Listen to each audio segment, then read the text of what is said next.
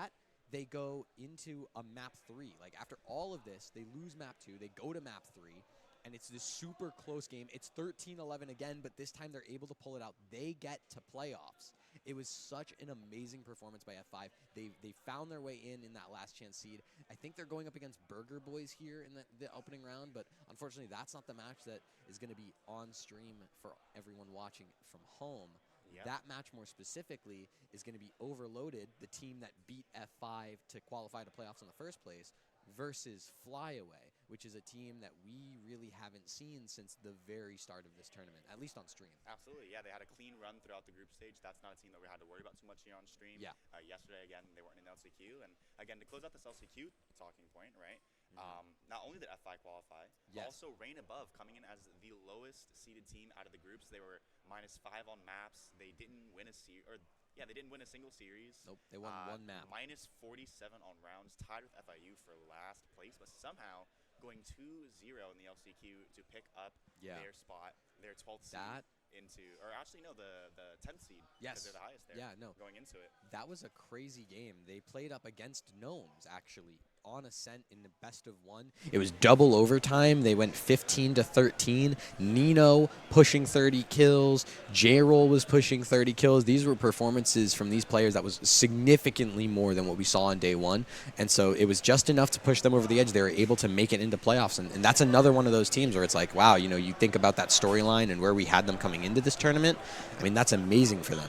Yeah, so as aforementioned, F5, Overloaded, Rain Above coming in from the LCQ to join us here on Playoff Sunday into the round of 12. So let's go over these matchups real quick, right? Just introduce them. So our first round is going to be Burger Boys in as the 8th and 9th seed. We have Earn Your Medal and F5 competing as well, as aforementioned. Those are your 5th and 12th seed F5, again, claiming that last spot in the lower final of the LCQ, barely scraping by, fighting to the death indeed.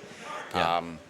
On the other side of the bracket, Rain Above and Dole Baby will be fighting. And, of course, here on stream, it will be Fly Away versus Overloaded. So a lot of exciting games. Shake and Jake, Sad Green, Oregon Hack, and Rose are our top 4 teams. So they get to advance immediately into that quarterfinal, not having to worry about this first round.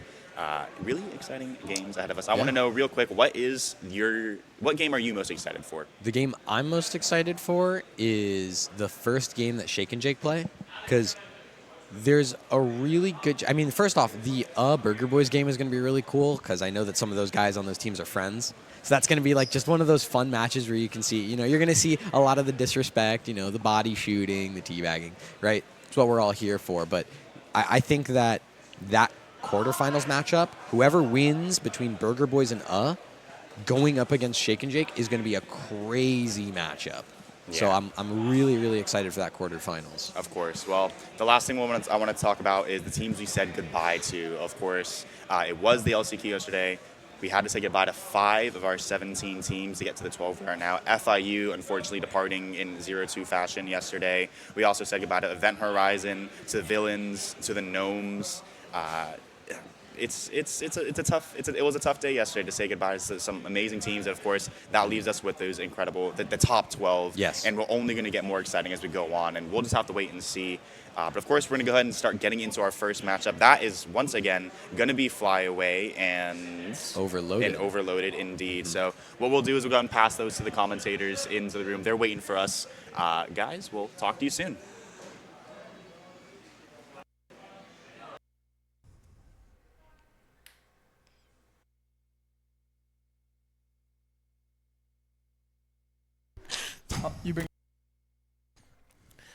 Thank you guys so much for bringing it to us, but I'm super excited to have you guys back here at Run It Back here at ROK. I am here with Nerds Corners, and I am Archmage, but I'm super excited to get into this final day. I mean, this is first round of finals, right? We haven't gotten into quarters yet. Oh, sorry, I believe we're in quarters right now. No. Quarters is going to be the next one, right? Right before quarters, right? This will be because we still have some teams advancing. So I'm excited. I think I'm like too excited, getting all over the place, getting ahead of myself in like so many different places. I just want to talk a little bit about it because they kind of talked about their pick'ems, but I'm excited. The first round we got Burger Boys, Earn Your Medal F5, Rain Above, Dalba Yobe, Flyaway and Overloaded. We're talking about the Flyaway and Overloaded game. We saw Flyaway at the top of the entire tournament, and at the start of the last day, we also get to have them at the top of the day as well. So it's kind of like, a little run back, right? A little, run back 2024 action there, right? Oh, yeah. It's fun, it's fresh, and it's exciting. Super exciting. I mean, the first time we saw Flyaway play was the first match of the day, like you mentioned, and they played phenomenally. We saw a lot of amazing play and a little bit of unorthodox play as well from their team. So maybe we see a little bit of that in this set right here. But let's talk a little bit about your pick'ems. What do you think's going to win this whole thing? I did my pick'ems. Now, here's the thing. I think the Burger Boys, I'm going to give it to Burger Boys. They're returning champions. They're slow to start, but I feel like they're going to come out ahead. Shake and Jake versus Burger Boys. I think Burger Boys is going to go up ahead since that was literally what they just talked about on the desk. So that's what I'm going to start with. I feel like Burger Boys can run it back and make it into grands, just because I've seen them play. Alvin's crazy, right? Matt as IGL, right? They have a lot of spirit. They have a lot of energy. They're playing as a squad. They came in yesterday to play Premier. They dominated on their first one. They have a lot of stuff going for them. On the flip side, Earn Your Medal. I just picked F5 because of the way they played yesterday. Right. You weren't here yesterday, unfortunately. No. But they played really, really well yesterday, so I just said F5's going to beat Earn Your Medal. F5's going to beat Sat Green. They're going to go up against Burger Boys just to give them like a little extra oomph. Okay. But that's just going to be the top of the bracket. You want to talk about the rest of the bracket? I'll talk a little bit about your pick'ems because I'm very interested in some of the picks you have here. You have Rain Above going above Dole Baby. That's just like because Dalbayobe, I've talked to both teams. I'm friends. I've befriended some of them. Yeah. And Dalbayobe is Russian-speaking people, and I'm Ukrainian, so I speak Russian. Right. So every time I'm there, I just call them Dalbayobe. And Dalbayobe means idiot. So I'm like, idiots, bro. Idiots on deck. And that's not to be hateful. That's literally their name. Yeah. I picked Raid Above because I think the way that I did my pick'ems is I think Dalbayobe will lose to Oregon Hack. So I put Rain Above for the memes. Okay, fair enough. Just for like, give him a little confidence. You never know. Realistically, I think Dalbayobe could beat Rain Above and most likely will. I just don't think they're going to beat Oregon Hack. So it's just like, just let them move forward. We'll see what happens here. But look at the pick'ems for this game. I see it for this next game. For this match. Yeah, we have Flyaway Part 2 coming ahead, which I think is very interesting as well. It's because of the map picks. I believe for sure for the map picks. I learned about the map picks ahead of time. It's Bind, Ascent, Lotus. Yeah. And you know who picked Bind. Spoilers. I think we already know who picked Bind. I think we all know who picked Bind. Flyaway part. Yeah, we saw Aqua dominate. Aqua was dominating on that map. They had a really fun time. No pick'ems. Oh, never mind. Forget about it.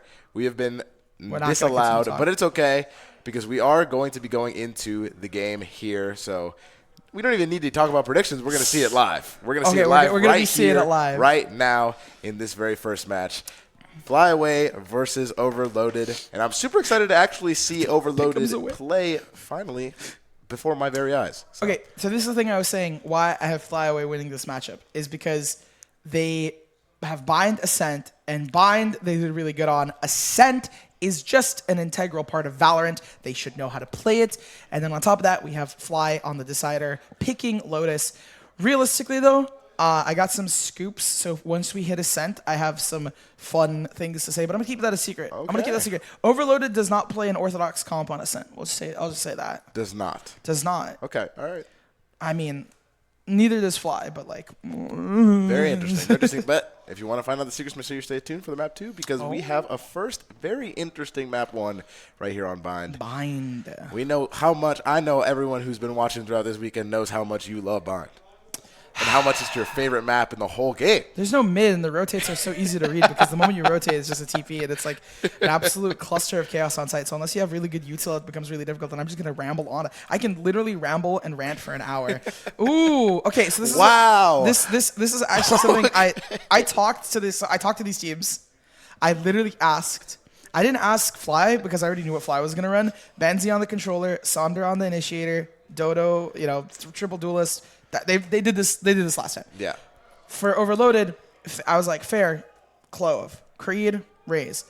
They're going for the no Senti comp. Both teams have no Sentinels, and they're going for info initiators and using Viper as that pseudo Sentinel, along with a pseudo duelist in Clove and then a duelist with Creed. So they're really going for this fast info based comp for OVL.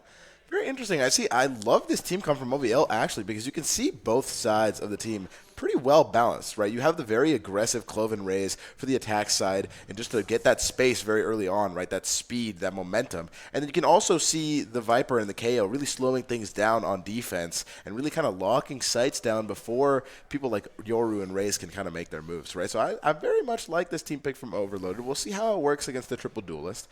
This is a classic from Flyaway, so we're not too surprised here, but I do love this pick. I mean, I said it on the first day of commentary, and I'm saying it right now again. I love Yoru, man. Yoru's fun. Yoru's so funny. I'm excited. You're going to be very excited. I'm so excited. And for the future and of also, this game. Let me mention, Aqua on Yoru, and not on Reyna this time. Oh, I don't know. I asked Aqua. I was out there. I was like, Aqua, are we running it back? And Aqua's immediate response was no. Nice. And I was like, what do you mean you're not running it back? I was like, we're not going to see the Reyna GOAT come through with another just ridiculous amazing situation. Yep. And they're like, no. You don't understand. Just because we're not running it back the same comp doesn't mean we're not running something fun, right? Like that's like low key. The Triple Duelist rotates, and they keep Benzie on the same role. Saunders is on the Gecko. Yep. Like, they're confident. They're just comfortable. I love it. I love it. They're definitely having a good time, and you can see it. And I mean, they're making this far, right? It's impressive. It's impressive for sure. They're definitely a solid group of players on this map. So we'll see how their team comp fares against Overloaded. I heard Pistols come out, and it looks like we're going straight into round one. Pistols starting up the first map. Get excited. Get the energy going because this is Valorant, baby. Let's get straight into it. This is Valorant. I love it. I love it. Flyaway on the attack. They're going to get things started up for us. I mean, realistically, they're just like, they're starting off on attack, right? Flyaway. So for them, it's just be aggressive. Take space. Care not about your opponent and get really into it. I think our production, something froze. Ooh. Uh-oh. Hello? Uh-oh. Oh, it's okay. Don't worry about it, ladies and gentlemen. We're going maybe into a tech pause, but that's okay. That's okay. Something's going on here, but it's all right. Let's talk. Tech issues happen. A little bit more. Hey, we get to talk a little bit about that. Hey. You know what I'll do? I'll analyze what happened. Observer PC crash. Interesting. That's rough. That's rough. It happens. It happens. It happens. Hey, you know what we can talk about? We can talk about this. They were ready to do a B hit onto Hookah, take space, and get really aggro, which is what that comp is like really good at. Yeah, the one thing that I'm interested in is that they're going to be starting off on attack, which means that they're going to really have to apply that pressure early. And not even just early, but like they're going to have to be very cohesive on it. And we've seen Flyaway do that. I don't know if Overloaded is ready to be overloaded like that. True. Ooh, I love what you did there. But I agree. That's going to be interesting. I mean, that's exactly what that comp is for. So maybe Overloaded has a little bit of a plan for it, right? Because I feel like if you come into that without expecting a B hit that early with a comp with Triple Duelist, it may be a little foolish, but I mean, they also, here's the thing. I believe in Overloaded to have a backup plan for this. The real interesting thing here is also like, are they playing this one out? Right? Because we got a elephant in the room. Obviously, Observer PC crashed. Oh, we're getting the thumbs up, so it's back in it. I think we're going to be back into it really quickly. But just to talk about it, maybe if they play out the first round and we don't see it, what's the outcome to be like? In my mind, I feel like Overloaded just get overwhelmed on the site, and they do. Oh, they did play. Played. They did play. Who won? Who won? Hello? I want to know who won. I'm just yelling. We got the weight. We got the We got the finger. Oh, see, I told you Flyaway was gonna win. Wow. I'm the GOAT. I'm the GOAT at this. Flyaway. Predictions are live, bro. And it's just because the way that Flyaway has been playing. Like, they're just super confident. All right, a pretty even kill spread here in these first two rounds. We didn't get to see them, but Aqua being the first one up with 3 kills on deck. But everyone else on the team, 2 kills. Oh, maybe almost a team ace on the first round we didn't even see. But maybe, but I will say that the kill activity is very nice to see. That Flyaway is kill participation is very broad across the board.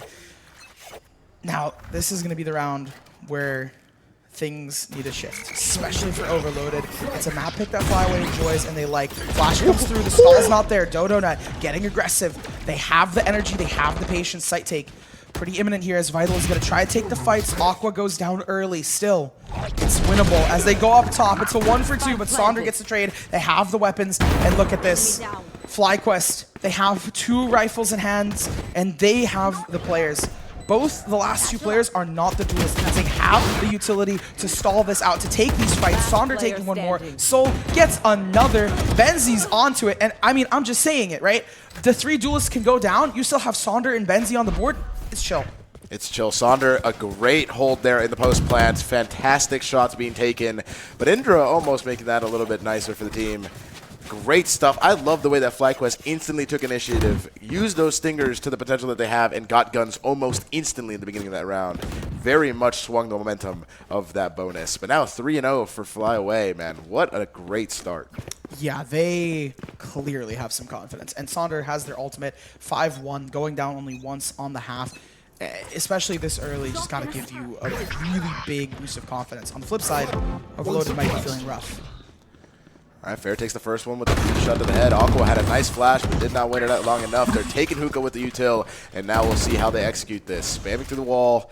Stuck in a little bit of a weird one, but Fair in the TP. They heard it. This is weird.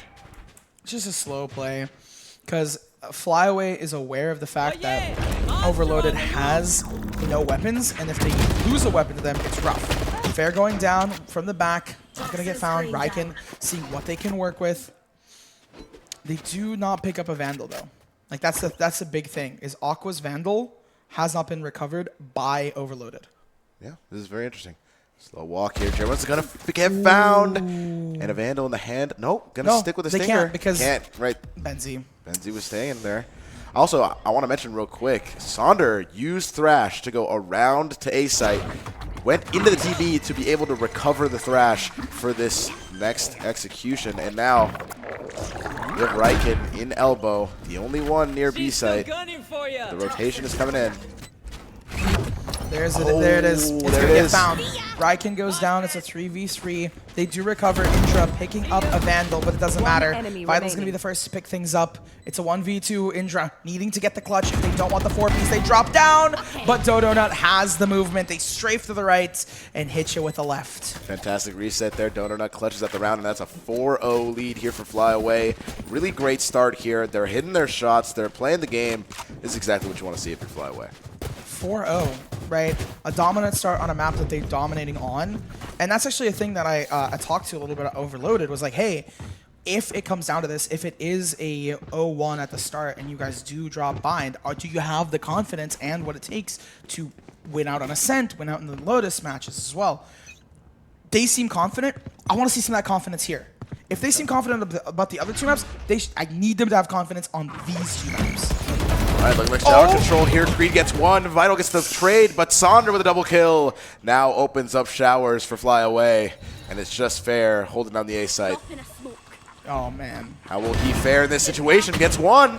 This might be a round for them to win. They have the numbers. They have the weapons. Jerwin going to even it out almost immediately. Dismisses away the buffs on Reyna. Really working in their favor right now. It is so intense between these two teams. There's some precisions here, but Dodonut falls to Ryken, and now the tap to play the post plant. Jerwin not falling for the bait, knows that they're off, but Indra with the crossfire takes one, has the dismiss, uses it. Oh, and the wall bang to take the round, and that's the first one. That's the first. Yeah. That's the first. Indra's gonna grab it. Indra's gonna take it, and now it's 1-4 on the board with a defuse.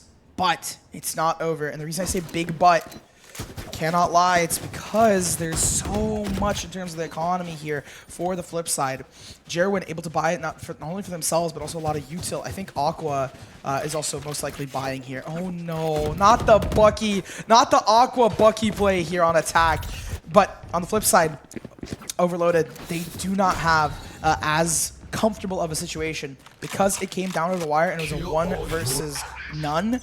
They only had one weapon to carry over, so they have to buy into this round. Oh, that's why Aqua's going for the Bucky. Yep. And their Dimensional Drift active. Here we go. Ripping through space and time to see what position Aqua can take. Going into their spawn, holding out the clone to not get spotted. But Indra catches on. Oh, they catch on fairly quickly. The double's been dealt, and they have their cards into it. Ryken in their own smoke playing footsie with them. A 3-piece found. It's just up to Benzie to see if they can clean up this ace, but I doubt it's going to happen. One from their ults, and now they have it ready, and they have it in their grave.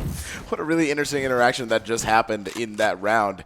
Aqua goes into their spawn to try to get a good position in the flank, possibly, but Vital pops the ult, and the ult reaches just enough in the corner so that Aqua can't TP out, and that's where Indra caught Yoru with his pants down. And an unfortunate round there for FlyQuest, but great stuff there from Overloaded. All right, Deagle's in the hands of Flyaway, but 3 Vandals is not too shabby, but it's going to be interesting here. We'll see how they play it out. Jerwin has their ultimate as well, so I'm not surprised. Yeah, the Empress is going to get popped here pretty early to allow them entry. Jerwin playing it slow, knowing that the smoke is deadly. The Leer comes through, gets broken. The trades are there. Solid cross set up by Fair and Creed towards Showers. A good trap play as they come on through. The Showstoppers found a double dealt. Oh, they get stunned. They're in the smoke. They're playing it fair on the defensive game. The triple tap to find it, a flawless victory. And there's that confidence. Not only do they have a solid trap in Showers, but they have what it takes to keep their teammates alive. Fair swinging in that moment, not just like a complete no holds barred, nothing given. You know, if you catch the drift of where I'm going, they just did not care. They had a full confidence that they could defend their teammates. Really great round there. Fair really showing up in that defensive play, holding down that Showers, not allowing the Leer to take any control whatsoever. And we'll see if a little bit of Flyaway can regain their momentum. They had a good first few rounds, but right now Overloaded feeling confident. That's exactly what you mean on a map like this. The fake load coming out. Aqua to push with it. The ult as well. Dodo not going to find anyone with it, but reclaims that space. And now the plant goes down. Speaking of reclaiming, look at what Indra has. They have the Nightfall to gain themselves info. Benzie down to Creed. And now it's Pinstripes on the kill feed. It's just back and forth. Sondra picking up the first to get the numbers advantage. Here we go. Saunders in the corner, able to get Fair, but back like I never left. The Clove gonna revive. Creed gets Aqua, gets traded by Jerwin, and they close out the round 5-3. They managed to pick the pieces back up after an intense round. They played together. Flyaway knows how to bounce back and stunt the momentum of a team. They have it. But more than just that, they had a really solid play altogether, forcing out Fair's Not Dead Yet, and now starving the ult economy for the side of Overloaded. It's not going to be rough, but it's definitely going to be difficult for Overloaded to regain their bearings. Here we go, though. Light shield on the half of Flyaway. Might not make as big as a difference as we expect, but all guns nonetheless. The orb comes down. Ryken not holding it, but all deterring the push nonetheless. I was going to say all fire, no strategy. No, not Flyaway. Even though they have like really solid firepower, they just play basic strategy and they win. Like Jerwin right there immediately. Great pick there. Jerwin now creates numbers for his team. Creed going for another lurk here, but Benzie is aware and is looking for another pick. Silence falls the map as he walks into the crosshair, not aware, sees it, and Creed finds another pick. Man. Oh, man. Oh, just playing those like really ratty lurks has been working for Overloaded in this round specifically. Site's been taken, but they are surrounding them. We have Fair, Creed, and Ryken. If Fair can get at least this one onto Jerwin, maybe even a transfer onto Aqua, it'll be huge.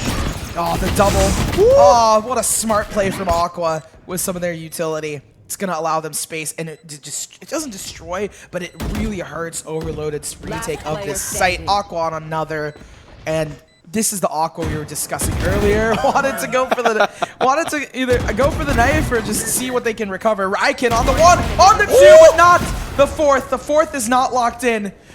Oh, it looked close. Ryken so close to the clutch. Oh, wow. To the crutch, man. Yeah. They need crutches after that play. I mean, yeah. And they had it so close to the sun, and yet they fall. The wax wings melt. Oh, and the timeout is called. I would call it too. So Overloaded has a coach. Yeah. Overloaded has a coach, and that means that they have a little bit of this consistency. They have some that they can talk a little bit about it.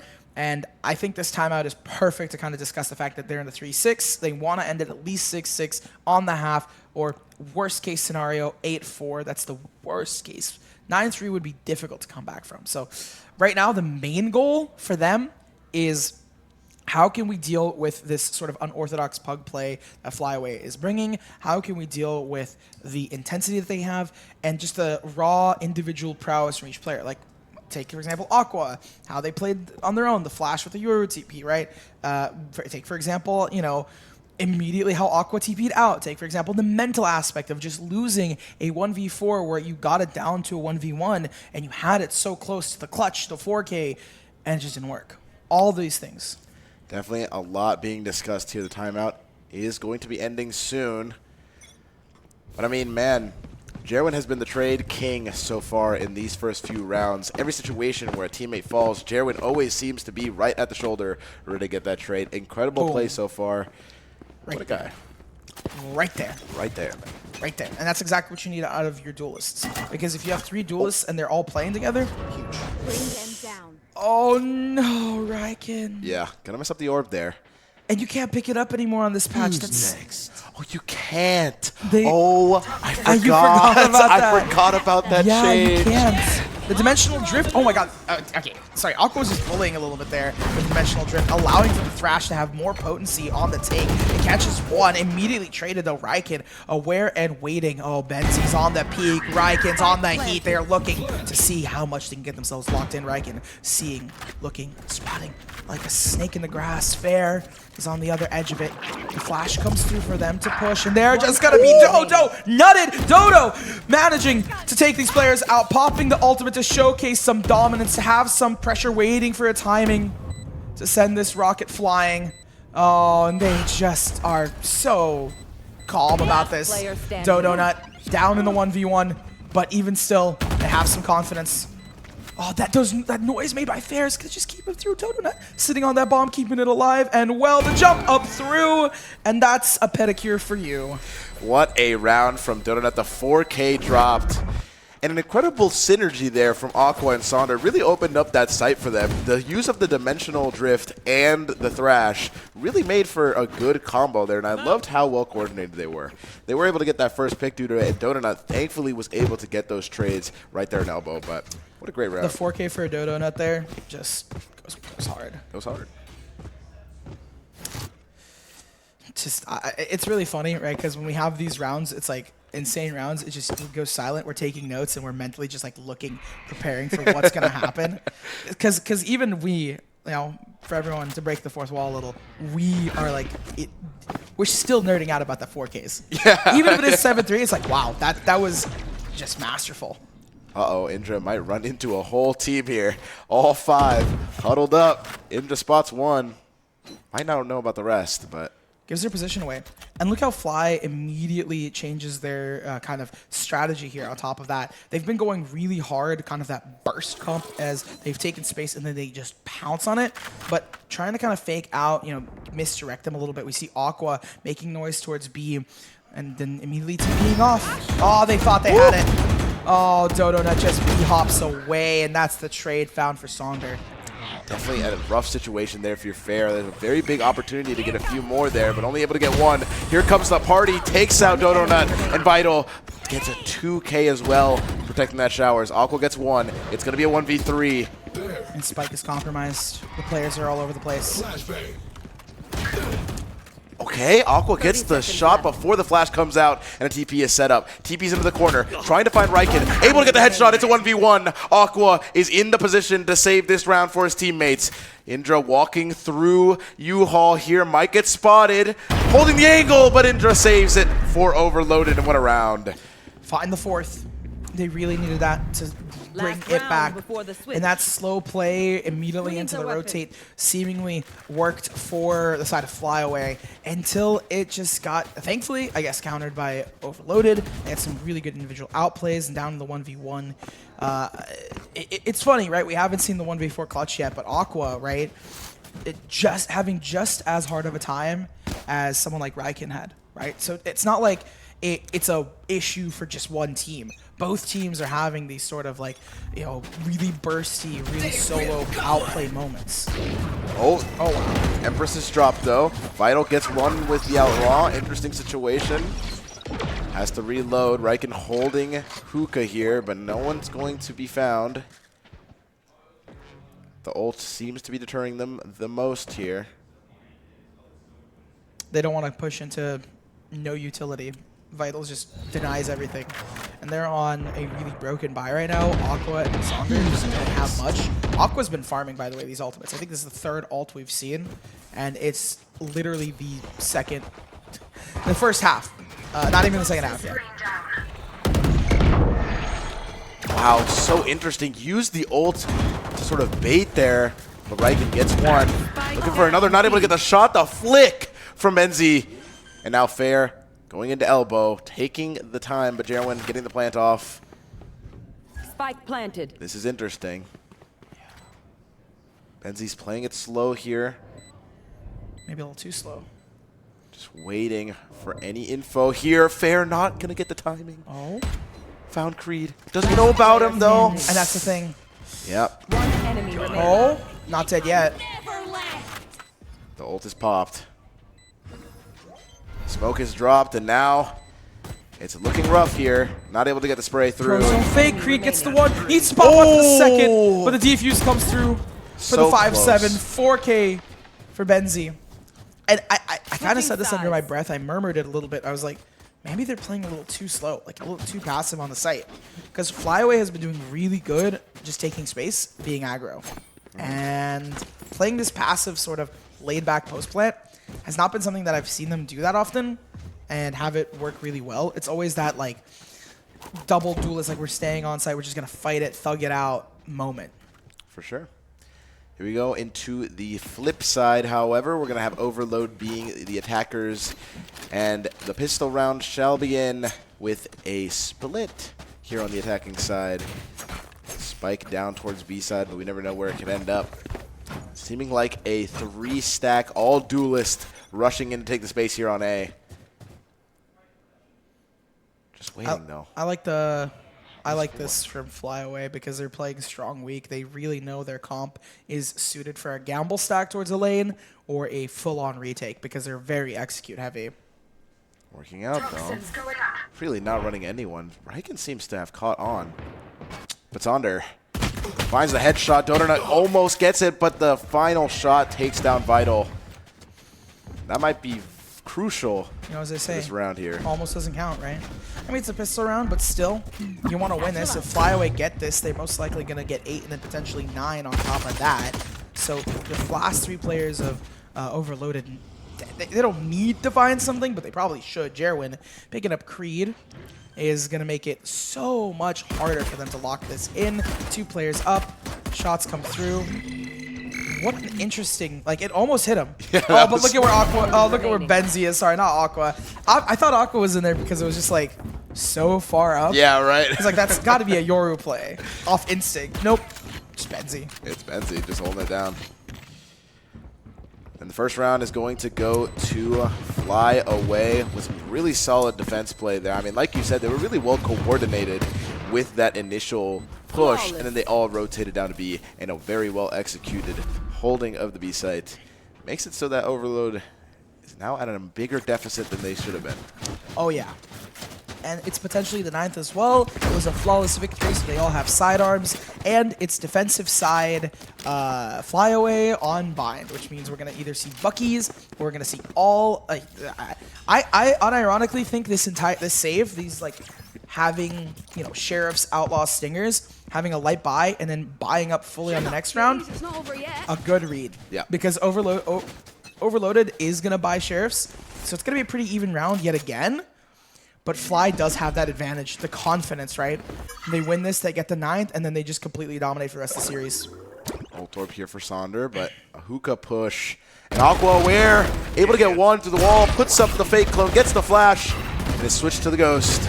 Trying to find a way out. Wow. Oh, wow. Oh, no way! How did Fair not kill them earlier is my question at this point.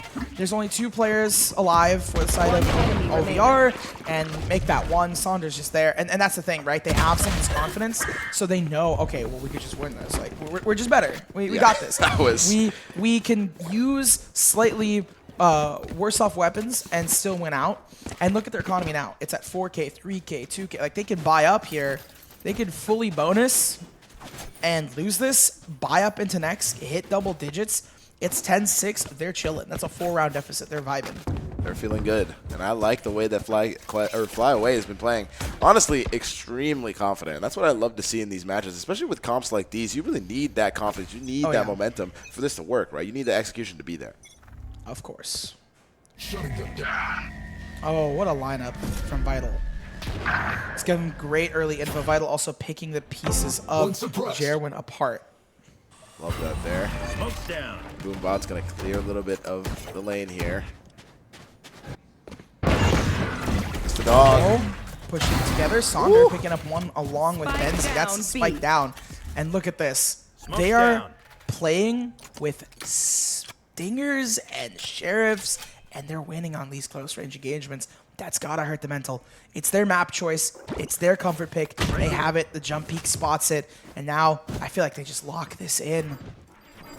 Oh, but the nade. No. Great support there from Sonder. Oh, the double up together is just huge. Reckons the last one. They're not long for this world. Oh my, what a round from Fly Away. The support from the teammates there really just showcases how confident they are in each other, how confident they are in being able to help when the other one needs help, right? That nade could have been very bad for Benzie, but Sonder was like, I'm going to help you push out, let's do this together, and it worked out. 3 rounds in a row on this half. And I mean, the longest stretch of rounds that we've been seeing won for OVR is the 3 that we saw towards round 6. That's towards round 5, sorry. And it's just the momentum break, right, that they've had is just insane. Fly Away cannot be stopped this. Oh, because look, just look at this. Immediately, FlyQuest Dodonut popping through with the pain shell. Not only is their util post-mortem helpful, but it also just comes together with a classic Jerwin. With a classic, they win that. Just immediate gamble stack. And all Fly's doing is playing strong weak, gamble stacking towards A short, and then immediately running into a full squad. They had Dodonut there, they had Aqua there, and they just play together. It's that simple. That was beautiful. Dodonut's nade getting the 2K there. Really great placement of the util. And I really want to say, like, they have been playing this half almost entirely how you're supposed to with a team comp like this. Like, I have been seeing nearly no mistakes from the side of Fly Away, and I love to see it too. So here we go, though. Playing strong side on the B, but it's not going to hit. It's an A push here for Overloaded. Oh, and the pick for Vital. Okay, already starting things off on a good note. But look at this. Aqua with that Yoru up. Setting the TP up ahead. Oh, no. It's ahead. I think they're going to fake the TP. Yeah. No. It's going to be a fake for Dodonut to peek out of it instead. Sonder on low HP, but they're still applying this pressure, and it's going to be really difficult for them to do. Dodonut with the 3K. Here comes the party. They pop the showstopper to apply as much pressure as they can as Aqua refuses. And hey, Vital kills Dodo, but Dodo kills Vital. It's like sacrificing a piece of chess. It's a trade for a trade. And in this case, they just lost a queen to a pawn. Yeah. Almost going to be checkmate here for Fly Away. 1 round to seal out this first map. Staring into the eyes of their teammates, trying to get that morale up. I love that for Jerwin. But man, what a round there. Fly Away really looked like they were on the back foot, but even throughout all that, we're still able to close it out. And now, this could be a 6-round win streak into the last round of the map. But we'll see how this turns out. Overloaded needs to change something up, needs to have a different plan. And it looks like Showers is their last hope. Last stand, the final countdown, the last hurrah. I don't know, I couldn't think of another one. Aqua is on the site. Ryken's just waiting here, seeing what they can do. They know these guys play strong weak. They know these guys have what it takes. The showstopper's there, but it's going to get whipped. Sonder with a double. The op up close. Indra gets the trade, at least in numbers. And the spray! Sonder! Jerwin picking up Vital. That was a whiff and a half, but Jerwin's got the 2K, and they're just going to be pushing up aggro. Indra takes a shot. It's Benzi in a 1v2, but if they could just wait enough time, it becomes a 1v1 fair. Playing so aggressive to try and find the kill so they can stay alive and get info. I still love that play coming out of fair because at the end of the day, you get aggro and you get info. Just gives them space. For sure. Especially in the Clove ultimate, right? You really are forced to play that hand of aggression. Oh, but no. Indra does have their ult if they really want to invest it, but they do also have the haunt. So this is one of those situations of what is more important. They hear the footsteps, so they have the info. They don't need to worry, but a whiff away. One flick from Benzi and it's over. And that's all they wrote. That's all he wrote. Benzi just finishing the script 13-5 on the map that Flyaway picked, on the map that they're comfortable with. Right, I mean, we really saw how influential that map pick was. Benzi going to be writing the final chapter of that book, signing it and closing it. What a great first map for Flyaway, and I'm feeling good to see if Flyaway takes the whole thing. I won't be surprised, but there are some shenanigans afoot on Ascent, and I am really, really excited to get into that. So as we kind of, reset the stage, we get set up for it, we give the players some time, ourselves some time. We'll see you guys on Ascent. Or some shenanigans are going to be afoot. At least I hope so. I'm like fingers crossed they're going to do something. We'll see you guys then. Cheers.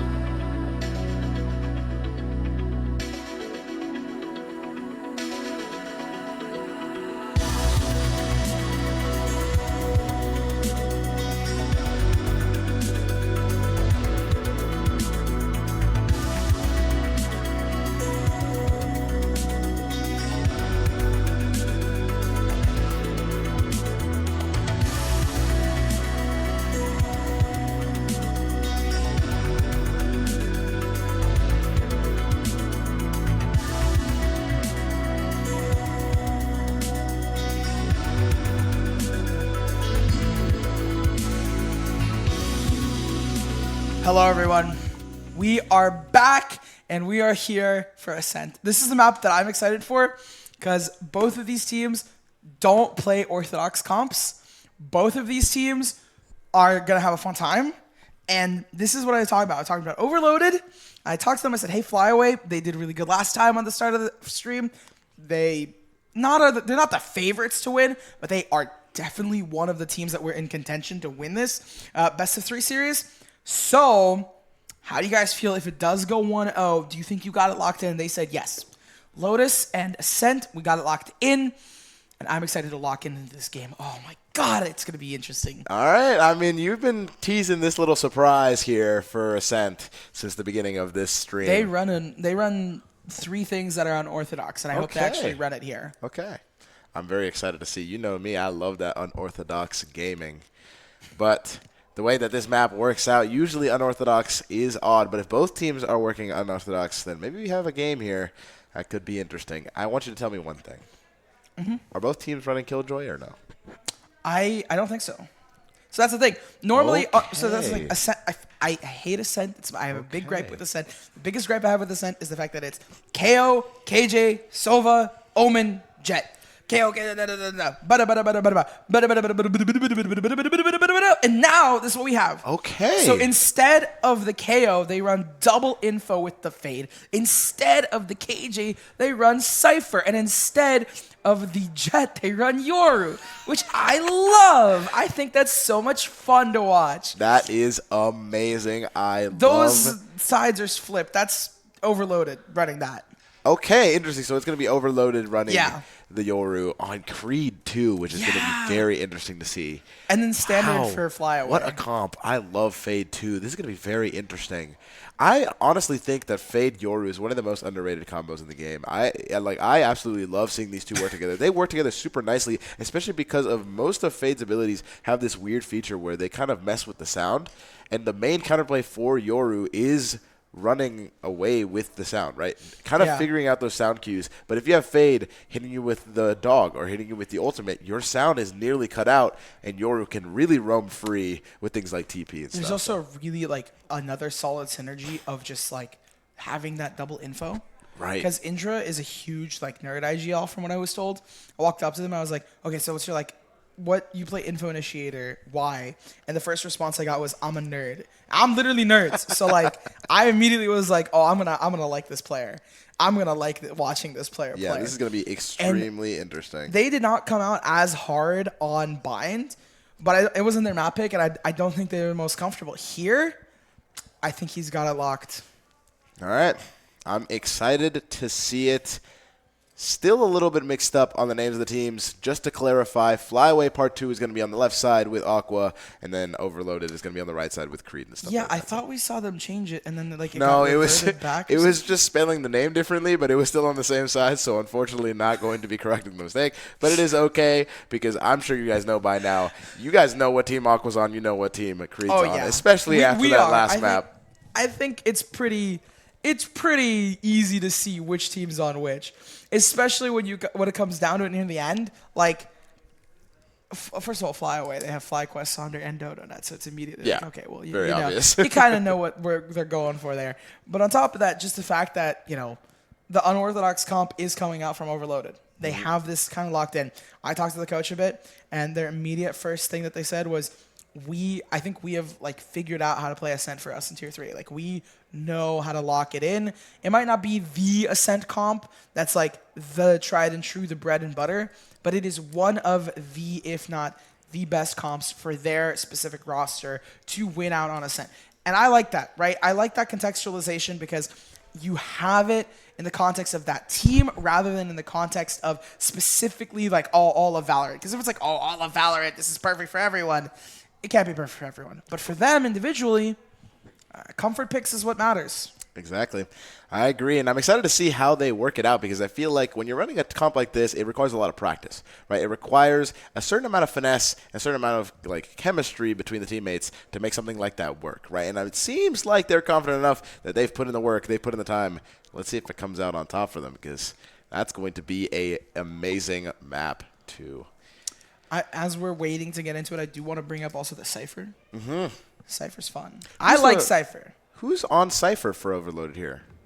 I didn't quite get to see which teammate was the one that locked it in. I know Creed's on the Yoru, man. injured on the... Oh, it's Vital. Vital. I was Last game playing KO, this game playing Sova. And then Ryken on... Okay, I see. I was going to say, I think it was... I'm bad with names, but I was going to say it's the Viper player. Because Viper is like the pseudo-sentinel. But it was not. Huh? It is not. Oh, Cypher for Ryken. Cypher now, Ryken. I will say we saw the lineups with Vital for KO. We might see something similar here with the Sova, but we're going to be going into pistols, and map 2 is going to be underway very shortly. Here we go.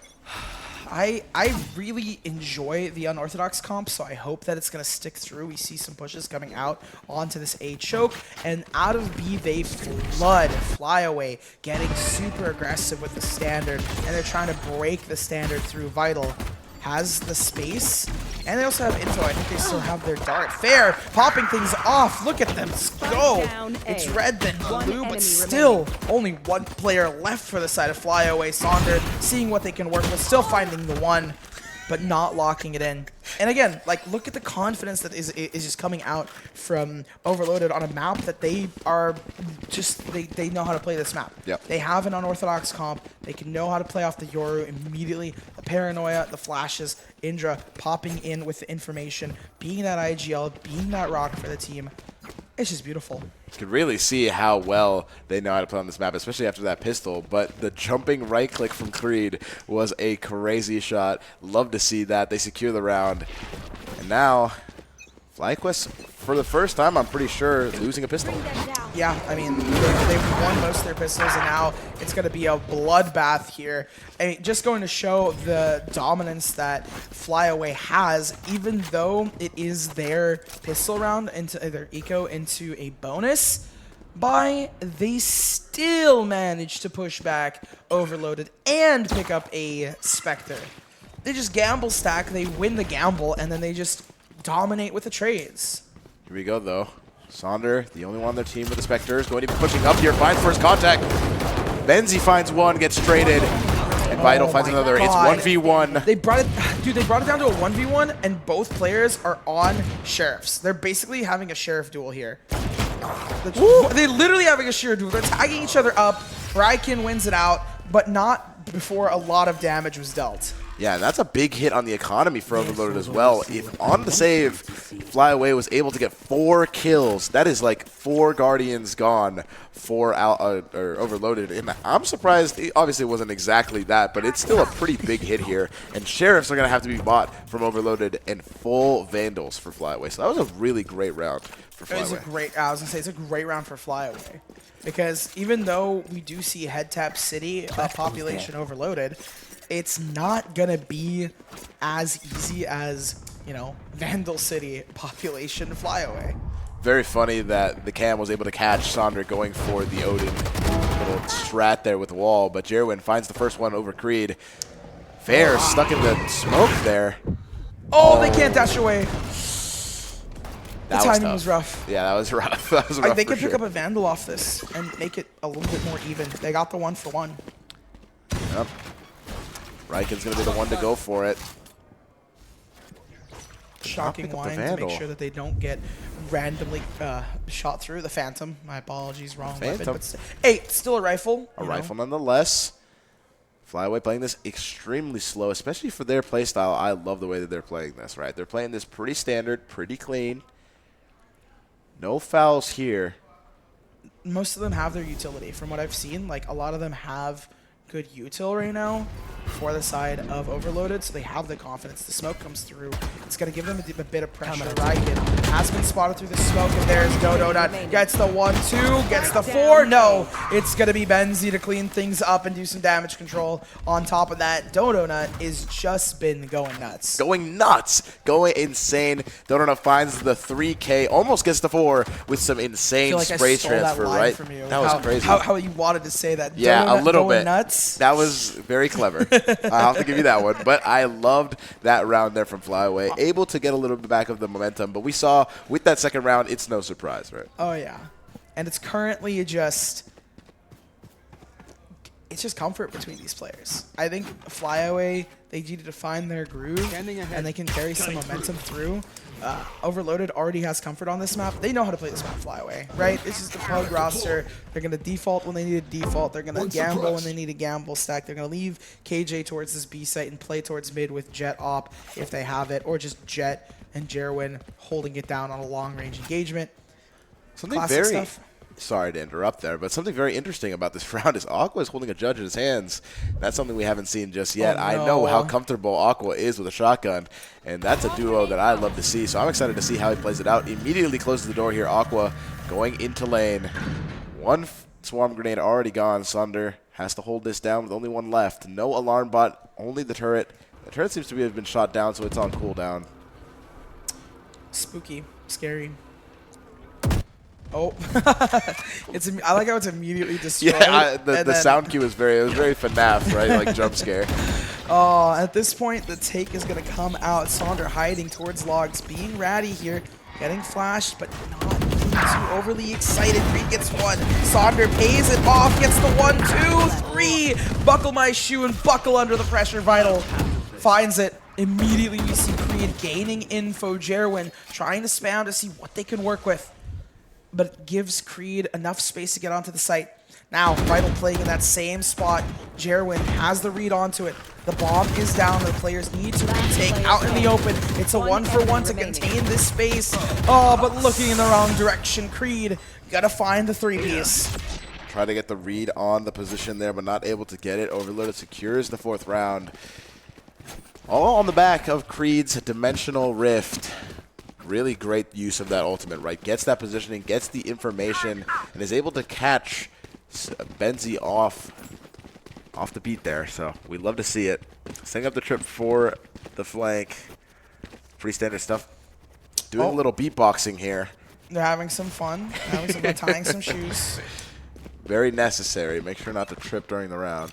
If they trip up here, it's going to be rough. Oh, avoiding the Nightfall on the left side of things. The double from Benzie comes through on this eco buy. They could get eco so quickly here. The spray down to try and do the chip damage, but they're playing these heady angles. Vital grabbing one more onto Dodo Nuts. Hunter's Fury invested. Sonder taking advantage of the disposition. It comes out. And look at this. The numbers advantage falling into Flyaway's favor. And the pressure is there on top of all of that. The fast rotates coming through. So Benzie's on this angle. Jerwin has a Marshall. Head taps are all they wrote. And Aqua with the victory crouch. Of course they win with a shotgun. They have to. It's their patented move. It is the classic duo. Flyaway now takes their 2nd round there in a pretty decent eco. I would even say a great eco. The shorty coming in clutch there for Aqua. But what a good round there. Great use of the utility. Aqua very aware of the positioning of that swarm grenade as well. Really getting stuck in that choke point of B main is a very Ascent thing to do, right? That's a classic on this map. So we'll see how they play out this next one. Going A. Overloaded. An interesting position. They're going to be going a little quick here, but we see Dodo Nut TPing to the back of main with a smoke on lock. They're aware of it. They're fighting for it. What a weird spot they're in. No way. I mean, we might see another eco. I would hope to see another eco. Vital picking up a Dodo Nut fairly quickly off camera as we check the cameras. Riken, because they have been spotted out there, Fair picking up another. We're in an interesting spot just looking at Riken. There we go. Vital back to the action. The vitally important action, even more so, I guess. Another rifle picked up for Overloaded here is an interesting position. I mean, they basically have an even footing. It's a rifle versus, a sniper and whatnot. So we get to see this, but it's a rock, paper, scissors, like I always say, immediately. The play is there. Creed and Ninja picking up the pieces, and Benzie's the last player standing. I mean, I expected an eco just immediately with how the round is going, but it's been such a slow kind of pacing, and it builds up into this symphony as we're most likely going to be seeing a save out of Benzie and a 4th round out of Overloaded. Yep. Definitely a rough spot there for Flyaway. A lot of just good picks and maybe a little bit of a risky ultimate there from Dodonut, but Overloaded played that really well, especially with the eco. I mean, we saw a lot of just Sheriff head taps into picking up the Vandals. And now the time ticks down. Benzie is stuck here in the corner. And the rock, paper, scissors I was kind of discussing is you have a KJ ult for a... Sorry, KJ ult beats KO ult, kind of, not really, but like the Sova ult beats the KJ ult, and the KO ult kind of beats the Sova ult, so it feels sort of like a 1-2-3 situation between them. A lot of times they get popped around the same time, like someone pops the KJ ult, the Sova ult gets popped, but to prevent the Sova ult, the KO ult gets popped so that it's like you're countering them. It's not exactly RPS, but it is kind of that gamble, if that makes sense. Especially not on this comp, right? There is no KO we to don't count. have that. Well, Aqua is, but not the ult ready just in time, so very interesting. Yeah, they were one away. If they had it, they could have potentially stopped Vital from doing it. Although they would have been 2 away on that previous round. Good read for Jerwin. Still kind of cautious of it, but now that they've spotted Creed, they know that it was just going to be a fake. Might be trying to flash away here. Finds Jerwin in the corner. TP's out. No risk. No reward. Just gets a reset on the whole situation. Sonder with the Bucky might find one. The jumping click is not going to land. And they were the only player on kind of that broken by. The rest of the team, the rest of the squad for Flyaway has weapons. We do see Benzie carrying over that eco. Cypher, Util popped very potent on this attacking side. And honestly, their roster feels very good for the execute. Very good on the retake, very good on the pressure. Spam through, on towards heaven, nothing locked in, shock dart coming through. Players being pressured and see where they can run with Creed, getting the 1-for-1, Soul picking up another, and this, it looks like Fly Away we saw before, getting super aggro, Dodo nuts, and now the trade, Vital is there, tap through, Vital locks it in for the 5th, and we did see that Fly Away kind of aggression that has been really common with them, but it did not follow through. The operator really coming in clutch there. Fair, able to just hold down that angle and use the timing against them, securing another round. Man, Overloaded really seems in their element. I mean, this is exactly what we expected, right? Their map pick, their comp, their experience is shining through in these first few rounds. An early TP here for Fair to hold an angle. They're playing for picks here. We'll see what they do. Knives has been popped by Jerwin. A flash coming out from Greed. Jerwin just holding the angle. No shock dart. And no panic. This is the same position Jerwin was in last time. They're playing it a lot more forward along with that Blade Storm. They recover themselves a Vandal. Sonder back to the Bucky, back to the basics. Riken finds the pick onto Benzie. Location is spotted, but playing it slow. Get some pick damage with the Odin as well. Riken playing this lurk really well. Just distracting the team. But it seems like they're catching on. Rotation is coming in early. Sonder holding the Bucky one more time. Let's see if it works out for them this time. But the dog catches him early. Oh, no. Unlucky. I mean, third time's a charm, right? Third time's a charm. We're going to see it in the next round. But in this one, we just have Jerwin on the Blade Storm, Dodo Nut helping alongside. That was the Phantom that they recovered, the rifle. They push and they drop. That's the one for the trade. They need to get the second. Last player standing in Dodo Nut, and it would have been nuts. But we only get bolts and bullets into your face.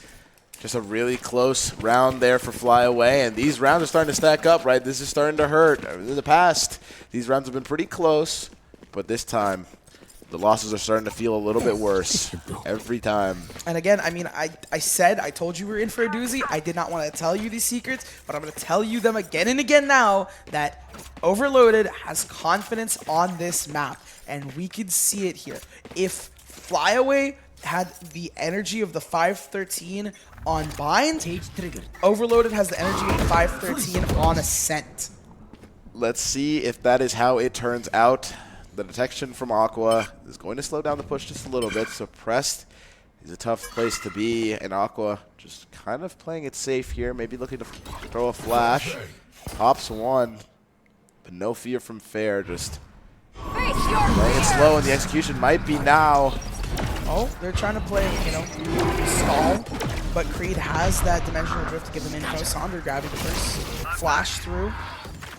And the TP from Fair. Since the site was cleared by Creed, they know that they can use it and cover up most of the map. Pressure is on. Fair finding one onto Aqua, TPing into a different position because they don't want to get spotted. Creed, no! Gets taken down. Fair, a couple seconds late, but still not going to prevent the fall. Jarwin onto Indra, and this is starting to heat back up. Spike is down, and the pressure is there with the retake. Flyaway looking a lot cleaner and a lot more solid with their plays as they just, you know, surround and encompass most of OVL. Very interesting round here. Flyaway finally securing another one. And now a little bit more confidence regained for Flyaway, right? Jarwin had a great round there. Interesting part of that round was Jarwin was peeking in heaven. Tried to dash back, got body blocked by the teammate, but that forced another re-peek and got another kill for Flyaway. So these mistakes end up being their blessings for the timing. It's because all the players are individually really solid, and then you have the synergy between Sonder and some of these other players as well. I mean, they do have a fairly good synergy and know how to play off each other, but because they have really solid solo individual plays, it works out. Peek for the double. The 2-for-1 special, the do nut moment. I mean, it just works out.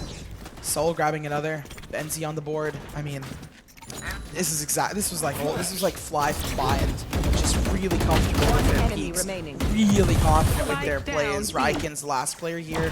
They can spray down a couple of these players. Jarwin's already out of the equation. That's one. Spray down onto another. No, just spam. It's a firing squad. Yeah.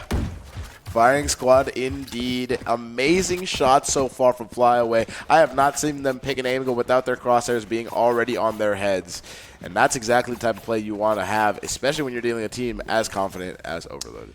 It's the Flyaway firing squad.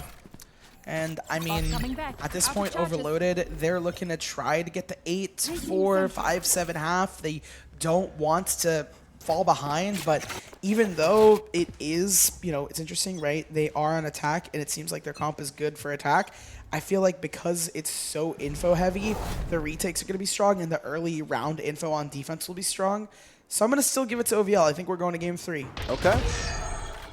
Fake TP going to get noticed. Interesting here. We have Sonder setting up on A instead of B. Ryken finds the first pick, uses the ult to find the positions, and they have been compromised. Looking like they're rotating over to A. Team might be aware of that. They're splitting 2-2. Paranoia connects on Sonder, but the Molly, so much damage. Oh, and then finish off the double with the util. The turret picking up the 2K. The best teammate. It's an eco round, but the turret really the best teammate. I mean, stealing the word straight from you, Archmage. Man. If no one got me, I know the turret got me. Can I get a name? Who's got my trade? The turret. Every time. Wingman got my trade. Down towards mid. Vital's going to grab Sonder. So pretty nice play of an overextension. But immediately after, it's followed up by a re-peek on Dodonut. And that is just going to be... that's all she wrote, realistically, right? You'd think that there's some pressure. Indra did pick up a... Okay, never mind. I was like, Indra did pick up a weapon there. And now they have Ryken on the Odin, Indra on the Vandal. It could be still really winnable for them. Could be winnable. Rifles on all the hands, and Indra closes it out. Even though they were in a pretty precarious situation, able to clean it up. Ryken on low HP as well. Really close stuff there.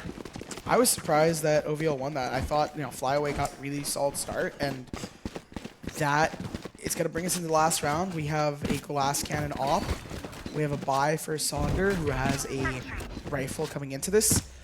5-7, 8-4 imminent. I mean, 8-4 is most likely the move here. But we have seen, I believe, 2 ecos so far. Yeah, I mean, Flyaway definitely no stranger to these eco rounds. And seeming like Kree wants to play that same TP they've been playing the whole game. Riken actually playing mid here instead of the main. Uh-oh, the TP dashes away. Very safe stuff here. But now Cat all opened up for Overloaded. Dog comes out, spots one. Oh man, this is interesting. A lot of pressure coming out for these players. Indra picks up Sonder, Fair, Creed. Whoa! Entire roster picking their own. It's just going to be up to Benzie and Jerwin to see what they can contend with. But look at this. They need to go. A headshot with the op is going to lock Jerwin in as an aimer.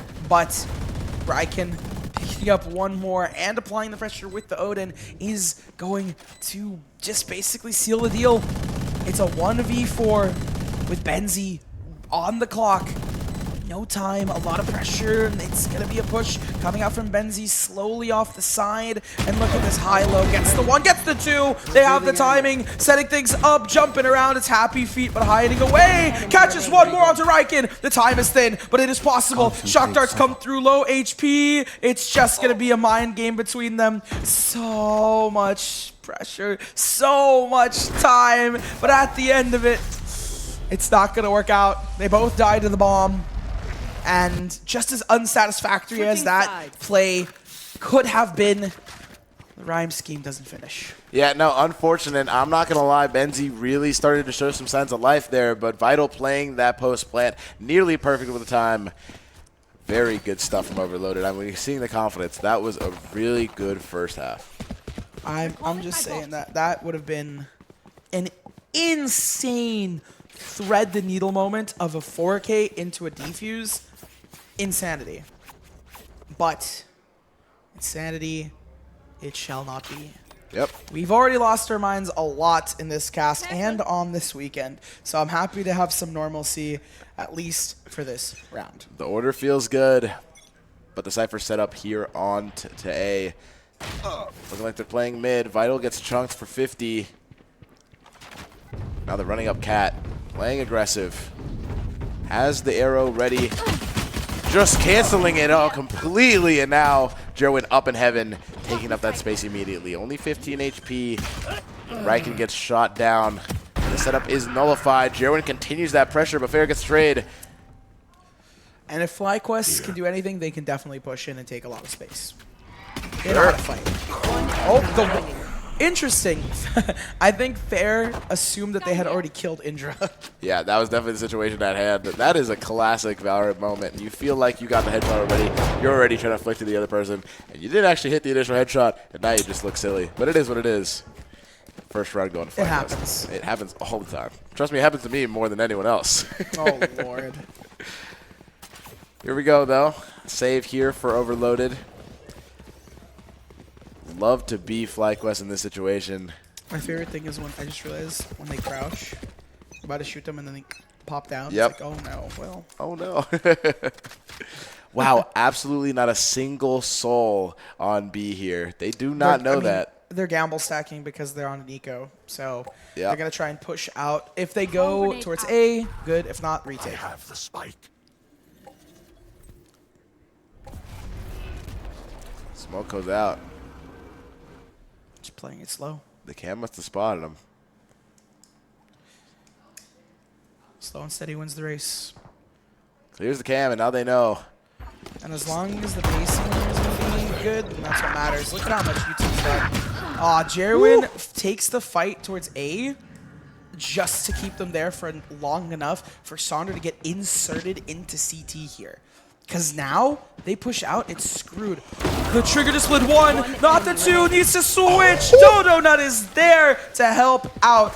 And look at that double play from Flyaway. Wow, what great trigger discipline from Sonder. Able to close out that round. Dodo Nut thankfully able to help clean up the mess there. Mess control was had. And Dodo Nut having the game of his life, 14 kills in the first half.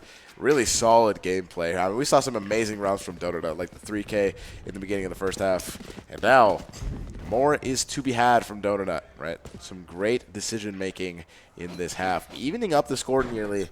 Just 2 more rounds to get that 8-8. We'll see how they play it out. The one-way setup for Fair. Bring them down. Not going to be playing off it. The dog clearing out Cat here. 2-round difference between them. Flyaway can bring this back. I would hope that they don't. Realistically, you want them to apply as much pressure as possible and just win, right? Here we OVL go. wins this. I mean, we go to game 3. Yeah, true. Not able to get the shot fair, has to use the paranoia. Nice dash onto the side, Dodo, picking up the first onto fair.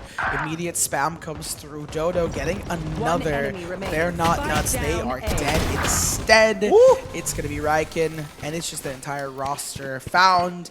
We get a nice scoreline, but other than it just being nice, it also is it's a good sign of life for Overloaded. Yeah, I mean, Creed really came in the clutch there, really solidifying that defense. Creed with the TP, able to react as early as possible, gets 2 headshots, cleans up the numbers, and is able to play off Ryken for the end of that round. The Yoru pick coming in clutch there. I'll find them. I feel like the Yoru pick has been really good. Has been valuable. Oh, I had an idea. They have an idea. I like this mid play from Flyaway. It's just a lot of pressure, and they're really good at inserting players into unorthodox spots, clearing out all the corners as they push in to try and set Jerwin up for success, but they've been caught. No.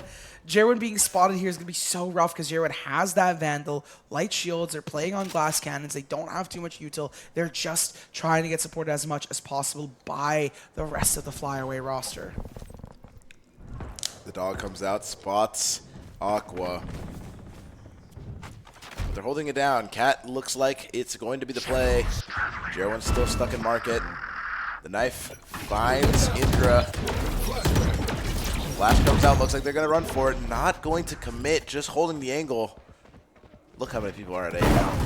The dash through, the double down, and it seems like Flyaway from mid, they just spread out, inserting themselves and tricking and tripping players up. Creed, not sure what to do. The 30 double seconds flash onto it, looks away, but gets hit from behind.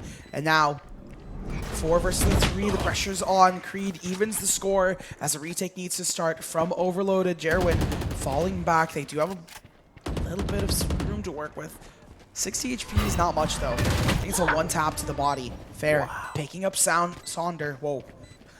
Picking up Sonder and Soul back on it. Jerwin with a 3-piece. Last player standing. It looked very winnable, but no. Jerwin, I mean, they have been a really solid player, and they're starting to show up in the second half. I believe they're at the bottom of the board, and now they're 12-13, hitting positive. That's not to say that the rest of the roster isn't doing well. Aqua with a 9 assists, 11 onto Dodonut. It's crazy. It's wild. It's nuts. It's Donut who's up 16-11 kills and combined together. Yeah, really great round there for Jerwin. Able to hold down that lane and also playing off the back of Benzi, right? I mean, we saw a really good crossfire set up there. But now, pistols in the hands of Overloaded. Seems like it's going to be a 8-9 here.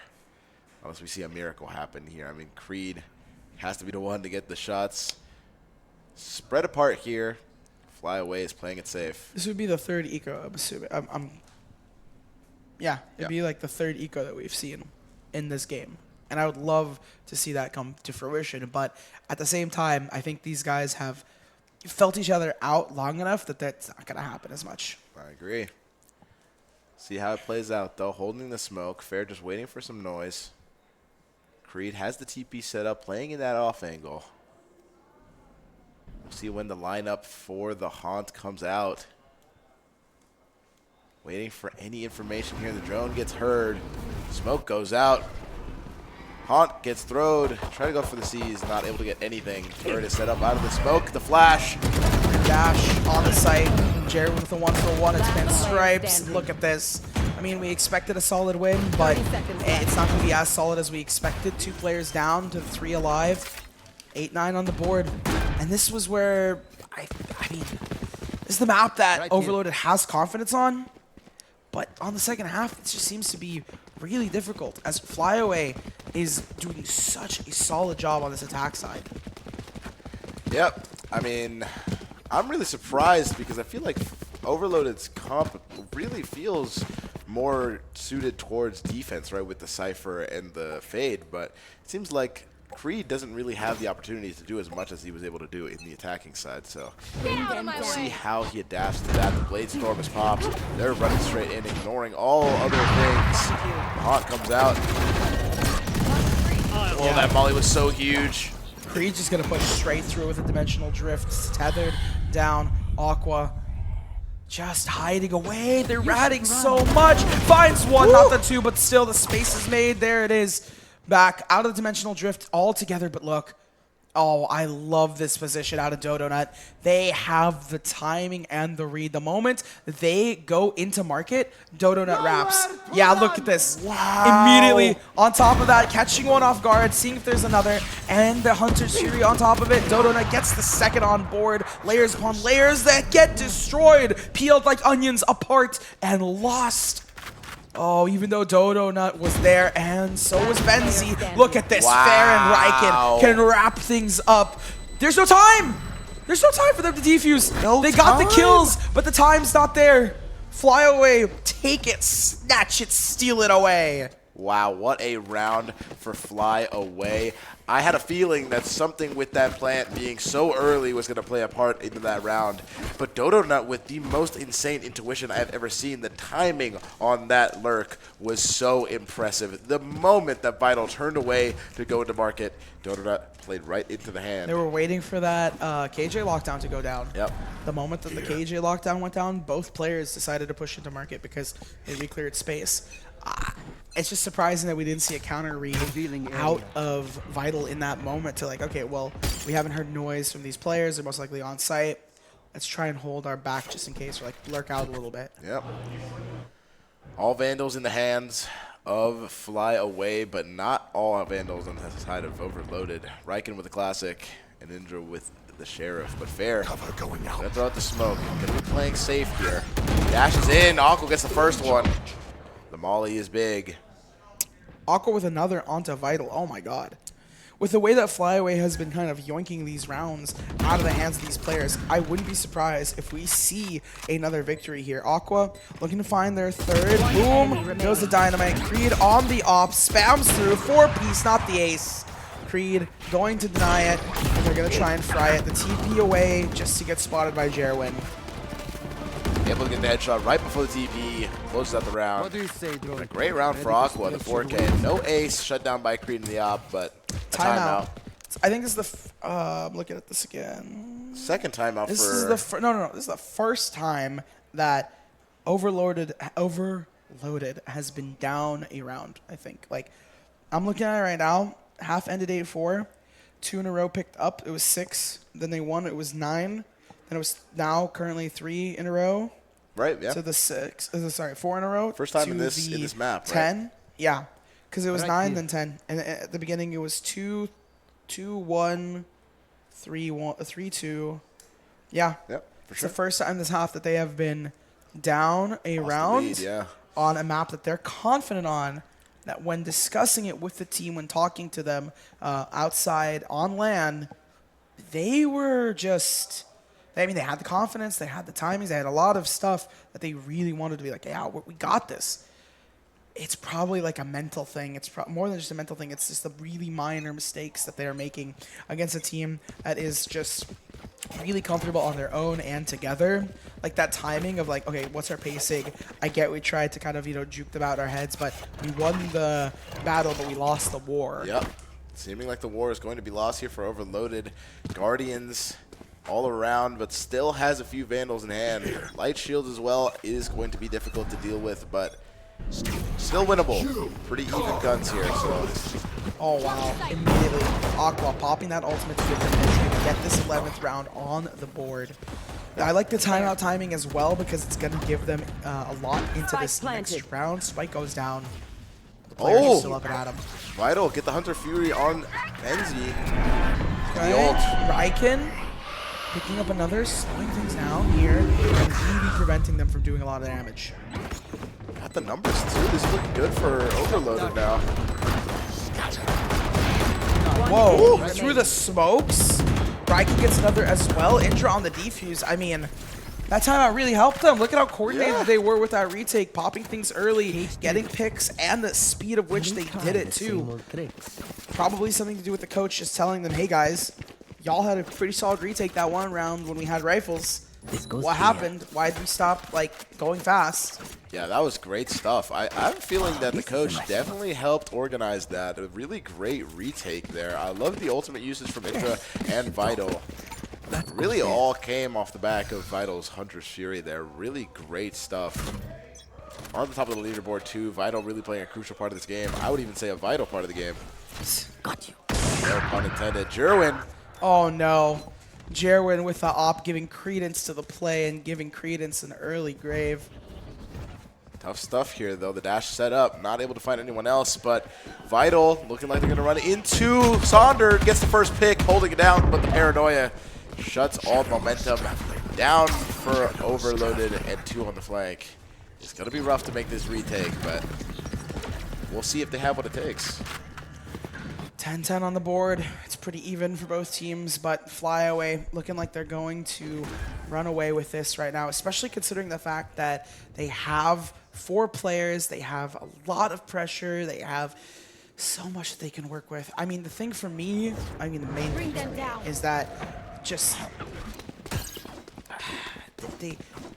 they don't have, it feels like a lot of times they don't have the biggest brain plan. They just have a big set of confidence.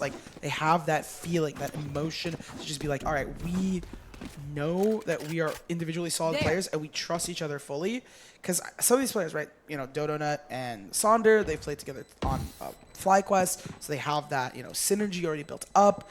Benzie and Jerwin and Aqua, they just are individual players that have really shown themselves in the scene, and they've most likely played together in the past. I'll go double check and ask. Yeah. Have they played together?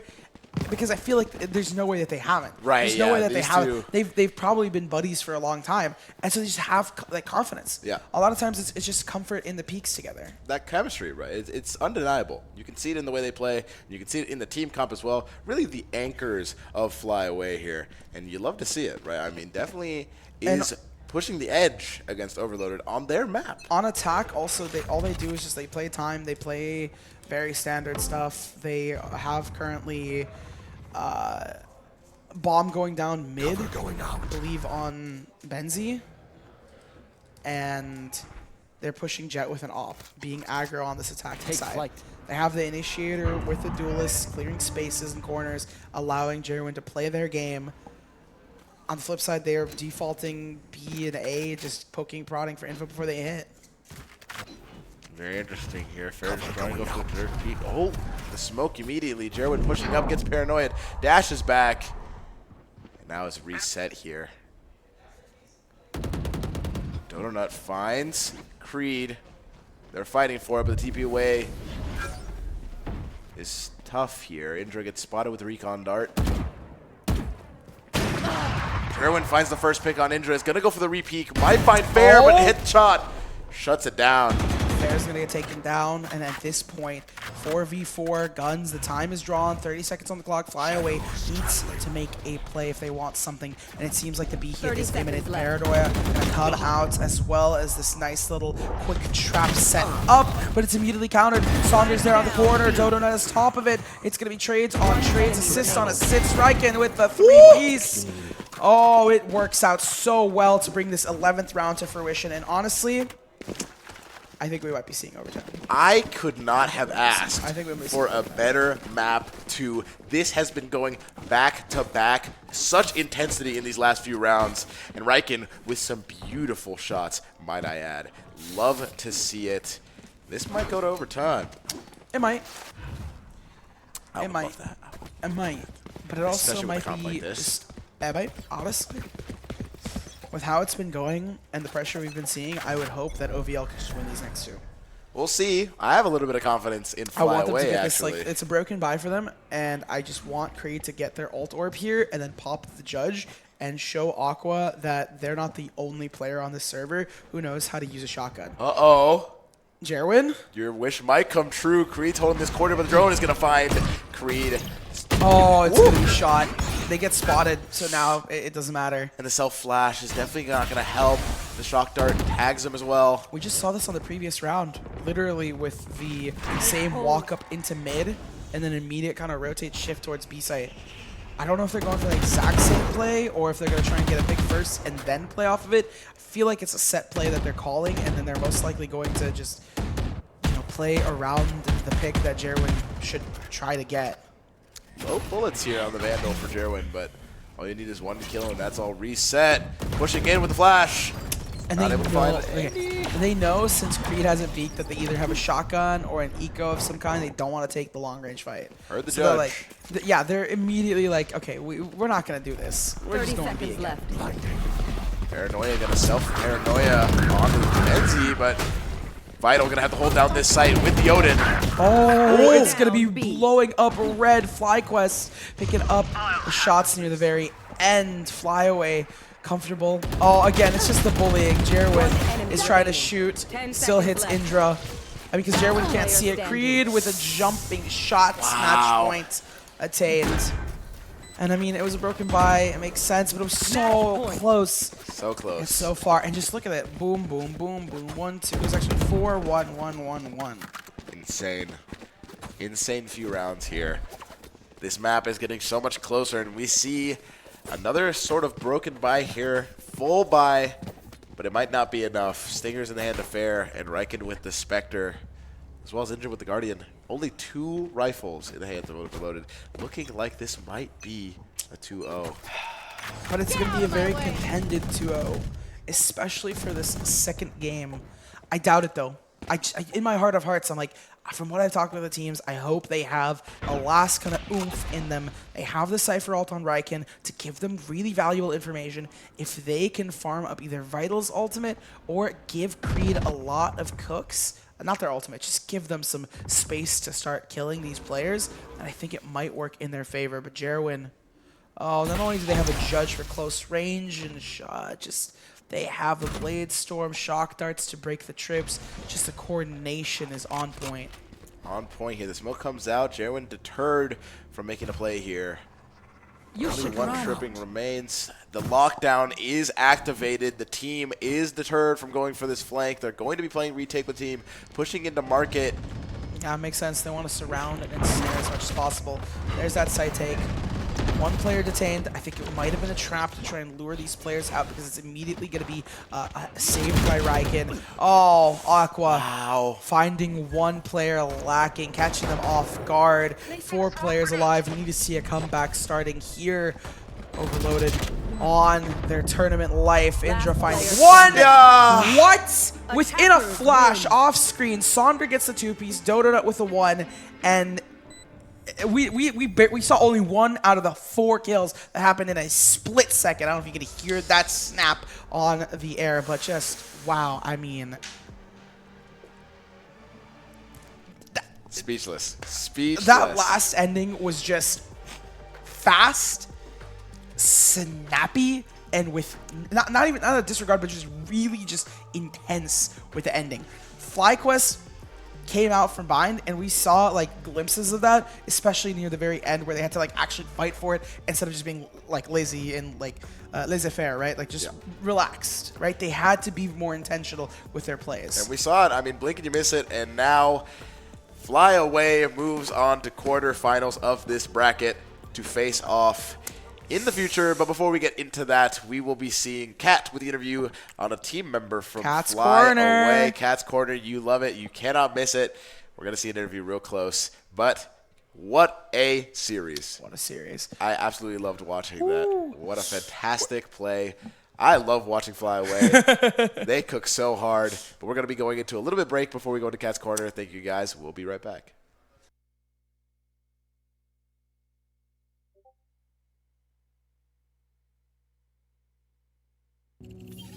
Connection established.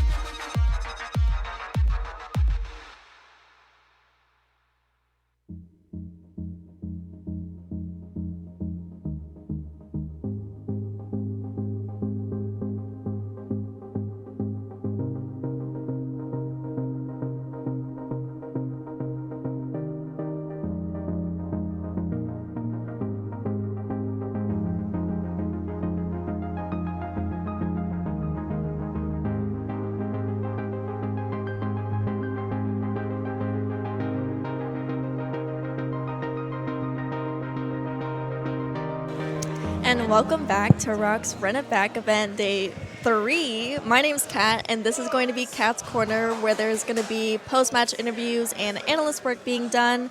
And for our first guest star of the day, we have Dinos, the coach from Overloaded. How are you doing today? Pretty good. Yeah, obviously tough loss, but I can't complain. Of course, of course.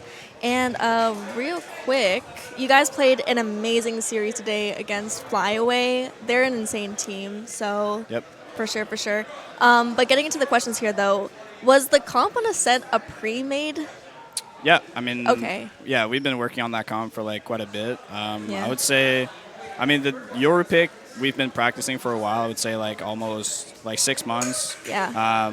But we were running it with KO instead of Fade, but recently we swapped to double recon instead. It's just easier for us on defense, especially to kind of cover side execs because we can just double dart and play tree and smokes and just spam out and get first blood. Yeah. And retaking on man advantage is obviously very easy for us, so that's kind of where the pick comes from. Yeah. But obviously they did a good job at just playing picks, baiting out util and then execing the side at the right moment. So that's kind of where things kind of went wrong. But Yeah, that comp really shined on Ascent.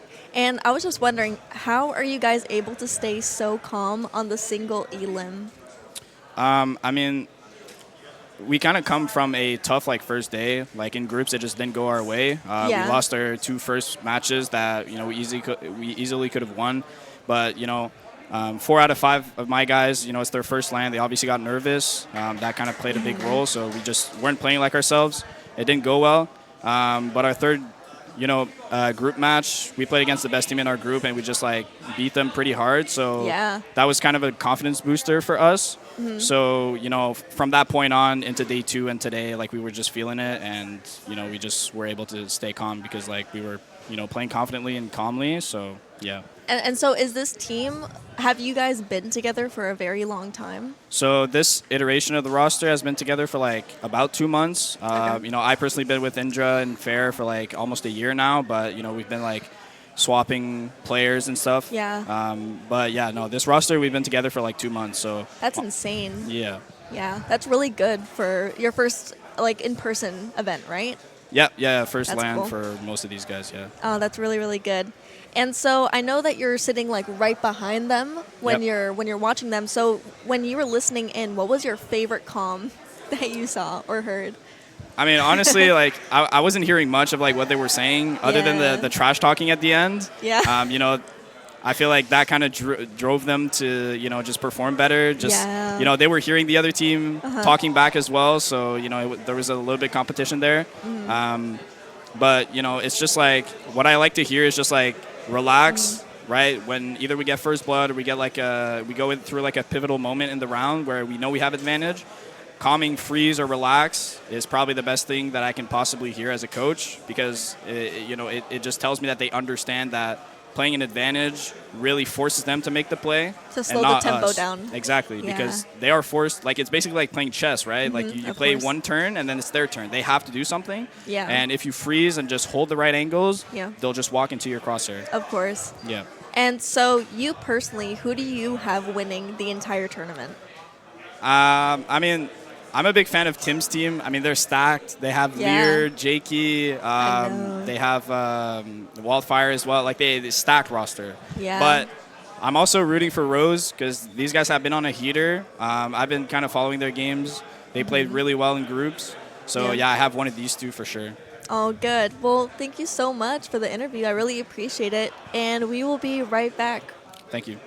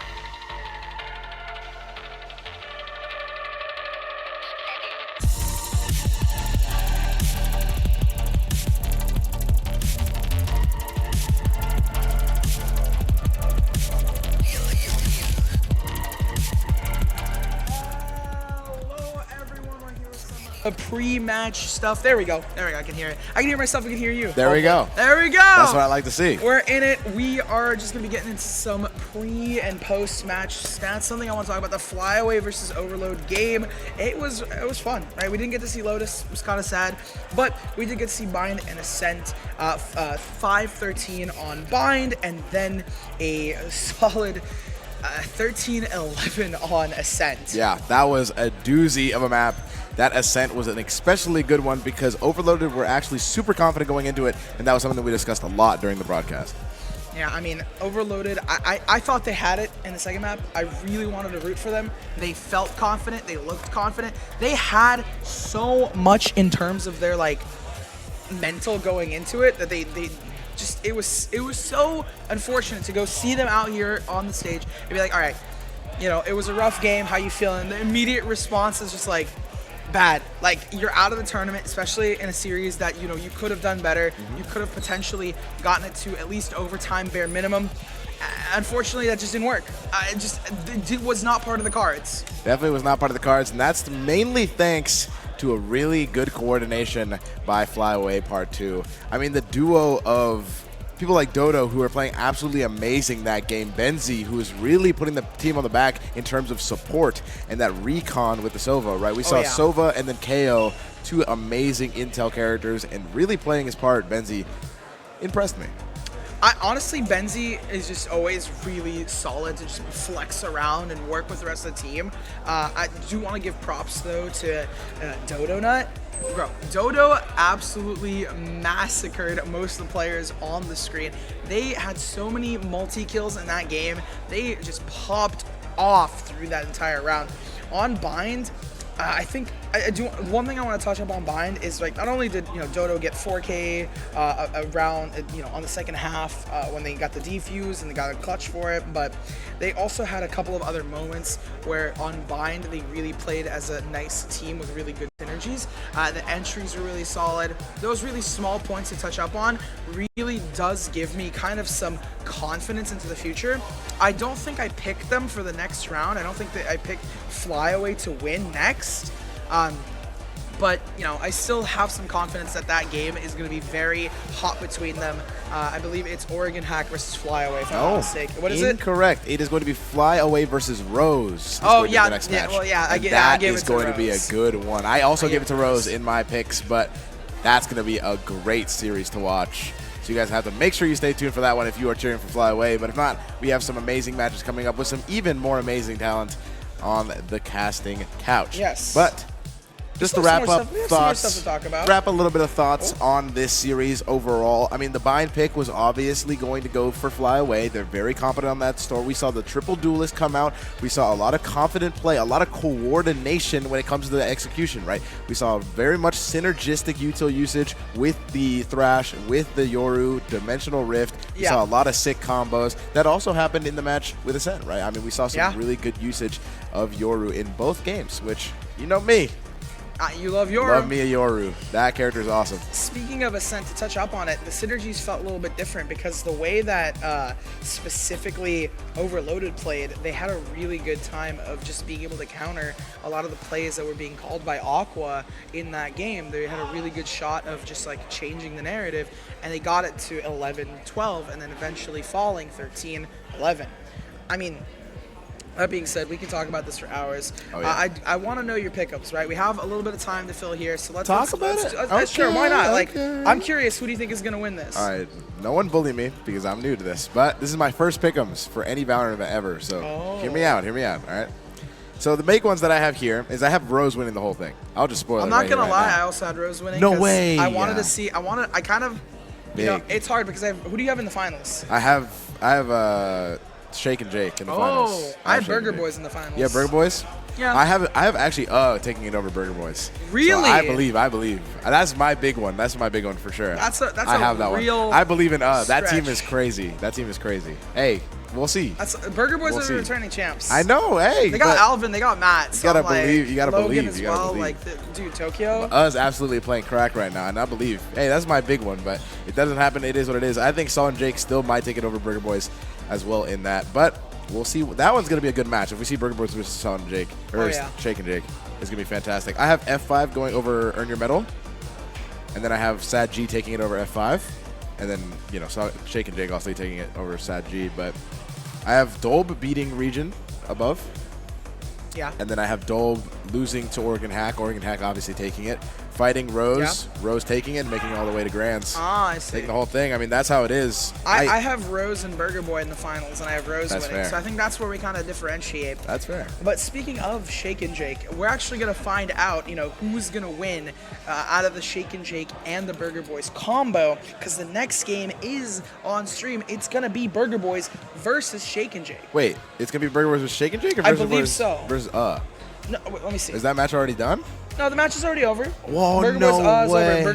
Burger Boys versus Shake and Jake. My prediction's I mean- already cooked. All right, well, I'm excited to see if Shake and Jake takes it over Burger Boys. That's going to be the most influential match of the day, I think. I think Burger Boys have it. They're a slow team to start, but then they have a really strong finish. They won the previous event. They're the returning champs. At least the trio of Alvin, Logan, and Matt is Tokyo, obviously being added in from Nightblood. And wait, who's their fifth? Why am I blanking on the I'm fifth? blanking too. I actually just saw it. This is We insane. just looked at the Yeah, roster. we just looked at the roster. That's crazy. L But casters. I will SMH my I will head. say, I know Ancient is really excited to cast this. Oh, yeah. And he's getting that opportunity. I really want to watch this series. Oh, This yeah. series is going to be phenomenal. So you guys are in some great hands. Make sure to stay tuned because this one might be the most important thing of the entire tournament. So let's watch this series unfold. See you guys. See you guys in the next one.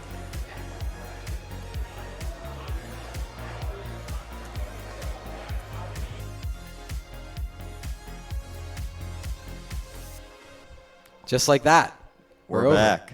We got some spoilers for Yeah. the comps from Burger Boys and Shake and Jake on that first map. I am quite excited. I feel like you and I both were kind of pretting this match to be like, you know, possible grand finals. Unfortunately, the bracket didn't shake out that way, but I think this is one of the better matches that we're going to see today. Okay. Super excited to get this one going. By the way, for people who don't know, I'm Kawhi. This is Ancient Angel. That's true. We're back with Run It Back 2024. Check out the Twitter, ROK Esports on Twitter. But yeah, so getting into this game, starting on Haven, Burger Boys is going to be on the AT side. Yeah. What do you think?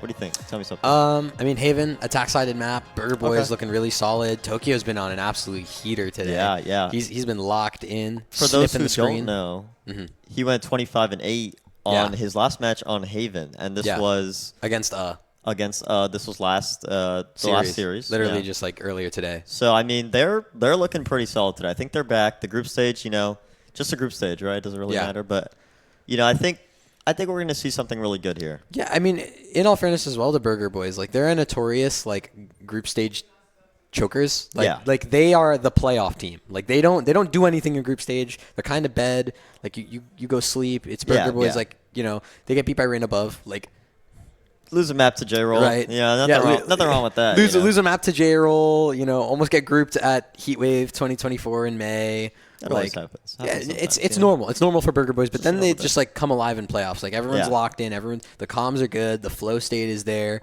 I mean, listen, Logan's had some impressive clutches. Matt even had a clutch on that Haven map, which was kind of crazy. Yeah. Post plant. Yeah. Tokyo was being out of his mind, like just straight The up knife beaming ace. people. I wish they had clips on the other Oh my PCs because God. he had a really nice. Never in my life have I knife wanted a ace. B stream more. Yeah, that was a cool match. Yeah. Speaking about the other team, though, haven't really seen much of them other than the group stage, right? Yeah, no, they literally And they kind of stomped everybody, so you know, not much to see. Obviously, some really good players. They have Jake, who previously was on Cloud9. He's on YFP right now. He played for UST, St. Thomas. Shoutouts. In Collegiate. And they have Lear, too, who was on Thinking Men in Challengers Well, player. they also have MFH, who was the coach for Thinking Men. Yes. Challengers coach. Yeah, I think, wasn't that his team or something like that? It's some. I mean, he was the Something along coach. the He was the lines, coach yeah. for Thinking Men. He joined in towards the end of that split. Yeah. And, you know, so a bunch of high-quality players. Relics as well, right? Relics. XC9. XC9, the OG C9 squad, 2020. Rest in peace, Cloud9 10s. Yeah, exactly. So, I mean, there's a lot to look forward to on this match. Lots of experience on either side. Challenger-level players around each side, I would say, right? We saw Alvin Boy in Challengers on SAD. Not for too long, but he had a glimmer. And True. that's all we need to see, right? There's a whole lot of experience, a whole lot of talent going into this one. I think it's going to be a good one. Yeah. No, it's going to be quite an interesting little matchup we've got there. I think in terms of quarterfinal games, there's this one, and then there's also Rose Flyaway, which I think is also going to be a super, super cool game. But, Flyaway, they already had their time in the spotlight in the round of 12. So that is true. I think it's going to be a very fun match to watch. I think it's one of those where, you have Flyaway, who's a super aggressive team. Like Puggy. They do the cool comp. They have the triple duelist bind. Yeah. With the Euro and the Reyna. And then you have Rose, which we previously saw in the group stage with their combat op, as Techni put it, and just super aggressive, super well played, never giving the other team a break. I think that whole match is going to go by in an instant. Yeah, well, we're talking about maps. Here we can see the 3 maps that are going to be played in this series. Haven to start things off. It was Burger Boy's pick. They're going to end up starting on the attack because it was actually Shake and Jake opting to start on the defense on Haven, which I find to be quite interesting. Ascent and Bind are going to be later on. We can get to those as we need to, but I kind of just want to keep the spotlight on Haven for a little bit. What's the logic behind choosing to start defense? So there's a couple reasons that you can argue, right? I think personally it's viable. One, a lot of these players know each other, right? Yes. We know Jake and the Burger Boys have a very close relationship. Yeah. And it could be a read, right? Something that maybe they know a tendency or some type of conditioning that Burger Boys likes to put on the T side, right? It could also be something a little less frequent we see where they want the end half, right? They want the end side to be strong. So they want to start on the bad side, right? Or the less bad side. I still think Haven CT side is pretty viable because there's a lot of openings that, you can cover as a CT side, especially if you have an op, if you have a Killjoy who can spread around the map. Looks like we're going to be starting at 1250. So yeah, I think that, it's very viable, and sometimes you want to be on the worst side to get the better side at the end, right? And that way you could just close it out. If you have a problem with closing out games, that could be a way to do it, but it could backfire, right? Yeah, I think to that end, it's, like the momentum idea, right? If you're able to, get a couple rounds towards the end of that first half, and then you can just swing into the stronger of the two sides. You instantly go into high gear, right? Yeah. So, we could talk about some of the other maps, right? Ascent, picked by Shake and Jake. I actually know that's Burger Boys, one of their less preferred maps. Yes. Right? Sunset's obviously their permaban. But Ascent for right now is kind of one of their weaker maps. So I think that was a good call on Shake and Jake. Also opting, I guess, Burger Boys opted to start on CT side, right? So yeah. I think they actually played it. Yeah. So they look pretty good, I think. I don't know. I think all in all, Burger Boys starting to heat up. These are actually, fun fact, Haven and Ascent, the 2 exact maps they played earlier today and did quite well on against Team A. Now, I'm not saying that Shake and Jake and Team A are of the same caliber. I feel like there's a little bit of a firepower step up between 1 and 2. The big thing is experience, right? We see there's a lot of experience on the side of Shake and Jake, right? Yeah. They have challengers, they have franchise, they had pre-franchise players. That's a whole lot of experience and a whole lot of memories that they have that they can apply to these games, right? Yeah. That's the big thing. So I think that experience should probably come in handy, especially for a guy like Jake, right? Yeah. He's literally one half of the team. Yeah, he's definitely the player to look out for, right? Probably the most recent franchise player here, I believe. Yeah. I think one of the only franchise players here.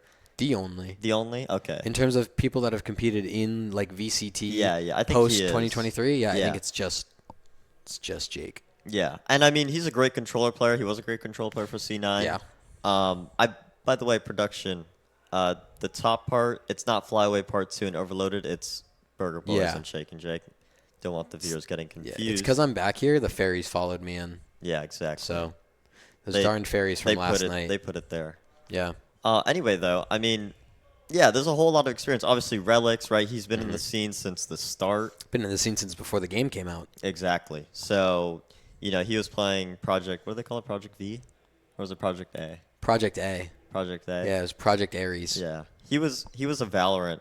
He was a Valorant of the rank. It's Shake and Jake and Burger Boys there now. We go. Just like intended. Yeah.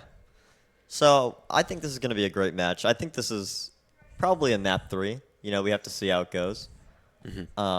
Hopefully, we're going to see some good highlights here.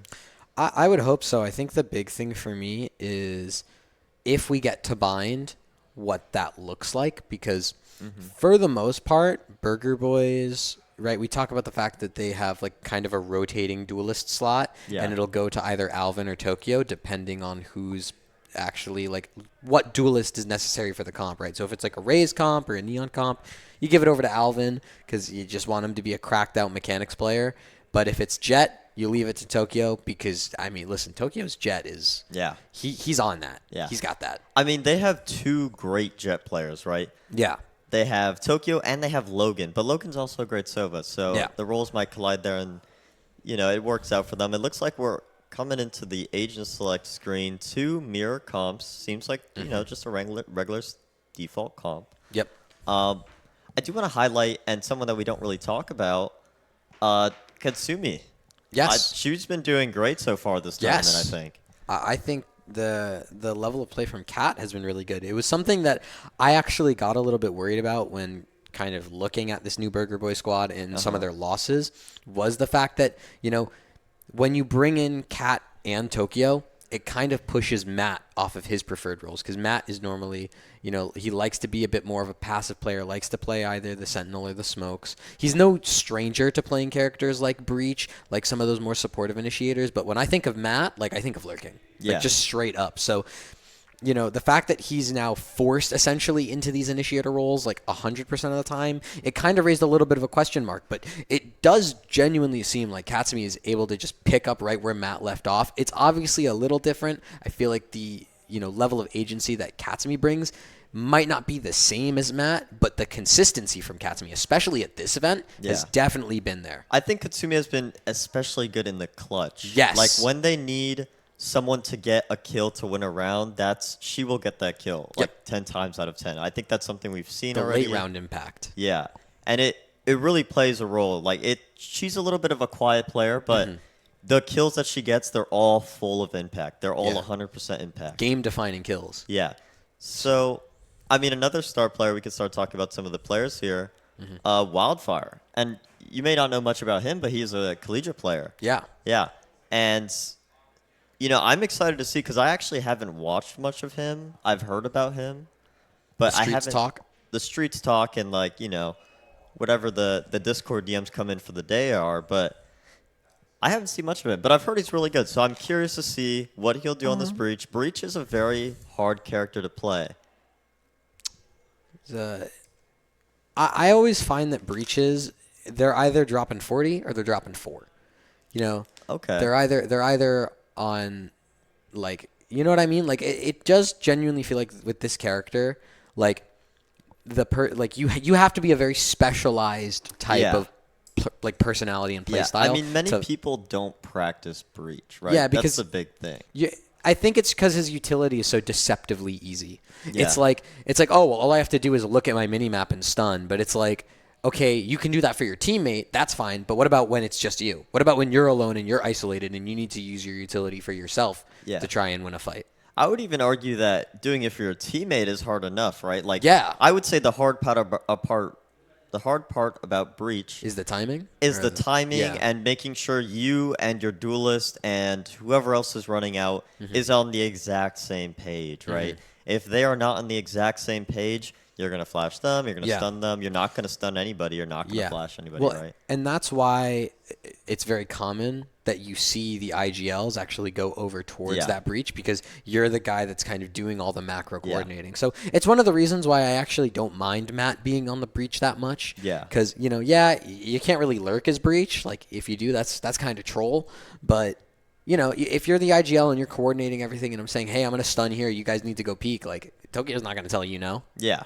No, I think something Matt does really well, and I think I've talked about this on stream, is the outside factors, right? Yeah. All roads lead to Matt, right? In the cultural center of this team. In this team, the environment, everything leads to Matt. These guys are all on the same page pretty much about what's going on and how to do things, and they're just going to listen to him, right? If he says jump, they're going to jump, right? Yep. And that's super important, and that's probably why this Breach works so well for them, right? Looks like we're in a little bit of a tech pause here. Yeah. Waiting to get started. I got hungry. Sorry. Oh, you ate like the audio splitter or No, something? I ate the burger. So they're just boys. Okay, they're boys. There's 2.0. no burgers. Well, hey, just like that. Tech pause, it's like it never even happens. If you complain about something, it gets fixed. That's what we've learned today. So, getting in here, let's take a look. I mean, it's a garage start for the Burger Boys. I love this pistol play, right? Just, kind of maintain a little bit of control over towards A, where you're going to instead go completely towards garage. And the only defender to receive that from the side of Shake and Jake will maybe be MFH with that turret placed in garage. But there's that run up. Katsumi there just holding inside this smoke as Tokyo's already dashed all the way to C. There's that rotation drawn away, but you can see these Shake and Jake players, they're looking to go through that smoke. They want to just completely rush this flank here. On my mark. Looks like Katsumi is ready for this flash, though. Had it out for a second. Put it away. No, it just puts it back. I think this is, one of those moments in the pistol where everyone's afraid to make the first move, and then all of a sudden, everything's going to happen all at once. We're going to see an explosion across the map because it's all gone quiet as we pass the minute mark. There's 55 seconds left in this round, and again, it's just all silent. No one wants to move. No one wants to be the first to die because it's just so tense. But Burger Boys, you have to make a move at some point. You got 40 seconds left. It looks like Katsumi does have this flash out. Yeah. Gonna send it because all of Burger Boys are running right into the trap. There's Relics, good for 2. Make it a third. 1 from Wildfire as well, and it's all up to Matt. And just like that, immediately over. It took us a minute to go into a 5-second slaughter fest. And I mean, that was a perfect bait by Lear. Yeah. Lear was deep A lobby, and he was ready for it. He knew that if he swings and baits, they're not going to expect the 2 sitting for the crossfire, ready to mow them down. Really, really solid play by Shake and Jake. And for Burger Boys, it's kind of a tough pistol. Maybe there's something there about just taking a bit more space, trying to explore a bit more on the map. But it's a pistol. It's going to happen. You're down now. You have to just try and find as much damage as possible as you run towards C with these Sheriffs. Tokyo looking to just dash in. It's actually going to be Alvin with a shot onto Jake, the biggest of beans. It's going to fall down. Katsumi finds one into MFH as well, so this is very doable for Burger Boys. Yeah, looks like they're going to set up for this post plant here. Tokyo with an Outlaw. This Outlaw is extremely dangerous, especially on Tokyo. He's such a great opper. It's Relics also with that Outlaw as well. Looking to try and find something. There's going to be that one player of Alvin stuck on the site. Going to be able to find Relics, but there's that trade from Lear onto Tokyo. But Alvin and Katsumi, that late round, that impact you were talking about, it's there on the Lear. Burger Boys with the thrifty for round 2. And I'm hearing so much screaming going on right now outside. I hear it. This is going to be a very loud game, and I can already tell you that. No worries about that. Alvin, though, 3 with the deagle on site with like 50 HP. Yeah. That's pretty impressive. I want to see that clip from his perspective. Yeah, no. Alvin, if you're listening and you have, metal open or something. They don't have shadow play. I know, right? PCs. Alvin, if you're listening and you had someone recording over your shoulder in that moment, let me know. Because that's pretty sick. But you can see. Yeah, Burger Boys looking for that C control again. This feels like a very common, point in a lot of their attacking rounds is just fighting for that C orb control.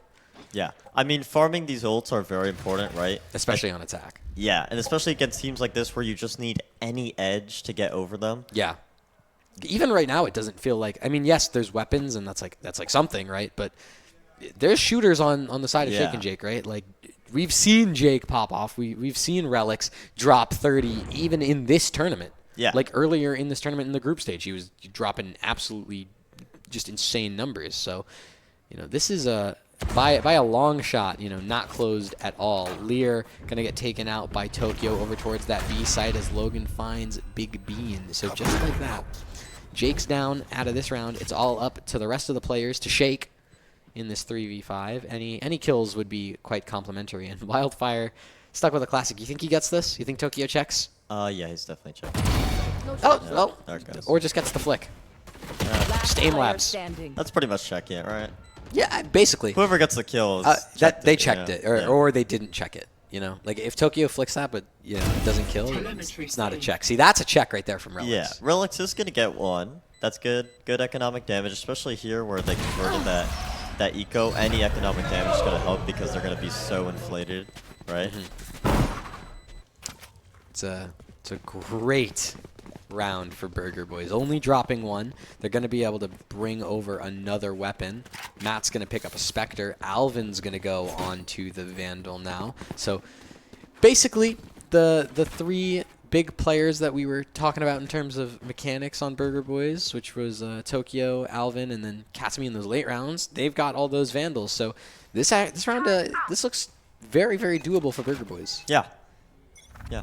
And, you know, Logan used to be a chamber player. Yeah. So this outlaw is fine. Having the outlaw is not even a bad idea. And that's case in point right there. Yeah, that's literally why. And Relix is out of this round. And the other thing as well with that outlaw is a lot of these players have light shields, but that's actually the only heavy shields for the side of Shake and Jake, gone and out of the way because Lear gets dropped just from a headshot from a Vandal. Wildfire's here on the site, holding a really nice cross, and will be able to spray down 3 on the site, make it 4. That's the ace, just like that. Wildfire, that's ridiculous. And that might just be the clip of the tournament right there. I mean, hey. Oh my God. No utility, no nothing, just aim. Just aim and pure frag. Shots right there. Hit his shots, and hey, got his team around a very needed round, right? Gonna be crippling the economy of Burger Boys a little bit and clutching that round for them. I mean, they're already down 2 people. God. I think that's the clip of the tournament. That might be the highlight of the tournament. You talked about how good he was. Well, hey, I guess we just saw it. I said it. I mean, someone told me that, and I believe them. The streets never lie. Believe them. The streets never lie. As Relix pops that Blade Storm, runs right down mid. You can see Burger Boys, they're not really going to be ready for this, so Matt's going to drop that spike over towards Garage. Now it's all up to Relix just to try and find his way out, but Alvin Boy, who dropped down, gets just right-click slashed apart by Relix as Logan finds a trade and finds a second. Can it be a third? Not just yet. It's going to be just him and Katsumi alone in a 2v2 up against the Sova and the Omen of the other side. Jake pushed outside Garage. Will be able to find Katsumi, make it a second onto Logan too. Shake and Jake, they finally feel a little warmed up. Yeah, I mean, they look like they're on fire right now. That round where Wildfire got 5, that is a momentum round right there. They're going to be able to build off that. Wildfire has the ult. Yes. Lear's getting his ult up soon, and that's just going to give him a whole load of confidence to get into this. I mean, for Burger Boys, though, right? You have that Hunter's Fury, you have the Rolling Thunder. Tokyo's going to go onto that Blade Storm just to try and secure a little bit more economic momentum. So this is not like Shake and Jake ready to dominate, but if Relix gets active on that op, I mean, it could be a different story. Yeah, Burger Boys is definitely going to need some sort of momentum stopper here just to, you know, slowly lose their confidence a little bit. Tokyo smoked up, all these ultimates going in. Wildfire does get tagged once by the Hunter's Fury, but it doesn't really result in much. Tokyo with these 2 remaining knives trying to find any sort of value. There's that Aftershock going in towards Gong. He's going to fall to the hands of Wildfire. And just like that, that's a 4v5. Now that's a trade back. Relix with the op shot. Whiffs just a little bit, and Logan finds the kill, which means here we go. 4v4. The defense going to get spread a little bit thin. You can see where Wildfire's at all the way in defender spawn. They still think they're on B. And Burger Boys have a different idea here. Yeah. They're in mid, heading towards A, right into this Killjoy setup. The drone, I think, got heard just a little bit by MFH because Wildfire's starting to rotate back. I mean, the amount of presence that a lot of these players have. I mean, there's a lurk from Katsumi over in mid. You have Jake all the way pushed down C, keeping some of these players here. It's really going to be about how much MFH can hold the site because he's going to get stunned up by the Rolling Thunder, and Wildfire is smoked off for the time being. So there's that turret broken from Alvin. He's just going to go and try and clear. He doesn't check that corner, so MFH is able to find one and turns things into the 3v4. Lear's going to be able to use that dart to try and just help, try and support as there's a player towards hell, but Wildfire takes care of them both, and it's just up to Katsumi alone. Lear gets that headshot. It's Shake and Jake with a 4th. Yeah, and a lot of these Shake and Jake rounds are coming from the Burger Boys' almost incompetence when it comes to clearing these angles, right? Yeah. There's been around, I think, 3 rounds now where they just don't clear an angle, and they're just Shake and Jake are going to punish that immediately, right? They're just going to instantly frag out. Yep. And that's what's been happening here. Yeah, this is not like a lower ranked opponent where mechanically they will miss sometimes. Like, everyone on Shake and Jake, if you do not check them, you're dead. Yeah, definitely. So we'll see as round number 7 comes in. Economically, this is a backbreaker for Burger Boys if they lose this. So must win, especially if you want to see at least an even half. But Jake, dodging all this utility, will eventually fall. But MFH rotates to the site and finds 2 yet again. It's now just Logan and Alvin, 2v4. They find the first, so there's kind of a way in here. But Wildfire is already on the site alongside Lear, and now it's just up to Logan. And there's that trade from Lear. Shake and Jake. Looking good. They're looking solid right there. I mean, damn. Right? Yep. Although I will say that was another round where they didn't clear the Omen.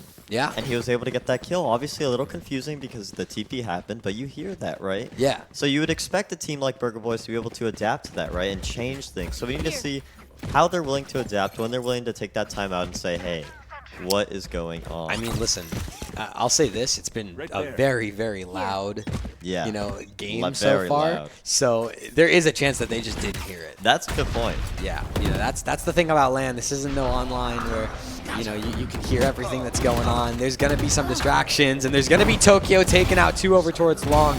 Big Bean, though, Mr. Jake himself finds 2, and there's Wildfire finding a second one through the smoke. It's just up to Katsumi, and a 3v1's not happening this time. Yeah, this guy's the truth. I mean, whoever told me he was good, I think he's good. I mean, I believe you. He's got the Kwai seal of approval. 13-4, and he's going to have the Breach ult up again. That was actually really good Breach ult management from him. A lot of people you see, because it's so costly to build up, that they save it, and they're scared to use it. But he actually used it and is confident himself to build it back up again really quickly. And the way that Shake and Jake is taking these extremities and getting these orbs every round is also super important. Yeah, that's super, super crucial, and we're going to see why. Especially as this round, it's an eco from Burger Boys. They just want to head straight towards this B site. It's going to be Jake with that from the shadows available at any moment. But for Matt and co, they really just want to try and get the spike down. They will eventually do it, despite all the utility that forces them away and around. Matt's going to really just try and anchor down on this site with this Bucky. I mean, the Bucky is kind of OP, so... It's OP if you don't check it, because then he just can dominate it. That lockdown is also huge. It's going to buy a little bit more time, right? Jake's going to be able to use that from the shadows. Not going to get checked. Matt stuck in the corner. Now gets spotted out by Lear and will get taken down. Relics with that off. We'll also find Tokyo, so that's a huge shooter out of the round. Alvin, though, with the quick response, that means something, but look at where Jake is on this flank. He's wrapping around. He's still not getting checked, and just like that, shot in the back of the head. Logan's gone, and it's all up to Alvin. He can only find so much before Jake wreaks havoc in the back line. Wow, what an amazing flank by him, right? That's the LAN hearing coming into play, right? Because he TP's over something. I think it was maybe the alarm bot. He TP'd. I don't think there was anything there. He just used that from the shadows, right? Yeah, over he used towards it from and then he TP'd. Yeah. So he used that, and they didn't hear it, right? That's because of that LAN effect, right? Yeah. But another amazing round by Shake and Jake, looking really strong here. Gonna have the breach roll and the cage roll ready to be used. Now, something tells me, call it a hunch, but I think that Shake and Jake, generally speaking, right, the defense mechanics do help you quite a bit more on the defense than the offense. So, Shake and Jake, knowing they have just the level of firepower that they do, maybe they just wanted to start defense because they wanted to just anchor out, just pug it out. But, I mean, Tokyo's a shooter. Yeah. So... there is that for Burger Boys. They do have some ways in. Yeah, he can click the head sometimes, I think. Sometimes, just like 24 times the last time he was on Haven. It's, a little bit less than that right now, but there's room for improvement. There you go. There's room to go up. This is kind of similar to like the pistol round that we saw earlier, right? Where it was just Burger Boys kind of staying real passive, kind of afraid to take space, and Shake and Jake almost doing the same thing, although not aggressing nearly as far. They're playing a fair more passive positions. Wildfire is going to be the first over towards this B site. Kind of that anchor as Tokyo dashes over towards this A side. He's stuck out of this, and Matt's going to be able to stick that plant and get out. All of that just for a 5v4 retake. And Tokyo on that swing towards A-Link could find something huge like that kill onto MFH, but nothing more. And there's that Hunter's Fury out from Logan. Doesn't really find much, just a little bit more space. Matt's gonna get caught out. No, he's not. There was no one in Garage. I thought for a second he was about to get seen by ghosts. I don't really know what. They just walked past each other. The scope must have blocked. Maybe. Wildfire now pushing down mid as Alvin and Logan trying to do so much. It's now just Alvin here towards window, finds Lear as Wildfire and Relics are trying to take this round. It's all up to the classic of Wildfire to hold while Relics sticks the defuse, but there's no time left. So even though Matt falls, everyone else on the defense will fall at the same time. Shake and Jake, they don't keep that win streak up forever. Burger Boys can finally break the momentum. Yeah, I mean, they got around, but at what cost, Yeah, right? everything. It was very shaky, and they don't really have much here. They're going to be forced onto a little bit of a bad buy. They will have 1 point away from Breach ult, right? And hopefully they can, use that for their advantage. That's the hope and pray, right? Yeah, right. That would be the best option for them, I think, especially because you kind of need this round. Yes. Get out of my way. For Burger Boys? Yes. Definitely. We'll have to see if this, coveted 4th round will come their way here. Tokyo going to use that Blade Storm to kind of secure a bye for the rest of the team. Very, very important. But MFH does still have that lockdown, and that's a pretty crucial ult to get some retake started. So I wouldn't be surprised if Shake and Jake choose to play a little bit more passively on some of these other sites.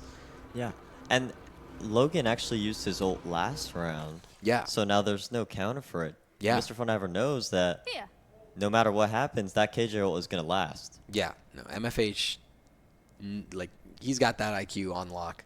He's like, yeah, Although he is short right now. Yeah, he's tucked into short. There's really no way out of this for him unless he sits there and just anchors down short forever. But there's that pinch coming in. Alvin's just sitting here buying his time, rotating in. There's that pinch coming through. MFH quick on the swing off the back of the turret. Will be able to find Alvin. Secures the 5v4. Tokyo's going to try and get the trade, but that won't come through. Instead, it's going to be Logan on Lear to make things a 4v4.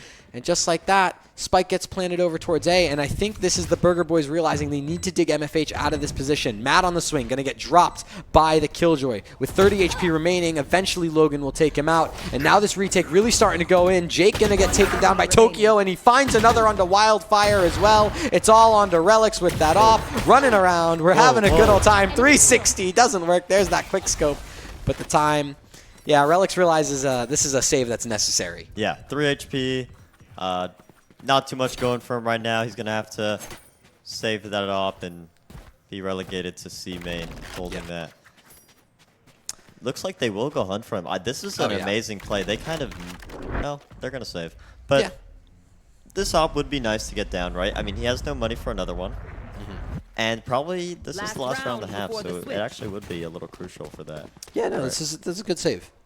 Right, you're able to bring that op into the last round here. You can buy up, whatever abilities you need. You can buy up whatever utility your teammates can kind of buy themselves. MFH still going to have that ult, and Lear also getting that Hunter's Fury online. And finally, Matt's going to get a Rolling Thunder. He's going to get his ult ready. I mean, a little bit of a slow... he had two. He had one earlier. A little bit of a slow start, but he is going to have this ult and a bunch of support utility to help Alvin and Tokyo out. It's once again towards A. It does feel quite common. And yeah, it looks like they're giving up for retake. Yeah, that's an ult from Lear. And MFH gonna back up, just try and play the retake. Like you mentioned, there is no ult available for Logan, so there is no counter. Does the Aftershock kill it? It will kill it if you use a shock dart with it. Okay, so you could use a Molly. I think there's an Aftershock Molly combo that you can do where you just throw the Molly in the corner. Okay. And it'll spread through to the other side. So there is that. I don't know if Burger was aware of it. Yeah, I don't know if... I'm not really sure if that's aware on the Burger Boys side, but we will find out shortly. They are pretty clever in what they do. Yeah. There's that lockdown coming in, just like. Oh, it we looks were like they talking do about. have it. They if you do. Take a look. Yeah, they've got the shock darts ready. They're going in, and there's that molly coming in too as well. So And that lockdown is is really gone. big for them. They're going to be able to avoid. They're going to be able to stay on site and fight this site. That's very important, right? Super huge. You can see that rolling thunder coming in from Matt to delay the retake as Logan finds 2. This is crucial for them to try and find this 5th, and Tokyo continues to frag out, and Matt's going to be able to find one as well. It's all up to Wildfire, but Matt's finally starting to heat up into things. That's 5 rounds for Burger Boys, and you know what? Considering where this half started to where we're at now, I'd say that's a pretty solid, string of rounds. Yeah, I mean, definitely very back and forth, right? We saw the last 3 go to the Burger Boys. We saw a 6 in a row. 6 in a row streak from Shake and Jake. Yeah. And we also saw Burger Boys convert that eco in the early game, right? So very back and forth, very close, I would say. I mean, this can go either way. We're going to have to see what Shake and Jake does and came up for the T side, right? I am slightly afraid because something tells me that Shake and Jake might want to go a bit fast towards A, and there's only a Logan. That's it for Burger Boys. So yeah. That does scare me. If this is as fast of a play as I think it might be, this could be very, very dangerous for Logan and also the entirety of the Burger Boys. We'll have to see if that's the case. Well, he's definitely going to find out soon. Oh, wait, Logan, time to take that orb. Will eventually go down to Wildfire, just spamming through that smoke. Matt's going to be the first to rotate alongside Katsumi. So, at the very least for Burger Boys, you're going to have that sort of rotation going for you. But, I mean, this is going to spread you super thin. Yeah. I mean, if you lose one person, right, a couple seconds into the round, automatically you have no info. So you have to look for info, which is what Matt is doing right now with Katsumi. But they're holding for it. They're kind of aware. They've got that read, but Matt's still able to find Wildfire and get out. And you're going to see Tokyo try and fill in the backspace up against Relics. Jet v Jet. It doesn't really work out as Relics using all those dashes to try and get away into a safer position. MFH has a lot of space in Garage. There's an option to go there, but I think that Shake and Jake are...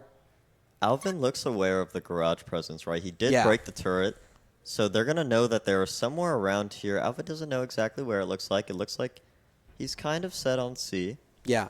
But they are pushing up A too. It looks like the bomb is towards A. Mr. Funhauer's on a lurk right now. No, they're trying to keep these players over towards A. I think MFH has been discovered over towards C, so some rotations going away, but you can still see there's just Tokyo stuck there, and he's able to find Relics, which means now in the 2v3, despite all the taps, it ends up as a 3v2 because of Alvin getting that kill onto MFH. Those lurks are all shut down. It's all going to be just straight retake simulator for Jake and Lear. Lear's low on the side. I'm actually really surprised Tokyo tracked that through the blind. I don't know how he did that. He's just better. But poised for the that's a big blind. That's something. Alvin just going absolutely insane. Yeah, Matt being a little silly. Yeah, actually, that was for the ult point. Yeah, it was for the ult point. I mean, that's tactical right there. Sometimes you get the defuse, right? Yeah. Before, and then you fall, and then you have 3 ult points for the next round, right? So, but it was tactical. I believe that. Looks like he is doing pretty good, though. I mean, that's... Oh, it's actually a timeout by the Burger Boys. Yes. Bear-kun stepping in as coach. Yes. For... I'm a fan. I'm not going to lie. Yeah. Bear, I think, has a pretty solid head on his shoulders. I was talking to him. Yeah. He's actually spin, I think. Yeah, no, he's got the vision. Yeah, like some of the stuff he said, I'm like, yeah, I actually do see that. And I actually have said that before. Yeah. I do agree with you. I agree with you. He honestly is one of those people where I feel like he could just tell me anything, and I think I'd just say yes and agree. I don't know about that, but I do. I think he knows what he's talking about. No, but like the way that he says things sometimes it's with so much conviction. Okay. And he's like super nice about it. Yeah. He's like I think, but like the way that he says that, I think. Oh. Okay. I would just say yes. I'd be like, yeah, you know what, you're right. You're right, Bear. I believe in you. I believe you. So what do you think they're talking about? I mean, honestly, not too much to talk about right here. Yeah, my guess is probably nerves. Maybe. I feel like there might be some overswings, maybe some chaos in the comms. I think this is an anti-strat right here. I think he has something prepared. Like a read or something along the lines, right? Because we're coming into the second round here. This timeout is probably for the third round, right? Yes. When they get through this round and go to the third round, he probably has something that they do. Yeah. Do you think this buy is a part of this anti-strat with the amount of Bulldogs that are here, or do you think that's more just standard for... I think that's standard. Par for the course? Yeah, most people usually buy the the Bulldog. The light shield with the Except, better rifle. Except if you're Tokyo, then you buy a Guardian because you're just you're gonna hit the head. He is very nice with the Guardian. He is. So. That's a black screen. Oh, it looks like someone died. I don't know if that's true or not. That is the case. Relics is gone. Okay, well, Relics just died. There we go. Okay. Tokyo. Oh, it was over towards C. Okay. That's where that kill happened. It looks like they faked C or something along the lines of that. But Burger Boys, they have that. You know, they've got that read. They're like, oh, it was just a fake. It was just a lone relic. So Logan's going to be able to farm up too, despite the trade. Katsumi is still here, so could hold some of these players, could hold that aggression. There's also a Matt lurking just around, trying to find his spots, trying to get his ones, and just like that. And Burger Boys tie things up. You know, when you were talking about the buy specifically, I thought you were talking about the Deagle pick on Alvin. Oh. The reason for the Deagle pick on Alvin is just in case one dies, we can take that gun into the next round and use it, right? That is a super valuable thing, especially on someone like Alvin, who's such a mechanical player. You can expect him to hit the head, right? And that's what you need with the Deagle. You probably did. I mean, it was off camera, but yeah, he's been hitting the head. But you can expect that out of him, right? Yes. So you give him the Deagle, which may be a worser gun, but now he can buy, and then he could also buy next round. Yeah, and I mean, listen, Alvin, you talked about his mechanics. I'm a believer in the Alvin mechanics over towards this C site. We know how strong of a player he can be, and I don't doubt that the anchoring is going to be good from him. We'll see what he can get done here. He's looking in towards that smoke. There's that swing out, and Lear's actually able to get the better of him. And just like that, Relics drops Katsumi and Matt as well. This round, I mean, it's not over. It's not over until the round is won. Definitely not over. Could look for some economic damage here. That's Logan huge. actually a kill onto Lear, making this a little more doable. Gonna be a little tough though. Last player standing. Just like that. Jake finds Tokyo, which means it's all up to Logan.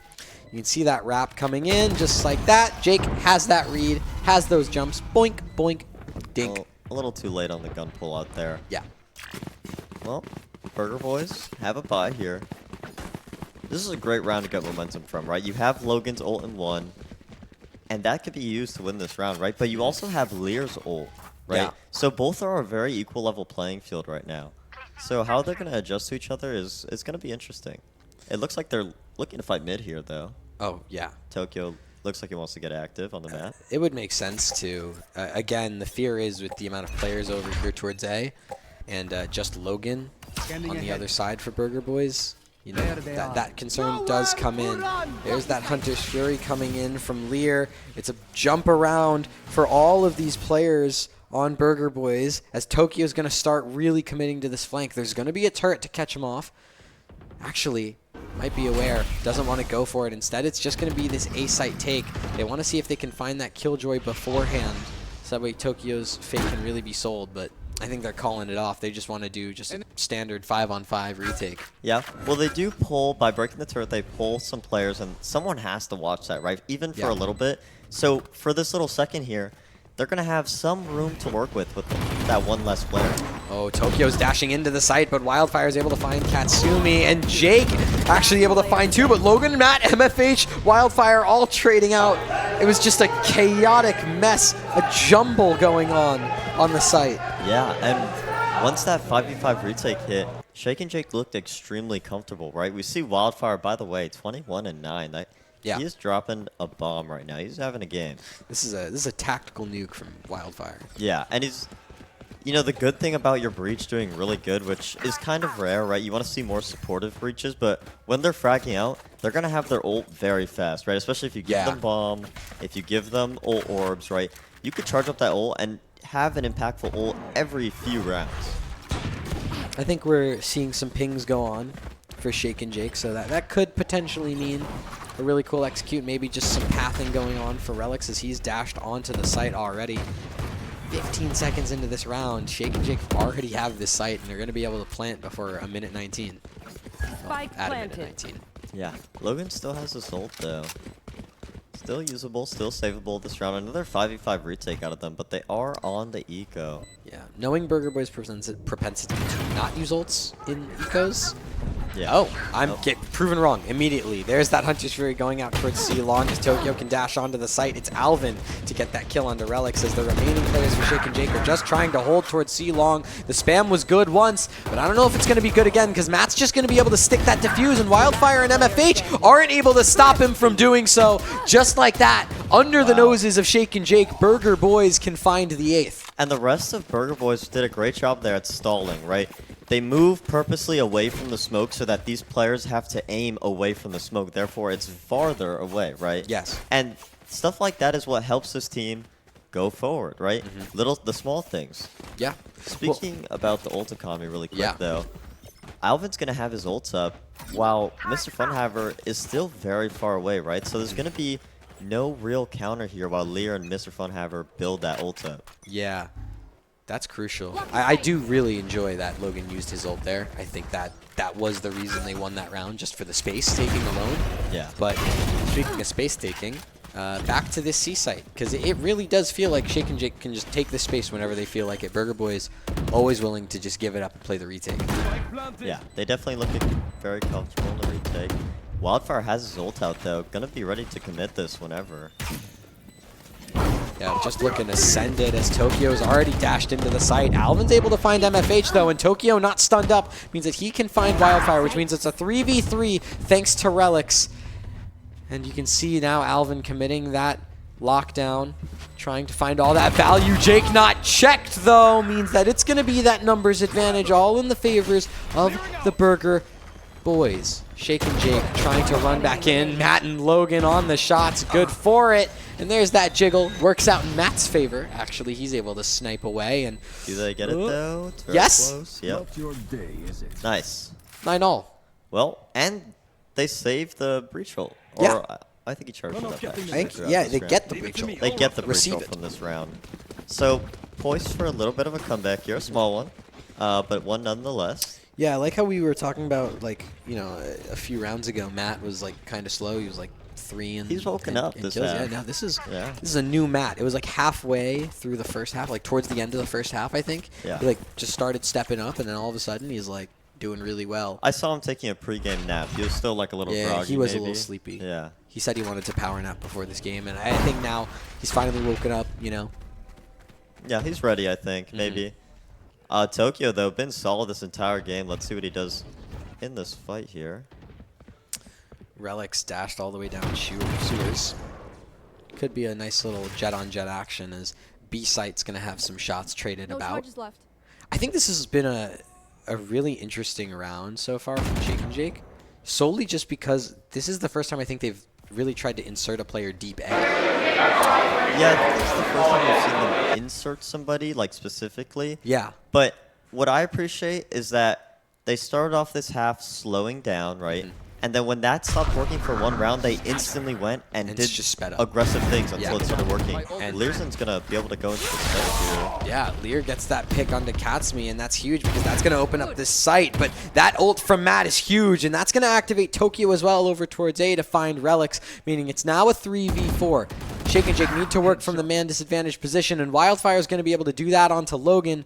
Tokyo in the back of the site, just jiggling about. You don't want to lose that player advantage. And as you look towards short, there's a player coming up towards main, and there's an Alvin lurking around alongside an MFH over by B. So it's all these players, it's all this utility, it's all these flashes going in just to try and get a single pick. And there's going to be that trade and make it a 3K from Tokyo. Just like that. They don't know where he is. They're going to hear him, though. Oh, the dash was good, but MFH's shots are a bit better, so the time going down low. MFH versus Matt. The wrap around. 3 seconds. There's no time. Matt just needs to live, and he will do that successfully. MFH going to be able to fall in the very last seconds.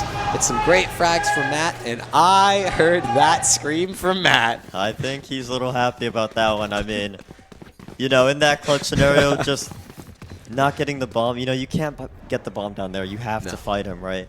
And not being able to take that fight costed them that round, right? Yeah. So I'm sure he's excited about that. Yeah, I'm hearing all those screams. Every time it's a clutch like that, every time it's like a 1v1, oh man, I need to hear that. It gets loud. I need to hear that that microphone more. Yeah. That's so cool. And Burger Boy's first to double digits. Yeah, that's huge. Looks like they're going to try and speed it up again. Yeah, no, they're going to go speed it up, and it's going to be really interesting to see what's going to happen with Tokyo on this flank. He does have that Blade Storm, so he could actually speed up as well if he wanted to. You can see Burger Boys, they're really trying to fight for this. That turret's going to get activated just a little bit later, and Lear's going to be there for the hold. He jumps in, peeks in, and just like that, that's that flank revealed as the spike gets planted into this 5v5. Oh my goodness, Tokyo going all the way down sewers. It's MFH on the jiggle with the classic to get it, and Jake on the site finds 2, make it 3. That's... And Shake and Jake just looks so comfortable on this A side retake, right? And not to mention the Tokyo whiff. Yeah. That Tokyo whiff was... That was pretty bad. That was so tough. By the way, that voice that you just heard in the audience, I'm hoping that stream hears that. That was all Tim. Yeah, that I was think all that Tim. was Mr. Funhaver. But that was a little bit of a whiff there. Yeah. It happens, sometimes. But go next, right? Yeah. All tied up 10-10, very close. I mean, this is the thing now. Tokyo didn't use his Blade Storm in the last round, so he's going to have it now. He could really get active, especially because Burger Boys, they've started to stack towards A. I think they've started to realize that Shake and Jake is just going to go A until they can't.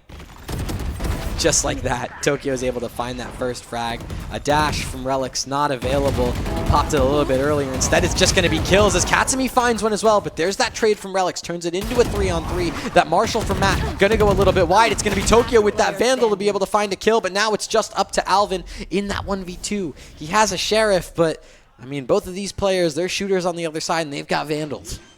Yeah, Relics is 50 HP, though. That's one tap to the Deagle anywhere, right? Yeah. So you have that little bit of an advantage. And they have no idea where he is. They're predicting an Alvin flank because the Killjoy's down. That utility's not there. Alvin now sees the first. Trigger discipline for so long, but Wildfire turns around at the worst moment for Alvin. He goes down, and Shake and Jake able to find 11. Those are the hardest shots. Yeah, that's true. I just want to let that speak for itself. Yeah, no, those are the hardest shots to hit, I think. Yeah. Those are unlucky. Wildfire, though, still consistently putting up numbers. It's not like he's This guy's on track to drop 30. Yeah, he is 28-12 right now. Gonna have that ult up again. I think this is the 4th time I've said that. Yeah. But this ult coming up so consistently is so big an impact for them. Especially on site takes, you can see. Now they're just going to go towards C. They've gone towards A so many times. That's that conditioning coming in. You can see that Burger Boy stack slightly coming through there. It's going to be that Hunter's Fury coming out on the side of Logan. He's going to be able to find Wildfire, so that, all that big game, all that breach stuff, it's out of this round for the hands of Shake and Jake. It's going to be Matt, the only breach on the server left to open things up with a kill onto MFH. This is a flood retake that's happening before the spike is even planted, and Relics and Lear are still fragging out, trying to take this site away, and Matt's going to fall to Lear. That paranoia comes in from Katsumi as she finds a kill with that Guardian, but Alvin on the platform, just like that, securing at the very least. We're going to 24, and hey, look at that. Amazing camera. Wait, I haven't seen this one yet. I see some familiar faces in the background. Yeah. And you know what? Sometimes that's what you need, right? Alvin just, hey, I'm not even going to listen to whatever you said. I'm just going to run it down, right, and get to. That's what you need sometimes. That's perfect. I mean, that's a very clearly disgruntled Shake and Jake. They did not want to lose that round. They wanted to just close things out. Well, now you've got to go all 24. We're at the very least seeing all of regulation. If not, some OT. I don't want to jinx anything, knock on wood. 11-11, though, for all tied up. Yeah. Pretty even, ult economy-wise. Definitely a very big important. Hugely important game. You can see that Rolling Thunder finally coming in from Wildfire as the C site gets taken. Alvin doesn't really want to try and commit to anything too crazy. Just going to back off, try and play the retake. But there's so much utility here. There's so many ultimates being committed, just like that lockdown from MFH. It's going to buy so much time. This retake's going to be really hard for Burger Boys. Yeah, I mean, even these people in these forward positions in Garage, I mean, you're going to have to clear all of that, right? Yes. Omen especially. Omen's in a perfect spot to get some impact on this Lord here. They're not going to be able to clear him with the drone. They don't know. They don't know at all. And This is a kind of scary position for Burger Boys. You can see that utility starting to go out, including that dash in from Tokyo. But Lear, MFH all on the site. Logan's going to start the trades, but MFH tucked in towards default's going to be able to find that kill. Katsumi on the trade. Eventually Lear finds Matt over towards Garage, and Lear with a 3K from Garage. Just like that. That's a Tim standing up. Yeah, he's yelling. He's getting loud. He is real excited there, man. And you know what? That's been the story of this game, really. I mean, on these really important swing rounds, it's where Shake and Jake gets on the site and they're just instantly comfortable, right? Yes. It is so hard for Burger Boys to retake right now, especially with what Shake and Jake has going on. It looks like they're forced onto a bad buy too. Yeah. I mean, this is going to be tough for them. They're going to have to claw back here. There's a From the Shadows for Katsumi. I think there is potential for that to find value, but I don't know where that's going to be or what that round's going to look like because Shake and Jake, they're just immediately headed towards this C site again. They want to try and bring that pressure. There might be some sort of a huge IQ macro level thing there where they're trying to pull some rotations, but at least for right now, I don't even think Shake and Jake necessarily need to do that, especially with the state of the buy. Yeah. I mean, you even see Relics opting to go Outlaw for this initial peak here. He did leave a Vandal and Spawn. But going for this initial peak because he knows that all these people are forced onto half buys, right? Yeah. They're going to have half shields. They're going to have bad weaponry. So let me just take that one-tap opportunity. Eventually, we'll swap over to the Vandal as the drone comes in. All that utility, all of that Hunter's Fury coming in. They're trying to kill out Alvin. He's not going to die. He's going to be able to play a little bit of Dance Dance Revolution in the back of the site. There's that swing. He finally gets that kill onto Relics and is just going to drop the lockdown just like that in the middle of the back of the site. And Katsumi's going to try and swing out to help, but it's not going to work. Lear, a consistent force to be reckoned with on the site means that Tokyo's left in a 1v3. He finds the first onto MFH, but there's two players left on the site, and Lear's gonna be able to take it. 3 on the round for 13-11. That's how map 1 ends, and we've still got at least one more to go. Wow, I mean, that was a great map. We saw Wildfire being really valuable on that breach, not only giving great supporting util, but fragging out. I mean, I think it was 30 kills. I would like to say that. Yeah, no, he did excellently. Yeah, but I think the story of that game, when it got really close, it came down to those rounds where Shake and Jake just pushed to site, and Burger Boys were not able to retake it. They just couldn't.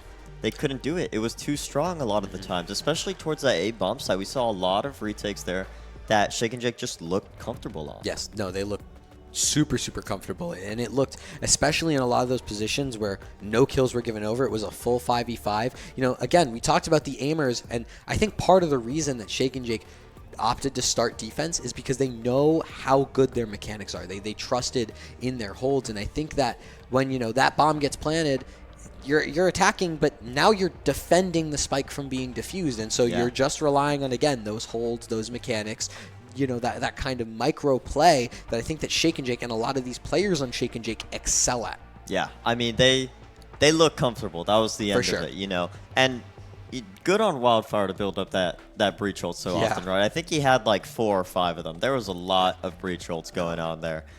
And I mean, we still got one other map to play. I believe it's Ascent, right? At least Ascent, and then at least if that goes through, then we go to Bind. Yeah, so we have plenty to play here, and we'll be right back after this short break. Don't go anywhere because you don't want to miss map 2. So we'll be back.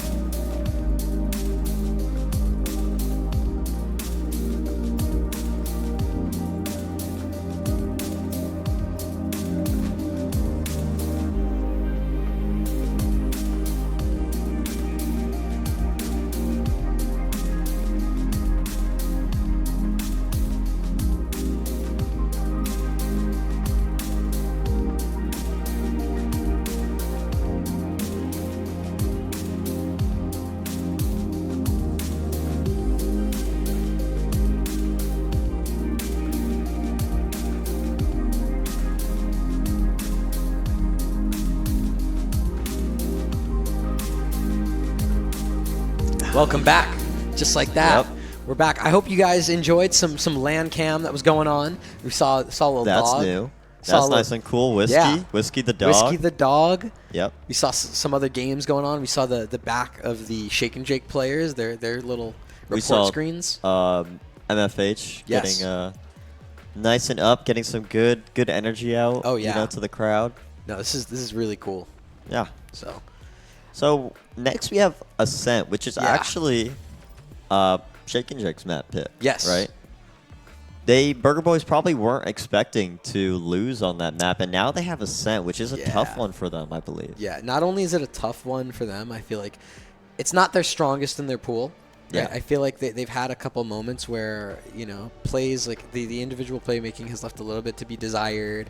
Maybe some of the more macro ideas haven't been fully fleshed out. Some of those things that I think will be super crucial to them maybe aren't there yet. And Shake and Jake, I mean, that's just a bunch of experience and a bunch of firepower. So they've got really fundamental ideas on how to play it.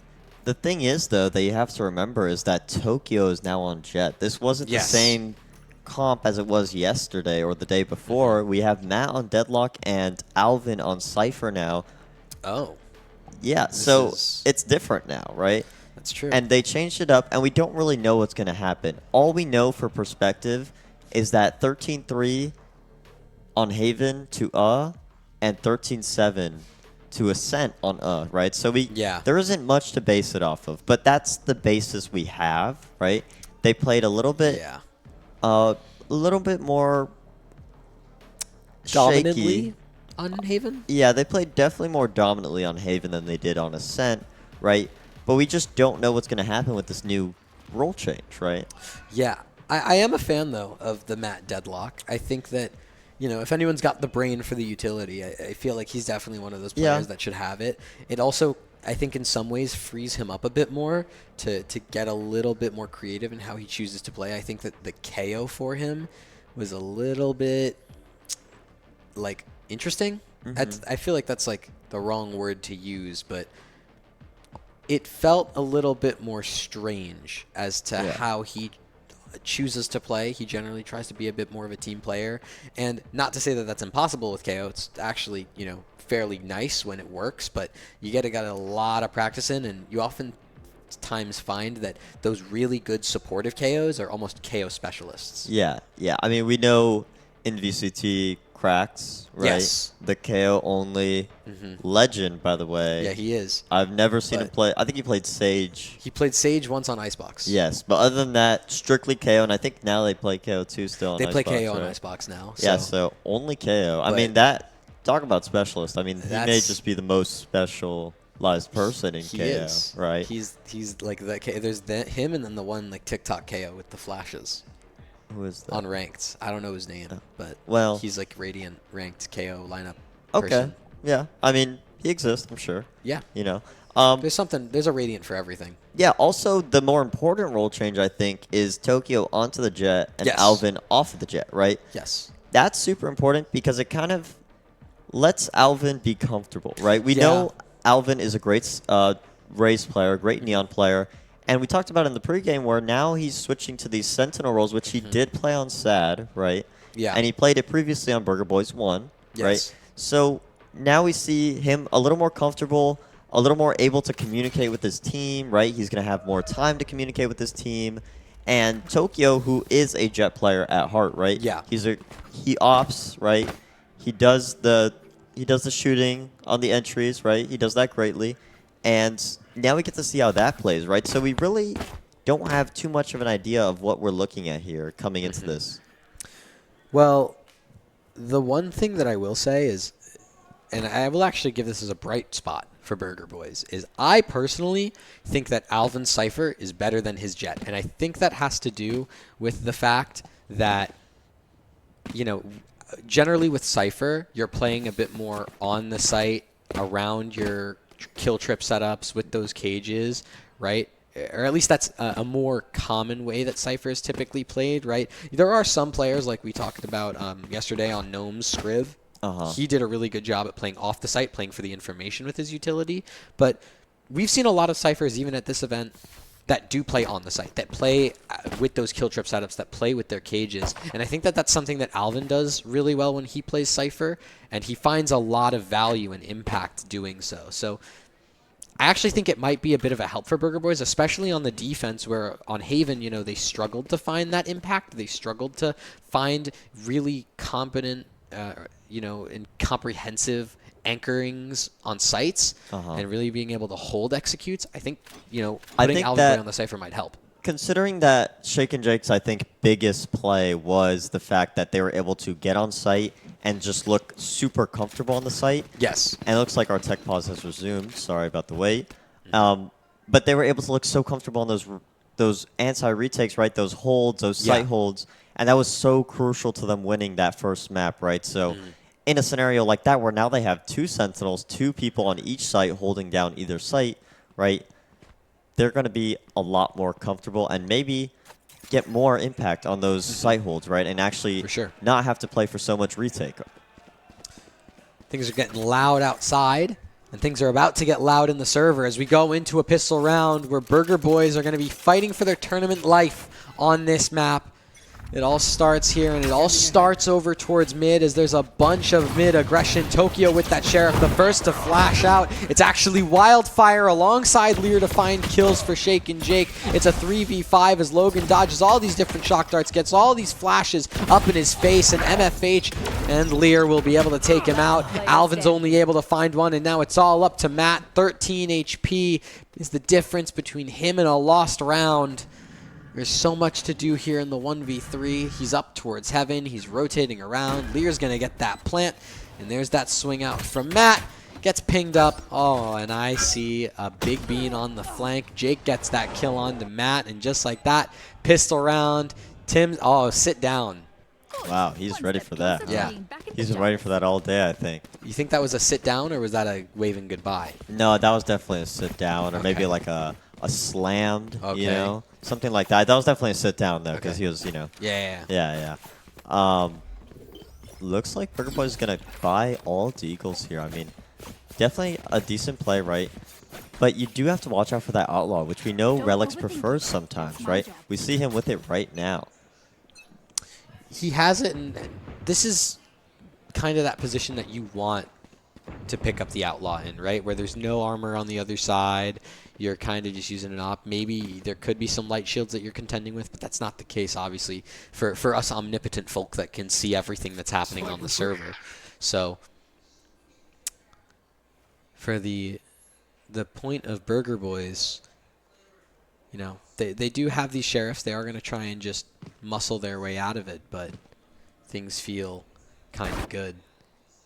Yeah, and I mean, if we're looking towards this mid-exec here, Shake and Jake taking it really slow. Not really just looking for info, trying to break that wall, stall out that deadlock utility, which is very time-based, and just waiting for Burger Boys to give them something. But we're going to see Big Bean up in market. He's up in market, and you have this B main control as well.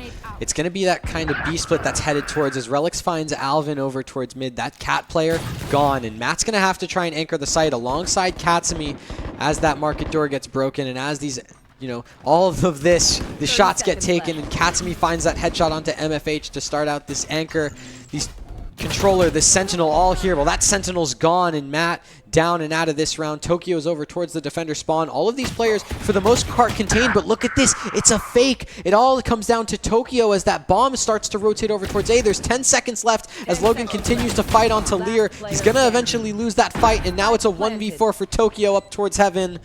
Relics just continuing going on with the jump up. It's a good shot for Tokyo. He's still got so much more to do, though, and now he's down to 34 HP. There you go. There's that drop, and Wildfire gets that kill. It was an anti-eco, and it was a pretty competent one from Shake and Jake, right? That rotation was pretty good through mid. Yeah, I mean, the only thing is that Tokyo almost had that timing, right? Yeah. But it didn't concern them. They knew. And Wildfire, just to close that out again, I mean, star-studded player throughout this game so far. I mean, Shake and Jake is like a star-studded roster. I mean, comparatively, right? I feel like you've got some pretty solid players here. You've got some pretty solid chemistry.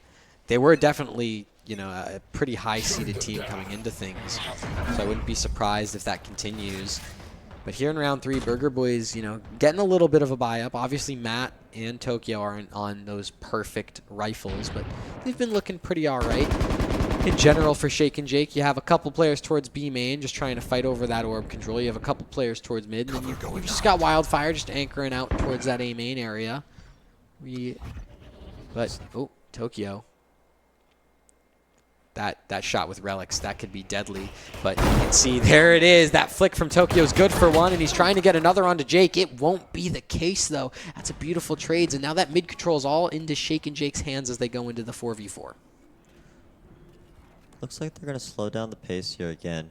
Evened out the numbers. Not much to do, just waiting. Mr. Funhour did opt to take that Outlaw from Relics, or did they swap? They definitely swapped.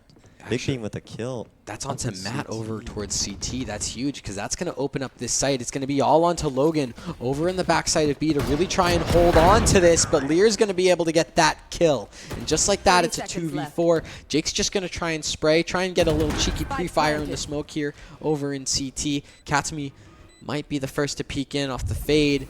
Here we go. Smokes out. You can see Katsumi just trying to hold, just trying to buy a little bit of time, but this just jiggles City, and there's that spray transfer from Jake.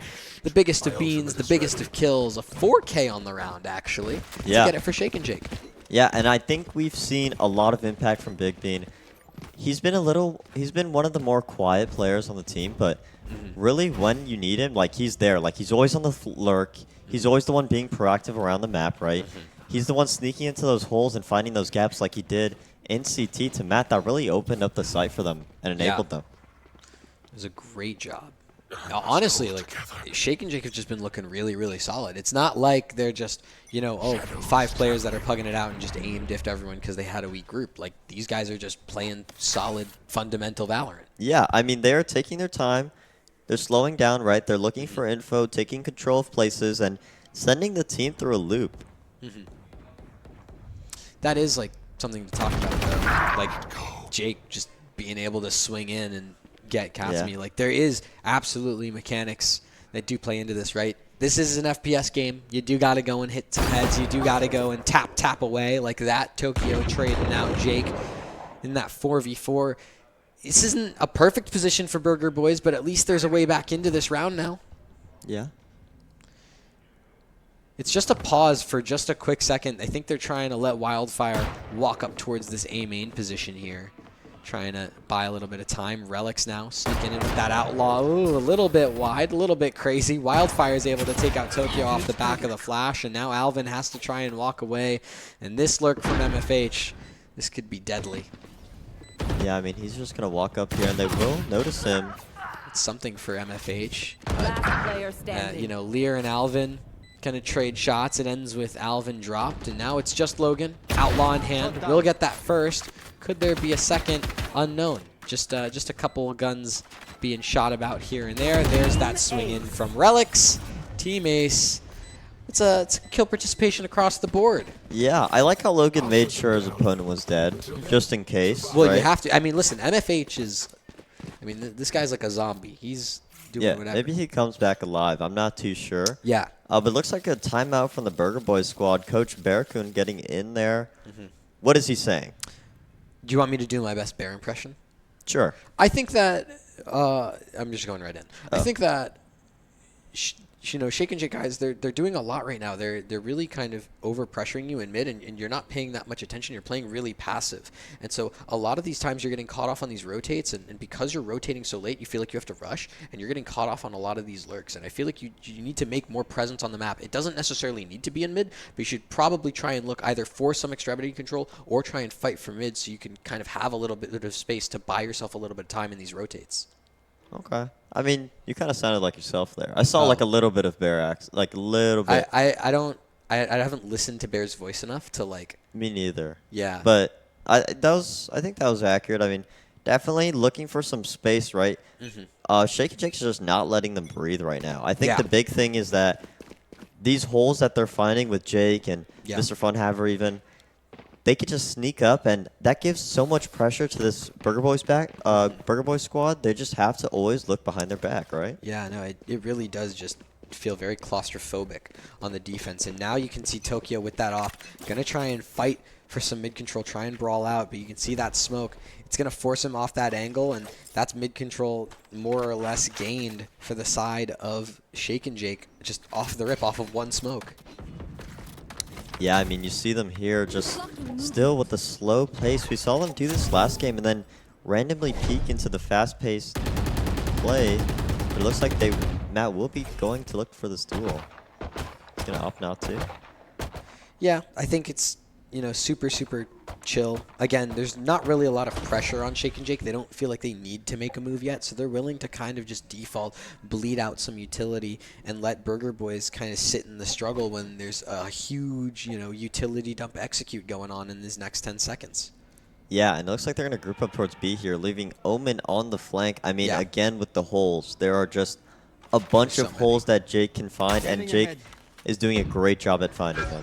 Yeah. Oh, there it is. Off the back of the scan, they know they need to go right now. Those ultimates are getting dumped. Null Command and Hunter's Fury are the two specifically that are getting used here. That dash in from Relics is there, but Logan and Matt, both here on the site, have to try and hold this. There's no way out. You only have frags to save yourselves. Relics gonna be able to try and get a res, and will actually be able to pick up a Wildfire, but there's that double swing in, and Matt's gonna go down after one. A quick response from Alvin already on the site, and sprays down for one, and Katsumi actually able to find Wildfire in the meantime. Means that this is just a 3v1. It's all left up to Jake over towards Market, and he's already getting held by Tokyo, but he hits the jiggle, and just like this, there's so much to do, but no time remains. Katsumi's going to be able to pick him up as he rushes to the bomb, and Burger Boys, it was finally that first. Yeah, I mean, maybe that's what they needed, right? Just anything to get them back into this game, and that was a great side hold by Logan and Matt, right? Yes. Good synergy. They got some kills, right? And they gave enough time, the most important part, they gave enough time to their team so that they can get through and get onto site and fast flood with them. Yeah, they do an excellent job. And now you can see Shake and Jake. I feel like this is just classic, you know, this is just classic simple calling, right? Oh, we went B, it didn't work, let's just go A. Yeah, and it looks like they might try to pick up the pace here. I mean, we saw this last game where they randomly adjusted the paces. Oh, Alvin's holding for a dart, though, and letting Katsumi swing in towards A main. Just some shots traded. Nothing crazy. No kills just yet, as we're 20 seconds into the round. Relics clears out all of A main, clears out Wine, and, you know, there's a trip broken that allows Relics to now dash into the site. You can see him already on outside of A main as Alvin's going to be able to take out Jake, and there's that swing in. Alvin on a triple site hold, able to find 3, and Matt picks up one as well, leaving just MFH alone in a 1v4. And listen, Tim's had some moments, right? Mr. MFH has had some moments. Yeah. I don't necessarily know if this round is going to be one of them. I think it'll be a good try. Yes. Right? NT. An NT. It's a big ask. They are all 4 lined up right now. This is the craziest high-low of all time. This could be an amazing highlight in a second. Yeah. Unfortunately, Matt is going to be able to clean up Mr. Funhaver. Unfortunately for Mr. Funhaver. Yeah. And now, maybe that's what they needed, right? We talked about in the beginning that the change will allow that for Burger Boys to have a little more space on site and freedom to hold down a site, right? And we saw that these last 2 rounds, right? These last 2 rounds were won from the site hold. It looks like Matt's going to be able to get onto his ult, right? Yeah. Logan's going to have his ult in 1, so they're going to have some important ults coming up. In the meantime, Shake and Jake have already expended some of those ults. Some of those ults are a little farther away. The only thing they've really have is the Blade Storm from Relics, and you don't really need to use that right now when you've still got all these Vandals and Phantoms in your hand. So you can see for the side of Shake and Jake, it's all about that mid control, and that smoke, it was an overface just a little bit. That smoke wasn't fully down yet, so Relics is going to fall. So now you've really just got to try and rely on your trading here in the 4v5 and hope that you're set up good, because sure, you've got market control, but at the cost of that even numbers.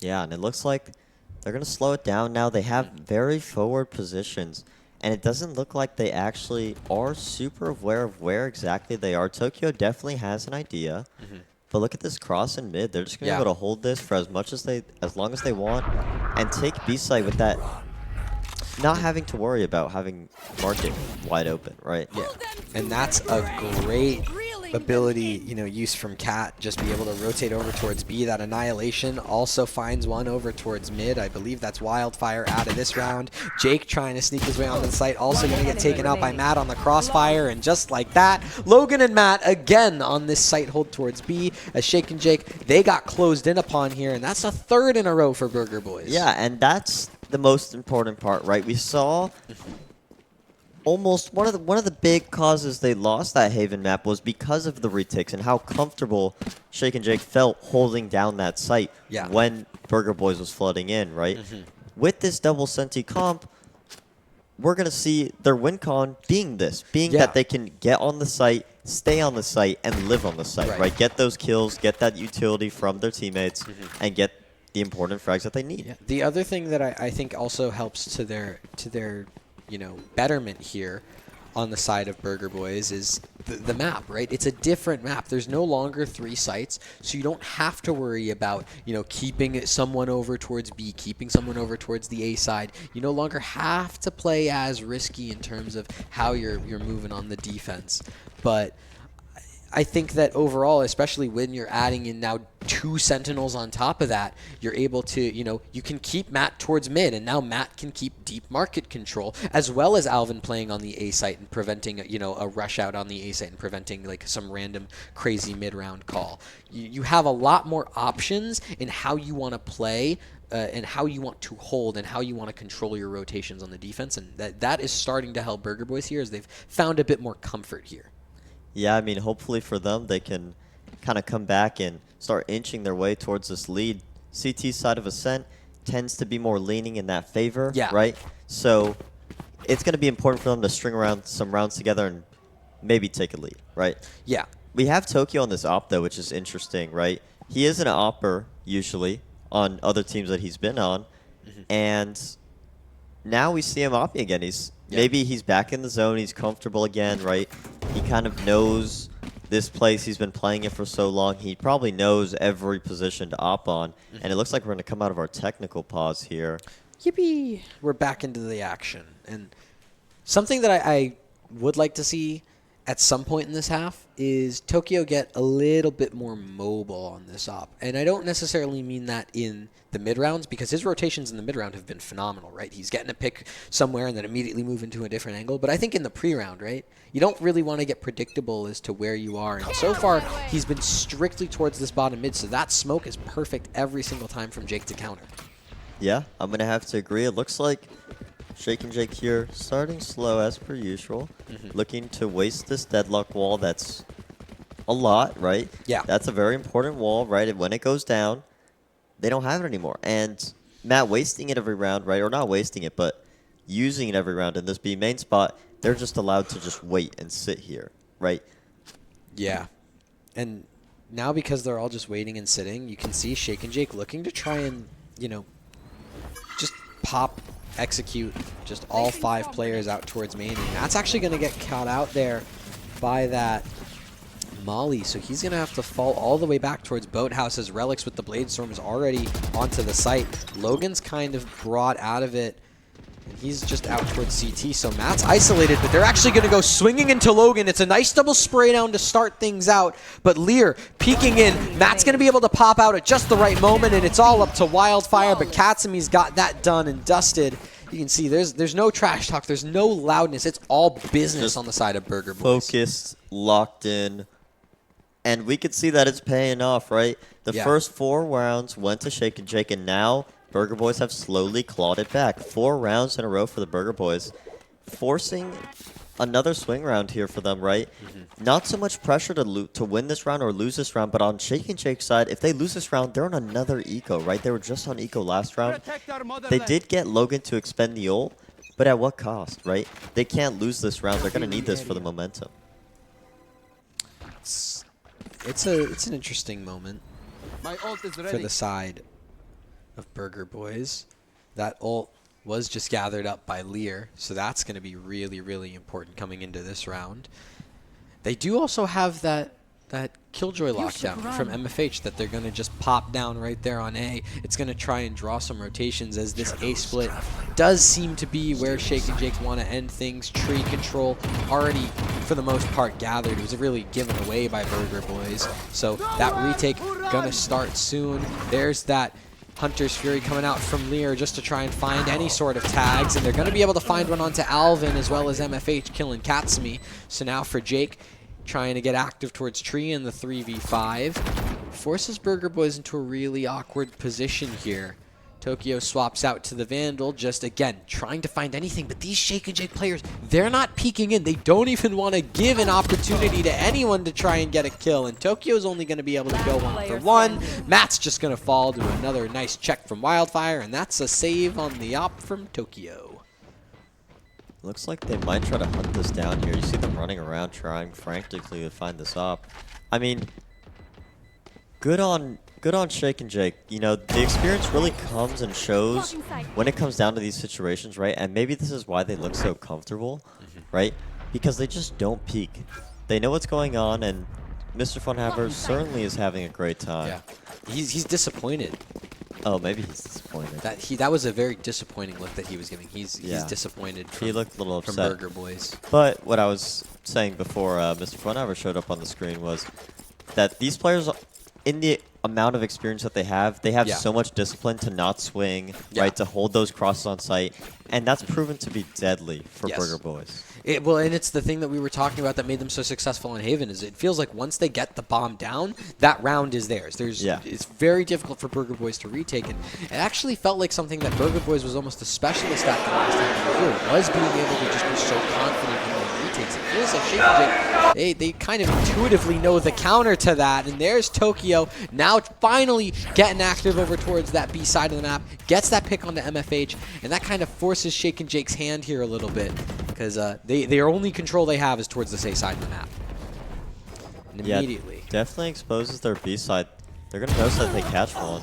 Oh my goodness, Big Bean and Katsumi actually one-upping Jake there, finding two, saying, I'm the better C9 controller, or ex-C9 controller, as Lear now says it's all about the thinking men, as he takes out Katsumi, just completely destroys Kat's hopes and dreams in this round. It's a 4v5. Or at least in the round count, 4 to 5, as it's a 2v2 with this spike being planted. So we're going to see, now that the numbers aren't nearly as big, now that it's just only a couple players on the server, does this retake look the exact same? Is the discipline there to the same extent? Well, Wildfire is holding the crossfire with Lear and will be able to find the burst, and Logan swings in just shortly after Tokyo. So that's 6 to 4 with Shake and Jake in the lead. And Wildfire, again, just showing that he is as dominant as he proves to be. I mean, another 2 kills right there. Yep. Single-handedly took that. That low count, that could have gone scary right there for them. They had man advantage, right? Or they lost man advantage. It was a 4v2 at some point for them. Lear getting 1. And there we go. They were left in the 1 and 2v2 there. It was a good... It was a solid play, and I think that for Shake and Jake, they have that advantage, and if they can win this, that's really gonna, kind of start to spell out the end for Burger Boys, because then, you're pushing them down to pretty precarious positions in the economy going into that last round of the half. They should still be able to afford a buy, but there might be maybe a concession here or there depending on what the kills look like in this round. So, all in all, if this half does go 8-4, the way of Shake and Jake, that's very concerning. But of course, they'd have to find this one, and they don't check this corner for Tokyo. This is huge, especially if you're able to play that conditioning quite well. There's that crosshair placement coming into play from the swing from Relics, and there's that swing back from Wildfire to trade things out, at least start to equalize, and Lear's going to be able to confirm the equalization in that 3-on-3. Just like that. Shake and Jake, there's a way into this round for them, and they're going to try and get onto that A site. That deadlock wall is going to fall as Matt's suppressed on the site alongside his teammate of Logan in Heaven. You can see no one's expecting Matt on the site, and he's got that good swing out for 1, and Logan's there for the second, and Matt being able to clean things up. Burger Boys, they're not giving up yet. They're not backing down. They want to try and end this half at a tie. And that was just fearless from Matt, running onto the Yes. site there, jumping through that KO suppression, and just going for it.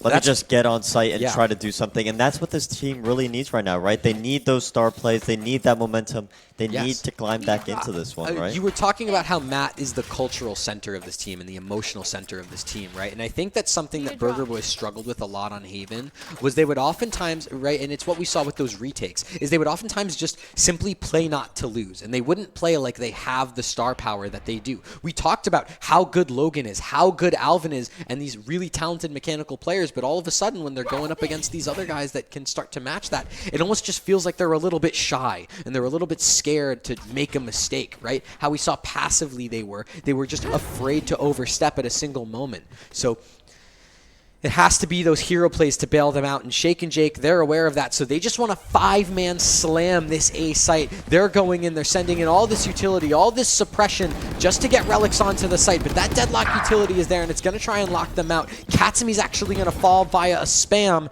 and there's that 3v4 coming in thanks to Alvin being able to trade out 1-for-1. Tokyo going to try and start this retake off alongside Logan's drone. They want to try and just flood in from heaven, but all 3 players for Burger Boys are sitting right here. This is scary positions to be in for Burger Boys, but they have to try and commit to this, and they're going to use that Annihilation to do so. It's going to tag Relic, so he's going to be out of commission here. Big Bean's going to be able to take out Tokyo, and Jake with a second means that Lear can find a third. It doesn't matter that Relics goes down because this half ends 7-5, just like Haven. And there you go. And now Burger Boys on the back foot. Should be a little concerned right now, right? 5-7, Ascent CT-sided map, right? That's what you're thinking. And I have a double Sentinel comp, right? You have to be a little concerned on the Burger Boys side. What can I do to claw back into this one? What can I do to help and save the day, right? Yes. Again, it's just like this. It's not that everyone's quiet. It's just that everyone feels a bit shy right now on Burger Boys, right? Yeah. That hero play from Matt is necessary, and we know for a fact that everyone on this team has the mechanical capabilities to do those kind of plays and get away with it. We saw Tokyo just sitting in that corner, playing that trigger discipline, finding 2 in that previous round. It looked so solid. Yeah. But again, it's just like everyone's afraid, but hopefully this attack will mean something different considering they're starting off quite strong and quite fast over towards mid. Looking towards that market position, just trying to draw some rotates. Yeah, it looks like they're going to start going towards Cat here. Looks like this is going to be Ace Flip of Relics and Big Bean going through A right now. Oh, that dash in from Relics. It was a little bit dangerous, but Jake's still here. Will eventually get pinched upon as he's only able to find one, meaning that player advantage is in the hands of Burger Boys. You can see Matt just sticking in towards Hell, trying to not lose his life, trying to not get equalized here as Wildfire is going to try and tap away from Heaven. There's only one player not coming in from Heaven, and that's going to be Lear over towards Tree as he's going to break that door, which actually allows Wildfire to rotate in. But look at that, Matt in towards Heaven, going to be able to find MFH. And now it's just a 2v4. There's so much for all of these players to do. Both Lear and Wildfire, there's so much to do, but they have the HP to do it. All of these players on Burger Boys are a little tagged up, but Alvin and Katsumi able to take things across the line. This is a pistol round from Burger Boys, and honestly, I think that's a huge confidence boost. Yeah, I mean, that's extremely needed, right? Especially after coming off a shaky T side on Haven. Going into this round, 5-7, right? You know if you get pistol, then you're more than likely to tie it up. That's what you need, right? You need that pistol. You need to show that you can still fight back in this game. That's what you want to see, and I think it's also good that, you know, some of these other players, it wasn't just like a hero play from Matt to be able to do it. It was just solid team fundamentals, everyone working together, trading off each other. That's what's going to be Burger Boys way back into this. And in terms of ways into this round for Shake and Jake, it's solely going to be off of Relics and Big Bean Sheriff. I feel like that's realistically the way in, right? I mean, if I see an MFH 2K with the Classic, That's good kills right there. That is. I mean, listen, I've seen some classic kills before. You know, you ever watch Mel? Yeah. On SR? Yeah. Magic. She does do really good with that classic, huh? Yep. But for Burger Boys, you know, this round is to be expected, right? it's a little quiet, which could be a cause of concern. Yeah, the fact that they're a little lacking in taking map space. But then again, you can also say, well, it's an eco. You're expecting Shake and Jake to do something aggressive to try and catch us off guard, so we're just going to play things patient. It looks like they do have the read here, though, right? Yes. No one towards B. 4 stack on A. Killjoy only one in market. Might try to take a grab at it. Gonna get suppressed. That's really solid. You're just making sure no one can peek out of that smoke. You're all going to be able to go towards lane. You close that door, you get that post plant, and Tokyo's actually finding one in mid at the same time. Over onto Wildfire, actually makes it 2. Looking to maybe find 3. Will be able to get it, but eventually dies to Lear. And Jake's able to find one as well with that Sheriff, meaning this is a 3v2. This is actually very workable for Shake and Jake, but you still have that player of Alvin locked in towards main. It's going to be super, super huge in terms of disrupting any sort of retake. Jake should be a little bit wiser, though. Should be planning around it, and Alvin alongside Katsumi. Doesn't even matter that Jake was looking at him. The shots are just better. Burger Boys tie things up to 7, and they still look just as locked in as the last time we saw them, right? I mean, almost a little bit of a confidence boost, right? When your team, when the enemy team is talking to you and trash talking you, and then you're just locked in there, focused on your game, like you want to win. You're really proving that. Yeah, this is what you needed to see from Burger Boys, and you have to give credit where credit is due to Matt. I think the calling so far on this map has been night and day different. I think some of the individual hero plays that he's made have been really what Burger Boys have needed to find a lot of momentum and find a lot of steam. We're going to see what this bonus round holds, especially considering that Lear now does have that Odin, and this was an Odin that was a dominant force that we saw from Shake and Jake in the group stages up against some of those other teams that now are completely out of playoff contention. They got knocked out in the play-ins, but yeah, I mean, the Odin is definitely a deadly weapon, probably the deadliest on this map in particular. Yeah. Most notably, B-site, right? Yeah. Plenty of times we've seen that. But these players, I just want to talk about them for a second. These Odin players specifically, I mean, they are really good with this Odin. Like, they know exactly how to do it, and a lot of people think it's the same way as playing any other gun. No. It's not. It's a lot about sitting behind, being a lot smarter with the utility and being a lot more sparse with it, right? So you can get that impact through the wall. Yeah. Well, you can see immediately this kind of fall back in towards the B site for Lear as this execute comes in for Burger Boys. They're all flooding out towards B main, which means there is going to be an MFH there. Just trying to buy a little bit of time, making sure that Lear can take some of these good fights, and we'll be able to find one. But Alvin's there quick on the trade, but MFH immediately in response busts out that smoke, says, hey, goodbye, Logan, you're gone. And Alvin's going to say, whoa, whoa, whoa, whoa, whoa, you can't take my teammate without me taking you. And Relix says the same thing in kind. It's now a 2v2 as that bomb gets planted over towards B. Alvin and Matt, the 2 Sentinels. We talked a lot about how these 2 Sentinels have to hold down this site in the post plant, because we know that Shake and Jake will be there to try and retake. They feel very confident. Wildfire really good with that utility, but there's that annihilation coming out from Matt, and it does tag on to Wildfire, meaning it's all up to Relix, and there's Matt with the kill. Wildfire just gonna walk right in and boop, gone. And Burger Boys converting that bonus is such a huge thing for them, and I cannot stress that enough, right? Now, Shake and Jake is going to be forced onto a little bit of a worse spy, right? But not even a little bit. They're on a full eco save, right? They have no opportunity here to have a gun advantage, right? Matt's going to opt for the Odin, which is actually, I kind of like it, okay? I'm a fan. I have to see what he does with it, okay? Admittedly, I've never seen him pick up an Odin before. Okay. But I'm looking forward to see how he uses this T-side Odin. I really like the skin too, by the way. Yeah, no. This is very big props to Lear for choosing this skin. Thank you, Lear, for having a good Odin skin. Good taste. That one's one of the good ones. I think that Matt has made a pretty nice call here with Tokyo being able to just run up towards Market with that Blade Storm, finding Jake, taking him out of this round. It's really just kind of the Tokyo show here in round number 16 as he continues to frag out, actually has to dash a bit back because of Relic's little heroic stance there over towards the defender spawn.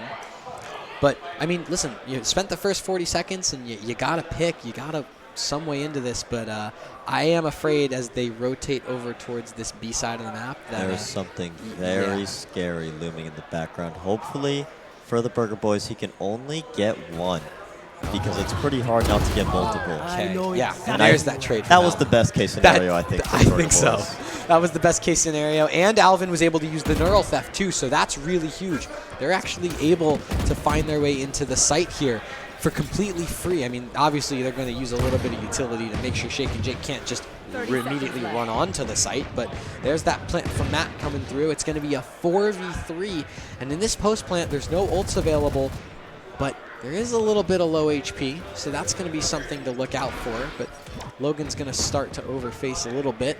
But there's 2 players stuck in towards main here. This is going to be such a tough position for all of these Shake and Jake players to be in.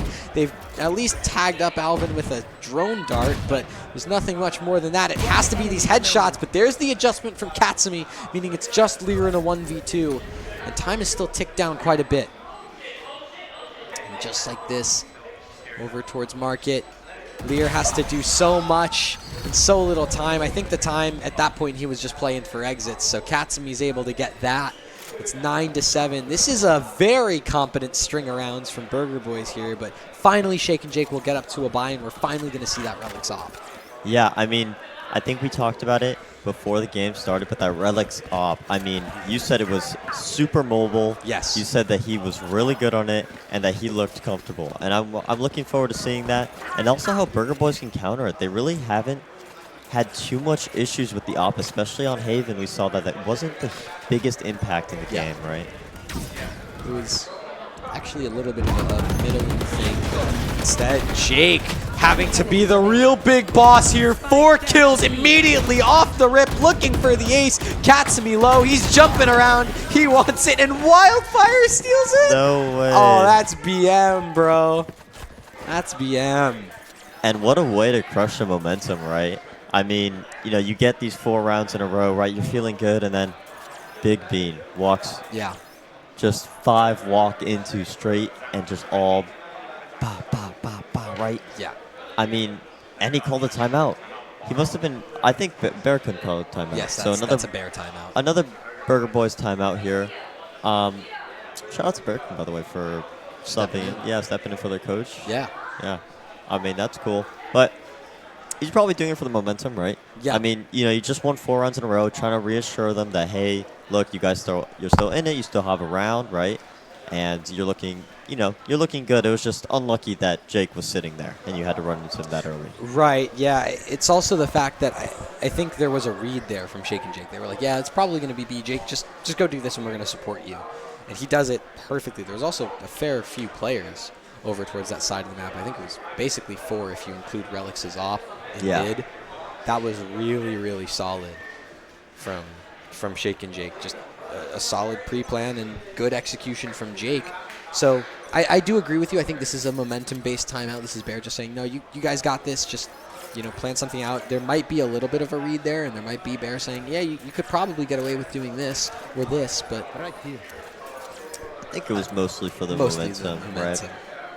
Well, looks like we're coming out here. Still towards B, it looks like. I mean, Burger Boys just want to run it back, I think. I think this is a really solid call, but look at the amount of players on the side of Shake and Jake that's here. Katsumi with that from the shadows. Going to use it towards the back of the site, but no space taken off of it, no space gained. It's just a quick little backup over towards mid now. And there is no Relics op here. The Relics op is actually over towards A in that corner in Heaven. On a very passive angle. Yeah. But looks like they might find Cypher here. Dixie and Market. Oh, they do have that Odin. That might be scary. Ooh, it's just some spam. So Alvin has yet to be discovered here. Never got directly seen, but I think he wants to get out of there anyways. I think once he heard that Odin jiggling, just going right behind his head, just drilling, he didn't want that to be in between his ears. So, good on him to get out. There's that rotation from Burger Boys. They want to go over towards this A side, and it's good because there's less players. It's bad because what's posted up for them in Heaven? I think there's a little surprise. We like to call it the Elo stick. Okay. Yeah, that's what we call it. Yeah. But it's there, and I think they just found out it's there. Yeah, it's definitely there. Relics did find that first onto Matt to open things up, and MFH and Jake are both here trying to use it. It actually blinds up MFH, so he's not going to be able to swing out. Instead, it's going to have to be Jake to lead the charge from Tree, able to find Katsumi, but Logan's there for 2 to catch both of those players. And sure, there's Wildfire also continuing to frag out, but Alvin finds 2 of his own, meaning it's just Lear in a 1v2. The spike is planted. He needs to get active, but Logan finds a 3rd, and that's Burger Boys up to 10. Yeah, and I mean, we're looking at a very similar storyline from last game, right? Burger Boys started at a, I think they started equal, and then Shake and Jake took the lead, and then Burger Boys kind of came back a little bit. Burger Boys was the first to 2 digits, right? Yeah. Double-digit rounds, and then it was just neck and neck after that, right? Yeah. Looking for that final round and those final couple of rounds, and who knows who's going to take it? I mean, it's super close here. Yeah, no, this is very close, and you have kind of on both sides. I actually think Burger Boys are doing really well in terms of the kill distribution, right? It's not just, Alvin popping off and everyone else being like, okay, Alvin, we're just going to hope you carry. Like, everyone's actually been pretty solid. Everyone's kind of within, you know. I think everybody has had some good plays. Even, looking at towards the bottom of the leaderboard, Logan has had good utility, right? And he does have this ult online. He's providing impact regardless of what he's doing kill-wise. And he just had that round where he got 3 out from Tree, and that was huge. That completely stopped the retake momentum that Shake and Jake were trying to build into that round. So, now another actually pretty decent read from Burger Boys. It was just Wildfire here a moment ago, but I think Lear beginning to realize that there might have been a slight weak spot there. Will actually go and try and help him out. There's going to be that null command that's going to get popped by Wildfire over towards the back of this B site here, and Jake's actually going to be able to find Tokyo just, I think, on the spam. Super unlucky for the Jet of Burger Boys, but there's that swing out onto Cat, and Lear is still there, still fragging about, but only able to find 1 before Logan and Matt start to respond. It's a 2v2 now, thanks to MFH's kill onto the IGL of the Burger Boys, and Logan in Boathouse has to try and go so big so Katsumi can plant.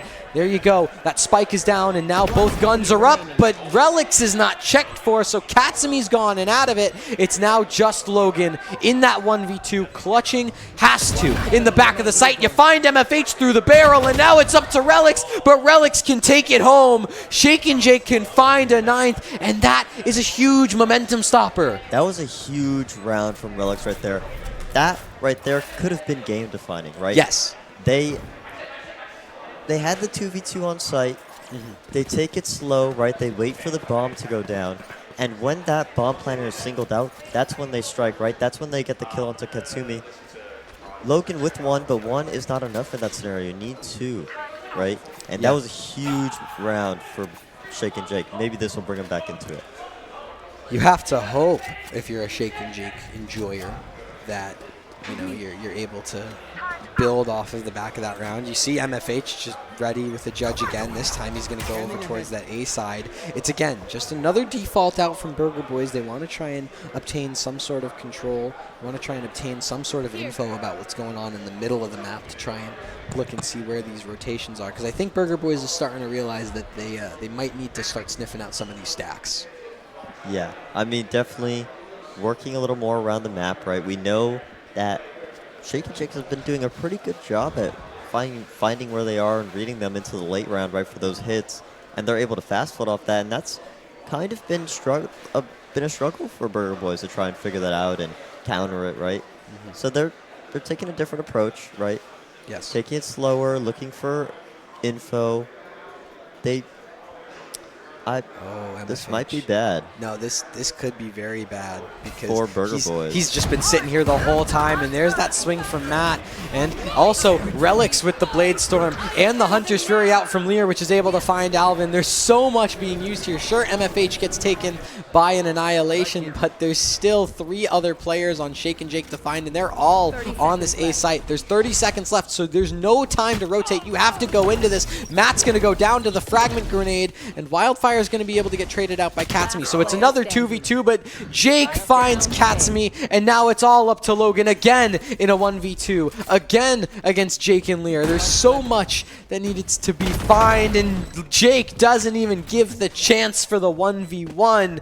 Shake and Jake, just like this, tie it up to 10 on the behalf of their namesake. Yeah, and Jake got that super important kill onto Katsumi right under the door, right when she least expected it. That's when Jake was looking. He was there holding for the feet, right? And wow, I mean, that was another great round from Shake and Jake, right? I mean, I just want to point out, though, that I don't think Matt has missed a deadlock hold. No, Matt has been very good with He's these been very good with that. With the deadlock utility in general, and that ult especially, where he's gotten one every time, and it's almost detrimental to a different person on that team to break them out because it costs so many bullets, right? This is a timeout from Shake and Jake, right? Yeah, it has to be. Yeah. Yeah. The other thing I want to point out is also, I think the piece of utility specifically that I've been really impressed with by Matt is the grav net. It feels like it's always finding someone. It's always being used to, prevent a push in from a smoke.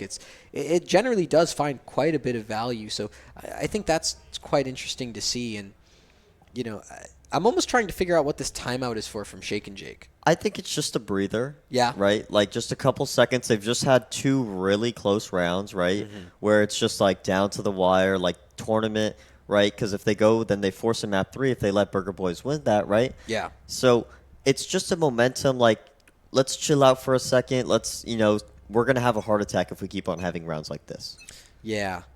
And another utility, a character utility I want to point out is Wildfire. I mean, yeah, those KO flashes, so good. I feel like I'm blind. I am. I can't see anything anymore. I have the spectator POV, but I feel like I'm blind from how much impact his flashes get. And just from how much he's actually finding damage. And speaking of damage, Relic's just completely taken out Matt through the smoke. Really well-timed play, really well-timed pre-fire, and well-timed shots from Tokyo to be able to take out Jake off the back of from the shadows. So that plant's going to go down, as well as that Hunter's Fury onto the lockdown. So, MFH's ult not really going to find much in this round besides wasting Logan's, but Tokyo is the real concern there. 4 kills towards Evan, and now it's a 1v1 thanks to Lear's Odin. And just like that, it's like it's all come down to the wire again. Kills in the blink of an eye. It's all just blink and you miss it, and you're going to just completely lose control of a round. Katsumi stuck in towards the dice, just circling around. Lear's not aware, still convinced that it's hell, but Katsumi ever so patient. Now over towards dice. There's the peek out. There's the kill. Burger Boys, what a well-played clutch from Katsumi. And like we said in the pregame, right? When you need her, she's there, right? Yes. She is one of the more quiet players on the team, but that's when they needed her, right? They haven't needed her once, but that right there is when they needed her. She came, she showed up, and what a well-played round by her, by the way. She saw the dart, and she knew that Lear would not know that she would walk out, right? That's not expected, right? With the timing. Yeah. And she took the gamble, and she won that, and that was a huge round for them. They're going to get the momentum back. They're going to get guns, and they're going to be able to slow down and maybe take this one home. Well, they're not going to slow down at all, actually. Shake and Jake looking to speed things up over towards that B main area. Just a couple shots taken. It is because they're on an eco, so there is that to work with. Now at this point, they are just, for Burger Boys at least, slowing down, trying to just buy a little bit of time, rotate around, move around the map. This Spectre on MFH. Burger Boys have been having a problem clearing common angles, right? Yeah. And it looks like that may just happen again. It's going to happen again. They're not clearing out wine. No one's cleared it. Oh, he has such a good timing here. He has such an ability to just completely run this team over. This backstab could start just like this. Logan's going to be gone, but thankfully Alvin's there to capitalize. And now it's just these 2 players and Relics and Wildfire on the site to try and do everything. They have so much that they need to find in a 2v4. I mean, surely this is a Burger Boys match point. But surely Wildfire is going to find a Vandal. Oh, that's huge. And Relics we know is ever so deadly with every weapon they hand him. I mean, an AWP, a rifle, a deagle, ghost. a ghost. Yeah, but Matt. Not this time. Yeah, the Matt Odin comes through, and that's another multi-frag for Alvin. And look at them, still locked in. Yeah, no, they are. Yeah, This is peak game, lock in. Yep. GG, and it looks like it's coming on to map point here, right? Yes. And this is pretty good because Shake and Shake still have to win 2 to force OT, right? Yes. So even if Burger Boys loses a round, right? If they make that round super costly, Shake and Shake aren't going to have money for next round, right? Which is going to play a huge factor into how the rest of this game is played out. This is super important for Burger Boys because if you fail to close out here and then you go to OT, you've given Shake and Jake that momentum over. They're going to be feeling real confident going into those next 2 rounds. And then all of a sudden, you know, you find yourself on the back foot and then that's it. Yeah. You're done. So, you know, you want to close things out. You want Tokyo to do well on this op over towards mid and find something. But Shake and Jake just sticking to the sights. They're sticking to their guns. They're saying, you know what? We're going to have one guy hold market, and then we're going to have one guy hold tree super passively. They want Burger Boys to try and push into them, and they're just going to try and rely on their holding mechanics to do the job for them. Taking it slow, taking it easy. We know Tokyo does have an op. They are going to find that op out with the MFH spot. And that, you know, spam from Matt doesn't really find much either. There is this 1v1 between Jake and Katsumi over towards A main, which could be a little interesting. I don't think Jake is aware, although he is sneaking into wine. Yeah, he snuck into wine, and Tokyo actually found relics in the meantime over towards this tree area. So Wildfire is here, could potentially catch Tokyo off guard, will do exactly that. Now you can see Jake over towards wine, throws out that flash and that teleport, blinds everyone up, and gets out of wine for absolutely free in the 4-on-4. Both jets are down that From the Shadows used to try and get onto the site, but it gets denied by Lear. Look at Alvin. Oh my goodness, Alvin, there's so much opportunity here, but you only have 10 seconds. You have to activate now, and Wildfire's not checked, but it's a 180! Alvin, you just saved your team! You've just done it. MFH, you have to get this 1v3 to keep your chances alive on Ascent, or we're going to go to Bind. There's so much to do here. You're on Heaven, you have so much to find, and you find the first onto Katsumi, but Logan and Alvin are stuck in towards Hell. They're dug in. They have to dig deep. You have to go and try and win this match. You have to win this map, or else that's it. That's your tournament over. MFH, you want to keep things alive. You want to be able to take things in 2. An extra map is just an extra hour of fatigue, but the high-low is there, and they've got it. 13-10 for Burger Boys on map 2. They say, you took us 13-11. We'll take this 13-10. We'll see you on Bind. Wow. I mean, that might have been one of the best games I've ever watched, I think. That was an amazing game. And what a round from Alvin. I'm not even joking when I say that. I think this is probably one of the best series I've seen in a very long time. I mean, star moments from everybody. Shout out to Wildfire, always having an impact with that flash. Shout out to Matt, always having an impact with that deadlock utility, right? There was just so much impact all around the field and so many important moments, crucial moments that really turned the tides for some of these teams here. Yeah, look at Tokyo. Just talking about the game. Yep, locked in. I mean, listen, they all are locked in, and I will say this for Burger Boys. That was a night and day performance. Like, it genuinely was. It's like they got over the nerves. They stopped being afraid. And, Logan! Hi, Logan! Oh. There you go. Yeah, and on his shirt, it says, I love my beautiful girlfriend. It's a really cool shirt. He showed me in the car. Yeah. No, he showed me as soon as I saw him today coming into playoffs. But that's a great map for Burger Boys, and I'm sure that's going to build some confidence going into Bind. I believe that's a map we haven't seen Shake and Jake play. I'm at least not on stream. But we will see it soon. So after this break. Yes, after this break. Do not go anywhere, because if you miss map 3, you're going to regret it. We'll be right back after this.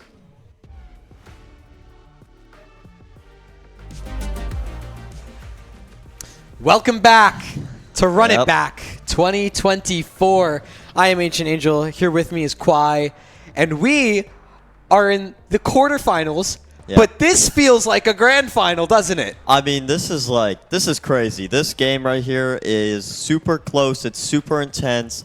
This is probably maybe the best match ROK has seen so far. Ever. I think ever so far. Absolutely. I mean, it's super close. The teams are really good.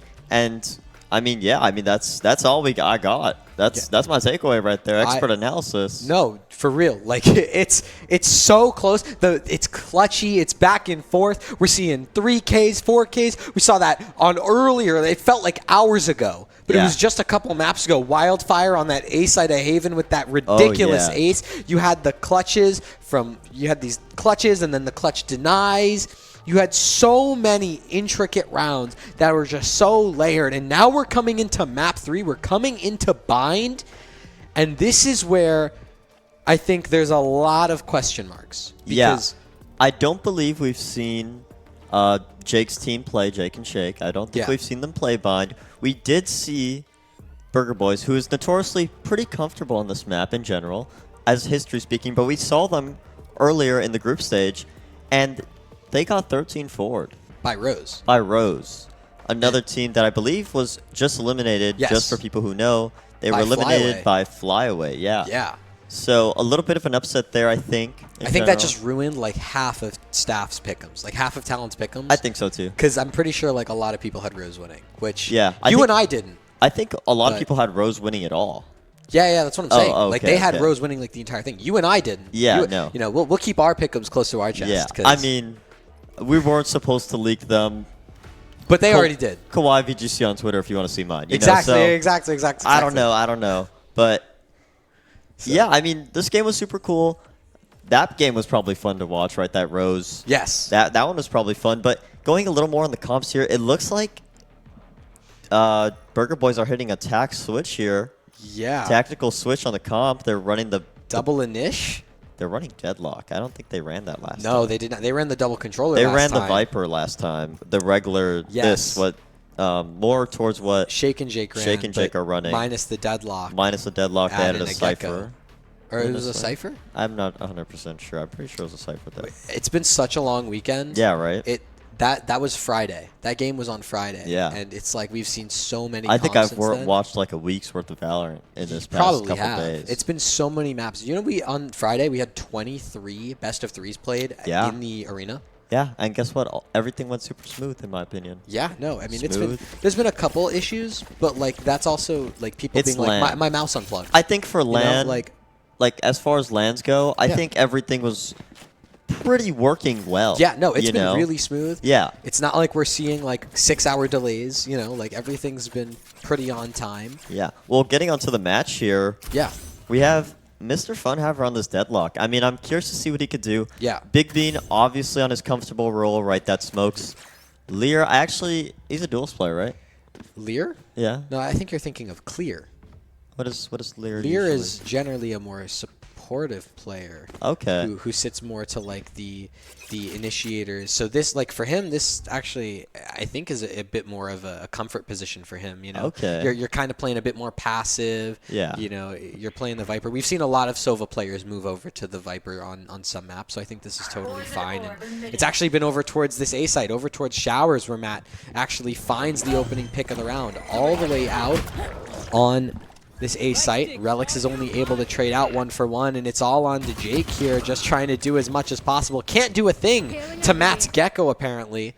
This is just the best thing since sliced bread, and Lear is going to try and slice his way up this flank, and will be able to find Alvin, as Wildfire can try and find a timing now from Heaven onto Katsumi. It won't really be there as this 2v3 continues to wind down. Lear's going to fall, and now it's just up to Wildfire in that 3v1. And Matt with 4 kills, the IGL coming out for a very important round. I mean, so far, Burger Boys have been neck and neck with Shake and Jake. They've struggled on the pistols, and they've had a hard time finding their footing, right? It's always been a clawback moment for them. And for your IGL, who, as we mentioned, is the center of this team, right? Coming into it with a 4K and a round win, right, is super important. Yep. If you're able to... But for Burger Boys and Shake and Jake, this is a pretty interesting position, as now they're going all the way into the site. They've taken that long control. They've gotten that orb. That's super huge, especially because this gives you an opportunity to rotate if you see fit. But I think Burger Boys just want to just frag out, call it a day, because Matt has 3 kills. A Matt masterclass. I mean, and Alvin just decides to bunny hop on in, boing, finds that kill as well. I don't even think I've seen Matt drop this many kills in my ranked game. I mean, this is just impressive for me here. Looking at it, he's fragging out. He's getting those kills, and Rux is gonna pick up 1. Gonna opt to probably die so he gets the money, right? Gonna hit the TP here. Maybe going for a little sneaky TP death. Yeah, you wanna go down to Spike, right? Yeah, you don't, because you don't want to give an ult orb, right? Yeah. And you don't want to give money and all that stuff, so you kind of just TP into the bomb. Yeah. I mean, will the bomb blow up the Spike, or is he going to TP and then just try and run out really quick? I think he's going to TP and like just bolt to the end. Yeah, there it is. Yeah. Okay, well, Relix is going to go down. Something that I find quite interesting about Relix is when he was on Cloud9, all the way back in 1994, he was actually the guy who was playing Raze.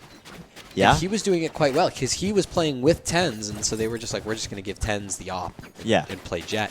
So Relix was the one playing the Raze, and I find that to be quite an interesting contrast here because, for Tokyo, who was that initial duelist on these first 2 maps, actually felt like to a certain degree Relix was keeping up and holding his own. Well, now we're going to see Alvin picking up that duelist role and Relix moving on to what presumably is his more comfortable position of the Raze.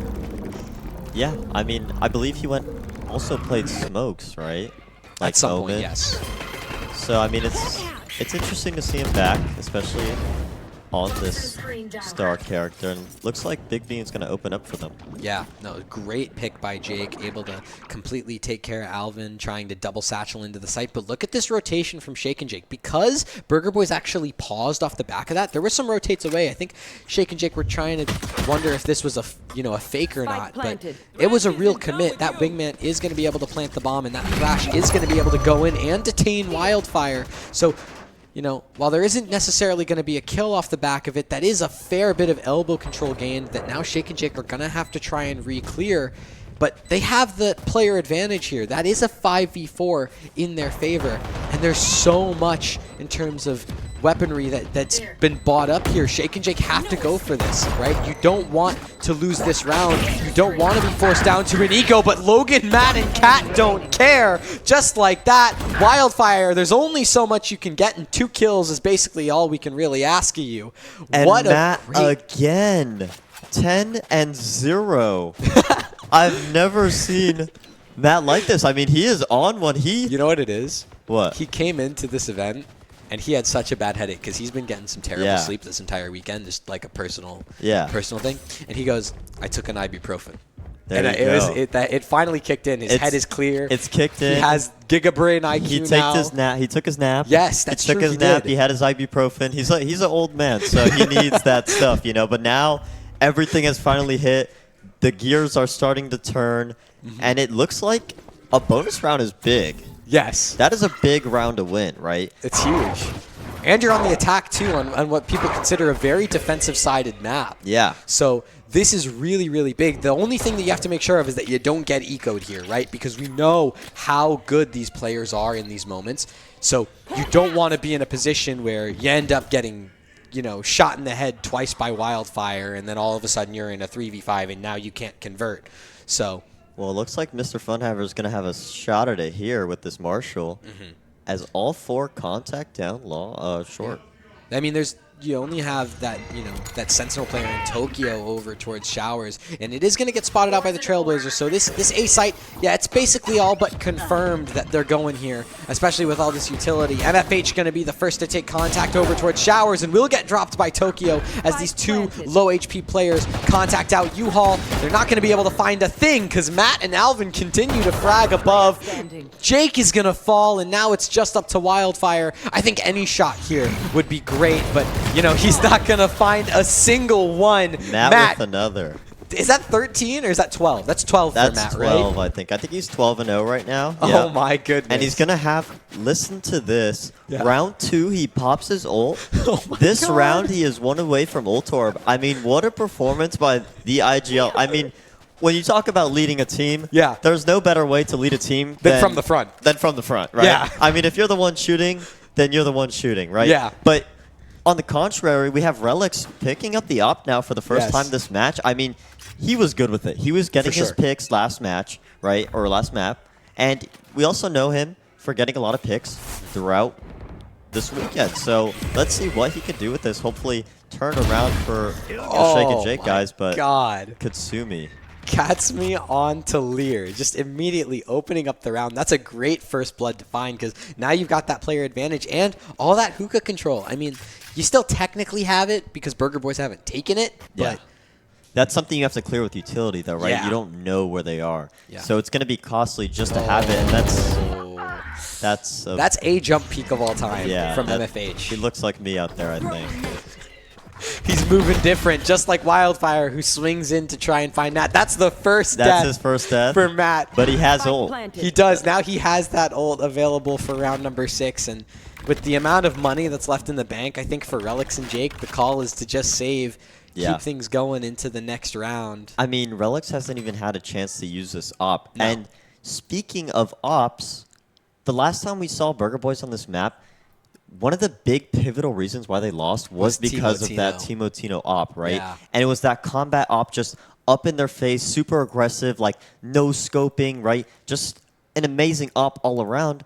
But that's what costed them, right? And not being able to isolate that op is what was their downfall, right? And here we see that this op isn't even in play, right? And it wasn't in play last map either. And it wasn't in play the map before that as much, right? It's just something that hasn't been super significant and such a struggle so far for the Burger Boys that they haven't really had to worry about it. And it looks like Alvin's going to catch Jake here. Yeah, so that's that one Vandal, you know, unfortunately wiped off the map here. So Wildfire is actually going to force into things, decides against it, probably goes, yeah, you know what, maybe I'll just get a Sheriff. And I think that's probably the safer call. Yeah. But you do still have this Relics op to play around. Yeah, definitely looking to play a little bit safer, try to save the op, you know. But if he gets one, that's a gun, right? So yeah, then you can could think about it like that. But you also do have this Thrash immediately coming out from Matt, going over towards that A side. Alvin jumps all the way into the site, but Relics is there with that op to catch him off guard, and that means that's a Vandal that can get traded over. All of these players for Burger Boys, they've scaled into the site, but Logan, missing a couple shots, actually has to swap to the Sheriff of his own to take out Lear. So that's a little bit of a concerning moment as they start to rotate towards B. It's just going to be MFH here for now, but will eventually get joined up by Wildfire. Looks like they slow down here, but Mr. Funhaver is going to have a little bit of a say hello to Tokyo. Yeah, You know? just, hi Tokyo. What are you doing? Oh, I'm just going in towards Hookah. I'm just, you know, killing you. Just like that. That's what you get for re-peeking me in Hookah. You should just let me have the space for free. Meanwhile, on the other side of the map, Relics and Matt just continuing to battle it out. And Jake still continuing to be a heavy fragger on that A site. It's going to force these two Burger Boys players over towards B and into the crosshair of Wildfire. Now, he doesn't have a Vandal, but he does have a Sheriff. And we've seen some pretty nutty shots from him so far, so I wouldn't be surprised if that one's going to be able to work. That first one works, and so does the second. Matt's going to fall, and that's an eco for Shake and Jake. He's been such an impactful player this game, and I'm really glad that I said that someone told me he was good. Yeah. Because he's definitely good. Yeah. And it wasn't even someone at this land. It was just someone on a Twitter. bystander, you know. Like, they told me he was good, and I believed them, you know. And, hey, I really do believe them. I think his utility so far this series, not even his shooting, I don't even have to bring that up, but his utility has been so impactful. They're always blind. They always know where they are. They're always suppressed right on ascent. So he's been doing a really good job at that. And looks like that Shake and Jake are going to have a lot of ults available here. Yeah, they've gotten quite a few, and they're going to be able to start to commit them into this round. MFH, though, not going to be able to commit anything but his body into the floor of Hookah as Lear and Alvin are able to trade out 1-for-1. It's now that 4-on-4 as Lear tucks in towards that octagon. in this mid-round starts to take place. Burger Boy's calling a bit of a freeze here. You don't just want to run out onto B, especially because Shake and Jake have started their rotates over. And, yeah, now you're in that awkward position in that 4v4 where there's 2 on each site no matter where you go. Yeah, I mean, if you take a look at the map, though, Shake and Jake know, right? They've played already 2 maps against Burger Boys, and they know, right? They're not going to move anywhere. They're going to anchor the site. They're just going to chill out and know that someone is coming somewhere. Try to look for some info there in long, you know, and play a little bit reserved on A. You could see Wildfire now second guessing, going back towards A, because look at Lear. Walk down all the way long. They know exactly where they are. They're going to be able to stack this up perfectly. Not only are they stacking this up perfectly, but Lear is going to start to really commit to that flank, meaning that it's going to be even more pressure. And that's a good showstopper from Relics onto Tokyo. So that trade initially from Katsumi is kind of nullified. Logan, though, good presence of mind to spot the flank from Lear. And now it's just a 2v3 as Matt is trying to do so much here in U-Haul at 1 HP. Actually pulls out the classic of his own to get the kill onto Wildfire. And now it's just a 1v3 for Relics. 95 HP, no armor available, just your Vandal and the bullets within the clip to find Katsumi. It's now a 2v1, and you're not expecting Matt to peek around. 20 HP, both of the other players low for Burger Boys, and they're just jiggling about, trying to find the best. 5 bullets left. You decide to swap to the classic, but it's too late. Just through that crate is Matt with the bullets to find Burger Boys 6. And that was extremely well played. That shows the fundamentals that Burger Boys has, right? That Burger Boys have. Sorry. Yeah. And, you know, you could even see it there, the synergy, the fundamentals that they put in play, right? They did not allow Relics to take a fight, right? Yeah. Without losing something, without losing damage, without losing health, a nade, right? And that's the story of what we've seen so far, them heating up and showing that oppression that they usually show. No, this is the Burger Boys that you think of when you think of the team that won in May. It's a team that will consistently just play together, play disciplined, constantly have, you know, good calling, good communications, always making really good mid-round adjustments. And even if it's not perfect, it's always going to work out just due to the mechanics of all of these players. That Viper's Pit from Lear, though, does go down over towards U-Haul, and that was the first time we've seen an Annihilation miss in this series, and it was from Tokyo. So Matt still keeping his undefeated Annihilation record. Yeah, I mean, it was a good call by Tokyo, right? Yeah. Trying to find it. He knew exactly where Lear was, but it was just a little too late, right? Yes. So he was able to move and finish that entire Viper's Pit animation. This A site's still going to get hit, though, by Burger Boys. They have 3 players in towards Showers, actually make it 4, considering Katsumi's all the way in the back of Showers, possibly holding for a rotate using that Orbital Strike immediately. It's actually dueling Orbital Strikes, one being used by Jake, and it's all these kills actually being done onto all of these players. It leaves Katsumi in a 1v3, and she's still stuck in towards these Showers. Wildfire and MFH are going to be the 2 immediately on the site now as Relic starts to rotate in. He gets his head clean blown off, and that's MFH with that Annihilation popping it, but it's not needed. It's Wildfire with the shots and brings Shake and Jake a second, and I feel like this is where Shake and Jake have the ability to start to come back into this. Yeah, I mean, they did, and it looks like...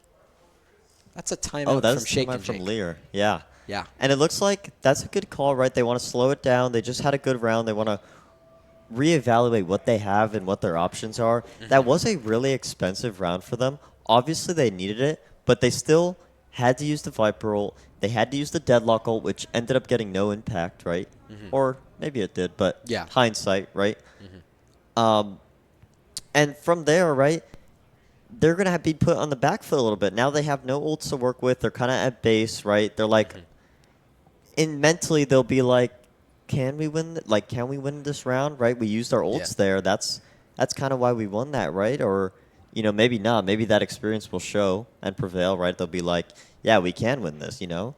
Yeah. So, 2-6 though. They just got their first round or second round. What do you think? What do you think? There's definitely a long way to go. I feel like with how defensive-sided this map is and how poor of a start that you had to this map, I feel like if you get 5-7 here and you get the 5 rounds, that's a decent enough recovery that I'd still be willing to say, like, Shake and Jake look really, really good going into the second half. Yeah. Obviously, if you get 6-6, I'm going to I'm just gonna ride Shake and Jake all the way. Yeah. And just be like, well, they're gonna win. But realistically, 4-8, 5-7. That's probably where you'd think this is going to end up, assuming Shake and Jake can build back into this half. And I think that's pretty solid enough to where you can still work to things, and that's a tech. It looks like a tech. Well, talking a little bit more about the economy of this game, Matt has ult in 1, and Logan has ult in 2. So Burger Boys are going to have the chance to come back in, and they do have the economy to do this where they can lose this round and still have a bye next round and ults, right? While on the Shake and Jake side, they had to use those ults, and now everybody has no ults, right? And even now that round was so costly for them, they're not even going to have guns. Like, some of them will be on a half buy in a way, right? Yeah. 3 of them will have rifles, and 1 will have light shield. But the other 2 are going to be forced onto a judge or a guardian, something along the lines of that, right? And that's going to be impactful. But I do think, on the bright side, that this is a great judge map. Yeah, that's true. So, and MFH, known for using a judge, ironically enough, is as a Vandal. Yeah. But something I also want to note is the state of the ults for both of these teams, right? Shake and Jake kind of used up all their ultimates in these last couple rounds. And so, on the other side of things for Burger Boys, you've got Logan coming up on that Seekers in just a couple rounds, and also Matt, 1 away from that Thrash. This is his 3rd Thrash? Yeah, no. And in 8 rounds, he's had 3 Thrashes. I mean, that's about to be 3. About to be 3, yes. Yeah. So that's a lot of Thrashes. Yeah. Yeah. And this is one of the characters that, like Breach, it's very strong to build up your ult, right? Yes. Because it's so easy, right? You have the wingman, right? So you're the bomb planner. Yes. Essentially. So with that, you can get these orbs on the map, get a couple kills. You don't even need to be 15-3, right? You could just be... You could have less kills, and still just work up these ults just by farming these orbs and getting these plants down, right? Yeah.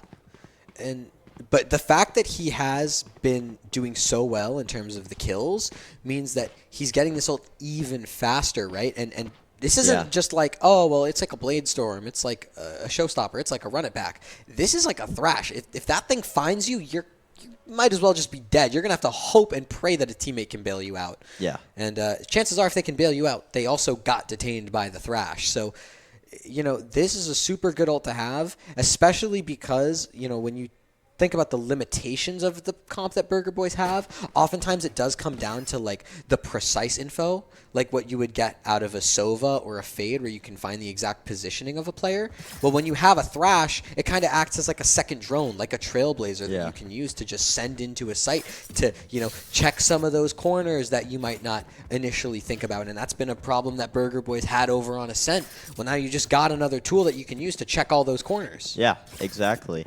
And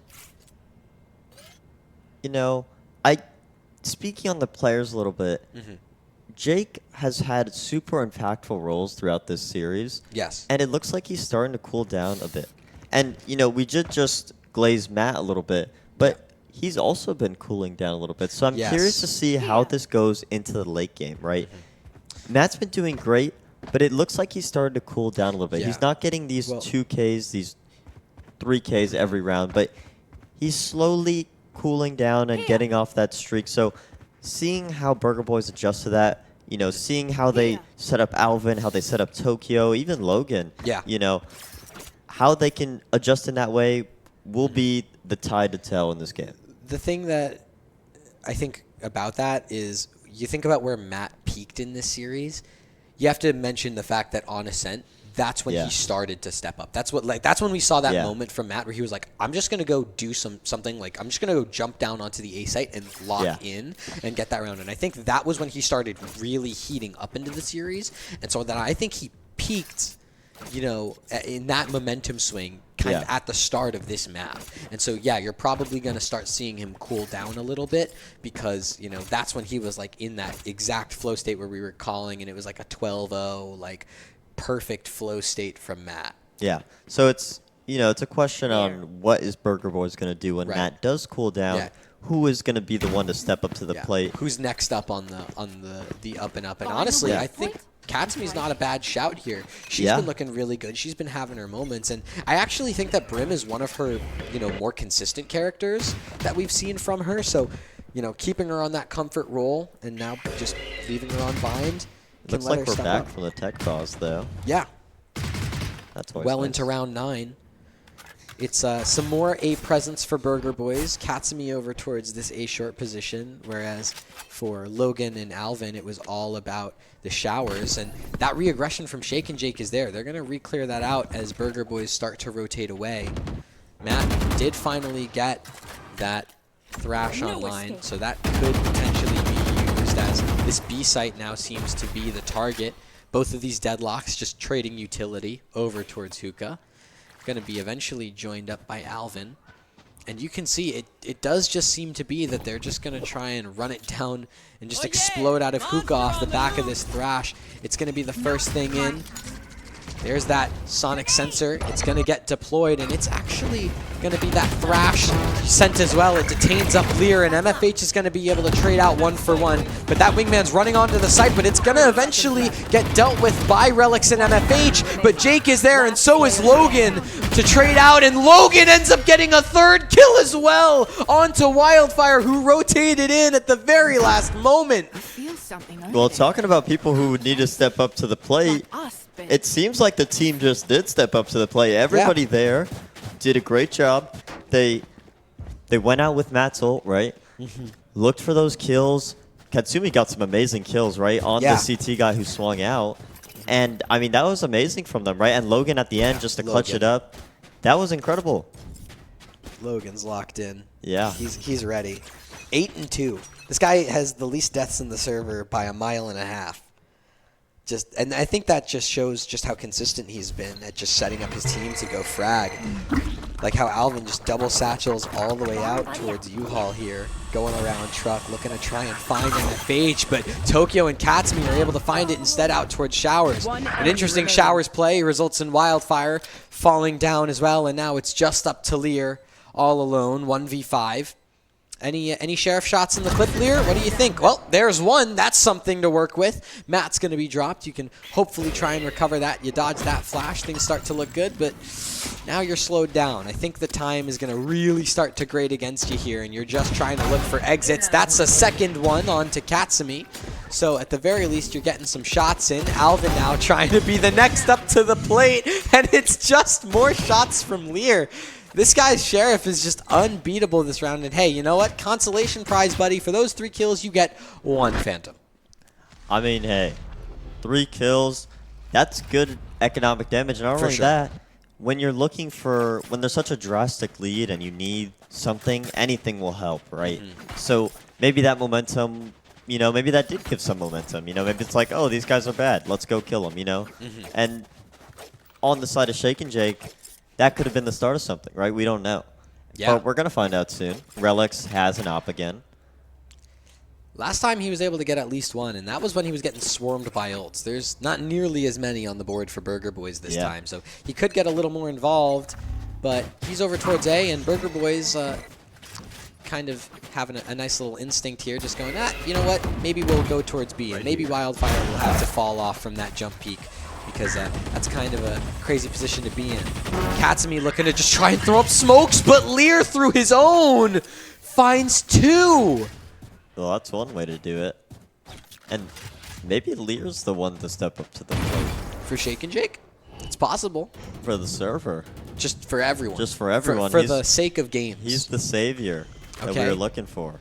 I mean, yeah, Jamar didn't step up, so it has to be someone. It has to be someone. Katsumi not checking the corner means that Wildfire is going to be able to take her out.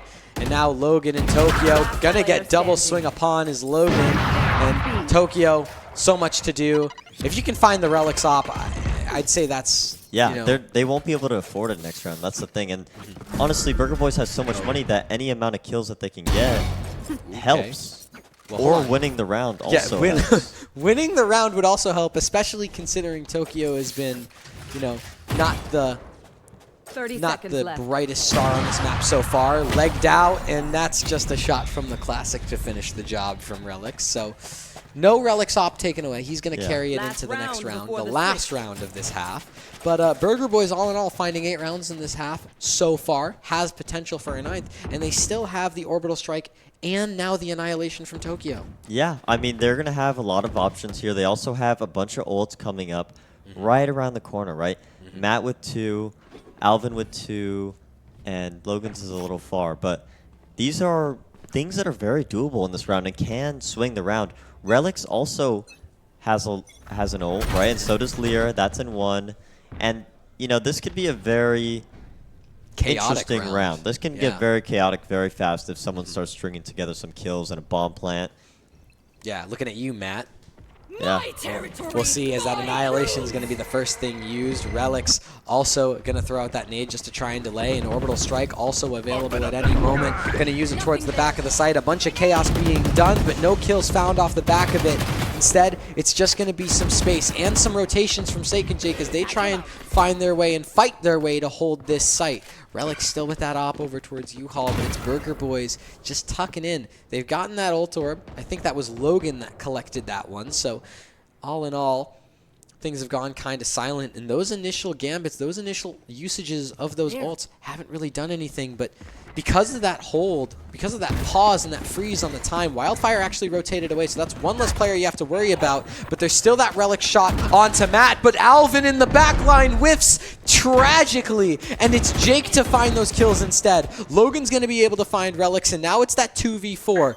An infamous 2v4 position we've seen so many times, but Logan can only find one. And for Tokyo, there's so much to do, but a stick comes through. Shaken Jake can get to 4. And there's that Viper's Pit from Lear. Yeah, there you go. Very impactful.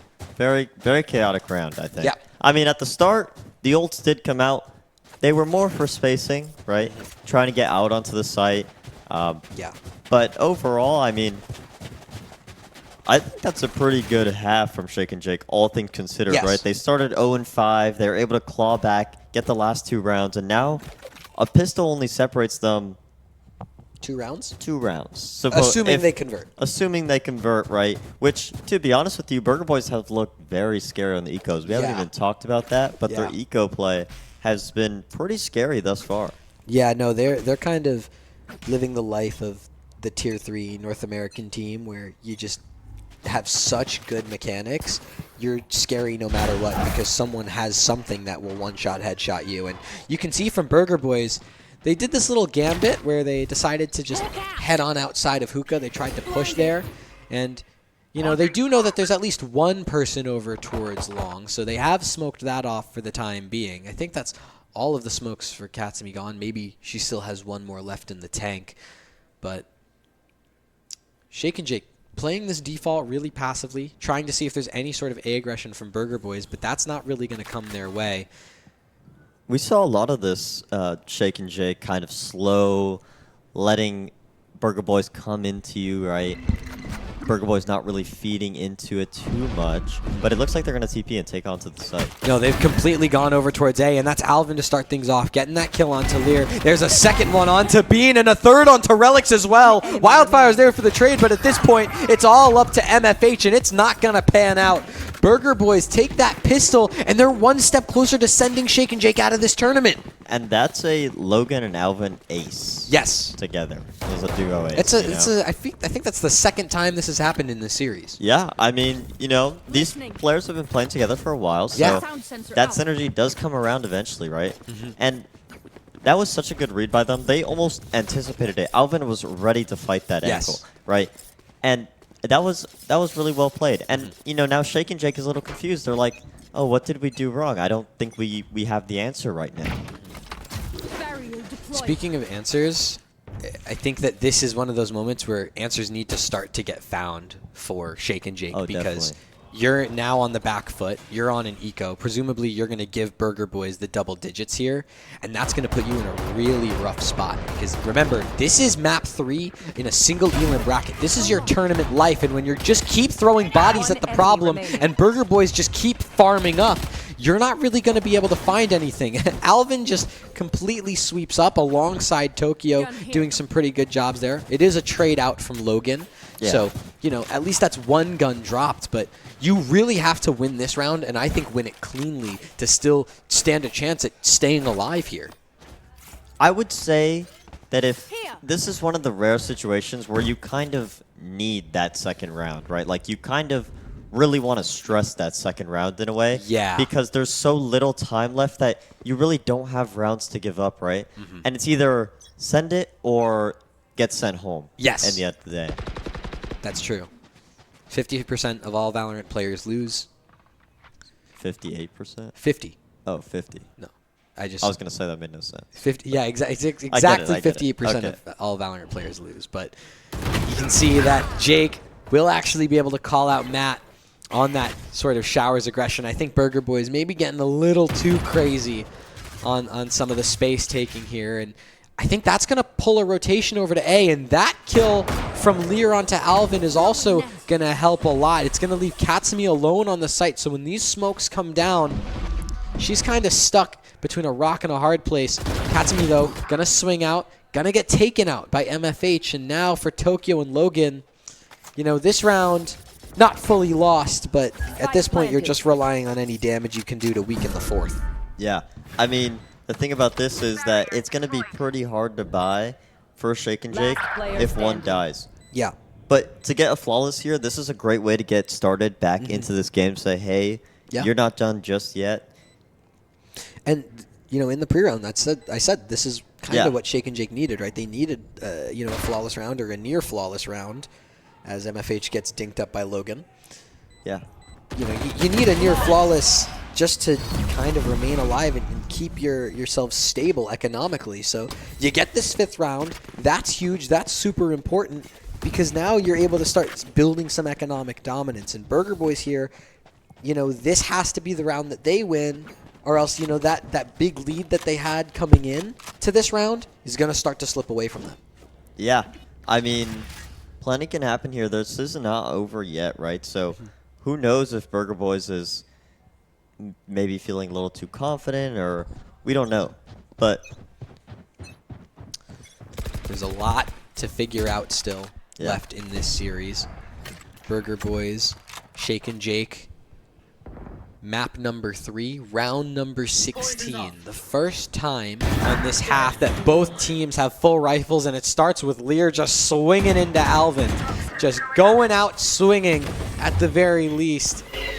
Shake and Jake are now just looking to try and commit straight onto that B site. Tokyo with that deadlock, looking to disrupt the execute. And, you know, it buys a little bit of time for him and Logan to just completely sweep up the offense here.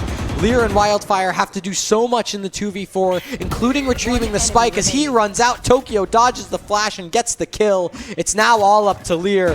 8 bullets, but it's not even needed. Logan just kills Lear straight out. 11 rounds for Burger Boys. This is like just a complete step up across the board for them. Yeah, and you know what? We asked the question, who was going to step up to the plate, right? Logan. Logan has really stepped up to the plate in terms of utility, in terms of sending flashes, right? Getting those kills. He's 17 and 6 right now. Gonna have his ult online, just like Wildfire. Both have their ults online ready to use. Alvin at 1. And we're gonna start seeing these have to be used by Shake and Jake. They have to control these orbs, and they have to start winning these rounds. There's so much to play for Shake and Jake will actually try to bring the heat. I think Matt's feeling a little too confident. Yeah, Matt might be going a little crazy. I think he's still... The ibuprofen is kind of hit, you know. It's making him a little woozy. Yeah. But Logan still being able to be consistent here and takes out that player in Lear, but Alvin swinging into short, able to pick up MFH just like that. There's a trade back from Jake, and there's that ult coming in too as well onto the site. This is still a brawl. Shake and Jake don't want to give up just yet. They still believe that there's a chance in this despite the 6-round deficit.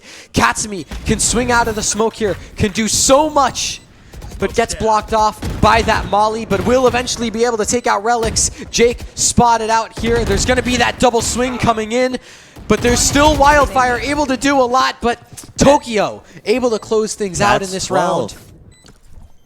That's 12.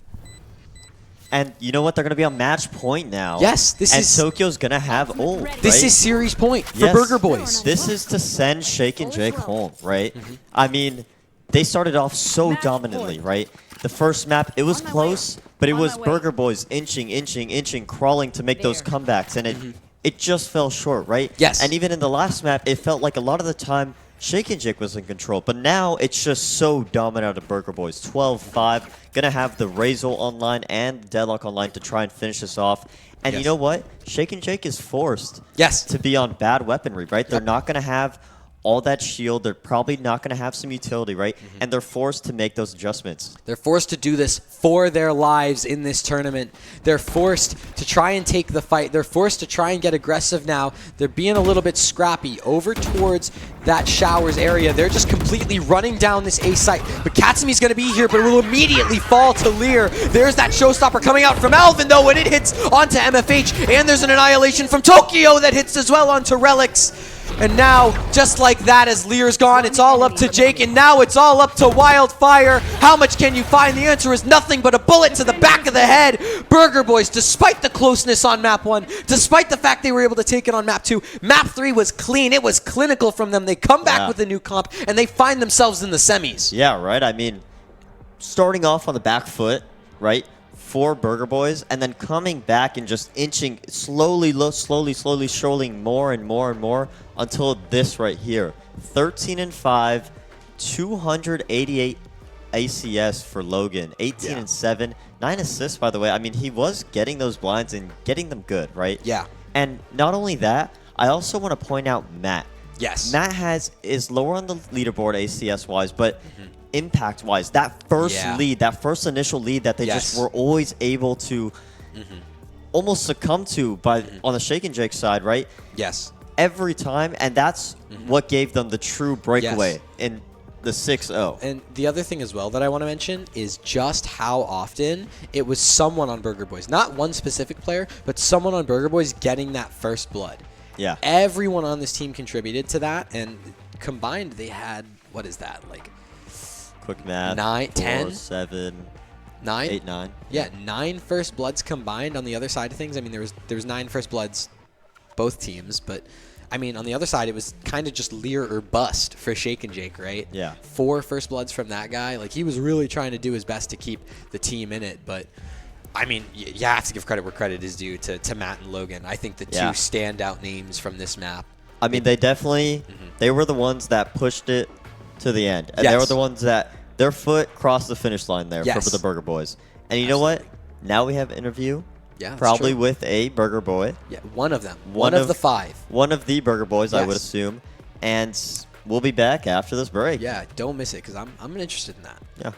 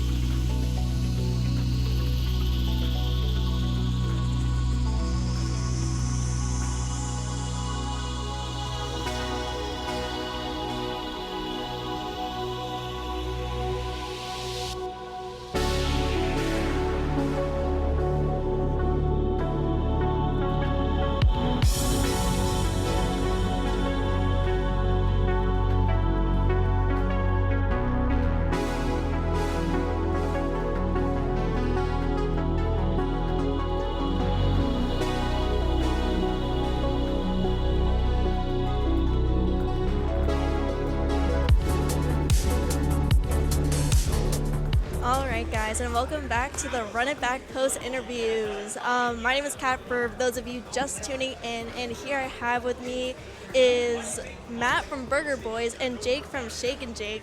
What a major win for you guys, an unfortunate loss for you guys. I'm so sorry to hear it. But this was a series that everyone was definitely anticipating. Yeah. So how was it? How did you guys feel going against each other? Honestly, I love playing against him. Yeah. He's my best friend, and playing against him always brings me so much joy. So I'm playing against him second for us, first for him. I just knew it would be fun for me, but he hates playing against me. So. I hate playing against him because he always wins, but it's always fun at least. Yeah. Do you guys play ranked together? No, we always. Yeah, we're the duo. Always. That's so sweet. So, did you guys were you any bit nervous playing against each other? Nah, I mean I don't care. It's always fun for the most part, but it's just insane every time he beats me, and he's always on the worst team too. I know you had an insane run for your last map. I just wanted to say that was insane. You were you had no depths for a considerable amount of time. And what's it called? So, can you give us some insight as to your comp and how everyone worked out? Because I know that Logan was on an off roll, right? So for that last map, we just swapped to that comp. Yeah. So okay. I was actually on an off roll. Oh, okay, I'm supposed to be on Viper, but we decided to swap comp last second to the Gecko Deadlock. Okay. And I bit the bullet, and I decided I was going to play Deadlock. Or not Deadlock, Gecko. Yeah. And I mean, it worked out for the best. I was 12-0 at one point. Yeah. Had a phenomenal first half, so. Yeah, no, you did insane. And that would be one of the most memorable points in that series, right? Yeah, for sure. Yeah. Being 12-0 against him, I just know that everyone on the other team was really expecting that. Yeah. Matt to be 12-0 is top 10 most likely things to ever happen. Yeah. And as for Jake, what was one of your memorable moments in that series? I don't know, maybe the 4K and B main on Ascent. That was fun for the most part. Yeah, that was. I choked the ace in the end, but that's okay. No, you guys did really well. And for the last question, who do you guys have winning grand finals at the moment? Oh, I have them choking, just because I have them choking 2-1. They're gonna do exactly like we did. We're gonna go up a map, and then they're gonna lose the next two. Oh no. It's obviously gonna be us, because our only competition got first rounded. Our only competition was Rose, but I think you saw that? Yeah, I think they got smoked because they're terrible. They're not as good as us, so it's okay. No one can be as good as us. So. And are there any other teams that you're looking forward to playing? It was them. It was Rose, and the other one is Oregon Hack. Yeah, I think I'm those really guys excited. look pretty good. Yeah, so. they look insane. All right, well, thank you so much for joining me. I really appreciate it, and we'll be back soon.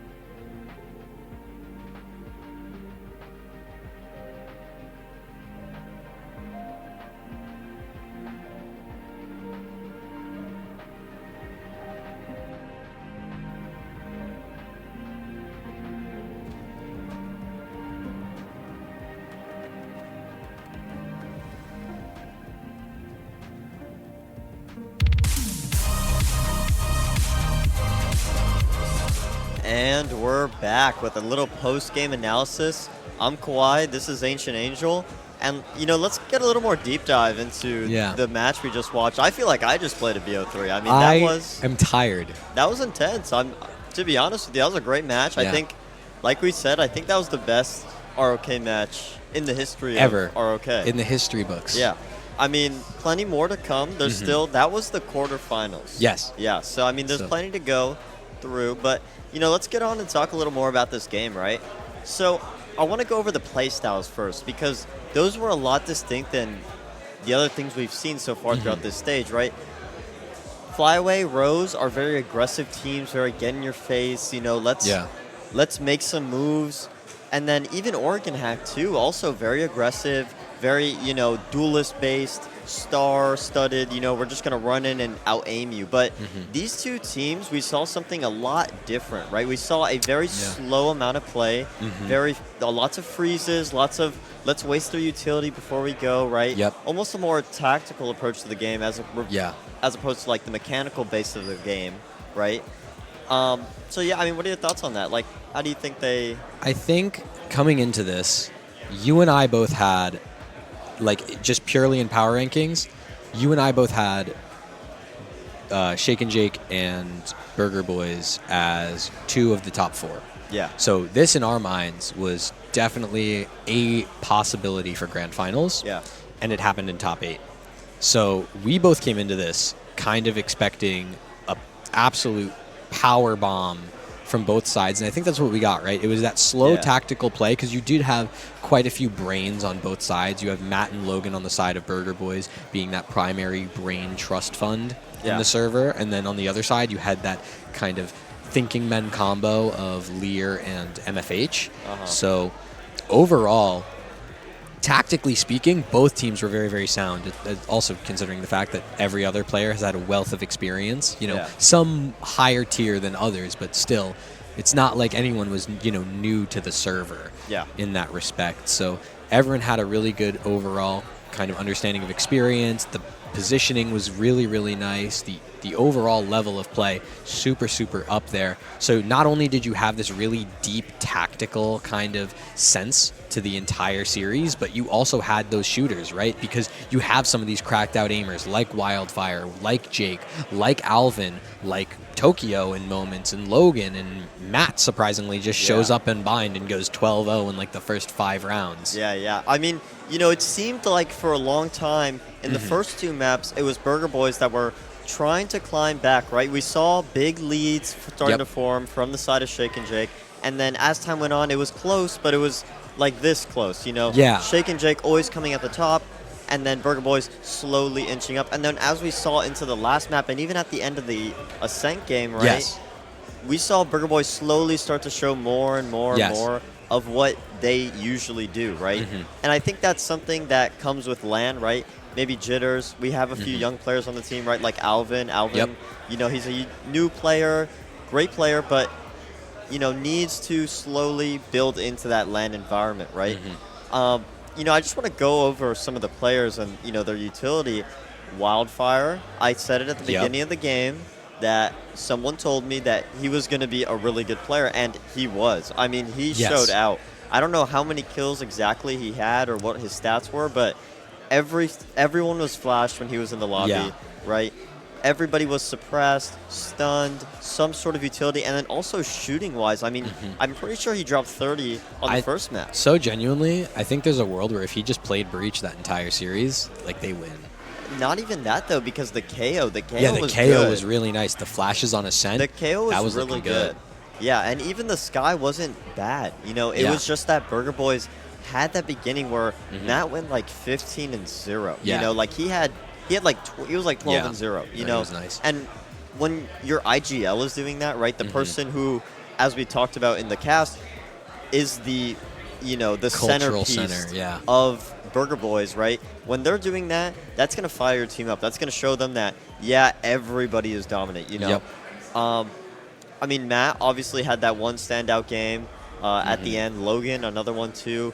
Everybody, I think, on the Burger Boys side were a lot more equal, right? I personally, I'm going to give my MVP of that series to Logan. Yeah. He showed up on Bind, stepped up when Matt started to slow down. That was really important for them to close that out and, you know, that cleanliness. But also, I want to give him credit for Haven, because Haven was really close, and part of that was Logan, right? He was fragging well. He had really good utility usage on the Sova. The comms were, you know, obviously we don't know word for word what was said, but you know, we talk about Logan being that really important mid-rounder, that secondary caller behind Matt, doing that from a position where you can gather all the info. Very, very important. And we saw just how many scans, just how many, you know, kills he would get with those Hunter's Furies. Yeah. You know, the lineups that he did to counter with the KJ Molly. Yes.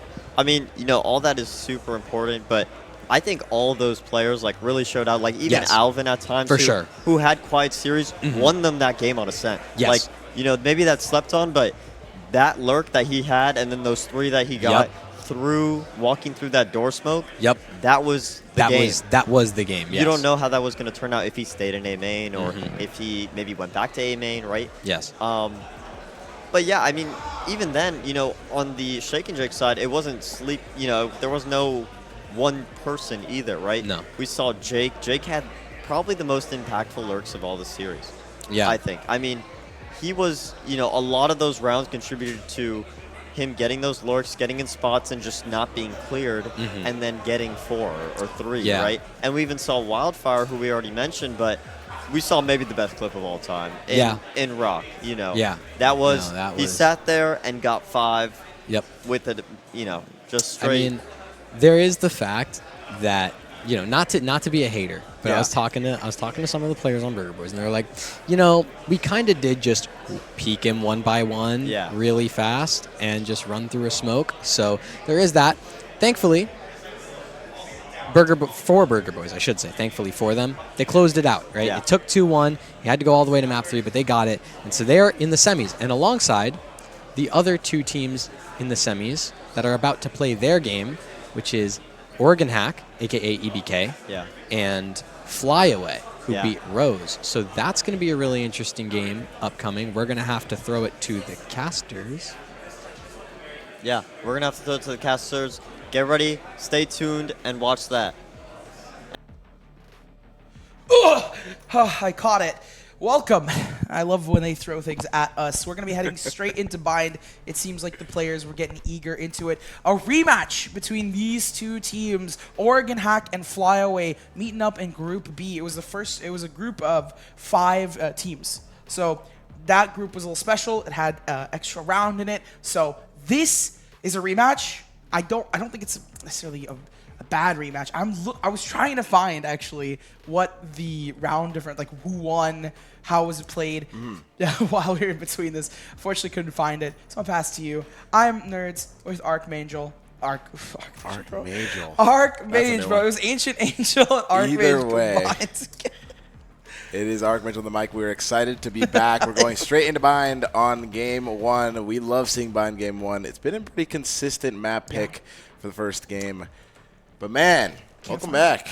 I can't find it. I'm looking for it frantically, trying to see what the score was, because I knew, like in the back of my head, we were talking in production. I was like, this is a rematch, right? Like this is, I'm pretty sure I saw these 2 teams go up against each other, and I want to have the stats for you guys. So potentially either from now until, you know, the end of the game, I'm going to try and figure out what they played, how they played it, and who won, who came out on top. So we have at least a little bit of, you know, understanding of the past to go into the future. But now we're in the present, and we're getting into the game.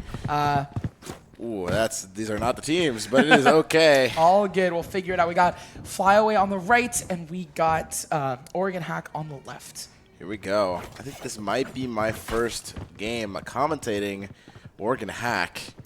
But Flyaway Part 2 definitely will not be my first rodeo. These 2, or this team I've seen already plenty of times, and they've impressed me time and time again. And hopefully they can do it one more time. A little bit of a shower control here. King Zera going early for it. I want to play in front of that smoke to apply as much pressure. The tap, oh, it's a bait. It's a little bit of a trap. Finds the one, but it's just going to be a trade. It was a little bit of a trap, but there was no trap play. Like, there wasn't any utility to kind of do it. It was just a little tap to bait. Yeah, still got the one. Good trade. Damage on already. Already taking a bunch. I think at 10 HP, if I remember correctly. Dizzy in hand. 20. Still low, one tap. They're playing it slow. Larry Banks just holding that corner. Now moving forward. Here's the footsteps walking away. But still, Jerwin stuck. Showers. Maybe gonna get caught here. Push together, Yep. see what they can work with. Jerwin going to be on the end of it. Now, this is a pretty even size up between these two teams, so not going to be too surprised if it still goes in their favor. Knights picking up Aqua. We're not picking up these plays. They're just playing. We're just stuck on Sonder, who's chilling here. Saunders and Hookah. We have Benzie. Oh, a in ding. trees. Oh, my God. I mean, right now we're just seeing Saunders POV, so we don't really see what's happening. There we go. This is what I wanted to see. Benzie going for the fights. Larry Banks on the defuse. Larry Banks also popping off and just getting those picks. And that's why Gecko is so powerful on bind. Been a consistent character pick we've seen on this map. And a strong one at that. Saunders, unfortunately, not able to get those kills with the headshots due to the distance, but still pretty decent try there from Flyaway. Going to be losing the pistols. We see a Phantom in the hand of Kanzera. This is interesting. Phantom, yeah. I mean, they're going to buy up 3 rifles here. Oregon Hack, I believe, is a team that buys 3 rifles and runs with that. Oh, maybe. Seeing some interesting. An Outlaw in the hands of Knights. That's going to be interesting. It's possible here. Angle, yep. And Ready is prepared. They have everything that it takes. It's kind of a really tough time here. I believe these are... No, I don't think they're both pug rosters. I think Flyaway is a pug roster, but then Oregon Hack isn't.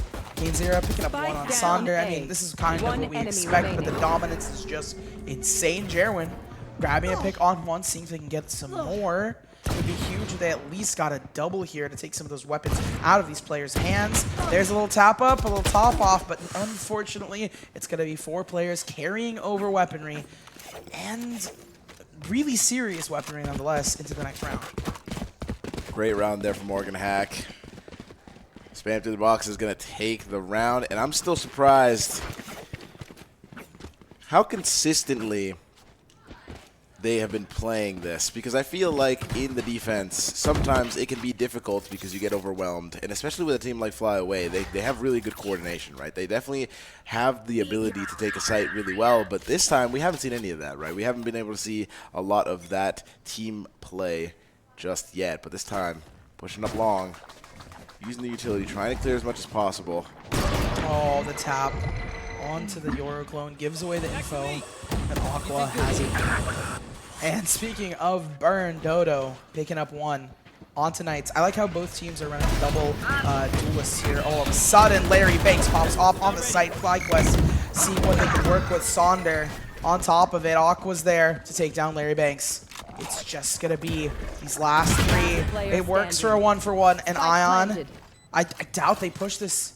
I mean, they'd like to keep the... Actually, it's pretty early, so... No, they definitely will push and see what they can work with. Up top, high, low, double up, and that's all they wrote. That's all they got. That's all they got. Picking up the op as well, keeping it on the attacking side. We'll see how Aqua's going to be able to utilize them. Maybe tossing it to another teammate. We'll see. Seems like Aqua's going to keep it, but, man, that was way better. Right there. Very good early control. Larry Banks almost had some insane luck, though, because that shot through the showers...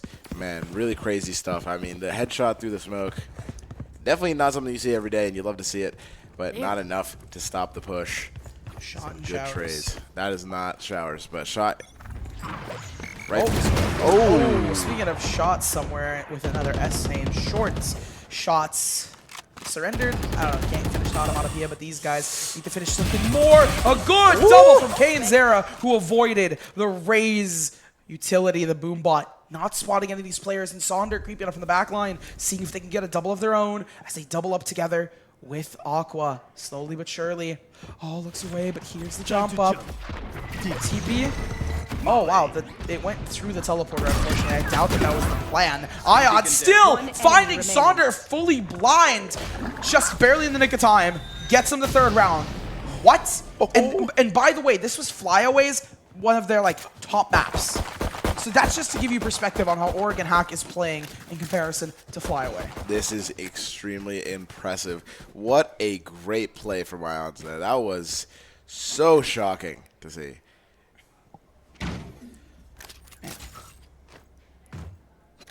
Man, now we got no buys here from Flyaway. Absolutely no money to be playing with here. Just Sheriffs and a Dream.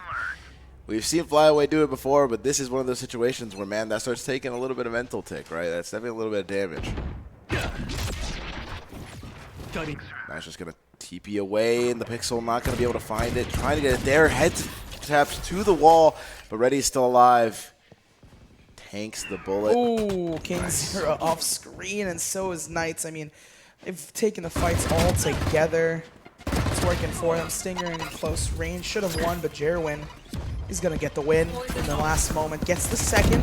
Seeing if they can get the trade. Jerwin with a 3-piece finally getting stopped. But look at where Sandra is. All the way towards this A site. Calling for the rotate. Sandra has the lead. They're going through market. But look at this. They're splitting up instead. Ooh, has a fake clone set up on the TP, which might just work. Oh, yeah. Sandra hears that and gets a little nervous that potentially they could be going for a CT Showers pinch. Look at the situation here, though. They're both playing together, checking the flank as well. Not finding anything, but might be. Time is low. Time is ticking. They have about 20, 30 seconds max here. Mosh Pit going out. Ready on such low HP. Just tap to the body can work. 47. That's a blind. Broken. Wow. And the player's found. And pros don't fake. They're going to stick and have the time to do so. Great play there from wow. That was great. Already really stepped up in that last few seconds. I mean, 6 HP and being able to fight that. I mean, it does have a rifle, right? So it is granted, but still just required 1 bullet to the chest and could not find it. Now Flyaway is down 4-1. Here.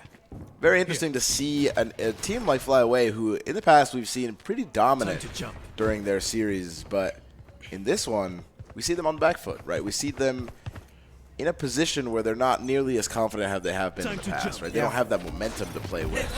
They are running triple duelist on bind and just going off of their really strong aim and game sense altogether. Thrash avoided. Knight not going for it, and that's going to be the biter. Aqua finding 1, but Kane Zera's on for it. A 3-piece found. And it's rifle round, so it means that this is going to be so much more impactful. Sonder to get the trade, and 3 players up and at him for Oregon Hack, who are hacking and slashing their way through. A 1-for-1 leads to a 1-on-1 situation. Ready is prepared, looking to take the fight. The bomb's not down, a minute left. Jerwin, what can you do? I doubt they have too much utility here. Yeah, no, they don't have any leaders. They have to get this pick all on their own. Reddy has a molly. Could try to deny the plant, but it's good plant from Jerwin. Makes it really difficult for them to deny it. Makes it really difficult for the molly to hit the ground. And this is a nail biter, right, for one team. If Flyaway wins this, they can push it back. Oh, the first contact has been made. Jerwin pulling away. Good molly to prevent the rotate. Jerwin now being conditioned back into Showers as a shampoo and wash it away. The tears fall, but Jerwin doesn't. Reddy's going to go down, finding the second for Flyaway, slowly bringing them back into focus. Really great round there, Jerwin, able to secure at least a little bit of money to be able to buy some utility and some guns in this round. If that round was lost, it would have been another save and 2 more rounds lost for Flyaway, but this time they have at least a little bit of a chance here, and Akko going for the Bucky with the Dimension Rift on deck. Oh no. This is scary. I mean, this is what Akko's known for. We'll see. In the past it may not have worked, but this round, definitely gonna go straight into it. Oh yeah, I'm excited for this. Double Prepare for Hellfire. Ion's got 1, Kanzera's got another. Wow. And with a broken buy, they're still getting numbers here. That's the thing that you gotta look for. Jerwin finding 1, Spike picked up as Dodo gets out of dodge, but not out of damage. Reddy's there. Molly out of position to push them through. Jerwin needs to win big here for the team. If Flyaway wants to concede this round, it won't be without a fight. Jerwin on the 1. Woo! Not gonna finish it up. Larry Banks is gonna grab them. They found one, but they needed at least 2 more for the ace clutch. Really had no options there against Larry Banks. I mean, the wingman usage there to force a shot onto the wingman and then peeks at the same time is nearly unwinnable for Jerwin there, but great stuff nonetheless. And now Oregon up 5-2.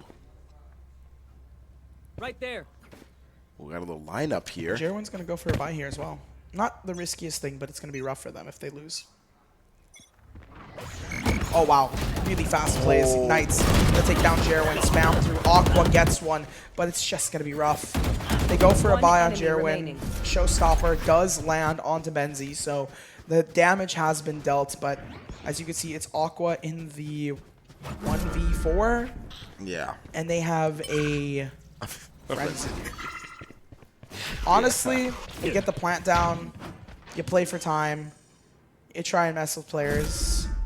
Oh. No way. Aqua fake tap goes to B.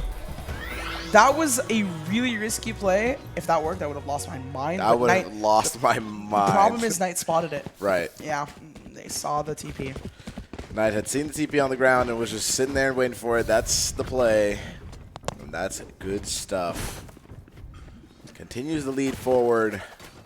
And I'm seeing a pattern. Flyway might take this around. 2-1, 2-1, 2. But if you're Oregon Hack, you see that pattern, you're happy about it, right? You're winning more than you're losing. I mean, hey. I'll take it. Nearly double the score here. Triple the score. Talk about, you know, in any kind of term, double of anything is always going to be better. Exactly. Oh, they have at least some sort of read. They spot the barrel of the gun, forcing a drop off of the bus. And now towards U-Haul, they fly, they go. Dodo looking to see what they can work with, what they can do. A shot randomly in the dark. It's not going to land on much. Now Oregon Hack down a player. FlyQuest feeling very comfortable here. Oh, Larry Banks is looking to see what they can work with, if they can use this ultimate to condition some of these players. I think it landed onto none, unfortunately. So that's going to be a bit precarious. And honestly, this pattern is so baffling to me. Leaving Larry Banks down in the 1v5. They had such good kind of plays. They even, you know, they used the orbital strike onto U-Haul. Let's see what happens now. It's a flawless. They used the orbital strike on U-Haul, and then used the thrash to try and, you know, hit the players who are flooding back and falling back because they're not going to go into U-Haul. There's a giant ultimate there. So they popped 2 ultimates for Oregon Hack to try and condition them into one area and then kill them. And it didn't work. It didn't work. Oregon Hack did everything, like, not everything right, but they had a really solid strat. It just fell apart rather quickly when they just broke the thrash and powered through. Very unlucky. Yeah, the thrash was going to land. That gets broken last second, or just whiffed because it looked like the thrash was kind of riding the wall. Maybe moved past Dodo there, but scary stuff here. Knights seems to have set up the long flash, and it's gonna hit. Wow, what a flash! The double backs up, but a good pick. Push to work with a tap onto Knights. Jerwin getting a piece of the pie as well. They have a player down. I mean, the pattern is just, if the pattern continues, we're going to be ending this off in a really sour note. This is true. Yeah, I mean, I don't want it to be that way, but 8-4 is imminent if we do see another 2-round win for Oregon. Lear comes through, and so does the Dizzy. A lot of players right now just meandering around, seeing what they can work with. Do they know about the flank, though? This is going to be the scariest part here. It looks like they're going for a pinch instead. Dodo sees it. Oh. They see, but they have a difficult time to know, I guess. Spectre in hand. Not going to be able to do much here. Has the bin on the ground, but is holding it, like, for dear life. Oh, but look at how, like, cordoned off One enemy Fly are. Wow, yeah. They're being pinched into this corner with this teleporter. And sure, Benzie gets one, but they've just been kind of just corralled like sheep. Yep. It's like, oh, come here, come here. I wonder if at what point you see that you're getting pinched there and you just take the teleporter and force them to come to you, you know what I mean? The problem is that if you TP and then there's someone on showers, you're screwed. Right. And they had numbers, so it's they didn't have the intel that they were all there, too. Yep, and that's the big negative of playing a triple duelist comp is that you have a very, you know, double initiator. Best part is that you have flashes and you have info, right? Info-nish, and then you have, you know, flash-nish. This is true. Here we go, though. Will the pattern continue? Will the pattern continue? And this is looking like a possible 8-4. Same flash again, and it's going to connect, but this time Dodo dodges it. I mean, they have one playing anti, and then the rest just walk up. It's just rough. Thrash comes through, and Larry's immediately out of it. Jerwin takes the fight. They're looking to break their promises here. Off on the site. Aqua with a shotgun, hand in hand. And they get traded out. Ion's there for the 3, but so is Sonder. All right, well, maybe possibly breaking the curse here. We'll see how this next round goes. Stops the 2 win. And a 7-5 wouldn't be too bad for FlyQuest. It is very interesting, though. I really expected attack to be way better for FlyQuest than it has turned out to be, right? You would think so, right? Yeah. But that's why I always break it down to execute-heavy comps. And, you know, execute-heavy does not necessarily mean that you win on attack. Right, for sure. Because if you're good at retakes, or if you're good at taking space early on, get info, get good fights in, and you're fine. Especially in tier 3 and lands and tier 2, people pugging it out regardless. Anything that isn't like full-on pro play tends to happen that way. Knight taking the showers, TP, getting as much info as they can. All right. The TP is heard once more. The flash to the smoke. All players pushing through. Ready looks prepared here.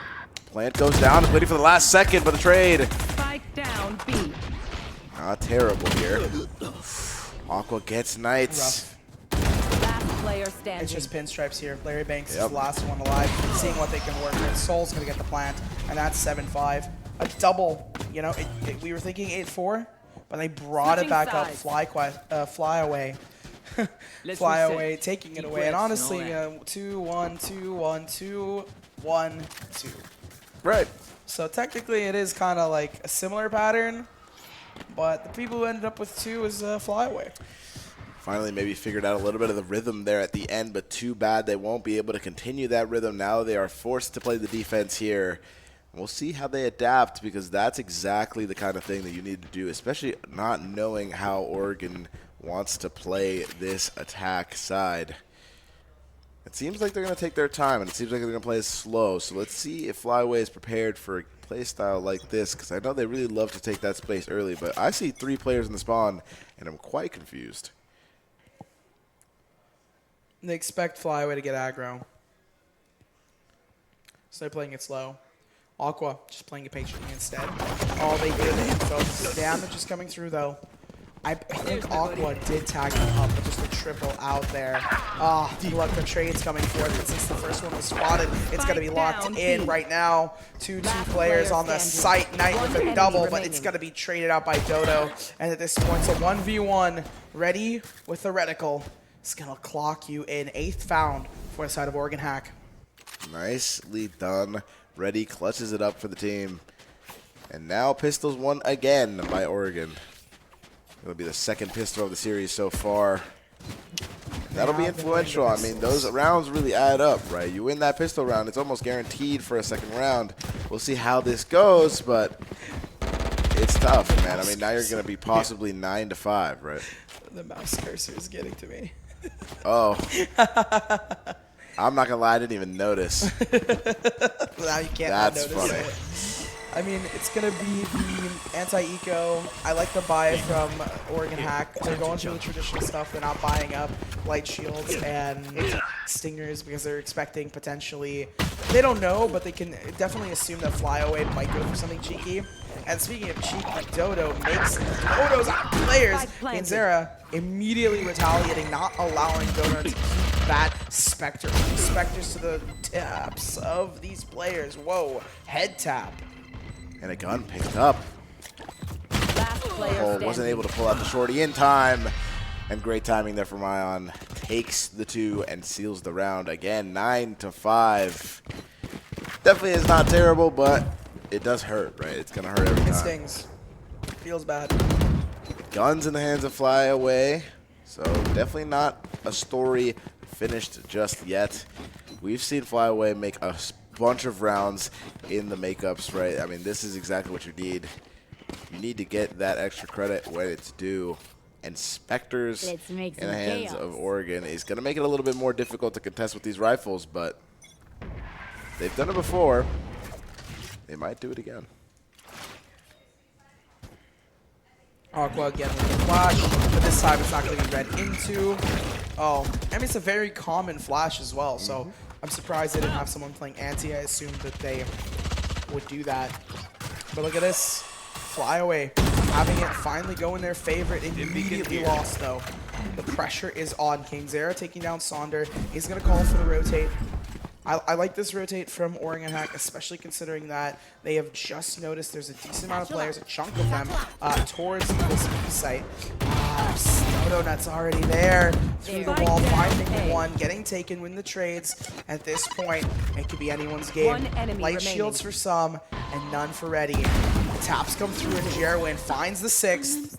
A round they desperately needed to keep themselves in this game. I agree. That was a big round there for Flyaway. It helps with accuracy. Definitely was interesting to see Jerwin coming in clutch in the last few moments of that round. Gets the 2 kills to seal it. Donut also got there really quick, right? Maybe use a little bit of utility to try to catch them on that offbeat. That tempo was really good from them. But now, I love seeing Aqua with a judge in hand. We'll see if he can utilize that. Ion also with the Bucky. Shotguns, dueling, holding hookah here. Oh yeah! Monster on the loose! Monster on the loose though. Thrash is gonna catch. Aqua gonna TP away. Hey, they got out of dodge. Still detained, but hey, that's fine. no At least you're not punish, going to be punished for it. Jerwin getting the trade onto Larry Banks is good here in terms of the numbers. But it's bad in terms of the gameplay. Can't get their team traded out here. Knight just roaming around, seeing what they can work with as Aqua pops out through and through. Knight finds the 2. Oh. I mean, I expected Knight to pop out, but I did not expect them to get the 2. I thought it would be a 1-for-1 to kind of throw Flyaway off their game, but no, it's really going to knock them on their feet, on their butt. They're down in the dumps, but who is dumpstering on it? Call that a Yorudiff, but look, there's still 2 other players on the field that Aqua needs to deal with. Gets the 2nd onto Ion. It's very winnable. They just need to look in the right direction, and a 50-50 does not go their way. wow, almost a fantastic round there from Aqua. Nearly clutching it out, but Ready gets the right side. On the first rifle round, they lose it. That's not really the big vote of confidence we need here. For sure not. You can definitely tell that they haven't been playing with the same level of enthusiasm and confidence as they have in the past, maybe putting a little bit too much pressure on themselves, maybe requiring even a timeout, I would say, but yeah, I don't think Flyway's the type of team to do that. And either of these teams are timeout teams, I'm not going to lie. For sure. All right, but Dizzy going to come out here trying to support Kane here. See what they can work with. Dizzy coming through players, doing the same as they just push onto the site. Flyaway is 4 away right now, so they have to win at least 1 or 2 rounds. Oh, look at Aqua. Aqua not only has that, but also just immediately traded through the smoke. Ready finds the 2 consistency. So oh my god! I mean, I thought Aqua was gonna pop their ultimate and try and like cheese them somehow, but no, it just didn't even work at all. 3 ults on both teams here.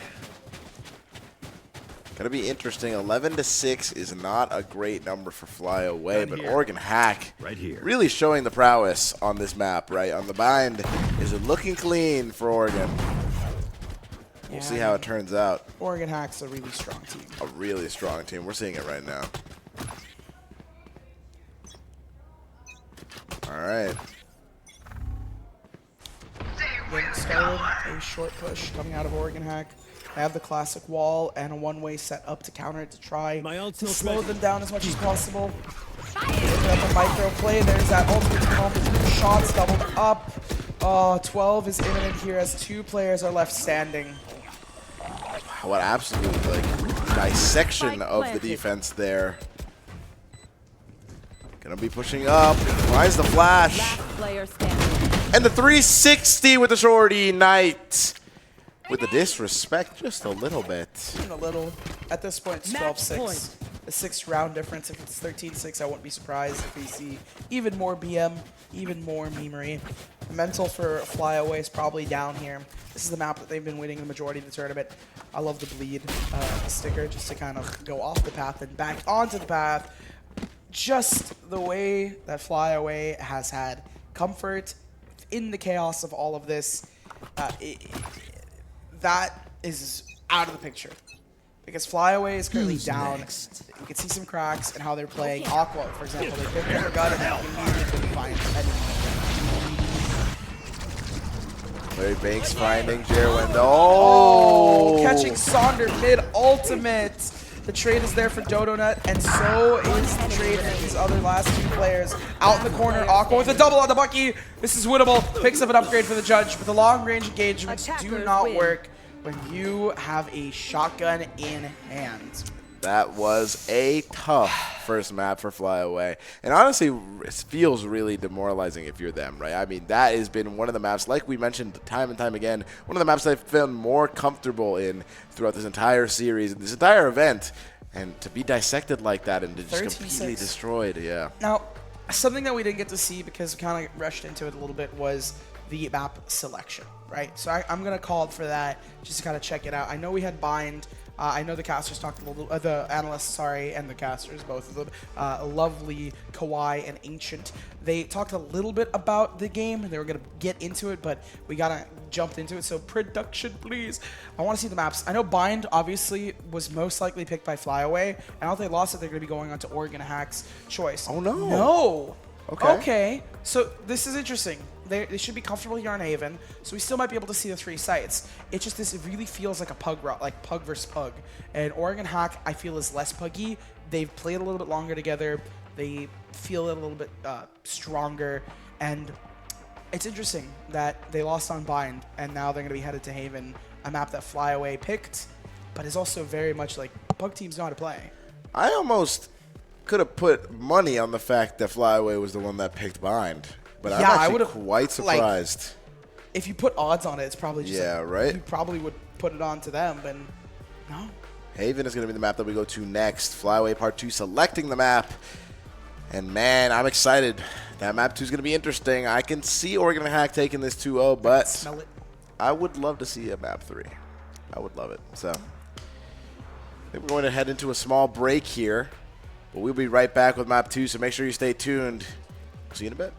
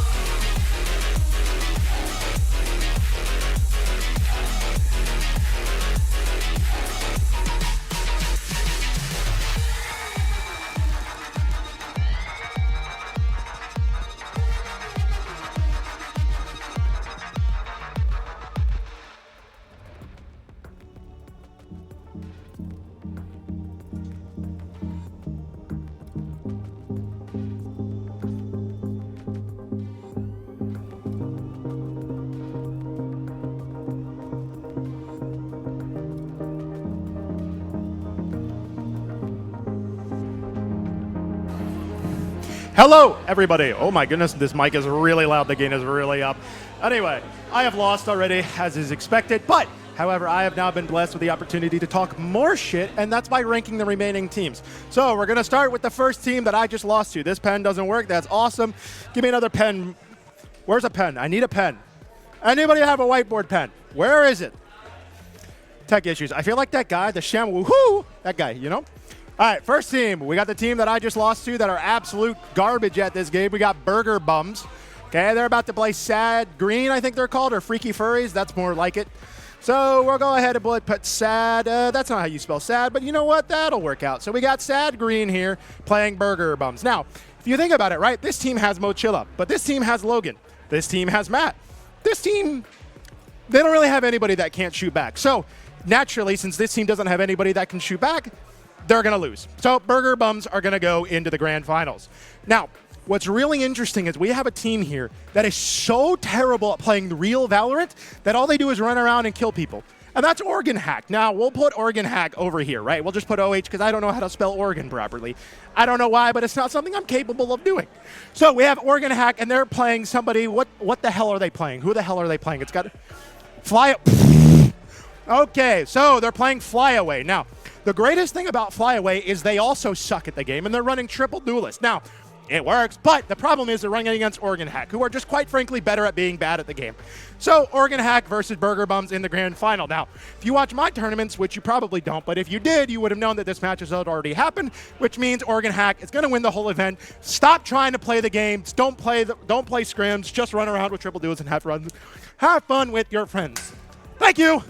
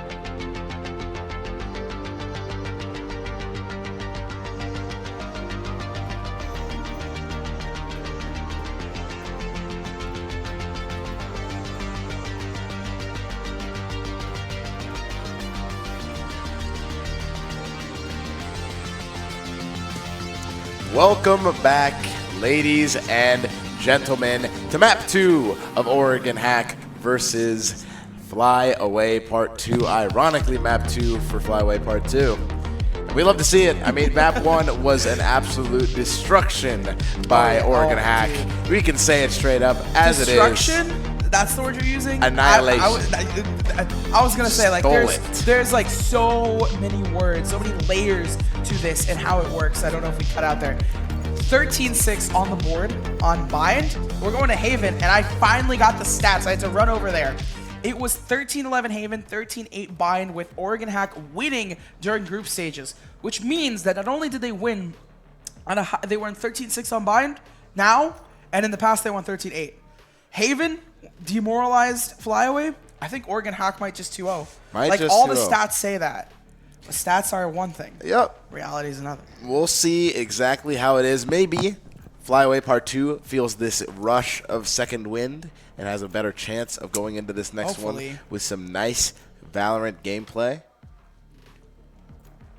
But we'll see. We'll see what happens. We're seeing the Cypher locked in for Aqua. Got the Larry Banks Sova. Larry Banks on Gecko last game. It just got started. Someone's in the bathroom. He'll be back. They're locking in for him, thankfully. That's funny. We're seeing... that makes sense. All right, just to talk about the picks here. Sandra on the breach. We have Aqua going for the Senti roll. Jerwin going on the Duelist. We see that consistently. Nice is going... hovering Yoru hasn't locked in just yet, but that would be very interesting. Or not a terrible pick. Wild. Previous game. Wild. But now we have Jerwin going to be locking in the Jet, so it seems. And the time clicks down, and they're going to be locking in the current characters you see on screen. The agents are selected. I like these comps. This is interesting. I mean, it's pretty standard. I think all things except for the double duelist on the sides of Oregon Hack. But, I mean, if they're confident. I mean, they had double duelists on that previous map, and they still managed to pop off. Was it double or was it triple? I don't know. They had a really, like... That triple was Flyaway. You okay? Yeah, I'm all right. Always got to check the co-cast. I appreciate you checking in there. I'm always going to check in on I don't know what happened to me. We're a duo. I started glitching. But glitching IRL? I love the double duelist here. You don't really see double duelist on Haven too often, do you? Double duelist is fine on Haven considering it's a 3-site map and it's attack heavy, so it's very good for executes. If we're talking about a retake, if we're talking about a site take, having double duelist isn't the worst thing. Obviously, something like split, bind, it does a little bit better just because of the map structure. But I think it's fine for how confident Oregon Hack is playing. I don't know exactly if this is the same comp as group stages, but let's just say that it is the same comp. Okay. They came out on top, so they must be confident with this. Right, for sure. That's most likely what has happened. But we'll see how things turns out in this map because every map is different. You never know. Can't really rely on the statistics like we said before, but it will be Fly Away on the attack first and Oregon on the defense. We'll see where... I'm actually very interested in highlighting how Knights plays this game because I feel like Yoru on defense is one of those things where it has a lot of powerful tools, but not all of them necessarily work too well. So we'll see exactly what he opts to do here. Looking like he's going to play Garage, but also Fly Away. Going to be pushing on C long. They have two here. This is going to be their strong site, so. Pressure's on. Pressure is on. Love that arrow from Larry Banks. Get some good info. Potential stun. They decide not to go for it. Being a little bit more patient. Maybe a little bit of a quick rotation here. It's weird that they're calling for this like fast rotate towards B. I mean, I get it, right, towards A. But having players just like... Having players rotate so early is going to be kind of biting them, especially on this retake. They do have 45 seconds starting now to get it. Not the end of the world, though. Dash on site. Pressure is mounting. They have some of that Yoru. Canzera is there for it. One on double. On the trades. They're coming through. Dodo with a double as well. Oh, my God. I thought they missed it. And the first one going to fly is a breath of fresh air for Fly Away. And that might just be enough to reset their mental, right? That might be like, okay, we have a chance. We took a round. Pistol is unique in that it doesn't decide the game, but it's one of those rounds where you win, you're like, okay, a little bit of breathing room, right? A little bit of dopamine in the brain. Yeah, gives you enough, hopefully a little bit of momentum, because it was 11-13 on this map, meaning, and Fly picked it, meaning that they have confidence on it, right? It's not like they're unconfident on it. But we just saw what confidence did to Fly Away previously. This is true. Stun to go down mid. The drone gets shot midair, cancels the lag, and Benzie finds the pick. What a whiff! But Benzie on the triple, just tearing these players apart. Wow, that was extremely fortunate for Benzie, right? Whiffs the shots, hits the drone on accident, cancels the lag that you could have from canceling the drone, and finds the 3K now. I mean, it's also with a stinger, so it's not even like they're going up against, a Vandal and a pistol. No, it's sheriffs and stingers, right? So it's pretty dang even. It just jumps out, but that's good. Oh, wow, that bites them. 2 down already. They've lost some players, but look, Aqua inserting himself in a really nice off angle there. Love that. Really great decision-making to shoot through the wall there, not over-peeking, finds the headshot, cleans it up, and now 2-0 as expected.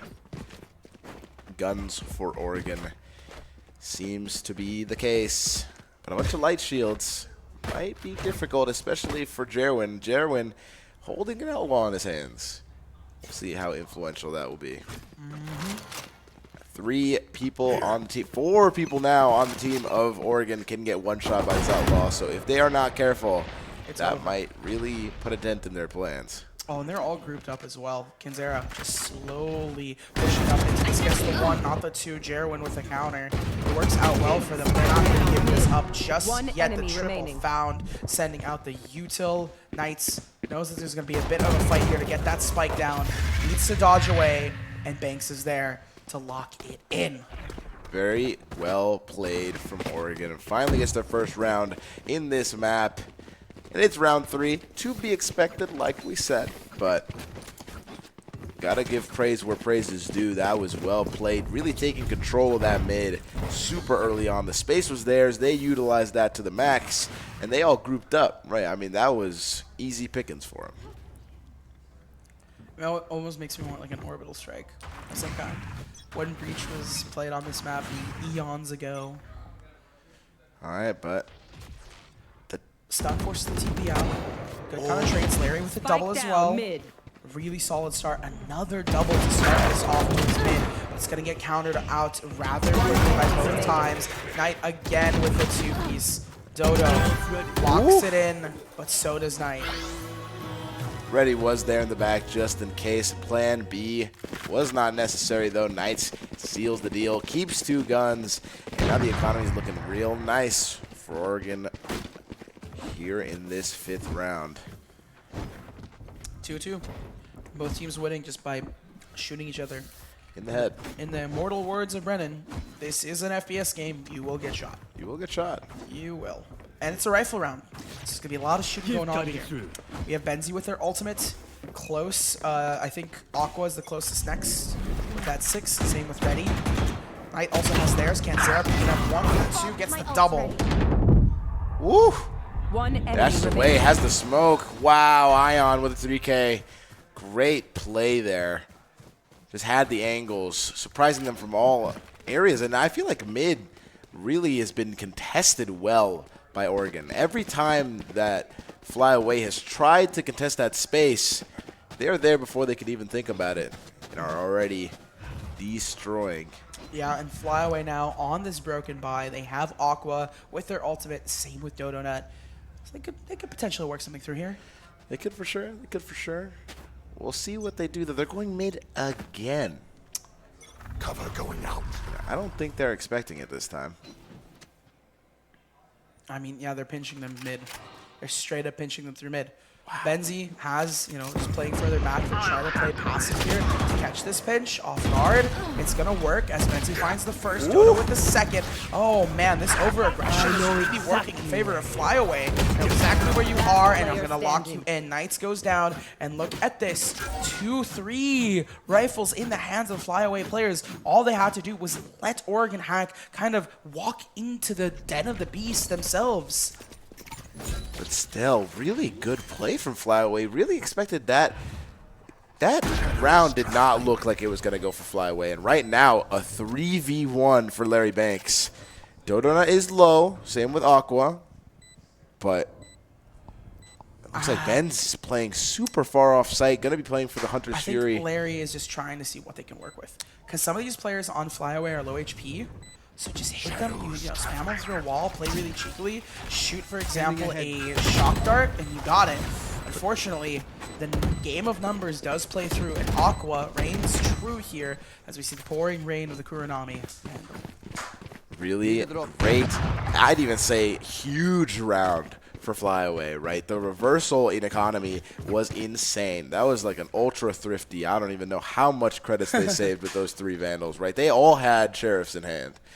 I mean, look at their economy. 3K, 4K, 2K, 2K. I mean, the turnaround is crazy. But now we see an operator on the side of Oregon. Get out of my way. And the Bladestorm. I think that might be Jerwin. It is indeed. Oh, the Hunter's Fury comes through. Jerwin's just going to push regardless. Finds it. Immediately picks up the Vandal, wanting to play with that. A second found. Heads popped off. Bodies destroyed and decimated as there's holes riddling through them. And these guys are riddling themselves a puzzle. A puzzle that they just don't need a crack. Zera popping their ultimate. The numbers get even. It's not going to matter too much. Jerwin on the 3-piece, finally getting put down. Larry Banks equalizing it, but the reload isn't true. Donuts on the side, and we see Flyaway picking up the rounds. This is the first time since, you know, the 3-round tear where it feels like Flyaway is finally back in their groove. Finally back in the confidence. This is exactly what we were talking about previously. They're finally making these synchronized plays and these calls that are now working out for them. And I feel like maybe Oregon Hack losing a little bit of that confidence as well. So broken buy here for Oregon. Nice, pushing up. Gets spotted on the cam. Has to TP away. Respects it, but TP right into them. This could be really good, really timely. It's a really important round. We already start to see the picks fall. Oh, okay, Zera dashing away. Seems like a jet diff in this moment. Jerwin feeling quite comfortable. Plant going down. Now, 3 to the 4. We're on round 8. We gotta try and win this, and it's gonna be in your face. Jerwin taking down Ready. Now, gonna continue to fight. Jerry with the 4K. And they win things out here for Flyaway. Wow, Jerry really showed up that round. Some fantastic flicks, great spray control. I mean, that's exactly what you want to see from a Jet. Really good movement, fantastic play. And now on the top of the leaderboards, this is looking good for Flyaway.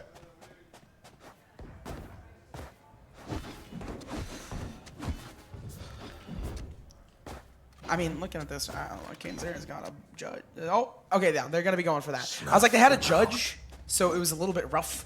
I didn't know if they were going to be just really aggressive or whatnot. Dodo, 8K on the round. I mean, Flyaway is looking to build this lead up. They want their confidence. Sonder already getting the first. And the way that they change it, right, they know that Oregon Hack is trying to get aggressive here on the Haven play since they have a very execute-heavy comp.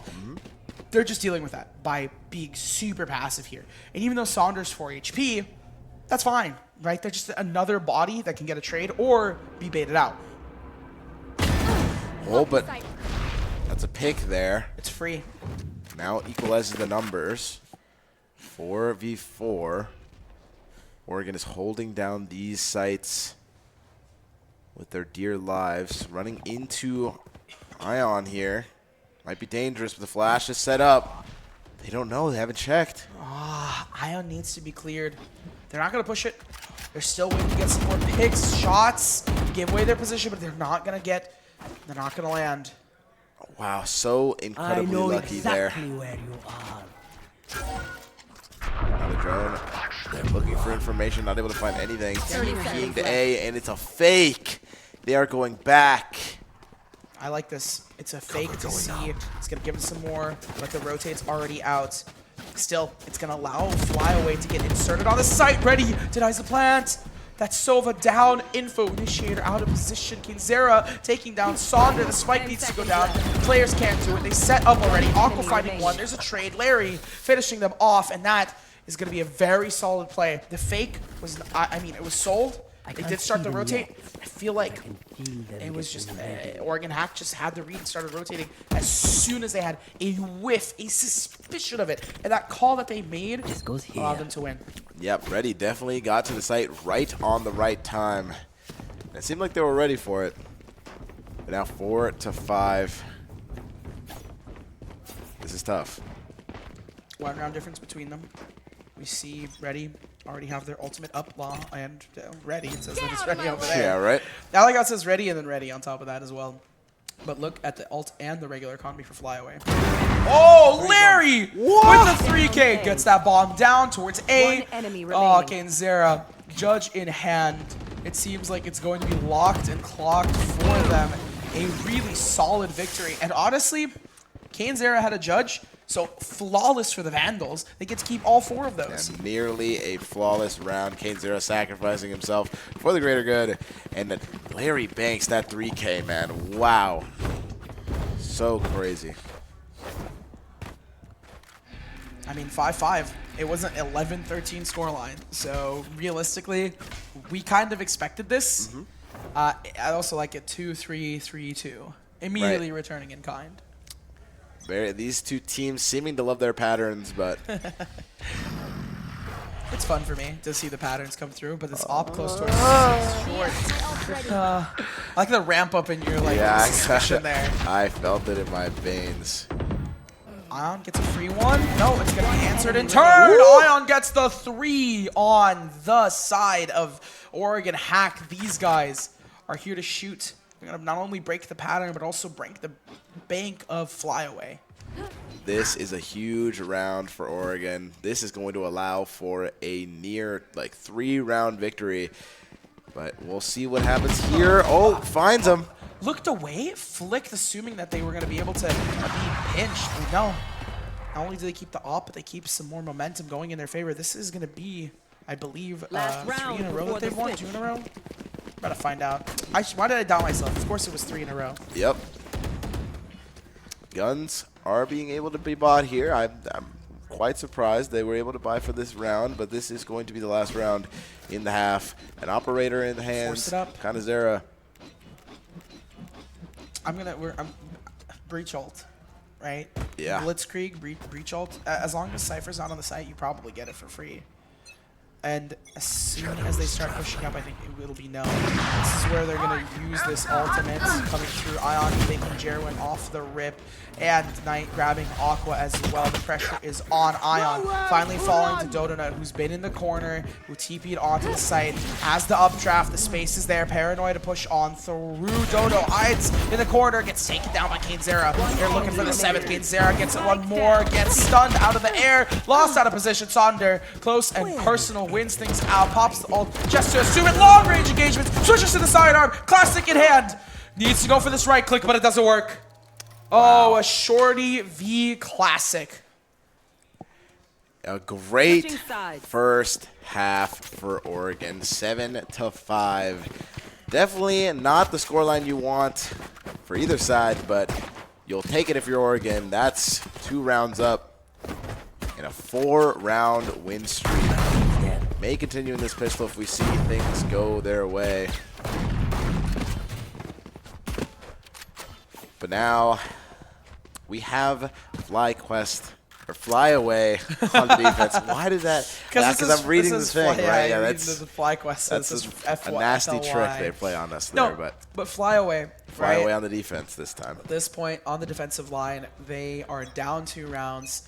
They picked up the pistol, and the fact that the pistol was picked up by Flyaway, and then Oregon Hack was still able to hack it through the rifle rounds is just impressive, to say the least, right? Pistol rounds being the most important rounds. They tend to dictate who's going to win. You win both pistols traditionally and statistically. You just win the game.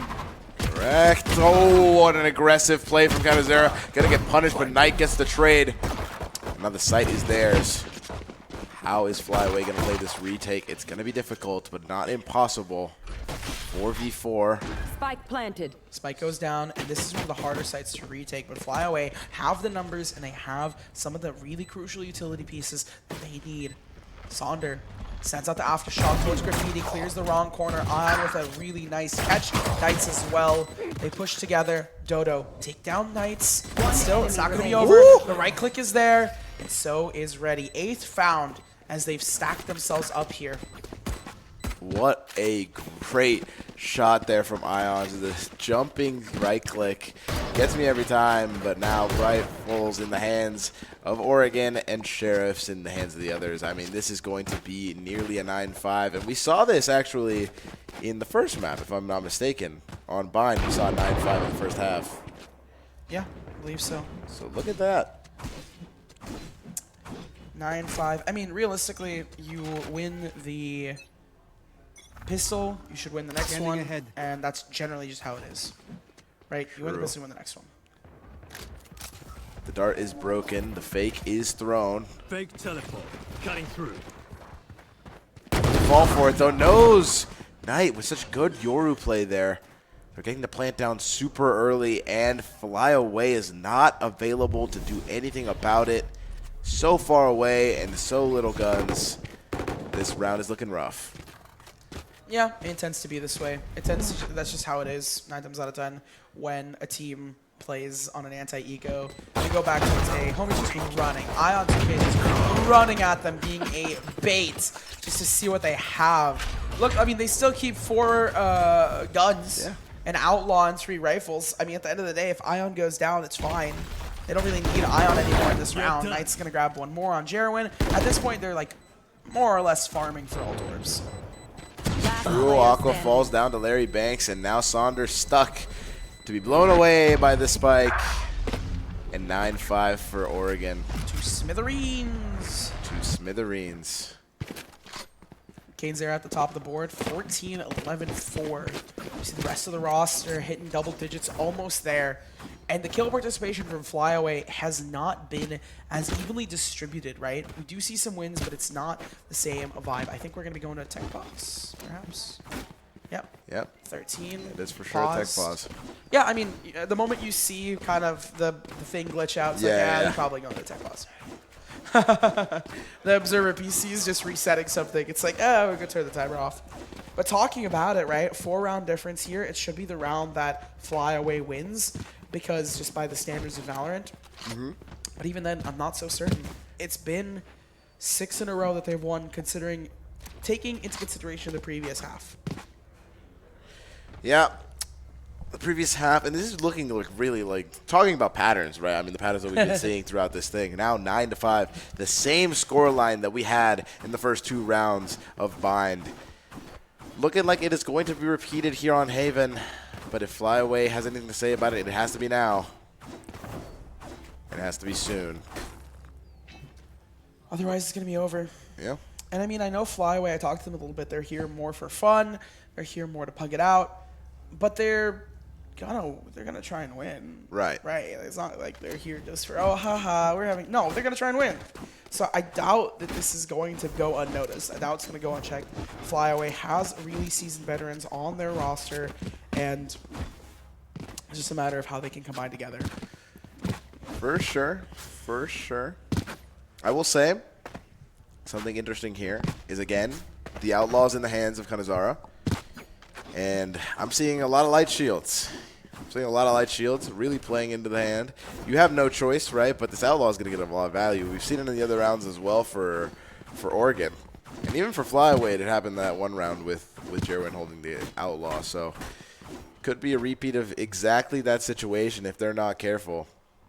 Really just shows the strength in a gun like Outlaw and its addition in the Valorant. It's really made an impact. Yep. 5-9, 9-5. However you want to slice it, however you want to dice it, these guys are in a bit of a pickle. I mean, they're buying up fully for this. This is a very important round for the rest of the game. As we can see, they have basically no credits. Sonder with the most at 450. Their ultimates, none of them are ready. Nope. And speaking of ready, even they, right, have 3K creds on the flip side for the side of Oregon Hack. Oh, we got another pause, however. I thought we were nearly good to go. I also thought we were going to go, so I was going to pass to you. I was like, okay, well, time to slide it in. Yeah, nope. Oh, hey,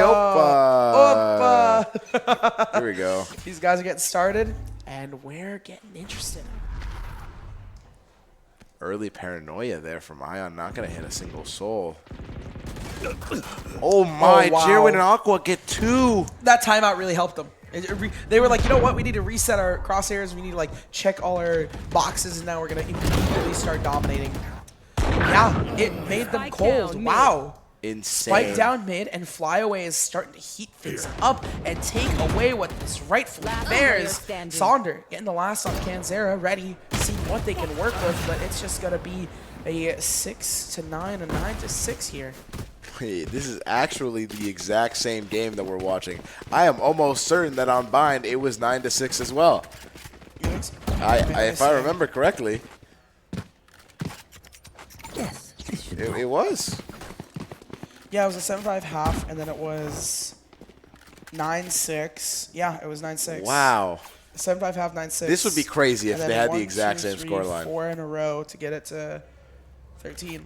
All right. If it's also 13-6, that would be wild. Extremely unlikely, right? Yeah, especially because, you know, right now, Oregon Hack is in a rough spot. Spam through Aqua getting the first. They do pop this ultimate. The flash comes through. Are they going to bully? Yeah, they're bullying Aqua out of position here, and they're trying everything in their power. Immediately spam through as a reaction, but it's all a fake as they try to work their way up towards it. But look at this. Benzie's in the corner, hiding away. Out of sight, out of mind. They push through. They just barely meet each other. Ready. Taking down Jerwin, who was not prepared for the fight, not prepared for the space. A plan towards hell. Another smoke to lock them through. Oregon Hack seems confident and comfortable. The ultimate to the neural theft to seal away and put them to their rest and death, and ready is there. Saunders been spotted, and now it's just up to Dodo to see what they could do. They were going nuts on the duelist, and now on that controller roll, they have some stuff to work with, but unfortunately, it's not going to be enough, and it's going to be 10-6. I mean, it could be, it very well could be the exact same scoreline. That you caught that and you said that, I was like, wow. Yeah, I mean, we've been recognizing patterns since the moment we started casting, and if I couldn't see that one, I don't know what kind of caster I am, but man, it is looking like deja vu over here on Haven. I've been in this place. Higher on the streets, but I know it's my time to be here. For Oregon Hack, 3 more lock themselves a ticket to Grand Finals, and honestly, a lot of excitement to boot. Good double for the 1. Benzie's going to pick up ready, but it's fine because they got the rest of them up in the corner. Just right-clicking away, Sonder. Misses the sprays. Canzera gets 2, and they're just going to push straight into it. Oh, Aqua missed the shot, didn't even take it, and is now going to win. Gets the second, onto the third, potentially, to see if they can work their way in. Cage triggered as they just push in. Where is everyone? The ultimate is popped to give them info. It's very winnable here. If Aqua can get it, it would be huge. All through the wall. The 3K found. 4K. Imminent and potential. It's the 1v1. A spike is down. The camera was set up there from ahead of time. No It's way. very winnable. Aqua taps the defuse. They're going to hold it on to the right side. Pros don't fake. Gets the half. Potentially for the spray. Waits for it. Taps it. Ion. They're looking left, but Ion's on the right side. The taps come through. It's just going to be a tip. It's just going to be a tap. And Ion's going to lock the 11th in. The script is set in stone, and you can't chisel it away. No way. Their destinies seem to have already been written. And Oregon looks like they want to repeat what the magic they had in map 1. What a close round for Aqua, though. Almost an insane comeback. I feel like maybe if Aqua just sticked it, right? I mean, hindsight's Honestly, 2020, it's hindsight. but for sure, right? Like, it's a hindsight thing. In the game, in the moment, it's like you're playing So, your best shot. yeah. It's so unreal for them to do it. Obviously, it's like, oh, hindsight, yeah, you should have stuck it, but They got the half. They stuck the halves, for example. Paranoia to push in. Dodo alongside Sonder, the dynamic duo from the FlyQuest roster out here to see what they can do, what they can work with. Zera is up at it, but it's just dominance for this 12th round as they're fighting and scrapping for it. Sonder on the 2K has their ultimate. 2 for 2. Aqua wanting to try and either pick up a Vandal here or just play off the Sheriff. They're going to meet themselves up towards mid, and Aqua's just looking in the wrong direction at the wrong time. Sonder has their ultimate, and it's back to a very similar spot, but this time, instead of it being Aqua, it's Sonder. Another 1v1 given here to fly away. Will Sonder be able to clutch it out and break the chains of fate? Or is Knights going to continue what has been written for them and not looking in the right direction? Knights clears it, and now it is 12 to 6. It was the exact same position that Aqua was in previously. Obviously, it was, you know, Ion and Knights. That's not my point. My point is the exact same position. It's a 1v1 with Flyaway on a timer, needing to win it, so they're not going to be stuck at 13-6. But looking at it, it's probably the imminent scoreline. Genzera going for a Bucky and has their ultimate, so they're probably popping that Blade Storm, just running it in and trying to do as much duelist damage as they can. I'm almost certain as well that in Bind, it was a 4-round win streak before getting the 13. It is literally the same second half. It is literally, you are so right. It's the exact same second half if they win this. But that's a big if. The 1-for-1 up in the corner. Genzera still wins. Sonder couldn't find it. Oh, and Benzi does get the trade, so it's not complete doom and gloom yet. Benzi also has their ultimate. The tap onto Donut could rewrite the script. The 7th round could be found here. Possibilities are endless, but Larry Banks, not only are they 1 away from their ultimate, but they have that bomb, so it's not over just yet. Things are looking interesting in this round.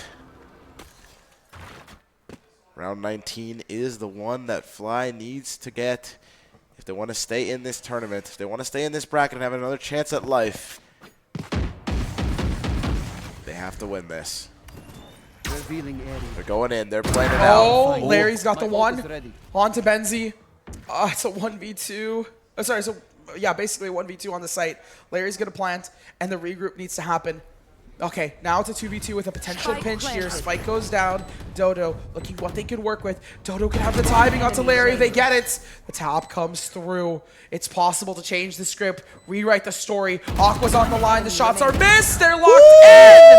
And Flyaway change the script, rip it apart in the director's face and say, no, we will make our own story. Fate has been changed, but will the outcome be different? It's going to be a hard hill to climb here, but not impossible, especially when you have a few more rounds to go. But just 1 win is all Oregon needs to close this out right here, right now. Yeah, and that's where the pressure comes through, right? You get 1 really solid round, you save potentially, and you're good to go. This is true. 13-7, 13-8, 13-9. It starts becoming really rough when it's like 11-13. That's maybe. Jerwin starting us off though. It's huge. Same thing with Dodo Nut. I like that fake. Already. I like that fake. Oh, but it's gonna get spotted.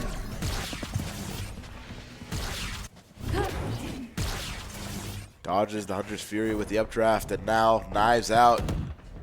Trying to see if you can find Ion, and you do. Strike down, C. Jerwin grabs. Uh-oh. I think Larry just wants to knife. Larry's like, hey, let's knife. Haha, smile. Yep, but that's another round for Fly Away. And now the score is becoming closer than it looks. And the goal line is ever so itching. This was the map that they went 13-11 on for these 2 teams. Now, don't get me wrong, Oregon Hack won, but it should be a lot closer. And I wouldn't be surprised if overtime is imminent, especially if Flyaway can lock in for this last couple plays. Yeah, this is looking interesting because now Oregon is forced to save. And in theory, this round should go to Fly. So it will be 12-9. Revealing area. We'll see how it plays out, though. You never know. These people with the shotguns, they have surprised me time and time again, but the timing. Good trigger discipline. Very solid on the border there. They killed it. Oh, the triple flawless lock in. I like how just like the decisions were done so fast. The jump into the smoke to take the fight. Pretty sure Sonder dropped an op for a judge there. Maybe a mistake in the last second of the match, but. Oh yeah. Well, actually, honestly, yeah. If you're at such close range and you're about to die, yeah, you drop the drop the op. The op is not going to help you close range. A shorty will. True. If you're about to meet the other person face to face, you might as well have a shotgun with you. Here we go, though. Another round. This is going to be the one that decides it all. 3, even 4 rifles for Oregon. Doesn't pull the trigger. And the jump peak is good. Can hear the footsteps. Oh, they crossed. They crossed. It's a broken by. Ooh. Dodo's going to grab it. It's possible, but unlikely. Very possible indeed. Smokes goes out for C, but no one's going to find it. 1 minute left on the clock. The pressure's on. Play For it both slow. sides. This could be double digits for Flyaway. Knights might find this, though. Yeah, double digits for Flyaway. Right here. Oregon Hack's just waiting out here. They have a lot to work with. The Neural Theft, the TP for Dodo Nut. From the Shadows. Shadows comes through for Ion. I mean, this is going to be an A hit, surely. It's just going to come through. Smokes going to have to break that dart.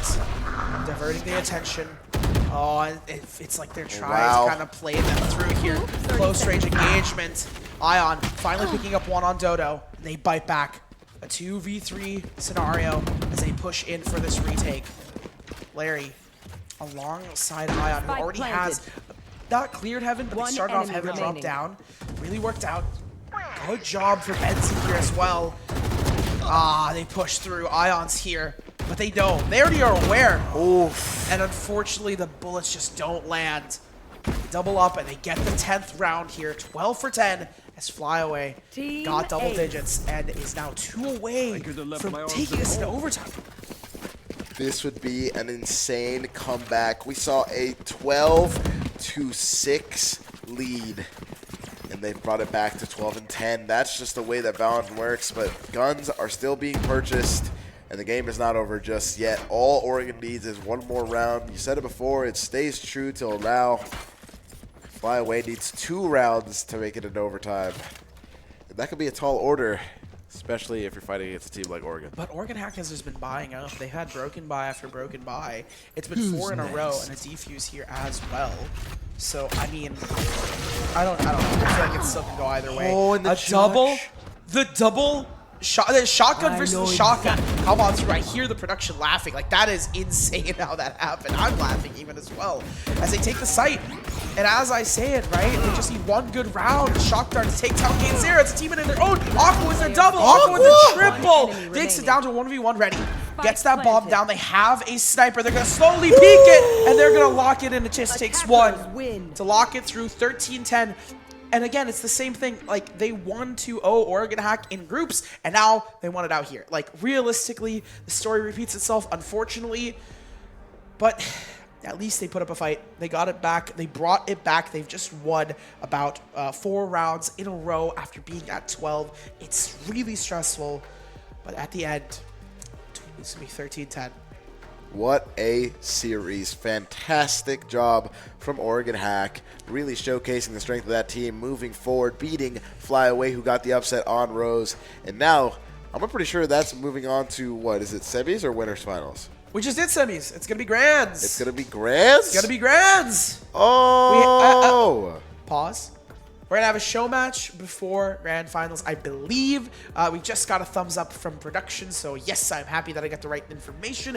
We're going to have a show match. It's going to be really fun. It's going to be casted by some, I think it's going to be casted by some community members, so I'm really hyped to see it. I know Funhaver is in the building, and we love them. They're super boisterous, so them, along with some other casters, are going to be hopping on for the show match.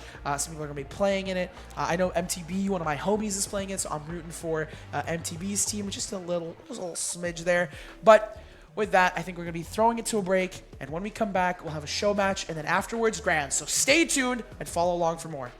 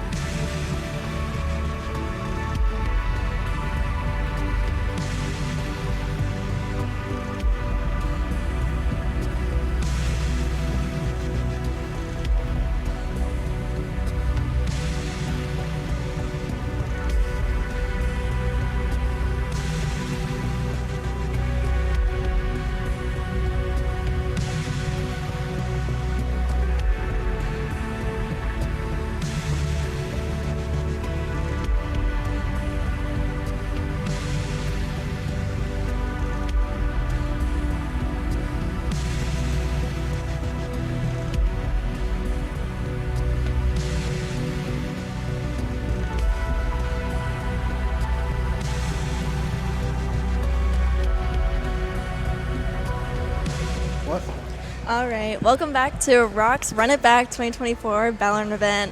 For those of you just tuning in, my name is Kat, and I am conducting the post-game interviews. And today I have most of Oregon Hack here. If you guys want to introduce yourself, just speak into the mic. I'm on. I'm Kane Zera.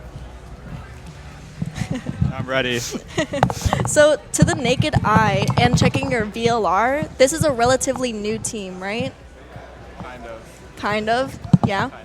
And have you guys played at any other LAN events before, or is this your first one? No LAN event. You played LAN, right? Ion's played a bunch, but nobody else. Ion's played a bunch, but no. Kane played. He played high school LAN. Oh, high school LAN. Okay. And I could say that you guys safely went in just like pugging, right? Yeah. We were trolling. You were trolling most of the time? Yeah, going in, it literally looked like you guys were just playing ranked. Yeah, we're just running around. Yeah. And so, what do the comms look like when you guys are playing? It's really just troll. Everybody says random stuff and does whatever. Yeah. And eventually, when we have to try, we try and we actually call. But most of the time, it's just running around. Do you guys actually use your util, or is it just personal util that you use for yourself? When we're trying. When you're trying, you use it for other people. I'm doing this, and then it does the opposite, and then we just troll each other. Gotcha. I think I've been shock darted 4 times by your teammate. Yeah. Do you find any upcoming teams an issue In this tournament? Kane Zared, what do you think? What do you think? What do you think? Are a problem. In this tournament? Yeah. I don't think any teams are going to be an issue. Yeah? I think we're better than everyone here. So you're going to grand finals? Yeah. That's what you're saying? Yeah. Okay. We already are, I'm pretty sure. Yeah, we're long. Are there any other teams that you're willing to watch or you're excited to watch? No? No teams that you're excited to watch? They're all bad. They're all bad. Free win. A free win.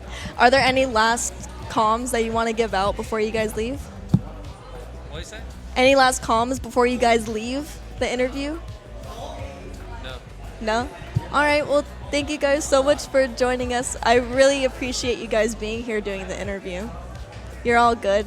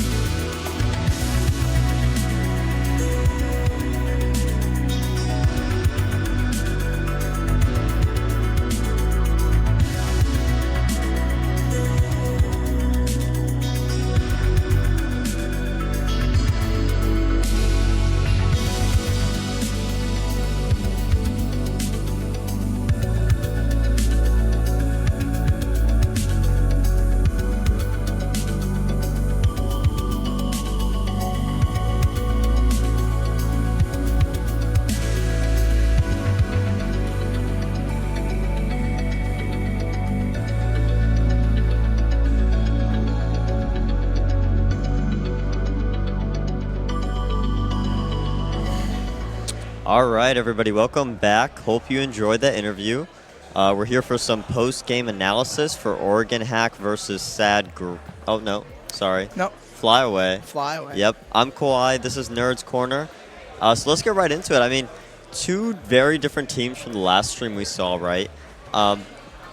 Probably the opposite playstyle of each other, right? Oh, yeah. You have Burger Boys and Shake and Jake, who were two very tactical, very slow-paced teams.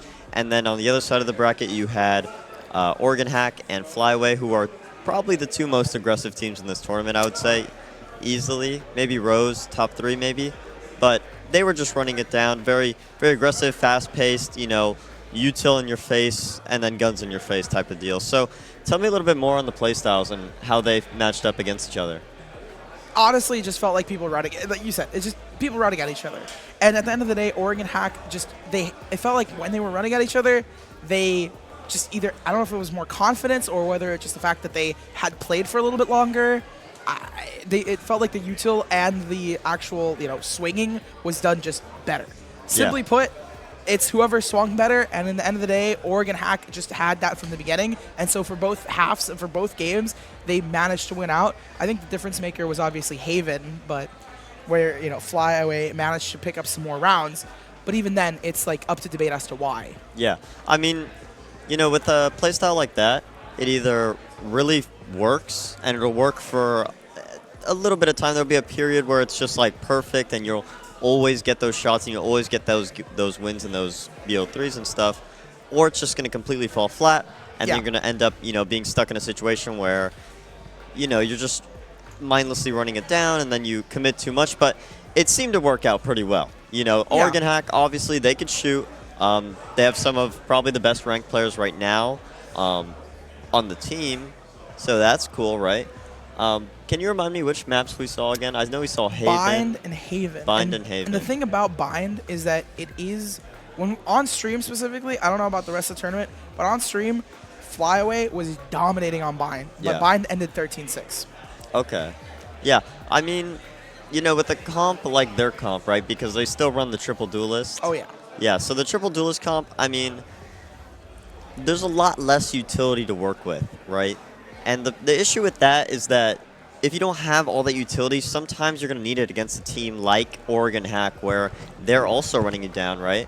So it kind of counteracts itself, and then you're down to what you said, whoever shoots better, right?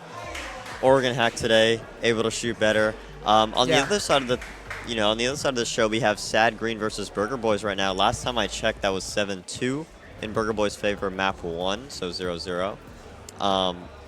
There was something I actually wanted to touch up on. When you said, the util, I felt even if they were running it down, as long as I had one, really solid Sentinel on Bind, I feel like the score would have been entirely different. Yeah. If double duelist is fine, but let's just say, for example, they had a Cypher or a Deadlock, completely different map score. Just even if they're still running it down and they're just making calls in, pre-round, it just changes up the pace because you could throw the Deadlock wall, you could throw a Cypher trip, and that stall potential is just way better. Yeah, I mean, I tend to agree, but the thing is about a team like Oregon Hack is that they do running down to a next level. They genuinely, because they know how to use util. Obviously, these players are good. They're not bad players. They're amazing players in their own right. And with that, they know how to counteract these Cypher trips and these, because they're so used to running it down. They're so used to knowing that ranked style of play that... Break, go. Yeah, and just frag out, get your kills, have fun, and, just laugh about it, You get a round, you lose a round, it's just a laugh all around, right? So, I mean, that's the thing with the Sentinel, You could have the Sentinel. They have to be really good on Sentinel, which I think is fine. I think there are some good Sentinels on the side of Flyaway, right? But at the end of the day, if there's 5 people running at you, one trip can only do so much, and half the time it's going to be broken, right? Yeah. So, yeah, I mean, I think that pretty much touches up that game, right? So much. It was a 2-0. It was a pretty fast game, so there wasn't too much to see. But we could talk about the other side of the bracket really quick. Like I mentioned, Sad Green, Burger Boys, that's currently going on. Believe it's completely off stream. Yeah. After that, we'll have the show match, right? By the way, for those who don't know, and little short intermission, if you do want to know, check out the ROK Esports Twitter for all your updates and stuff. But on to my last point. For those who don't know, after this, you'll go into a show match, and then after that is the grand finals. So Oregon Hack already qualified, and they're the first team to qualify for the Run It Back 2024 grand final, right? In the prize pool to win $5,000. Yeah, $5K. Yeah. Or their share of $5,000. It'll be split. I believe first, second, and third. Yeah. So it'll be silverware. Yeah, but I mean, $5,000 is $5,000. We'll take it, I think. So yeah, I mean that pretty much wraps up our segment for today. We're gonna be moving on, and we're gonna take a pretty long pause here. I believe it's map 1 of Burger Boy's Sad Green, so we're not gonna see that until whenever that's finished, right? That'll basically. Yeah, I mean that'll be a couple maps. So stay tuned, stay ready, get ready, because there's a banger on the loom. There's the show match is gonna be a banger, and then the grand final is gonna be probably amazing. We're gonna see a rematch or a potential rematch. Sorry, potential. There's a potential rematch in between Oregon Hack and Burger Boys. Ooh. Which some lore about that. I don't know if you know, but Oregon Hack is here because they beat Burger Boys in a grand final. Oh, MFH? In the MFH. Ah. So I don't know if there's, some still some soaked blood in the water, maybe like some out for revenge. I don't know. I'm trying to build a storyline here, but I do know that lore. I was actually going to ooh and ah about another thing. Kind of let slip who you think is going to win. I don't know. I mean, obviously, I have my predictions. I'm, open about my predictions on my Twitter, Kawhi VGC on Twitter. Good shout out. Check me out. I got the pick'ems up there. So I know who's gonna win. That's smart. I probably should have put him on my Twitter. Yeah. Nerds Corner Cast. I already said I was gonna put him on my Twitter, so I had to. But that pretty much wraps it up for today, and we'll see you guys soon.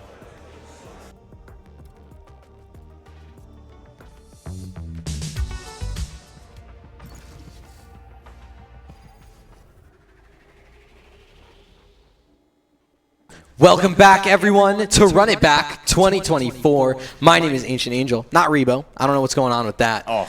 I am. I shedded the tank top, and I actually combined the pullover, the button down, into just a polo. You look a little different, maybe a little better rested. Oh, really? Yeah. Perhaps you must wash your face or something when you went to the bathroom. Yeah, I also got this weird green streak in my hair. Yeah, must be. Okay, all there the we go. excitement. It's fixed. I'm no longer Rebo. My name is Ancient Angel. Rebo. Oh, hey, Angel. Here with me is Techni, and we've got grand finals going straight into things. We're straight into Ascent, just like that. Indeed, super excited. We have two fantastic teams. It is going to be Oregon Hack versus Sad Green. Yeah, so going to be exciting. Oregon Hack, we already know, a team of aimers just all grouped up together, looking to take these duels, looking to, well, frankly, they actually embarrassed in their semifinal. They embarrassed Fly Away. Yes. If you watched that game, that was quite the stomp. That was very, very impressive from Oregon Hack. And on the other side, for the Sad Green. Yeah, for Sad Green, which is currently listed as MTB. We'll get that fixed. Yeah. All good. Milk tea green. Milk tea green. Yeah, it's milk tea blue. It's just matcha. Matcha. Yeah, milk tea green. Gotcha. Basically just matcha. Okay. Yeah, that works. So for Sad Green, it's just, pretty standard comp, right? Chaotic on that jet. We've been seeing him pop off all tournament long. And for the side of Oregon Hack, you have this weird kind of off-meta comp with Kane, Zera, and Knights going Reyna and Yoru, and it's immediately off to the A site, off to the races. Yeah, quick start. Mochilla's going to be the one to swing out wide, but behind the smoke, not going to be able to do not going to be able to do too much. Instead, Silence and company be spamming that smoke, not going to find anything as this plant goes down, and not willing to run through just yet. Instead, all the defenders will run through. Silence will be the opening frag. Valor to return the favor as well. So now with the man advantage, this retake comes into fruition. It's coming into fruition, and there it is in the 1v3. It's all up to Knights. He's been able to take out Bao, so that means it's just a 1v1, but there's the drop from Dynamic to start things off. It's Sad Green being able to take that pistol. Indeed, it's going to be that first round coming their way. Death from above, indeed, as Dynamic slides down from the heavens to find the first round for Sad Green. A quick pistol round to get us started off, and you see the energy. I mean, these teams have been waiting a little bit to get started. There's been some tech issues, but nevertheless, still jumping into it. First round to go the way of Sad, and you're going to see a Vandal, the Outlaw, SMGs, and we'll see what the rest of it looks like. Of course, on the other end, for Oregon Hack, it will just be pistols, but we know how dangerous these players can be. Yeah, especially, guys like Kane Zera, Knights, absolute ranked demons. So when I see them with a Sheriff in rounds like this, until they're dead, they're a threat. Right? They can be something. So for Sad Green, they have to be a little bit careful of that. Bao buying up to the Judge. Find that to be quite an interesting little vessel. Yeah, and we're going to start with a nice slow mid take, but Chaotic holding our range with this Outlaw, going to be a little bit dangerous. It's going to be duels all across the board. Chaotic going to find the first, but ready, quick with the trade. That's going to be toward the A side, a little bit of over-aggression. Yeah, that B main area completely opened up due to Reddy's initial frag. But you can see, even though this rotation from Chaotic comes through, it's actually going to be a rotation from EBK, a.k.a. Oregon Hack, over towards this A site alongside Knights. So Knights and Ion are going to be trying to break their way into the site here. There's that jump peek. There's that fake TP. It's going to pull enough attention that Knights and Larry Banks are able to get those 2 kills and get those weapons. Larry Banks now has a Vandal in his hands. Ion, only a Judge, but still dangerous, but Chaotic. Mochilla have a whole lot of work to do. Manus advantage, but still looking to go for this retake. They have to clear a whole lot of stuff. We talked about how dangerous these Deagles have been in this round so far. But as this bomb ticks away, retake will slowly commence. Position away from Mochilla now. That's just trying to buy a little bit of space. Allow for Chaotic to try to get some angle, but through the smoke, Chaotic gets one Aeonic. Through the smoke, picks up one with the shotgun. Now Ace Requisite.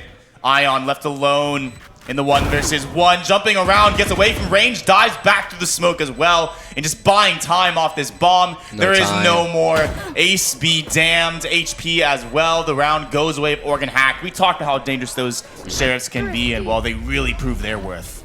Yeah, they're able to get that round. It's no defusal coming in for Sad Green. At the very least, Chaotic's able to keep that Vandal into this round, and that's a player that you want to be very active. You want to be, set up for a lot of good fights on those frags. Because if you can get a Jet to their ult as fast as possible, then they can start building their own, economy, and that can help out your team because you just get that free little Blade Storm for a round. So, all in all, it's bad, but it's not the worst it could be. There definitely is a scenario that's worse, but EBK, they're going to be sitting high and mighty with all these rifles at their sides. Yeah, starting out now into round number 3, a pretty heavy lean toward the A side so far of his attacking side. That appears to be on the cards as KJ begins this rotation as well, just to hold nice and slow, dynamic. Going to be just that. The smoke and good for 1, but the trade is nice and quick. 4 versus 4 now, and hitting the brakes for a second is Oregon Hack, but through the smoke they go. Pretending to be the blinds, but Bao with the shorty, good for 1. Dances around the box, but Kane responds in kind. The Vandals, though, still proving to be the better weapon in this case. Silence Mochilla in the 2 versus 3. A Sheriff, a Vandal indeed, but the positions are rough. But Mochilla, the shot is good. 2 versus 2 now. Spike not down just yet. The onus on Oregon Hack, but Mochilla oversteps. Loses his life. It's all up to Silence. 1v2, swing out. Both of these players on the side of Oregon Hack, they know how to play this. They know exactly what they need to do. Larry Banks just stuck in. Reddy's actually going to try and swing out just a little bit and triggers the double peek off the back of the turret. Reddy's able to get that kill, and it was close. Sad Green did do a fair bit of damage, but Oregon Hack are able to take it across the other line. Yep, second round found there in technically the conversion, but still, Sad Green gonna be able to rebuy. They didn't force everything into the previous, so now they could respond with rifles of their own. Knights on with the Judge. Excited to see where he's gonna be bringing that, and it appears to be a B lean to begin with. We'll have to see how the round plays out as we're gonna watch Knights put down all this opening utility to hold this site. Does have 2 players in rotation for when the execute comes into fruition. It's a bunch of utility being used there. Knights already entered the site with that dimensional drift. Has to back away. No, actually just decides to pop out. Tries to get Mochilla and will do it with just the Judge. Chaotic on the site though, able to find one. And Silence is able to find another alongside Bao for a third. So now it's just up to Knights. Just that Yoru player alone does get taken out by Dynamic. And that's Sad Green finding their second after a little thrifty mishap earlier in the game. Indeed. Now they can afford the rifles again after winning that round. It's actually a little bit tight on money despite winning the rounds. Only having 2 players survive might think things tough, but still should be able to drop for one another, though that does mean there may be holes in their utility. Of course, however, Chaotic does have that ult in the cards, that Blade Storm ready to go, so no gun requisite. Yeah. It does mean for Oregon Hack, though, EBK, they're stuck onto kind of broken by. Reddy and Larry Banks really the only two with rifles. Everyone else just on some pistols. Kind of a weird little like dual hero buy going on. Silence stuck on towards the site. It's going to be Chaotic to start things off with one onto Kane Zera. Could make it more than that, but decides better than just, you know, better to stay alive here, secure the numbers. Indeed, EBK opening move not going to work out in their favor. Instead, netting them -1 players. You're going to go ahead and explore the other side of the map, but still mid, under control, this all is parts. A great position for actually a lot of Sad Green. You can see that mid has been completely given up by EBK. There's going to be a little bit of a timing there, but Knights isn't going to catch it. So there's this flank that's still going on, and Chaotic stuck in towards tiles means that for the rest of these EBK players, it's really reliant on what Knights can find on the lurk. But the spike might be found here, and there it is. Chaotic with knives drops Larry Banks. That's the spike gone. Another kill with the knives, and Mochilla closes out the round. That little force buy, little half buy coming in from the Oregon Hack side. Not going to pay off, unfortunately. Similar to the previous, though, saving just enough money to get a buy into this round. They've got enough. It works. It looks good. Sad Green up to 3 now. This is kind of the start that you would expect from this team. You know, we were talking a little bit behind the scenes before this game was starting about what we were expecting. And I think something that Kwai mentioned, which I do agree with, is the fact that Sad Green, because these players are a little bit older, and with Oregon Hack's playstyle being what it is, Sad Green, you know, should in theory be able to, you know, how should I say, like counter the aggression that Oregon Hack uses by just being mechanically gifted, like Chaotic. Indeed, Mochilla also going to find one of his own, and then now this B split, well, completely falling apart. Dynamic is Chaotic as he swings on around, trying to go for another one, but the ego gets the better of him instead. Both him and Bao fall. So into the 3v2. As the remaining 2 players for Oregon Hack slow things down and try to explore their options. Of course, Dynamic blinded, looking for the fight is Ion, always happy to do so. Spotted out by Bao. 2 players in mid, but Ready on the other side will pick up one. Ion with another.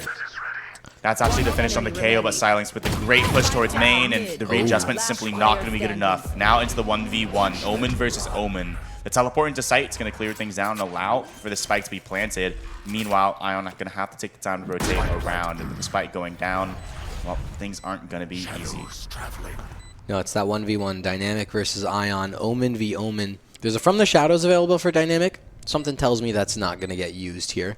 It's just a little bit too risky, so instead, it's just going to be Dynamic slowly crawling his way through that B main, trying to just find a way in, because you want to keep that momentum up. You don't want EBK to tie things up just yet. You want to continue, but there you go. Dynamic's out towards lane. Ion not going to really spot it just yet, but what a pre-aim. Here's the drop. Knows exactly where Dynamic could be. Gets that shot off. It's clean. It was like a jump scare. All of a sudden, you turn around. There's Dynamic, and pop, his head is gone. The cool thing there was that Ion actually knew where Dynamic was coming from, spotted where that smoke came from, but it didn't really matter. Playing so far back, couldn't capitalize on the information, but still had the information off the sound, off the drop, as aforementioned, and, well, a quick little shot finds the equalizing round. Does so much. Now, coming into round number 7, we're halfway through the first half, and it's actually, you know, a bit of a mid-play. A lot of aggression being used, but that's actually Mochilla with that Hunter's Fury trying to find some tags. It doesn't really work, though. There's a Hunter's Fury in kind from Larry Banks as Reddy's able to find Mochilla over towards that cat area.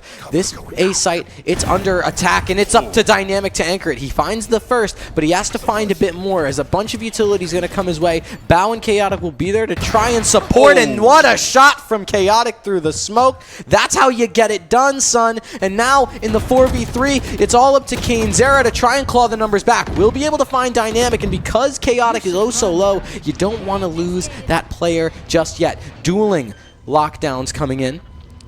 Detains possible. Chaotic gonna have to take care of that turret as Bao just farms up in heaven. There's the detain, but it's good enough. You know, there's enough time left. Silence can just defuse for the fun of it. Indeed, we'll go ahead and go around and do that. Could have been a little bit scary, but crazy shots come out there from Bao, and, well, round-winning shots at that, so. Yeah.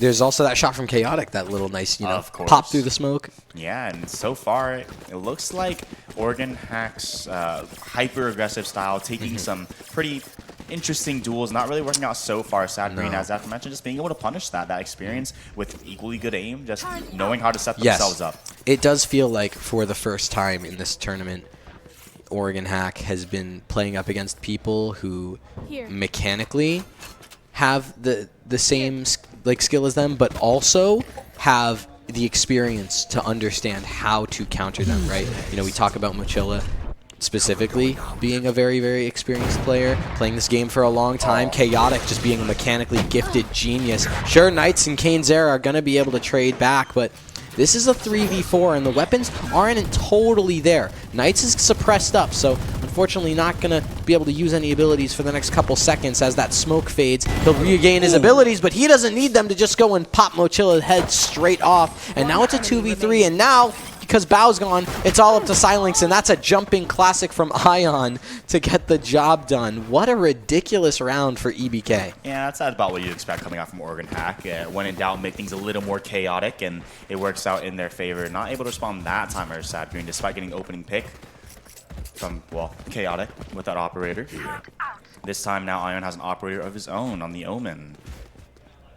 Oregon Hack are going to be able to respond. And, this time Sad Green's money, again, kind of in the dumpster here, so not going to have the buy. They're going to want 2 shotguns in the pocket, additionally 2 deagles. They do have the 1 rifle, but that's really all they have in regards to heavy firepower. Yep. This op is going to be interesting. I want to see how Ion uses this to his advantage. But you can see for Sad Green, it's all pretty standard stuff, right? You're just going out over towards this B main side, just doing what you need to do. Yeah, very aggressive stance from Silencer, but might bite off a little more than he can chew. The slow peek, though, could grant him the first kill potentially. Gets the shoulder, but Kane did information as well. Crouches into the angle, pre-fire, and now this B site is under attack. Bao is there for the rotation, but Mochila still going to have the one to hold dynamic. Going to be the first with that shotgun. The flash going to go in. Defending is Ion, a little slow on the shot, but just in time to save the planter. It's going to go down now. Chaotic and Bao left in the 2 versus 4, and with a shotgun, what can you really expect from Bao? That's the question. Chaotic, though, also locked behind the door, will rotate through the spawn, and, as the last player, it's not going to matter for much. Team Ace to come out. Everyone on Oregon Hack firing on all cylinders. Yeah, great response from Oregon Hack. They're able to take that round. It looks good, right? A lot of what we're seeing from Oregon Hack is just, you know what? Maybe we are mechanically better, right? When you talk about some of the rankings in terms of like the leaderboard and ranked for some of these players, I mean, Kainzera's at 1. Knights has been at 1, but like previously, like this year. I believe 4 of the players on Oregon Hack were at one point in time #1. Yes.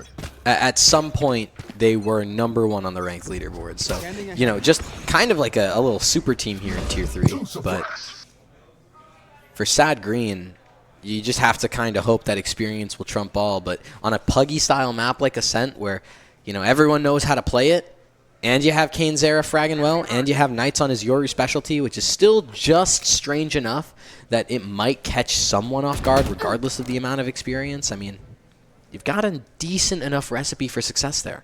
Yeah, information traded early on in the round, but Kane has found an opening, at least a small one, able to take a bit of control towards mid, fighting toward the short side, but Bao just holding from the true room, going to be spotting, and Kane may just walk into it. Instead, the first thing to go through is Knights getting all this information towards B.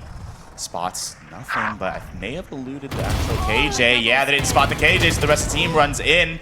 Larry Banks able to recover, though, but Bao with one of his own. Larry will get this plant down, but the retake will have to commence. Knights with an aggressive stance. Teleports all the way back, but caught out by Chaotic. Spots the TP, and now the man advantage goes the way of Sad Green.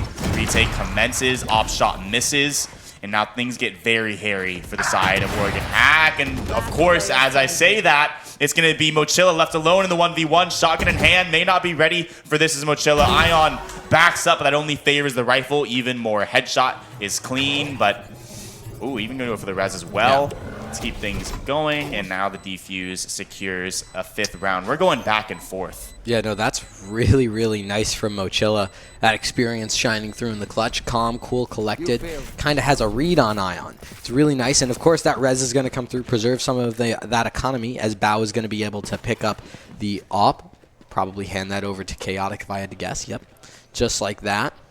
And in these last 2 rounds of the half, it's really about, you know, just finding the small advantages. This map has been back and forth the entire time. You know, even Sad Green winning the pistol can't even convert in the anti-eco. So we are very clearly seeing 2 very evenly matched teams here.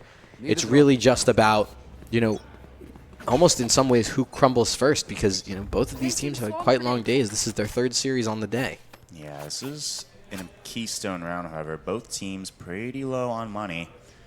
So whoever wins this will have the economic advantage. Could potentially pick up that 7th as well, but even then, a save is always dangerous. If you can get a Sheriff, then you got a chance of the round. And Dynamic once again going to be tested in this back of the site. Bao smoked off for the time being, and now the rest of the attack begins to work their way through the site. No way to respond. And Dynamic position found, flashed on in, and just dropped from the site. Kainzera does the same treatment to Mochilla, doubling that man advantage. As the smoke fades, Ion swings, the wall goes down, but Chaotic punishes, and equally Silence. Not gonna be able to get the spray at the end, but Chaotic does get the refrag. Still, man at disadvantage in Larry Banks. Well, with the HP advantage, he delivers a quick little headshot on the Chaotic. The op not quick enough. Last round before the switch. Oregon Hack finding a 6th round, guaranteeing the half. And that's huge, because on a traditionally defense-sided map, I think more people are starting to argue it's more 50-50 than defense-sided, but, you know, tradition stands true that defense tends to be a pretty decent playground on Ascent. So, all in all, you have a couple rifles here on Bao and Silence.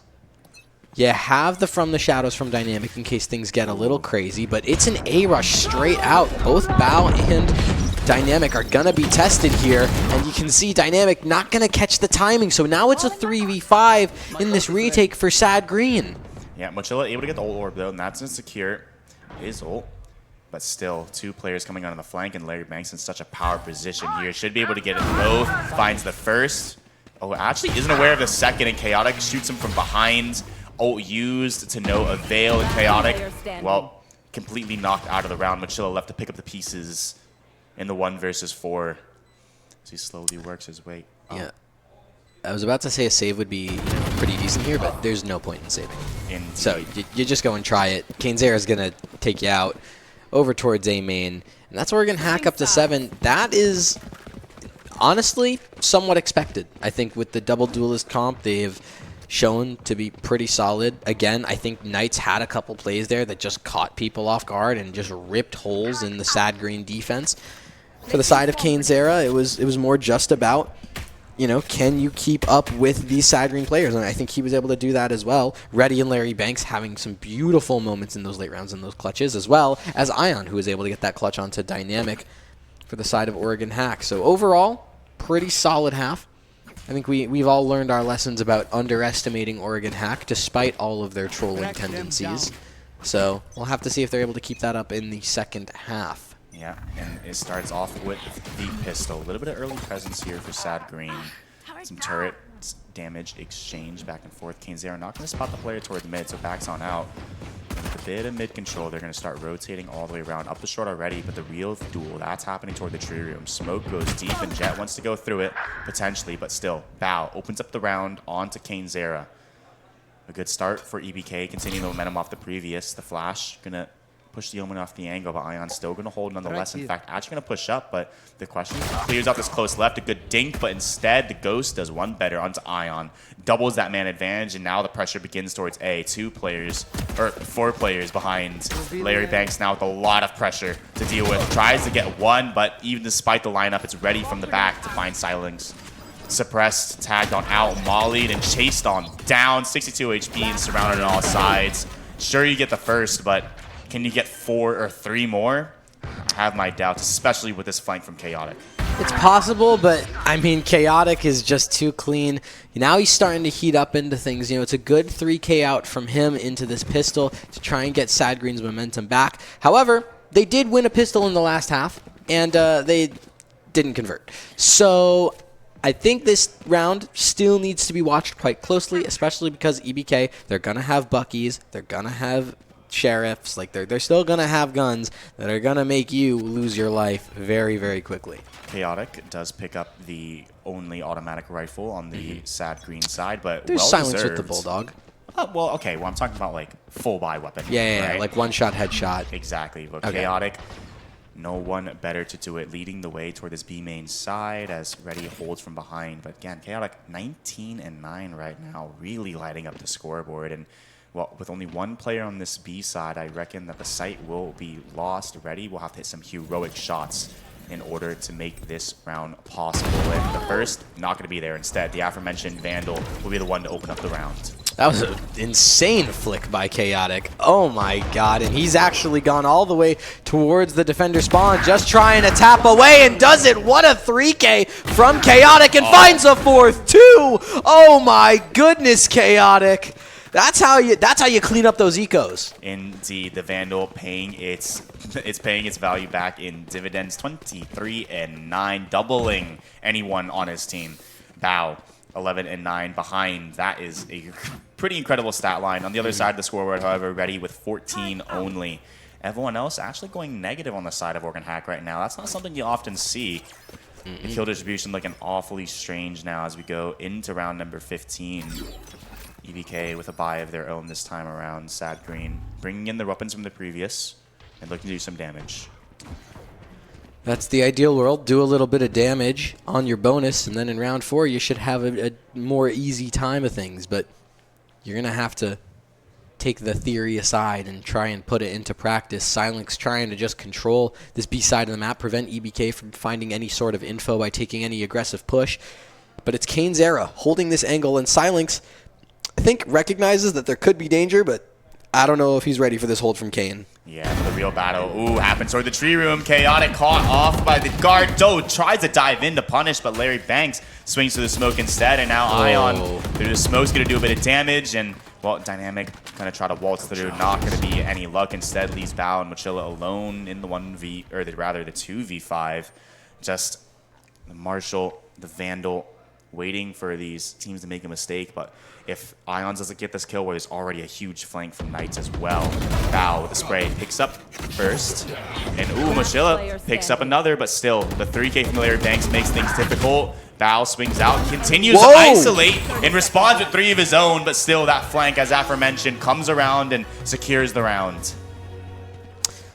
How fitting that it's Knights on the flank to close things out, right? It was a 2v5. Surely there's, no way. Knights really just kind of there for the added effects. The safety net if we need it. And indeed was needed. You did. You really did need it. Again, this is what we were talking about with Sad Green. Like, they have shooters. They are actually now one of the teams in this tournament that can match EBK on the firepower and have the experience and have the coordination to deal with it. But you're on a bit of a weird situation. Chaotic going to have to rely on that Blade Storm over towards mid to try and carry the bulk of the economic weight. Does have a Bucky in case you want to go smoke fishing, but... Ooh, and Chaotic playing pretty far up, and a quick little shot into Ion's going to find the first kill of the round. The Blade Storm already doing damage with that. Mid control will begin to be taken, but 3 players with this B side as 2 secure the CT rotation. Lock go down, dash the smoke spots 1 player, but now the KR ult to come on out. Chaotic to burst open that door in the entry, and Kane to hold as well. Oh, gets one of the bows somehow and doubles up as well. I mean, you didn't even see the second shot, let alone the first. And suddenly, the wind has been taken out of the sails of Sad Green, but as I say that, Silence responds. And of course, Larry Banks swings around, closes it out, and secures the 9th round here for Organ Hack. Great job by Oregon Hack. Able to just completely run around, get those trades. I mean, this is ultimately what you want to do as a pug roster, right? You want to just pull up, and you want to just continue to get your trades, right? If everyone is working together in these team fights and trading out 1 for 1, then eventually you're going to win, so long as you got that opening kill. And luckily for Oregon Hack, that's kind of been their specialty, is going in and aggressively finding those opening frags and then just running it back and, making sure that you can keep that man advantage throughout the round. 2-2 in the half now. as a bit of information play comes out from Lair, but there's plenty of folks behind that smoke. Omen drops it to save the day, prevents any further aggression, and with that, we're going to see a reconsideration from the Sad Green side, now working towards mid instead. They have Chaotic in position. Similarly, Larry Banks on the other side in position with Ready to hold. As these 4 players make a little presence towards mid, but now we'll work the way back. They've called the smoke just cleared. Now Chaotic going to start this opening. Start looking through, picks up the first. Yeah, finds that first and backs off. It's a great moment from Sad Green, but Reddy's still here on the site. You're going to be totally alone. You're going to be in the back of the site, but you do have some support coming in from the hands of Ion 2K, but good shots by Dynamic and Chaotic to shut that down immediately. It's now a 2v4, and Silence is going to go down, and Mochilla, thankfully, is there for the trade, but Kane Zera still here, still ready to frag out just like that with one. The Empress is active. Chaotic trying to take a timing, but Dynamic's going to go down in the meantime, and Chaotic just trying to play the ring around the rosy in the 1v1, trying to find an 8th for Sad Green. It's continuing to go like this, and Kane Zera, he might start to know, he might pre-fire, he might aim, he might spray, but he can't get it. Chaotic's able to find it, get that 3rd kill on the round, and you can see both of these teams, they're fully locked in. Yeah, the stakes cannot be higher. It's the grand finals now. No other teams remain. And it's quite a bit of money on the line, $3,500, I believe, that these teams are fighting for. And Sad Green bringing, well, rather closing out the lead that Organak has, only a 1 round being the difference. Granted, it's been a bit of back and forth, but still, money looking a lot better for Sad Green. 5 Vandals across the board. Meanwhile, Organak, the Bulldog, the Shotgun, the Singular Vandal. Not a whole lot to work with. 2 classics as well.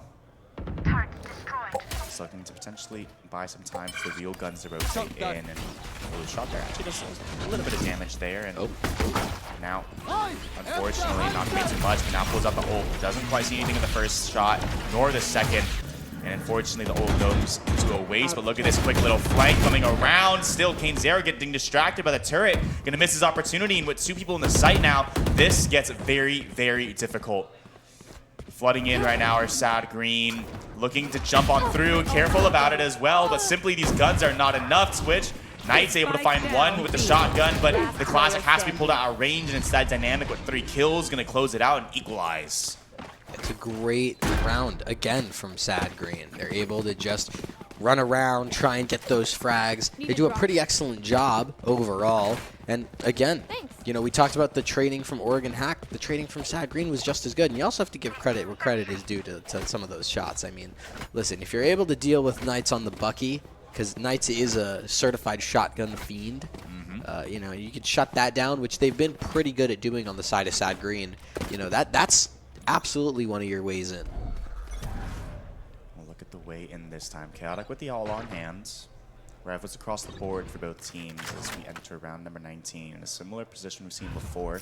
All 5 players now grouped outside towards A, but this time EBK with 3 to hold. Oh, but Chaotic, good for the first. The smoke goes down to prevent them from pushing through, at least initially. The Molly as well, but Chaotic gonna disrespect. Jumps into the boathouse, spots no one. Locked behind the smoke are 3 players, and Silence drops Ready. That's a sight now completely busted open. Kane Zera, Larry Banks, Ion, all in the same position. The drone comes out early, but gets shot out of the sky. Instead, Chaotic to find the first, keeps tapping on, good for a 3rd, but it's Mochilla instead to close out the round and securing the lead once more for Sad Green. It's double digits for Sad. They do an excellent job at just continuing to take the site, and something that I want to highlight, aside the fact that Chaotic has already gotten 30 kills, which is, oh my god, but it's the team play that Sad Green are doing. Chaotic is stuck in towards a corner, over towards stairs, and he calls for that drone to be broken. And that player in B main broke the drone for him, and Chaotic, instead of just sitting and tucking in that corner and waiting, actually does take the precedent to swing out. And what that does is it catches Kane Zera off guard, because to his knowledge, that angle was already cleared by the drone. It's really good micro plays like that, and the kind of experience and instinct that Sad Green have that are giving them the edge in some of these rounds. This time, a bit of a dangerous move here for Knights, playing the smoke with the shotgun, similar to previously. Ooh, but Chaotic goes through, finds the Omen, switches the SMG, and drops Knights as well. Attempts to get the other kill into heaven, but instead, it's going to be Mochilla that's the one to find it. Larry Banks with a quick headshot, and the Chaotic drops the biggest threat. But 1 for 3 is not what you want to be going for it. Kane, Zera, and Ready now left alone. A whole lot of work to do here as a spike takes away. Player standing. They're holding that smoke. They know that you know, some of these Oregon Hack players have got quite the ego. So, you know, being able to just say, you know what, you might swing through a smoke. Let's just hold the smoke. You know, leave Ready in a position that's basically just unwinnable. It's a 1v4. There's that swing in, and hey, you're able to find Dynamic, which is huge, but Bao is a little bit of a different story. So Bao's going to be able to take that kill. Sad Green is now up to 11, and this is the first time in quite a long while that this lead has extended to more than one round. Yeah, Oregon Hack actually going flawless in series. I could check on if they're flawless on maps as well. The EBK really haven't had any real problems going into any of these games. Really knocking out some big names that we expected to do a lot better. I mean, Fly Away is probably the biggest one, and that was, quite frankly, a bit of a stomp going their way. So Oregon Hack, a bit of a new feeling for them as they try to find their way back into this map as we enter the twilight hours of it. With guns across the board, we'll see a push towards mid and potentially a quick flank toward the tiles side as all 5 players for Sad Green once again grouping up toward this A side, leaving 2 towards mid for the quick flank, but another to return to B to support, and now the execution can come into fruition. Yeah, a bit of a slow going actually. Oh nope, it's because the KJ ult is coming out as well, forces everyone out. Yeah, it's those 2 dueling lockdowns yet again. Ready's going to have to try and find his way out of this, but with all that spam going through, that's going to be a little bit of a problem, and that lockdown's going to get broken. Meanwhile, there is a player that's detained. So as Chaotic can go into the site, he wants to try and find that player, but ultimately they're going to revive themselves, get those guns back into their hands, but there's that really quick flank coming through in B main as Bao and Mochilla trying to do so much. It's eventually Mochilla falling, and now it's just Chaotic, 1v3, make it a 1v2 as they're all swinging one by one. It's now up to Ready. Chaotic trying to find that little angle, but you can see Ready just tucked in. That spike is down, so Ready knows how he wants to play this. Chaotic does have a dash to pop if he needs it, but he's just going to take that jiggle, and Ready's going to be able to shut down that clutch. So EBK looking to respond back. They find double digits. Sad Green, they're going to have to try again in the next round. Indeed. 10 to 11 now. EBK still responding despite losing the previous round. Sad Green only 1 away from this map point. Guns across the board once again. Larrybanks will be relegated down to this Guardian. Similarly, Ion. The economic situation of Oregon Hack proving to be a bit of an issue now. It's a really tough position to be in if you're Sad Green. But you do have a fair bit of money built up, so it's not like economically you're on nearly as much of a back foot as EBK is, for example. So that's going to be your one saving grace. A bit of a gamble stack coming out here from Oregon Hack, but it seems to be paying off as Sad Green have placed 4 of their players, and well, as Silence rotates around, it may be 5 as well, maintaining control of this side of the map. Gamble stack may just pay off. And now KO pops out. And now the jump to the smoke as well. Chaotic, the first in the site, will find one. Indeed, Knights though finds it first. Larry Banks with the Guardian picks up another. As we trade back and forth, we find Sad Green with that advantage. Ready now trying to find something, but won't just yet. The rotation comes in from the Troom as well, but still stuck out of position. Dynamic drops Ready, and now alone is Ion. 13 HP, and a bullet to the body drops him. Sad Green find match point. Oh my goodness. Sad Green looking to take match point here. This match has been as close as it can get. The only way that it gets closer, Techni, is the dreaded... Nope. Okay. Well, Sad Green if you know... 13-10. All right. Well, if you know, you know. I mean, there is 13-11, which also exists. Oh, not. Okay. So you really think that Sad Green have got this? They're going to learn from their mistakes. They know how dangerous these pistols can be, despite the low buy. EBK really proven to be dangerous. So hopefully Sad Green going to learn from that and take this one nice and slow. Well, but here's the thing is, you see this 3 stack of players on the side of Oregon Hack over towards this B site. This has been a 3 stack of players that's been very, very consistent in holding the site. It doesn't really matter that Ion only has a frenzy, because something tells me that Ion can get that job done as Chaotic dashes all the way in towards defender spawn. It's Ready and Larry Banks to find the first 2 kills. Ion's going to actually flash up Chaotic thanks to that Yoru clone, and Ready's going to be able to find the kill. Now in the 4v2, this eco starts to look promising. This is a nice little thrifty round that Oregon Hack have cooked up here. good thanks to that gamble stack. Knights is going to get caught out by Mochilla, but it doesn't matter because the shots go a little bit wide. So Knights is going to be able to get that kill, and now it's all up to Bao in a 1v4. It's not impossible, but you're going to get spammed down by Knights eventually on the peak from the other side. And look at that. That means we're going all the way to 24 on Ascent. I wish you told me that 11 rounds was possible. I didn't know that was a possibility. You know, 11 is the number after 10. Well, so, indeed. And let's talk about the previous round. Talk about the previous. What makes it difficult, right? If Sad Green didn't already have a hard enough time going into the stack on B, additionally, Ion teleported all the way across the map just to make things, or it teleported across into the site to make things even more difficult, adding an additional player to the stack. It was just rough all around. They walked directly into the gamble that they had set. Going out, and Knights with an aggressive position. Good for the first. Silex drops rather, and continues the tear. Tries to, it's Larry Banks instead, and ready. 3 players, all 3 on the B side, find a kill each. Kane also good for 1, and now Chaotic, the man of the hour, has a whole lot of work to do and not a lot of ways to do it. Ion quick on the flank, gonna find him, and it's 12-12. Overtime in map number 1 here in the grand finals. So let it be known that if I said it, I would have Castle Cursed it, but you didn't let me say it. So now we're here in OT. So, EBK, I mean, it's good signs for them, right? Because that was a team ace. That was everyone showing up on the board for those kills, for that participation. On the side for Sad Green, Chaotic has 36 kills. Yes. In 17 deaths. Now, that's a lot of deaths. But also, that's a real lot of kills, and so that's a timeout from Oregon Hack. Yeah, I do want to point out the top frag for Oregon Hack has 20 kills, and Chaotic has 20 more kills than anyone on his team. Oh yeah, yeah, you know, it's like that. Yeah, just feeling kind of good this game. Yeah, yeah, just really is warm.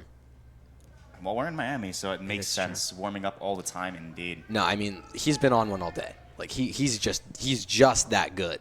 And the big thing now for Sad Green is just what do you do to respond here? How do you get Chaotic involved and set up in appropriate ways to be able to snowball these rounds together? Because it's very obvious that that's your win condition, is Chaotic just going absolutely crazy. So you need all of your structure here and your support to set up towards him. Now for this round kind of tack pause from Oregon Hack, my guess is that this is coming in just to try and brainstorm some ideas, because you're down a couple rounds, right? And by that I mean you're exactly even. You need a round here to get yourself swinging into things. We've seen Sad Green's attack, and it's actually been decently formidable. And both of these teams actually favoring the attack. You want to make sure that you secure this one. So. Indeed. The previous problem for Sad Green was actually that they kept walking into gamble stacks, and unfortunately for the Oregon Hack side, that isn't really a sustainable strategy to have. So we see them this time on their attacking side looking for a B crunch, and now 2 players in the back line. That's going to be Silex and Mocho looking to hold 2 players who could definitely do that on their own. Wow, though. Bit of a push towards spawn, not ready for it. Dynamic pushed all the way back, killed from the A side, but these 2 players in sight, only good for 1.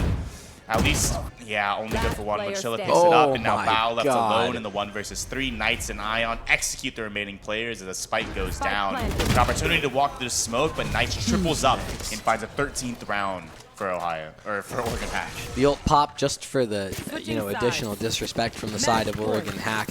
It's match point for them here in overtime. It's all up to Sad Green. The pressure is on for Chaotic, because you have to try and find this round just to continue this map, or else you're going to go down in the series, and then you're looking at like 1 more map and the entire tournament is over. Not even just for you, just in general, the entire tournament is over. And I'm not going to lie, there are a lot of times where 2nd place feels worse than anything else on the leaderboard. 2nd place is indeed first to lose, and a quick early double setup for defense out here. It's going to be Knight committing to this fight, but being baited in right now is Kane Zera. They might take this a little too fast for their own good and not clear this out. Kane good for 1, but the other players disappear to the smoke. Still, the attackers down a man, down 2 now as Ion finds a 2nd kill. A little of a dance in the smoke as Bao gets dropped, and now Silence the late lurk. All up to Silence in the 1v3. Has the first kill and has the second. All of a sudden, this just became doable out of nowhere. It's all up to Reddy, and he's stuck towards tree. He doesn't want to try and overpeak this. Silence, you have a chance here, my friend. Right now, a minute left on the clock. You trigger the door. That's going to go in, and there's that spray just behind him. He's going to re-wrap towards Heaven. He's going to grab that spike, and he's going to try and commit to this site. Going to spend a little bit of time, but Reddy sprays the door now, and it's 4 HP left for Silence, and there's the headshot to confirm it. It's EBK, a.k.a. Oregon Hack, to take the first map. 14-12 in overtime. Techni? Indeed, a barn burner to start us off. It goes all the way there in map number 1. I imagine map number 2 and 3, well, 3 if we need it, won't be too different. We'll just have to wait and see, and we'll find out just after this break.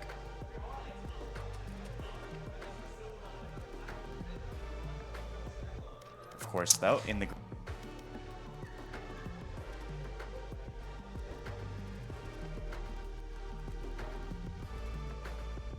Connection established.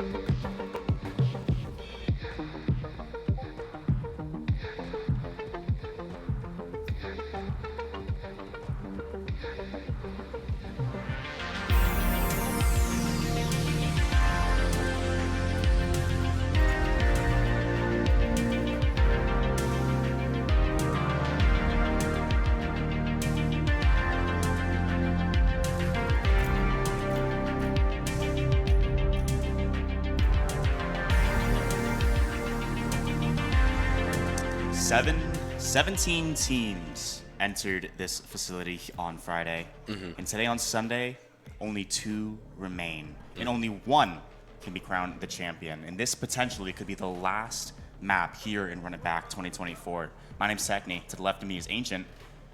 How are you doing? I'm doing pretty good. This could potentially be the last map. Map 1, it was EBK's pick, a.k.a. Oregon Hack. It was their pick, and they won it 14-12. Now we're going on to Bind. This is the land of Sad Green. Our lovely producer called it Sag. So I think that's quite silly. But no, it's Sad Green. Well, I hope they're not going to be. No. They're running what I think a lot of people are considering to be a variation of the meta composition. They're running that double controller, the Viper and the Brim, alongside the Raised Sky pair with a Mochilla Deadlock coming into things. I am quite interested to see how that looks. But on the other side, this feels like an Oregon Hack Classic where everyone is just fragging out. Everyone wants to be a fragger. You got Kane's Era on the Raze. You got Knights back on that Yoru, continuing to just do whatever he wants. And then you have Ion hopping over to the Clove, with Larry Banks being that one little supportive agent, and then Ready on the Viper to just try and do whatever he needs to do on those lurks. Oregon Hack have been really strong so far this tournament, but chaotic in that previous round, in that previous game.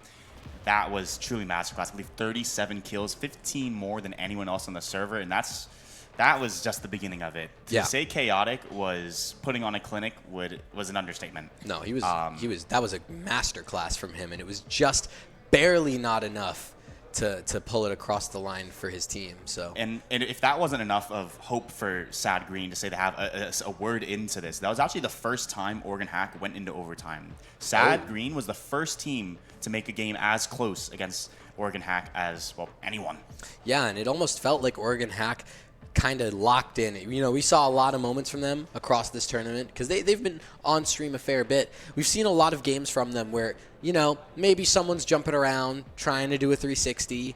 They have their knife out as they're looking at someone, right? It was a little silly from Oregon Hack, but this was the first time where it didn't feel like that. Like, they were locked in. They were really trying to play this. And so we're actually now seeing these two teams push each other to their best, to their limits. And that's what I find so interesting about this matchup. Yeah, I did. Honestly, looking into it earlier in the day, I didn't expect such a good matchup from these teams. And, well, to be honest, I don't think either of us expected these teams in the final either. No, unfortunately, most of production, in terms of other casters, are out for the day because it's quite late. You know, a lot of us are hurting a little bit from the voices, from the hype. It's been so hype, but no one predicted either of these teams in the finals. I did find that out. No one on broadcast predicted either of these teams in the finals. Everyone had Rose over, I believe it was in the lower Oregon Hack. Everyone had Rose, and then in the upper, everyone had either Shake and Jake or Burger Boys over Sad Green. Absolutely. So that, to me, is kind of crazy. Yeah, I mean, finding their way through the bracket on the Oregon Hack side of things, having to fight through to find themselves here. I believe their matchup, actually, they beat out FlyQuest. That was the surprise. And FlyQuest losing, FlyQuest losing out to Rose. I think the game is earlier. live. I'm not going to lie. I think we should be into game at some point. Ooh, well, it appears to be a bit of a time pause. Okay. So the game is in, but not Go quite figure. live. Go figure. Well, of course, it wouldn't be a Valorant LAN without a little bit of tech issues. It wouldn't be me and you casting without the fairies coming back. Because look at who Ion's playing. Of course, it's the fairies. Yeah, indeed. So go figure, right? I don't know. I was looking out to the PCs and I was seeing some people running around and I was like, this is strange. I'm hearing noises. I'm hearing shouting. I'm hearing all this. You know, it sounds like people are playing the game when no, in fact, they're just lying to us. They have done such an excellent job at fabricating, you know, a reality where they are playing a game that, you know, they're actually just in a tech pause. Turns out they're playing a game against us. Wow. It's mental warfare. We are the real losers. Man. You see the teams there. I'm just trying to sort some things out on the left. Yeah, the tech pause on the left, but as we wait to get into this. But again, this has been, so far, probably the most interesting series from Oregon Hack. Sad proving that they are, well, they haven't proved they're beatable just yet, but have proved that, yeah, someone can put up a fight, and it's going to be us this time around. We deserve to be in the grand finals against these guys. Of course they deserve it, right? They had a really solid game. They actually did very well against Burger Boys. Those 2 maps that they ended up winning in that 2-0 were very, very, one-sided. It was a little bit tough for the boys of Burgers. And for, Oregon Hack, I think we've sung their praises enough in terms of how mechanically gifted a lot of these players are, how ready they are to absolutely frag out. I want to see a step up from a couple players on Sad Green. Okay. I don't necessarily have any names in mind. I just think that, if the whole game plan is just chaotic, dropping 40, that's a little scary because I don't know how replicable that is. I know he can drop quite a few kills. I know he is insanely good, but I feel like there needs to be just a little bit of supporting cast around him for things to really get going. Yeah, indeed. I mean, clearly, if 37 isn't enough, then clearly, he's going to need a little bit more backup than just that. Yeah. And even a more even kill distribution would have been better. Maybe the trades could use a little bit of work, but we will have to see. Sad Green really have proven themselves to be a fantastic team so far, and I'm excited to see what they have to offer here in map 2. I think there might be a PC that is not loading in or not working. More specifically, the name Kane Zera is coming to mind. So something might be wrong there.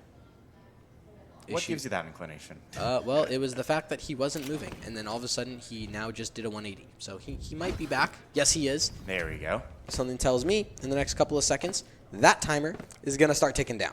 So that excites me because we are going into map 2, and this could be possibly the final map of the tournament. Sad Green obviously looking to try and make that not the case.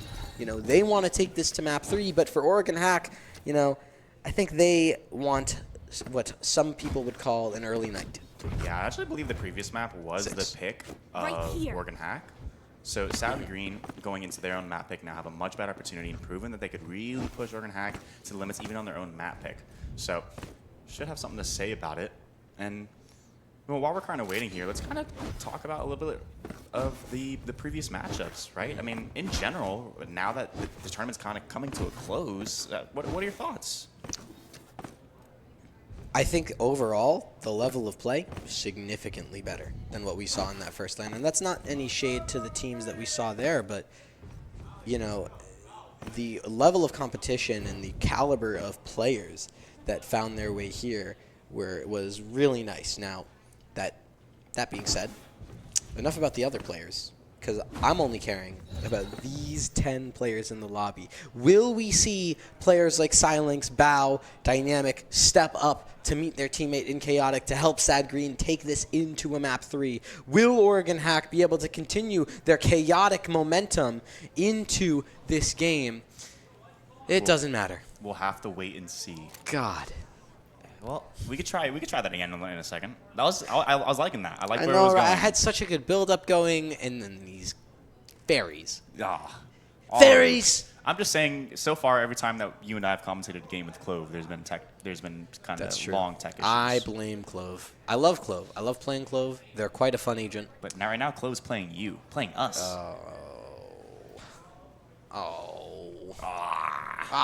Why? Why more technical issues? Well, it wouldn't be. It's not a technical issue without Techni. Yeah, that is true. You can't spell technical without Techni. So, I blame you. Well, yeah, I'm willing to take that blame. Good thing I'm having impact, right? You are having impact on the server. It's very true. We just saw someone, I believe, on Oregon Hack just run away, make that 2 players. So. Oh, I was looking at the minimap. Oh. And I was a runaway from where? No. I was looking at there's actually 2 mini-maps right now on screen. There's one in the top left. Okay, well, the second one is gone, but if you saw it, it was really cool. I don't even talk. Oh, hey, look at it. It's right there. It's, this mini-map of these, 10 people that are all just chilling out by their computers. One is much more dramatic than the other. Sad Green clearly feeling the pressure as they're living reality in black and white. Yeah! I mean, they did just lose the first map. 12-14. They had the match point and then they couldn't close it out. Yeah, I'm kind of feeling a little bit melancholy after that, but now players starting to sit down at their desk There we go. There's we go. A button, a chair. That's what you like to see. Now all we're waiting on, I'm looking at that timer, and then I'm going to restart my beautiful monologue. Yeah, so please. Moving around a little bit more. This is something where this is how strapped we are. We're analyzing the movements in the mini maps. Well, yeah, positioning is incredibly important. So we want to look at these little micro adjustments in the tech pause. Of course, yeah. Every I think good teams will make the most out of every opportunity given, and right now they have a whole lot of time to really get that movement precision in. Or so they say. Right. I think actually Knights is practicing his fake cloning. Let's. I'm sorry, I just got carried away by listening to what was going on outside. And what did you hear? I heard, "Are you ready? Flip your mouse pad around." Flip your mouse pad around? Is someone playing on the back side of their mouse pad? Well, at first I thought, their mouse pad's upside down, which technically wouldn't really matter much. But if it's the other way around with the grippy side on the top, then I could imagine that might cause some issues. And I'm scared to see what these players could offer with the correct side of the mouse pad. Yeah, imagine it was chaotic. Oh my gosh. Imagine it was chaotic. Well, someone this game's getting so intense that players are sweating everywhere, and a mouse pad currently has some water on it, it appears. They spilled water on the mouse pad. They did. All right. It was clearly the sweat from both teams trying their hardest in the previous. Or, hear me out, someone was drinking a Red Bull, and it went a little crazy. Went a little crazy. Yeah. The wings bursted out and just caused all-out chaos. No, there was like a living Red Bull. Oh my goodness. How do you drink that? What? How do you drink that? I mean, living things are like 70% water, so That's you can true. drink it like 70%. Well, that's not bad. Yeah. You get a pretty good amount of hydration from 70% hydration. I mean, in Miami right now, it's like 98% humidity or something insane. So. Even the air is wet. Yes. You go outside and you just feel sticky. But hey, look at that. The last 10 seconds of this freeze time in the pistol. It's finally gone. Will Oregon Hack be able to close it out in 2, or will we go to a map 3, Techni? It all starts on the pistol. Yeah, and now it begins. Early pressure toward this bathroom side from Ion, but thinks better for the time being. Meanwhile, those Sad Green grouped up with their entire team around the way. But look at this. We got Raze, Kane Zera pushing up and gonna face his Brimstone. That's about to hold, at least for the time being. But at the crunch, they decide to pull back a little bit. The TP to the bathrooms. Kane will actually find an opening kill. The one already in the sight. Ion with a lot to do now. Swung by 2 players and dropped by the second. Kane, the pressure from A-Main gone. Instead rotates about, comes in and clears the bathroom. Dropped first troubles though from by Dynamic. And Dynamic's going to be able to take out Knights, and now Larry Banks and Reddy have so much to do on this retake. They do have a little bit of a flank going on from Reddy, so there is that to work with, but Chaotic, 22 HP, still here, tucked towards short, will eventually get taken out by the Vipers Classic. And now, Dynamic and Bao have to hold this post plant to themselves in the 2v2. Larry Banks here over towards the back of the site, but Dynamic's looking to find 3. Can it be 4 on the round? Well, not just yet. Bao's still stuck in towards Showers, just spamming out through that smoke, so Larry Banks has to try and do oh so much. Picks up the Ghost. Bao at 13 HP. Larry Banks is sticking, and Bao's not calling it. There's the smoke on the spike, and Bao now knows that it's halved. It has to be a run, and it has to be a right click, but he gets the defuse. Larry Banks able to get the 2v1 clutch against Sad Green to bring the pistol round to Oregon Hack. Both remaining players in Sad Green were already so low HP, but still finds a way to sneak the Ninja Defuse as insult into injury. Yeah. That is a great round there from Oregon Hack, and a good recovery. I love to see that aggression coming out early from A main and immediately coming back. We saw Kane Sarah get that opening pick towards main, then rotate immediately back around to deal with the pressure coming out of bathrooms, and well, able to maybe not hold, but to retake and to come back into the rounds. Well, yeah, now you get that anti-eco. The one interesting thing, though, for the attacking side of Sad Green is Mochilla actually buying up onto an Outlaw, potentially to try and punish any sort of advanced weaponry that EBK choose, but they're playing really passive because they know that Oregon Hack, they love to get aggressive on a lot of these angles, just like that one. Oh my gosh, the quick scope from King Sarah drops the Outlaw into the deadlock. But now Ion playing nice and close, spots one above, that's the pistol, jumps up. King Sarah with another and a third indeed. So now Bao left alone, does have an Outlaw of his own, but still stuck behind the smokes as there aren't options anymore. The spike out of control. Still, Ion will push up with this shotgun, try to close the distance, but with no armor, it could be a little bit tough. 5 players also make it quite difficult as well. And of course, the sandwich, the flank as well, coming into fruition. Val does have a pretty decent weapon to deal with these players, but still not much to be done as Larry Banks works around. And this isn't the show match. No. What are you doing, Larry? Oh my goodness, I'll have you know. In the last 3 maps now, if you include the show match, there have been 14 knife kills now. Okay, ignoring the fact that you can exclude the show match, and I think that number is still 2. That's still pretty ridiculous. Yeah, there was a knife kill on Ascent, right? I'm not crazy. I think you're a little crazy. How many? Was there 13 knife kills in the show match?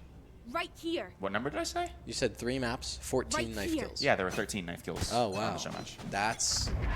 But anyway, that's the show match. Now we can go straight into this round. It's going to be the bonus coming out from Oregon Hack, but a quick round towards long. Doesn't spot anything just yet. Chaotic may not be ready for the close player and isn't. The shotgun doing work up close. Drops Chaotic and still with support. Oh, from the sky. Just jumping around the corner. Larry Banks to find another. Ion trying to continue this tear, but Machilla with just the Sheriff won't be able to do much. Instead, Ion with a Sheriff of his own picks up the 3rd. And now Silence left alone in the 1 versus 5. And once again, another flank. Kane, Zara right behind. And oh, it's another knife. Please don't tell me it's another knife. Something tells me it's going to be Please another don't. knife. Oh, no. It's another It's knife. Grand Swap Finals. to Kane. It's Swap to Grand Kane. Finals. Don't let him do it. Oh, my God. Oh, my goodness. What is going on? Sad Green just getting embarrassed out here. It is a rough world. 2 rounds back-to-back, ending with knife kills. So now there's been 2 knife kills in this series. Yes, now there is. Okay. 15 total. Yeah, wow. That's a lot of knife kills. That is a lot. Even 2 is still a lot. And the other thing that's also a lot is the fact that Oregon Hack just won the bonus. So now Sad Green pushed down to another eco. They're just buying a bunch of Sheriffs here. Again, damage potentially, but you know, EBK, they're looking serious now. They're looking locked in. It's not like they're willing to just give their lives away for content anymore. Not quite. We've seen how dangerous EBK can be with Deagles. Let's see if Sad Green can replicate their success, and so far it's looking good. The smoke prevents Larry Banks from getting that trade. Slowed as well, and Dynamic's going to swing about, but still doesn't even use the keyboard, just taps down Dynamic. Kane Zara going to fight 3 as well from the hookah in a 4th round there for Oregon Hack. That didn't even look real. Like that hold from Larry Banks was so nasty, it just didn't look real. Cold. It was so cold. He was so clean with it. Kane Zara as well, being able to frag up and away. Those 2 ultimates are online, and these guys, I mean, they've got the KDs for it, right? Larry Banks sitting at 6-0, Kane Zara 9-1. They're doing absolutely a phenomenal job. They are both the reason that EBK is 4-0 right now. And, you know, even Ion, their mid-fragger on EBK is out-fragging everyone on Sad Green. Well, we're going to start with some aggression. First for the bathrooms initially. Oh, and another. Oh, and it's back-to-back jump packs, and they jump past each other, but Chaotic wins up in the chaos there. Sad Green now with the chance to respond with the round of their own in the 3 versus 5. Ion continued to try to be dangerous with the shotgun. Has to be careful. The dog there jumps through. Chaotic, though, maybe aware. Ion is able to back off, drop the resmoke. Machilla, though, extending this lead even further. The shotgun won't be good for any now ready. Well, not ready for what's on the other side of this. 5 players and a spike to deal with. I think he's ready for a save. Are you? No, I'm not. Because that means that we have to talk about the fact that for the first time, Sad Green is doing really well. It was a really comprehensive take. And it's such a drastic shakeup from the first 4 rounds of this map that I genuinely just thought that we were about to see a 5-0 from EBK, because that's how dominant those first rounds were. But no, Sad Green, they do a really excellent job of playing off those ultimates. And maybe you can argue, maybe there was a couple over peaks from EBK. That wasn't really the case, though. It was just fundamental peaks and fundamental differences in mechanics from Sad Green that got them to this position.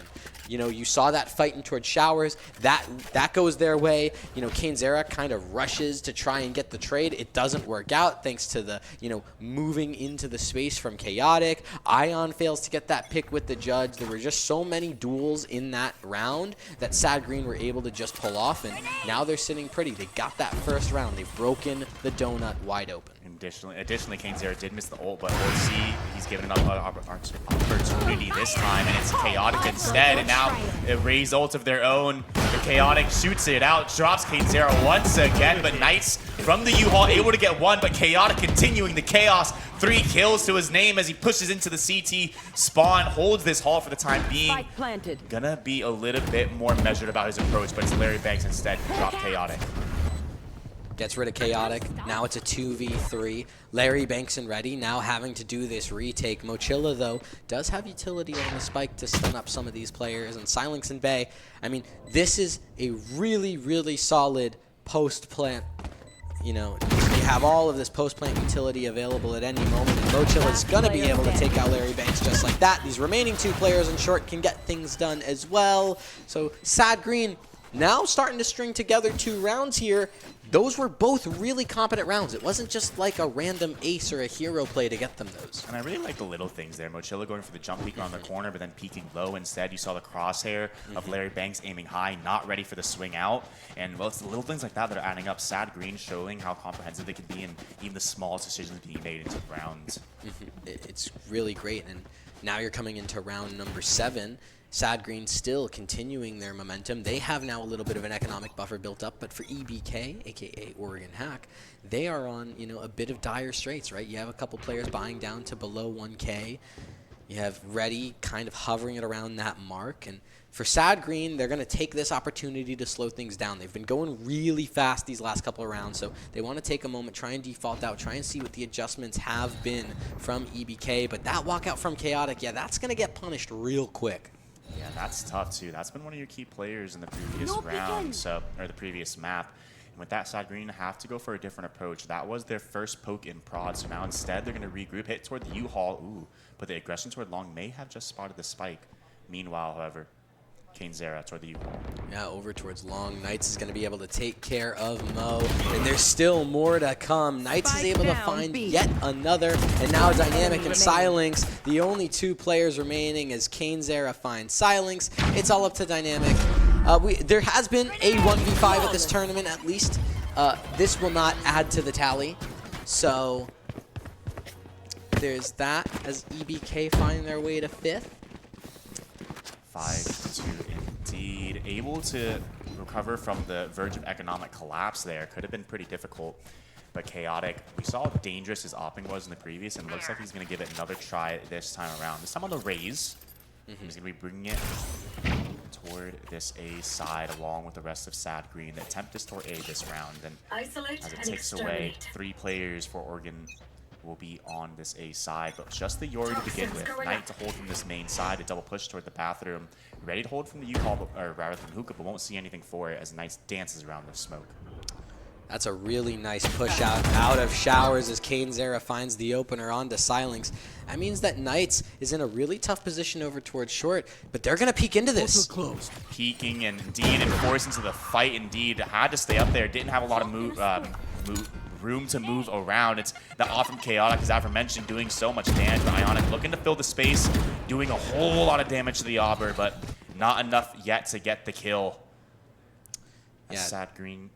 This is now just a bit of a mid-round situation, right? You've gotten to that 4v4. Thankfully, you were able to get the trade back if you are EBK. But Mochilla, now you found Larry Banks over towards that hookah area. That means you're going to be able to open up this B site. But look at Ready, just being able to post up over towards Octagon. It doesn't matter. That's just too clean out of the deadlock from the side of Sad Green. And they're going to be able to stick that plant and now set up for that post plant yet again. Yeah, 2 versus 4, stuck behind the smoke. The spike's down. It's a tough spot to be as well. Additionally, we're going to see Chaotic teleported as well. Holding down Hookah. Ion trying to go for something here, but just spammed down by Util. Eating damage. Mochilla triples up into the round, and Kainzera without too much to do. A 1 versus 4, not quite on the cards just yet as he spams the smoke, and additionally, Sad Green going to return the favor as well. Switching to the Classic. Oh, the blast plunk in, or the blast pack in the shorty to end the round. Chaotic gets that kill with a shorty. And I think we're beginning to see Sad Green's real adjustments into this map. You want to know what my theory is? What is your theory? Play the exact same as EBK. Just don't care. Run them down. Get those kills. Because at the end of the day, it's an FPS game. All you got to do is hit the shot. And what are you going to do? Use utility? You're dead. Well, okay, hold on. Clove is on the lobby. So there is that. You can smoke after you're dead. But it's just a smoke. You can't plant the spike. Flash out's going to push off Mochila early on the round, but the real pressure toward long. 3 players ready to go. Additionally, though, for the BK side of things, 3 players for this weak side suspecting something to happen. Knights pushed all the way up into spawn, trying to get an opportunity, and does just that. The shotgun drop. Silence and Knights happy with that man advantage, and so much information as well. Sad, or rather, Oregon happy to stack 4 players over to this half of the map. This is something that Knights is so good at that I don't understand why. Hold on, there's so many frags happening over towards long. Larry Banks and Kanzera looking to do all of this, but the blind actually goes a little bit wide, so you can see for Larry Banks having to try and play in towards Octagon will eventually fall to Dynamic. It's going to be all up to Reddy and Ion over on the site with Reddy up in hookah and Ion in the back of the site trying to hold that crossfire. They do it quite well, as now it's all up to Ion alone on the site with Mochila in the 1v2. He can't get that done. So Oregon Hack on to 6. And what I was saying about Knights that was so impressive was opening up that round. He always seems to be able to do this whenever he has that ultimate. He just says, you know what? I'm going to go get a judge, and I'm just going to go find a player that happens to be alone within a default.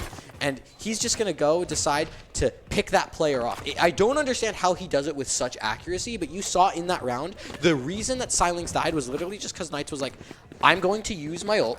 I have a judge in my hand. You are alone. No one is going to be able to trade you, or no one is going to be able to protect you from me. I'm just going to run you down. This time is different because Bao is there to help his team get that kill. Yeah, and now with that man advantage, the defense having to find another way in. 5 players from Sad Green here to gather. As the trades go back and forth, Clove recovers into the round. The ult goes out and finds 2, and now it's a 1v2. Silence left alone, drops Ilex, and now is he ready for Reddy is the question. Uses the pit to try to secure the round as well. As the player from Sad Green with only 32 HP has to do it and does it. 3 into the round, drops the opposing Viper, and finds the 4th. That was such a nasty play from Silence. Throws up the Viper's pit because immediately you're going to assume you're a Viper. You're going to play in the pit. No, he wraps around U-Haul and catches Reddy off guard. Just a beautiful disruption of crosshair placement, and so clean on that swing, able to just pop right there, gets that clutch. It looks beautiful, and Sad Green find their way to 4, and you know what? If you can end things at a 6-6 half, that's a phenomenal recovery considering you started 4-0 down in this series, or in this map. Yeah, well, starting out with this A side. Kanzera getting punished pretty immediately, but gonna be able to use that util to get out, but Chunk's a big part of their HP, and that's gonna be the opportunity they'll use. Chaotic rushes to the site, finds 2, finds Kane, finds Larry, but Ion shuts down Bao, but not before Silence can return the favor. It's a 2 versus 4 once again as the remaining defenders begin their trek toward the site.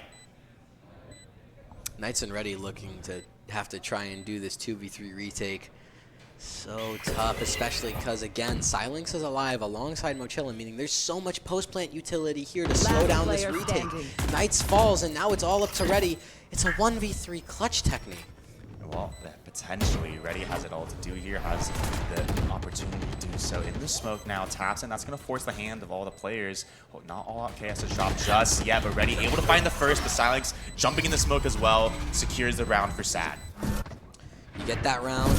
And now you're really close to that 6-6 half, right? We talked about how beautiful of a recovery would be. Well, look at what the weaponry looks like. Kanzera has a Bucky. Ion has a Bucky. Larry Banks has a Stinger. The weaponry's not good. The buy here is very, very, very forced out for Oregon Hack. Sad Green have a huge weaponry advantage. The kind of question is, will Sad play around that? And will they realize, oh, this is Oregon Hack. they are no strangers to just buying shotguns and getting 2Ks by just holding a corner. Do we check and do we play careful? Or are we just going to let Knights just tear through us in long?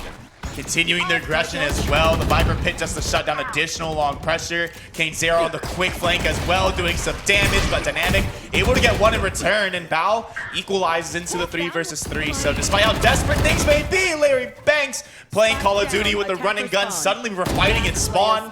What is going on?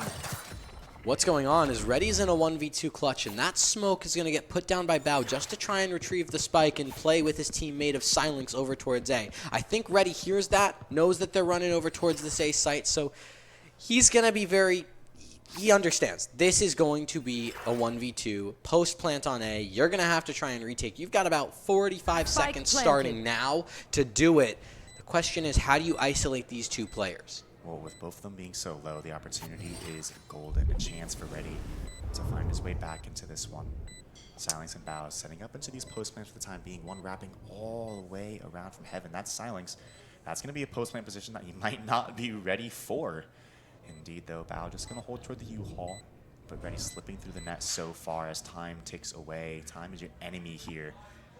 And as Reddy creeps toward the site, presence will be rare, and well, of course, the Brim ult to make things even more difficult at this point, and well, just gonna run past, jumps through the vulnerability, isolates the first onto Bao, but it doesn't matter. There is no time, and the half comes to a close. 6-6 recovery for Sad Green here. That's a wonderful position to be in at the end of the first half. You started down 0-4, and you had to build your way back into this. You did it perfectly, and now, coming into that second half, you're going to be on the, considerably easier foot here because Bind generally kind of faces defender-sided, and you have a deadlock that's super good at disrupting a lot of executes across the map due to how explosive teams tend to be on this map. Yeah, you really would expect a bit more from the double duelist coming out of EVK, but Sad now. One thing that I do want to note is that Dynamic and Bao at one point in the half were both 0-5, and even though Bao is still struggling into this one a little bit more, one key factor into Sad Green recovery into the previous half is, well, the waking up of Dynamic, the waking up of Bao. Yeah, and also Silence too, right? Really stepping up, trying to match Mochila and Chaotic here.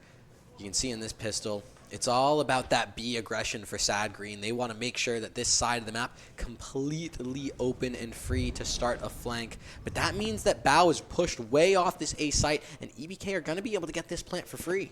Two players now just holding from the hall. Seem to have an inclination where this can be, and well, they know they're just going to hold. The double push is returned in the favor. Dynamic good for one. Larry Banks unable to find anything. The Knights, though, will be the one to do just that. Drops Chaotic, a key player into this series so far. And Silence, you mentioned his name, good for one, but now KaneZera responds with two of his own, equalizing into the 4 versus 4. A minute left on the clock as the dancer on the U-Haul, but Mochila in a fantastic position to find two of his own. Sad Green have claimed the lead here in map number 2.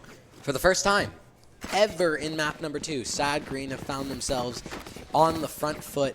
And, listen, we can talk about the praises of Sad Green, but there is just one player in specific on the side of Oregon Hack that is just being the chaotic of his team, and that's KaneZera. This guy is #1 in ranked for a reason. He's just moving differently in this game.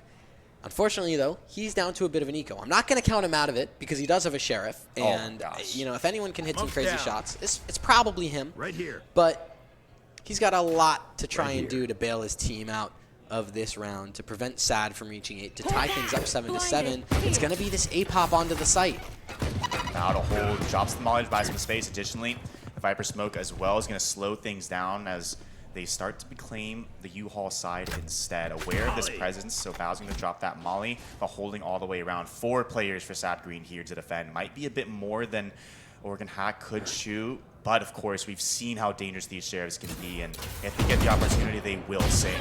And there you go, KaneZera to open it, the dog, and now with so many, as we said, 2 Sheriff kills to open us up. Silence, though, to return with 2 of his own, another Sheriff kill, and now the man advantage goes to Oregon Hack. Man advantage goes to Oregon Hack, and now it's a 1v3 for Mochila. Chaotic not able to do it, and KaneZera now gets his hands on a Vandal. Sure, you have that Outlaw. Sure, you can, frag out and try and take care of all these players because they don't really have any sort of body armor to speak of, but you only have about 30 seconds to do it, maybe less. So for caneZera and Ready, it's just about playing disciplined enough to not die immediately, as both of them are oh so low. They have 0 HP functionally. There's just Ready alone. He gets sprayed down through the box, but there's no time. So just like that, Mochilla has to save, and it's a thrifty round to tie things up from Oregon Hack. Yeah, fortunately, they were able to get the last couple kills, so Oregon Hack couldn't bring. Okay, a little bit of trash talk going on out there, as you could hear. But yeah, as aforementioned, Mochilla able to get those kills, which will, 1, bring the Outlaw into the next round, and 2, prevent Oregon Hack from saving any rifles coming into this next round. Meaning that will, punish their economy a bit. Still, 7-7 now, and Oregon Hack seem to not be able to lose a pistol conversion, or to lose the second round of a map. No, they can't. This pistol conversion has been a troubling round for many a team here, and I think the final just goes to show that exact point. Knights just swinging in, just saying, hey, you know what? No, I kind of want to do something this round alongside Chaotic, who also finds one, but Ion and Knights making sure that that doesn't snowball into anything means that Mochilla and Bao have to try and do so much. Bao, I respect it. I respect the play, even though you get the headshot in the end. Mochilla trying to do basically everything in a 1v4. Can only find the first, so at least you killed caneZera. At least you bring the king down from his throne a little bit. Yeah, reminds him that he is mortal indeed, but it's Knights with the 3K that's going to be securing the round. And Sad unable to find the same impact with those saved weapons, with those bit of a force buy as Oregon Hack has been able to. And now, though, this is their opportunity. Sad Green, full buy across the board for both teams, and the first gun round of the half begins.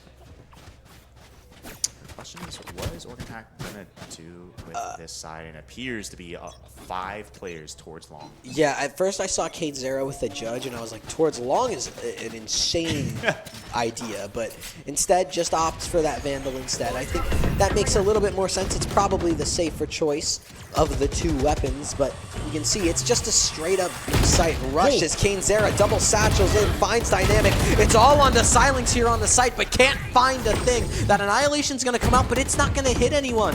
Mochilla just has to sit there and accept the fact that he's gonna have to retake the site in a man disadvantaged position in the 3v4. Yeah, Spike goes down, the retake will begin, but already an offense continues. Oregon Hack just to push further and further in. Mochilla will punish it twice, actually, as he doubles up, but still 3 players left to find. A whole lot to do, and his angle is being held, his gun is spotted, and a headshot delivered. Oregon Hack now find their 9th round, maintaining and reclaiming the lead. That was close. Don't be spending too many brain Yeah, this cells is a solid now fundamental lead for them. That's the timeout coming in from Sad Green. I think this makes sense because for a lot of these players, I mean, this is a position where you're down. You are very, very down, and you need to find a way to, build yourself back into this because you're playing for not only your tournament life, but like for championship life here, like for trophy life. You want to get to map 3. You want to be able to take it to Abyss because, I don't know, there's something about coming second. It just feels very underwhelming. So, indeed, definitely not the chance they want to lose. Sad Green only. Well, they're trying to force map 3 here. It's an uphill battle, but this is where they begin, and, well, they're not going to be given the opportunity. If they lose this map, EBK with the economic advantage, with the weapon advantage, likely just trying to plan out how they're going to do what they're going to do in their next gun round and how they're going to, what opportunities they may have into this one. Unfortunately, so far, as aforementioned, Sad Green's sheriffs haven't been quite as resonant, haven't been as loud as Oregon Hacks have been. Yeah, that Bucky on Knights is a sticking point for me, especially because he has his ultimate. So, if he is just who he says he is, which I believe, I've seen it so many times over this past year, just Knights being like, you know what? Someone's dying. I don't know who, but I'm going to find someone and they're dead from that ult. You can see that dimensional drift going in. He's already just running it straight onto that site. He was blinded up for a second, but he's for the most part fine. There's 2 players there. No way you go for 2 Knights.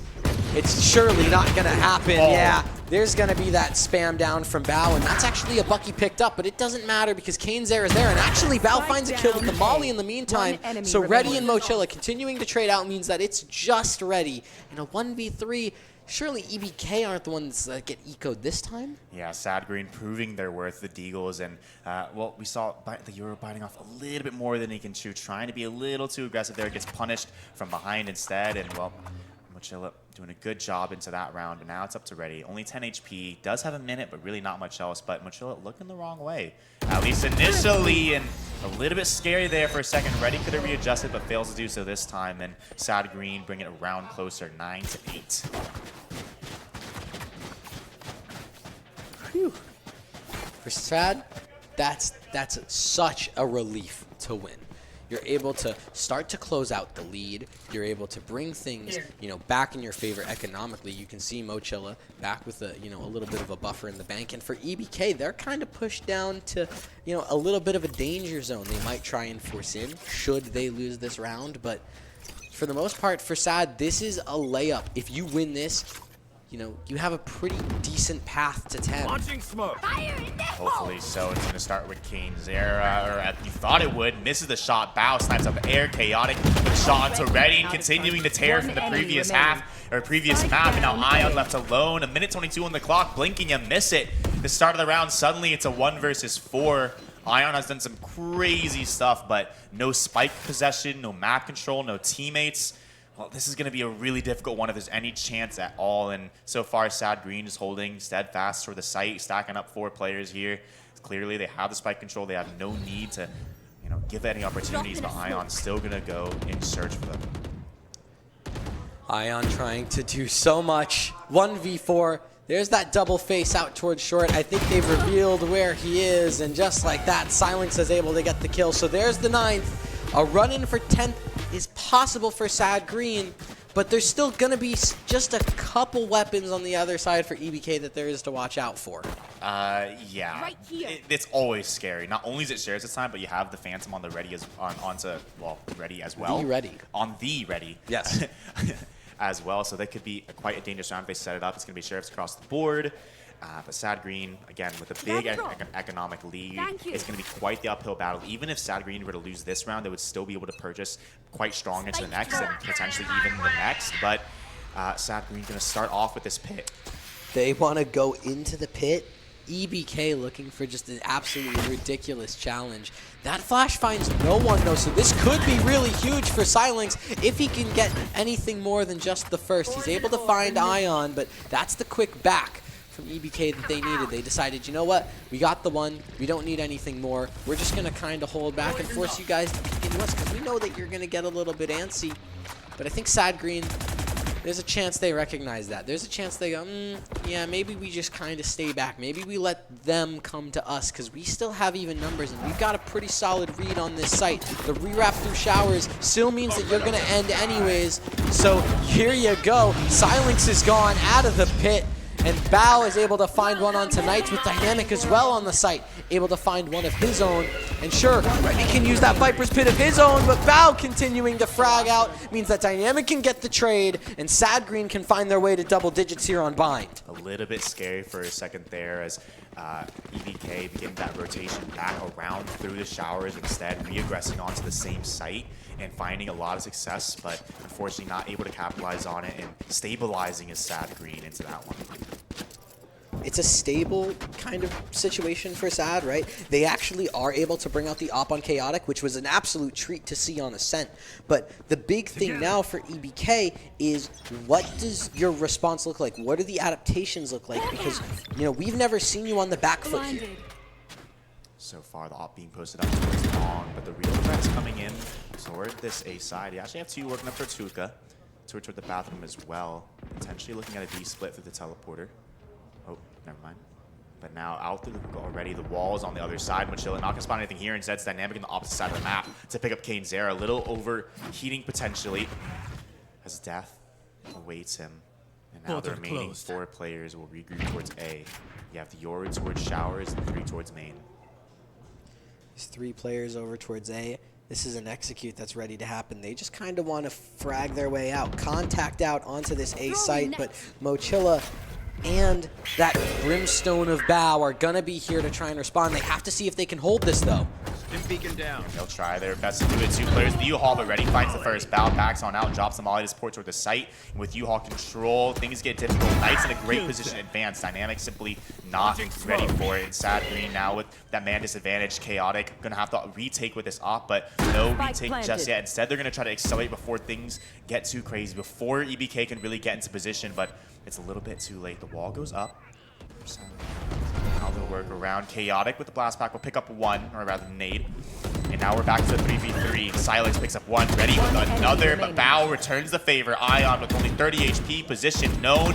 Has a whole lot of work ahead of him. 2 players to find, but the op does him 1 better. Sad Green find their 11th. I was afraid I was going to have to sit here and talk about how Oregon Hack did a wonderful job at, kind of using that loss in numbers in the 4v5 to their advantage. They had Knights continuing to hold showers, continuing to hold the space, stops any sort of flank attempt from Dynamic, and they could, then turn the trades out to their advantage. But no, it's a beautiful retake from Sad Green. Chaotic uses that ult to a wonderful extent over on the site, able to find that kill, and then eventually as the numbers turn into the 2v1, he just posts up towards short and says, you know what, Bow, just defuse. I got the kill. Does it, and now they found themselves on 11. That's Knights with the judge. Hold on. This can get scary. Yeah, it's going to be a quick play already toward this B side. Knights just going in deep, trying to find these players, recognizing how far back they're playing. That's the opportunity for the rest of Oregon Hack to start to push in, but Silence pushes in himself, is punished for his troubles though, and as Knights and company go through, they continue their tear. Everyone getting dropped on the site. Ready loses his life, but still 3 for 1. They're happy with that as the spike goes down, and Chaotic on the wrong side of the map. Gonna have to take his time to rotate around, and well, without a whole lot of control, it's going to be difficult. They even have to fight for this backhaul as well. The dog goes out just to make things even more difficult. The pre-fire unsuccessful. Instead, it's KaneZera to find 3 and EBK to find 10.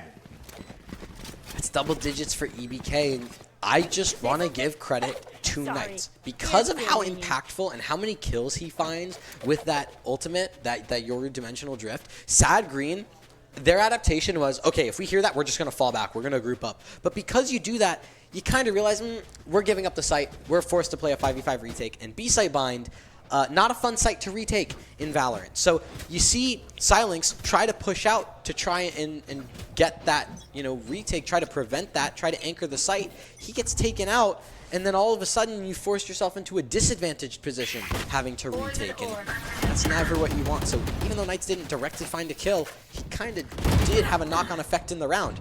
And an effect into this round he'll begin with, dropping Silence at the very start of it. And now the execution will come. This time it's Mochila toward the backline. Dynamic eating a ton of damage from the util there already.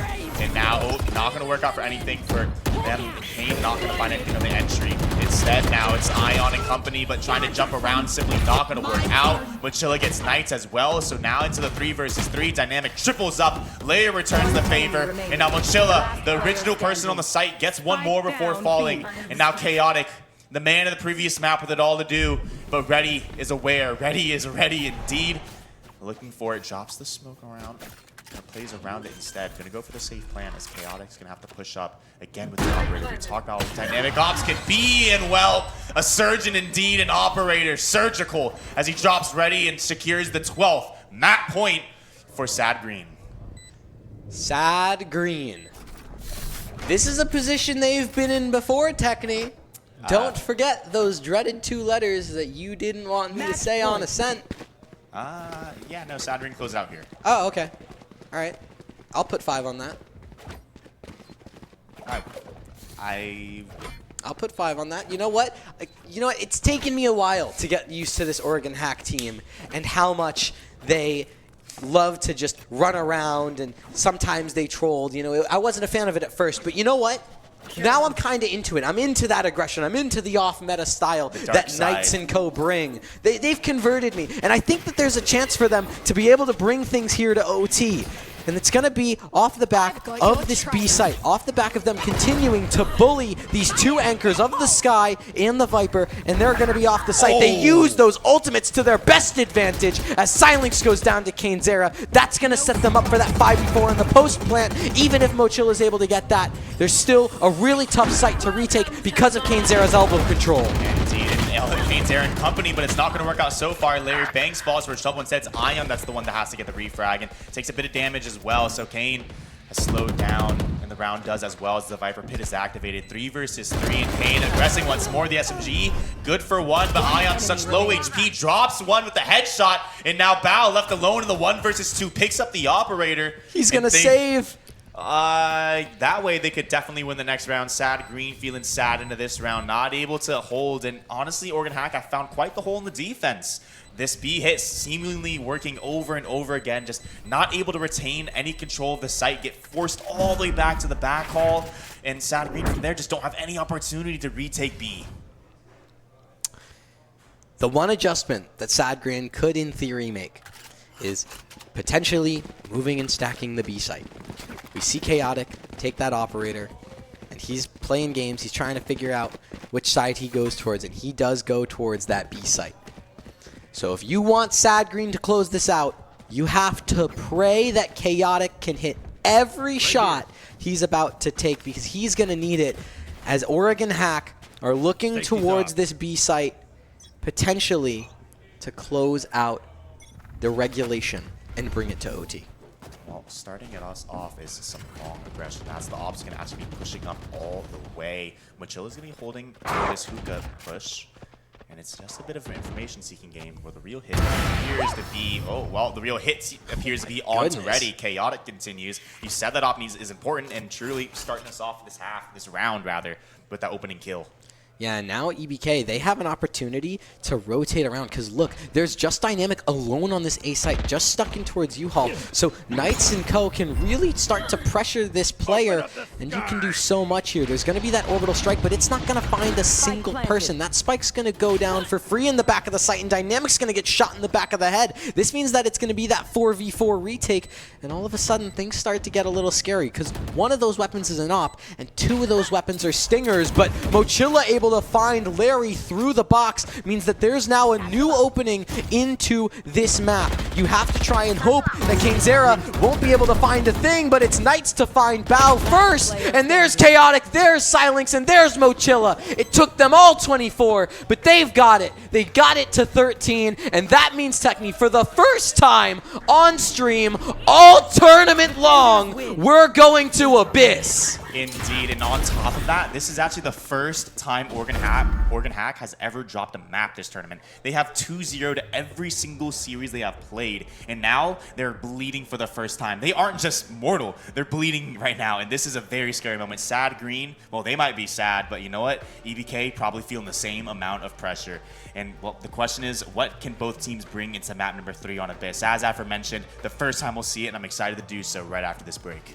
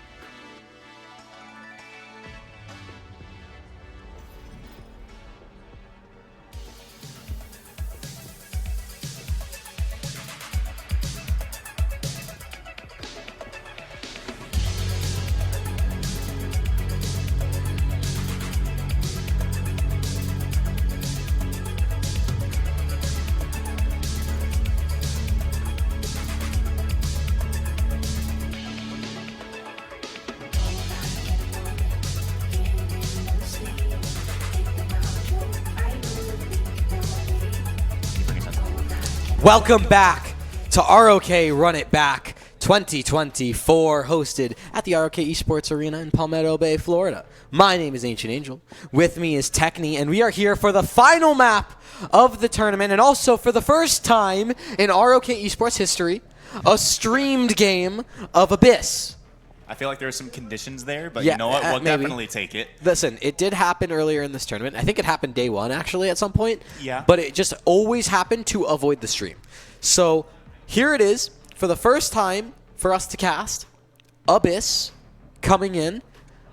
I love this map. It took me a while to get it because it looks really, really complicated at first. But once you start to see the overall layout and how people choose to play it, things start to click into place. And you can see, for the side of EBK, they're kind of just running exactly what you think they'd run. They're running the double duelist, Knights still playing on the Yoru, Kayn Zera swapping around to whatever needs to be played in terms of the meta agent. And then on the other side of things, you have that double Sentinel comp coming out for the side of Sad Green. Both teams kind of preparing for the next half, it appears, kind of having more strategy on the opposing side. So I'm excited to see what these teams are going to bring. And well, both teams are really going to want to pick up as many rounds as possible into this half before going to the next one, because, well, this half is going to be the slog for both teams. They won't have the tool belt, the utility that they're going to want, but coming into the next, that's when the real battle is going to kick off. But, of course, these first 12 rounds, these first couple rounds are going to be very, very important. Absolutely they are. And as we move into this half, we're really going to get to see what the macro game plan is for this double Sentinel. I've seen a lot of like what like the standard double initiator comp is, where you only run the Cypher. I haven't seen the deadlock on Abyss yet, so I'm excited to see what Mo's plans are and how he wants to kind of set up the macro for Sad Green to be able to win a lot of those defensive rounds. But in terms of what the offensive game plan is going to look like for them, it's just going to be get the bomb down, use that deadlock utility to try and just play a little bit back, let the retakes come in.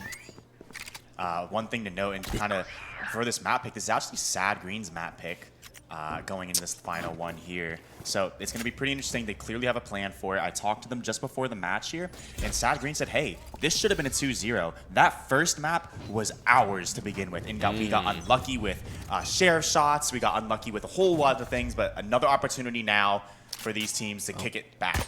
Is it luck or is it something else? We're about to find out as we go into map 3, and Chaotic and Bao start things off with some shots over towards that B site. They're just going to completely run it down, and Reddy has to do so much here just to try and stay alive, just to try and get this round a chance, but it's not going to happen. Larry Banks also going to be able to fall over towards that B link, and just like that, it's Ion in that 1v4. Finds the first, but there's a lot more to go here as Bao's just jiggling about. Yeah, an opportunity for Ion to try to get something, but still, again, 3 players to find tagged on through already in the long range. Well, that Ghost is going to win that fight every single time. Sad Green open up with the pistol round. Great round, actually. Just really solid play. I think they're really gassed up, especially after how Bind went. Absolutely. They feel really good coming into this map. And you see the overall game plan for both of these teams, and also just all of Abyss, does kind of just revolve around B. It's the idea that we're going to go B until we feel like we can't go B anymore, and then we're going to go A. So it's going to be B yet again. It also just has to mention that this is an anti-eco, so you see a lot of these teams just doing kind of the more, I guess, advanced buy, where you buy up some Vandals here in this second round, and then you have some Guardians as well, just some mid-range rifles. But overall, it's just about fragging into the site. And speaking of frags, Reddy and Knights are fragging out. It could be yet another Thrifty that we're seeing here in round 2, because Kayn Zera finds another pick on the Silence, meaning it's just these 2 Guardians that have to try and win this out in the 2v4. Mochilla's going to find the first on Knights. There is a second available, and that's found by Mochilla as well, but that means he's in a 1v2. It would be a 4K clutch for Mochilla if Sad Green want to take this round. And it's still possible. I mean, Sad Green having so much trouble with these anti-ecos, but this time, well, it's going to be the same story. But the question is if they could close it out. Mochilla has a great opportunity. There's no armor on the opposition. A Vandal, yes.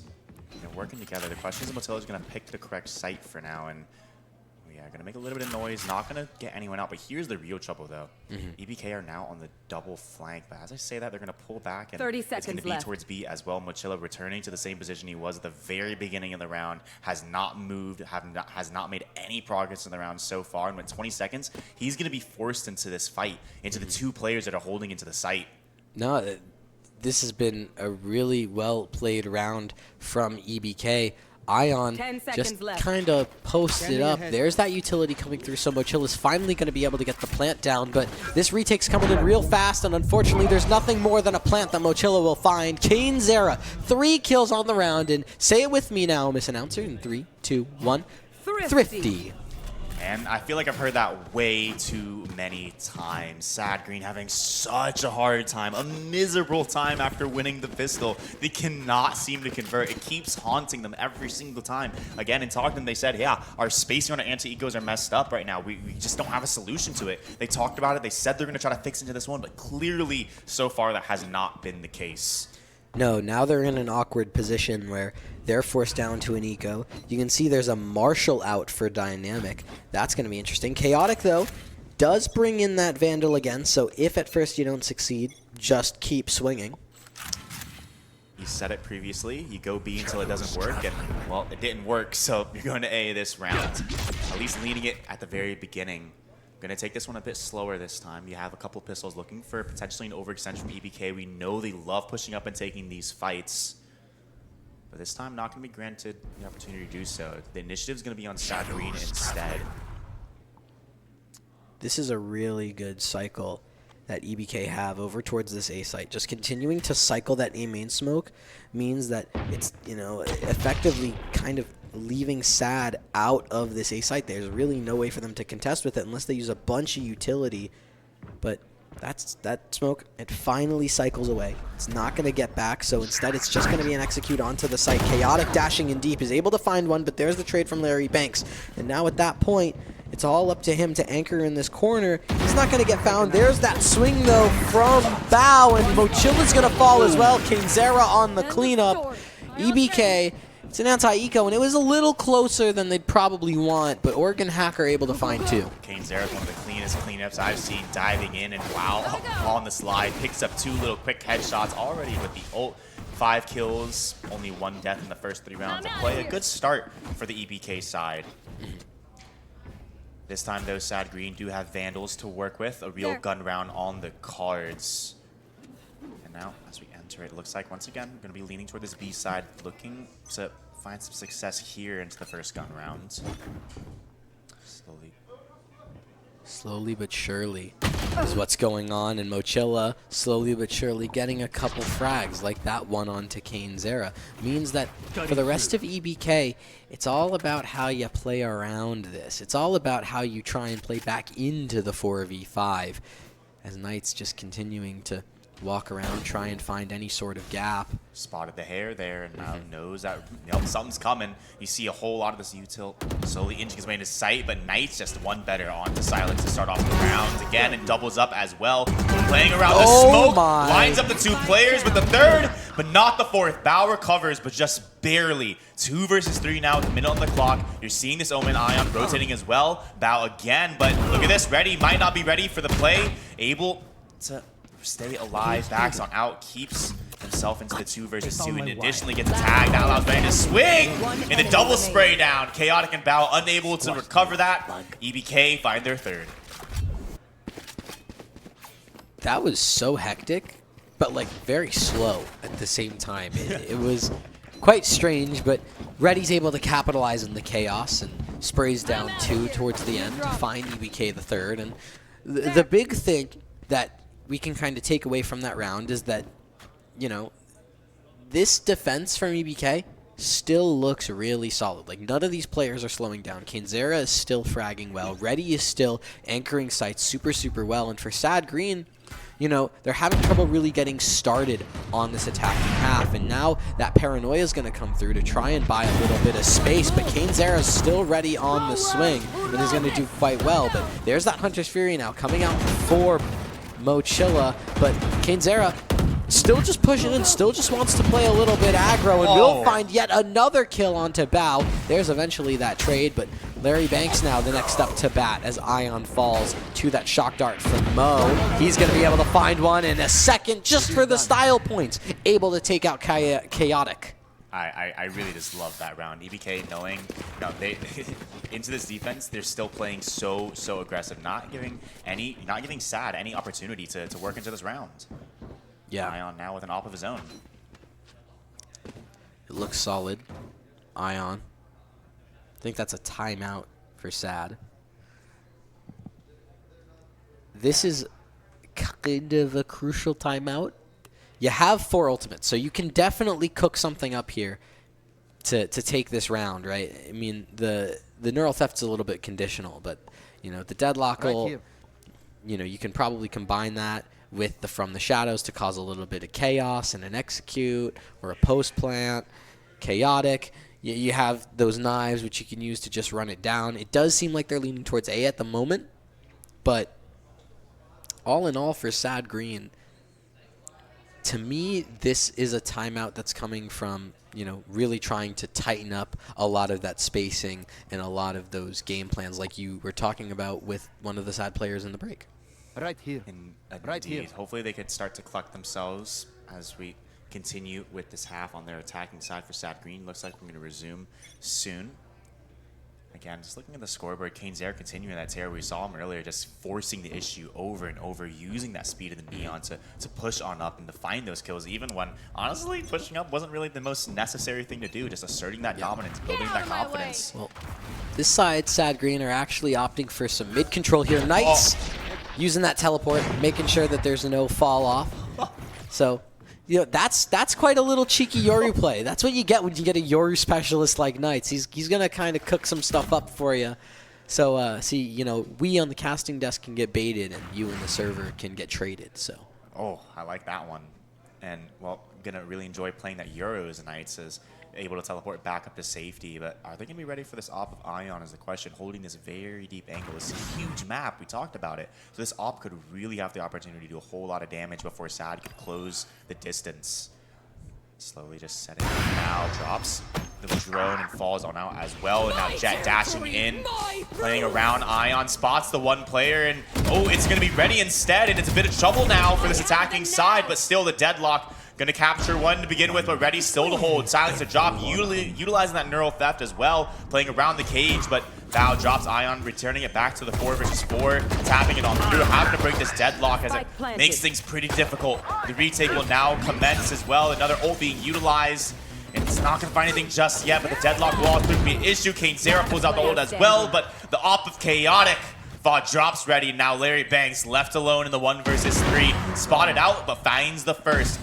Chaotic gets dropped, tapping around, just trying to look for someone to extend. But playing tucked in deep, a recon bolt of his own and trying to swing around it, taps the bomb. 6 bullets left in the magazine and just trying to, be cheeky. Was going to try to have it, but Bao finds a 3K instead. It's a solid take from Sad Green, right? Off the back of the timeout, they're able to find success in that round. They did have to use a couple ults, but you know what? You take it. If it means you get the round, who cares how many ults you used? Especially when you're up against those full guns on the side of EBK. And look, they're buying into this again. They still have a pretty competent buy. There's only one concession, and that's Larry Banks going down to the Spectre. But something tells me that Larry's going to know how to work that gun perfectly fine. Chaotic, though, on that op, starting to show a little bit more promise coming into this half. We have seen how good he is with the big gun. This time on the Jet, so could really make it work out. It's attacking side. 3 players lurk behind this corner. The drone goes in first. Now the Beast, or rather the A site, will slowly commence. KaneZera, though, going to fall back while his teammate Knights gets dropped by the op. It sings once again. KaneZera going to try to force the issue, drops the wall. Chaotic doubles up again, switching to the Vandal, sliding across the screen. Dropping Chaotic, stopping his reign of terror, but slowed down now, holding. It's going to be Ion and Dynamic to double up, and Dynamic finds 2. Ready now, alone in the 1 versus 3. We've seen how close they can make it before, but stuck in a similar position as his teammates prior. I know exactly. And the neural theft as salt on the wound as well. They know exactly where he's coming from. The smoke goes down once again. Dynamic swapping to the other side of the wall to set up a crossfire with his teammate, Silence. And when the smoke fades, Ready will have the opportunity to move forward, but still so tough. A very hard position, and the cage as well, but all that does is allows Ready to isolate the first fight. Dynamic falls, 2 left to find now as this spike ticks away. 100 HP, 20 bullets, but time is what's being lost, and well, HP as well. Senses the next round is Ready as Sad find their third. Something that I find quite interesting about both of these teams is it's becoming a little bit more quiet outside than the previous 2 maps. It's no longer the very loud, boisterous outside that we heard before. It's getting a bit more calm. I think everyone's getting a bit more locked in because they know there is no room for error here in this game. You either win or you get to go home saying that you almost won the tournament, and that hurts. Look at this. Knights are pushed up all to the back already. Chaotic is going to be holding the left angle instead as Omen swings around behind hold, and that's going to be the first fight. Spotted out now and thinking better of it. Of course, just Sheriffs, but we've seen how dangerous they can be. Can Sad actually convert into eco is the question into this one. It's going to be an A lean for us to see. 2 players for EBK here only. EBK has to do so much with these lower weapons, with these Sheriffs, with that Guardian, but we've seen the firepower that they have. We know that they can do it. For Sad Green, it's all going to be about this push onto the A site as the majority of the players are grouped up here. They're just waiting for one more in the name of Bao to head over, but you can see that's the rotation starting to be called for EBK. They're going to have 3 players leaning over towards this side. That drone's going to go in. It's not going to spot much, but I think that at that point they know it's the play about to be popped. They're going to go right into this as Sad Green, and Chaotic's going to be able to find that opener. Finds a second as well onto Ion. Larry Banks trying to beat a timing. Rushes out of a smoke. Plays in the back of the site. Hasn't found anything just yet. Instead, it's Chaotic to jump out instead. Now Bao finally finds that player in Larry Banks, and now cainzera and Ready in a 2v5. You find the first onto Mochilla, but there's still a couple more frags to find. You can't find Bao Ready, which means that it's just cainzera alone in a 1v4 with nothing but a classic. And listen, I've heard a lot of stories, but the cainzera 1v4 was never one of them. So Sad are able to equalize to make things 4-4 in round number 8. Good recovery, clear that timeout, doing something for them. But this time, into coming round, they're going to have to deal with cainzera's op to match with Chaotic's. Neon holding on to that one. Into round number 9 here. Both teams buying fully into it. Green might be sad, but the money for EBK is as well. If they lose this one, they'll be forced to eco once more. Not a position they really want to be in, so excited to see what they're going to bring in. This time it's going to be a triple A lean, but look who's holding. Chaotic with the op. Maybe we'll find one, but Neon already passed the angle. In fact, 2 players passed the angle, but the slow sneak in. And despite being closer to the angle, Kane is able to find Chaotic through the wall. And that's the opening frag that Oregon Hack needed. They finally get that opening. They finally secure the 5v4. cainzera on the op doing great work. And now you can see those 2 players that are anchoring this B site of Ion and Ready. They have full control. They're not giving this up at all. And now there's a fight in mid from Knights and Larry Banks, and it results in Silence dead on the floor. So now in that 3v5, this starts to get really scary for Sad because they're in a position where they don't have the numbers, they don't have map control, they really have to fight for this, and they've opted to try and go towards A, but Ion, already aware of this, gets that information. That might pull some rotations, but do EBK really need it? Probably not. They're just going to keep those 2 players there. It's all going to be on Dynamic with this gap in mid to see if he can find something. Backing up slowly, just really taking his time with 30 seconds. It's now or never, and may be able to find something 30 with seconds it. left. But the question is to get activate in time and not get caught off by the rotating players to be able to help his team. With 20 seconds left on the clock, Sad really do have to get moving, and a perfectly timed smoke to make things even more complicated. Sad Green don't have a whole lot going into this one. They're going to force the issue, and Bao's going to be the first one to do it. Drops the first player, but the op of Kane is the one to find the frag.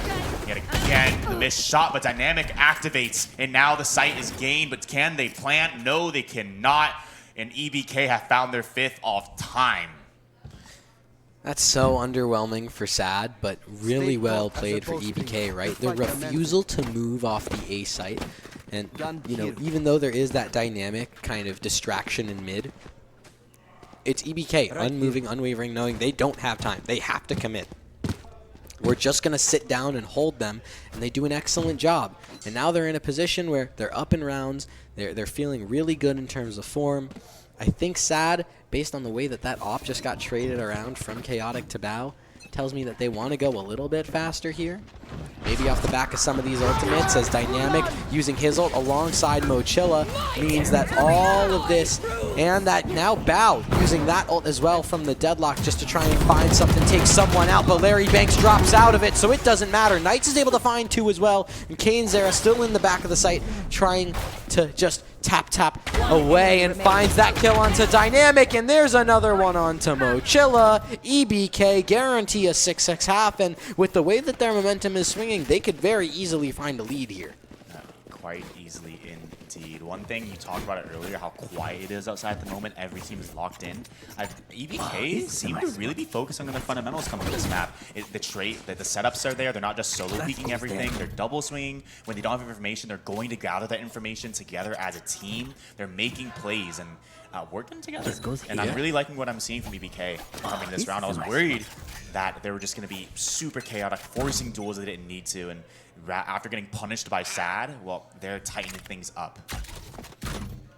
Yeah, I think in the same way that SAD believed that this game should have been a 2-0, I think EBK believed that this game should have been a 2-0, and I think that map drop served as a wake-up call. This is not going to be that flawless tournament that you wanted.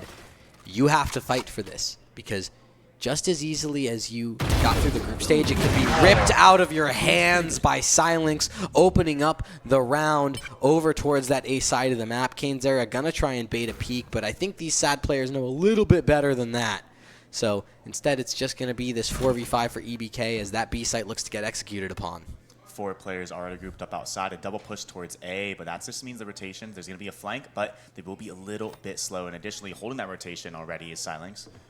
Being mindful of it, as sneaking onto the site already is Chaotic. Has the op and is taking that first contact, swinging all the way around, playing around the cage. And when that cage falls, or when they swing around, the shot is missed. Ion good for 1. Ready spots into the smoke. Dynamic gets dropped, and though the bomb does go down, it's still the man advantage for EBK. As the round continues, the retake now going to slowly come to fruition as the remainder of the team for EBK gets into position. Bao backline Silence as well. Location revealed. The taps away. Just the man advantage proving to be so useful. Too many things to look at. And now Silence alone is watching that flank. And, well, there isn't anything to watch this time as the spike will be diffused. EBK, they've guaranteed themselves a lead at the half. 7-5 minimum. And I believe that SAD are now actually pushed down to an eco for the last round of the half. So you have to try and hope here that there's something to come from these 2 ultimates of Chaotic and Silence. You can see that those Blade Storms are ready to be popped.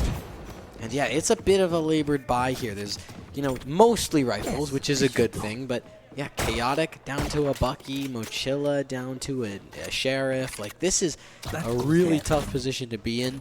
You're just going to have to hope that this Blade Storm from Chaotic can find something and can potentially crack open a site, because you've had a really tough time of it so far on this attacking half. Well, if someone on SAD is going to do it, it's going to be Chaotic, I believe fully. And already you're pushing up, spotting these players. Knights once again trying to age-old tactic, getting behind them, spots the dimensional good, sticking around, and Silence able to drop Larry Banks. Mochilla will drop Knights overextension, once again punished for it, trying to activate, but picks the wrong time as they turn.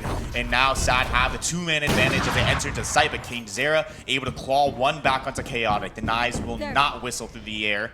Instead, it's the operator to do just that. So EBK able to bring it back to a 3 versus 4 for the time being. even then, it's still such a tough position to be in, right? We know that these EBK players have some powerful shots behind them, and Ion proving my point exactly there, as well as Kane's meaning it's just Silence and Dynamic alone. As those smokes come in, Ion teleports behind them, but they're aware of it, but Kane's just sticking the bomb. He's going to be able to get that spike defused just like that. An 8-4 half is what EBK have secured. Those frags are just consolatory at the end. Even though it didn't amount to much, the teleport of Dynamic does a great job to distract the players of SADG, and that's enough time to get that defuse of the smoke. The round going, well as you could hope it would for EBK. Yeah, no, 2 really excellent retakes from EBK there to close out this half. They're coming into this map, or into this half of this map. The final map, by the way. The final half. Whew. The final pistol round that's about to get underway with a 4-round advantage. So that's something to watch out for, because for SAD, they have to climb back from this if they want this tournament. They have to dig deep and find every last ounce of strength, every last ounce of aim if they want to win this. Well, both teams set up for this half now. The fullest potential of their compositions being realized now. This is where both teams are waiting for. Val drops the wall, but just a little bit late. Neon already slips on by, but buys time for his team. Ready, though, will find Silex on the opposite end of the map. Chaotic will open up the round on the A side, but Knights to respond. Still, Sad Green a man down. Bao with an opportunity, though. Playing in the smoke, a bit of spamming, won't amount to much, but it will distract for Dynamic to potentially get around. But as I say that, Bao doubles up. Dynamic finds another, and now Ion left alone. Player standing. And with that, recovers the 3v1 into the 1 versus 1. Tucking tail and running on, making some noises to distract, and that's going to make Dynamic overthink a little bit here. Ion, the world is his oyster, can go wherever he wants.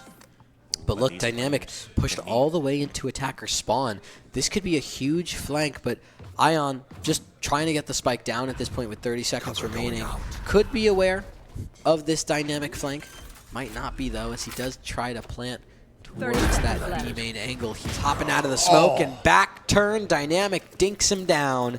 Sad, it's another pistol round that goes their way, but I don't think you and I are concerned much about the pistol. I think you and I are concerned about what comes after it. It's a little bit scary. Sad Green now. This is the last second to, what's it? Last pistol conversion opportunity? Last pistol conversion opportunity for Sad Green. This is their chance to get it right. Yeah. And I'm hoping they do. How many times have they gotten it right in this series? Oh, they haven't. Just ever? No, they lost the first pistol on... At least in the last map, they lost the first pistol, and then they weren't able to. Rather, EBK was able to convert, and it feels like Sad Green, the couple pistols they've won so far in the series, haven't been able to convert because the sheriffs have just been so dangerous. Oh, we're gonna have to see if these sheriffs continue to be dangerous for the side of EBK, as it's a play out towards mid for the attacking field. They've taken that mid control. They want to make sure that those rotations take a good long while. Mochilla with that Guardian on the Sova could potentially be a bit of a problem, but Kane's is good on that aim, so it's actually going to be both shots for both players whiffing, so no damage taken thus far. Fortunately, though, a ton of map control taken. Already you have the player behind you have to worry about. Look at this. Into the site. Doesn't even realize. Surrounded Ion with the classic is good to find one. And this seems like a familiar sight to me, and I'm not happy to see it. And neither is Sad Green. Able to pull one back onto Kane's fortunately, but still a retake to contend with. Lots of things to deal with. Knights does recover the Phantom, so he's going to be able to do some damage with that. Lots of players in the site to clear, playing around one another right now. Ion coming onto the ropes, gonna get out of there before too much damage can be dealt. Don't want to be dancing around there as Knights now to hold with the only rifle in the round, or the only automatic rifle. Bound the SMG, though, is good for one. The Phantom does one better. And now Ready, Knights alone in the 2 versus 3. Low HP on these players, but still continuing their tear. They're not turned in time, but Mochilla whips the mouse around and finds 2 to save the round. Bao gonna get that defuse, and finally, a pistol conversion 1. Sad have done it. They've broken the curse. It was a great retake. You know, listen, the site take, the site hold, little bit messy. But the retake, it was there. They got it done. They're 8-6 right now, and they're in a pretty decent position for a bonus because they were able to bring across both the Phantom and the Guardian. So there's going to be an investment here. SAD, they want to play for this round. They don't want to let it just be 9-6. They're going to go for this, and for EBK, out towards mid, leaning towards a little bit of B. It's just about responding and trying to find the 9th. So they're going to start with that B side, as aforementioned. All 5 players, in fact, grouped up in this half of the map. Only one here for Sad Green, at least to begin with. That's going to be Silex with the Guardian. Not particularly the weapon of choice for a hold and for the threat that he has. And the players running on through, drops the cage, trying to buy time, plays the cage instead. It's Mochilla to find it. And the Guardians will guard this site. The opening 2 frags of the round going the way for Sad Green, but the site lost nonetheless. Regrouping to retake, Ready trying to find a 1v1 somewhere, but Chaotic will find 2 of his own. Doubles up, leaving Ion alone in the 1v5. Yes, you have the spike down. You're able to get that, but really, there's not much else. The Vandal not good enough. The Guardian does them better. That's a great round from SAD, and again, it has to do with the fact that they are just ready to receive this EBK aggression, right? It was something that we haven't really seen since Ascent, but it works really well to SAD's favor. They're like, you know what? We're ready to hold that aggression. We're going to respond with a really coordinated retake. We've got that flank from Chaotic coming in. It looks really solid, and EBK now, as a result, they're forced down to yet another eco. You can see those Sheriffs. Again, based on the way that this tournament has gone, this means virtually nothing besides just the math. But SAD, you know, they're still going to hopefully play disciplined to close this. But, you know, they do get a slight advantage. Yeah, EBK have almost conditioned us to fear these kinds of rounds. These rounds in some ways are almost more threatening than gun rounds. And, well, they're going to prove just why. Chaotic extending. Going to be dropped immediately. That's going to be SMG, and the Vandal recovered as well. Who's next? Now, with that man disadvantage, they're going to have to hold this A site, slowly collapsing in on the mirror, getting all sorts of information as to where people are positioned. And now, with the counts of 3 players towards A, it's going to be EBK to rotate through that mid side. Kinzera are going to find 1. The dings aren't good. Silence will recover it back, but still, man advantage, EBK. Advantage, EBK, space advantage, also getting there. As you can see, those 3 remaining players running to the site to try and get that spike planted. That Annihilation, not going to find anyone, thankfully, for the attacking side. So they're going to be able to stick that plant. Ready eventually should be able to get it down, but because of all the utility, he doesn't really feel like he's in a safe enough position to do it. So Kinzera has to try and frag to buy a little bit of time, but Silence on the Cypher is just too good on the site, and that means that Kinzera has to dig deep for a 1v2, but Bao is going to be there to close it out, and you know what that means? We're all tied up at 8-all. Every single map appears to be going the distance. Both of these teams not willing to give up an inch, fighting for this chance to win. This is the last map, the last half of this tournament, and both of them want to win it more than ever. It's impressive to see so far, to say the very least. Yeah, I mean, thankfully for EBK coming into this, you do have that magical overdrive from Kinzera, so that can be huge into breaking your way into a site. And for SAD, you know, the closest ult that's going to be up that will have a super large amount of impact whenever you need it to will be that not the Rolling Thunder, the Hunter's Fury. Wrong initiator, but right pick for Chaotic with that op. Consistent force. Oh, Omen now looking for this, and the shot hits his teammate. Not going to hit Knights at all, so equalize to the 4v4. Now mid-control gain, but the TP out will allow Chaotic the time to rotate all the way around, and they're picking the correct site. 3 players grouped up here in the long-range angle. The shot missed. Drops a smoke to allow a quick rotation out of there, but Silex trying to punish. 2 players still in, and Mochilla jumps up. Good for 1. His teammate good for another on for Chaotic. Still, it's a 2 versus 2 as Silence and Bao now try to bring this in. Knights and Larry will be able to get the spike down, just tapping it instead. But Bao, that's going to take this moment to start pushing up. Finds the first in the Larry. Now Knights in the 1 versus 2.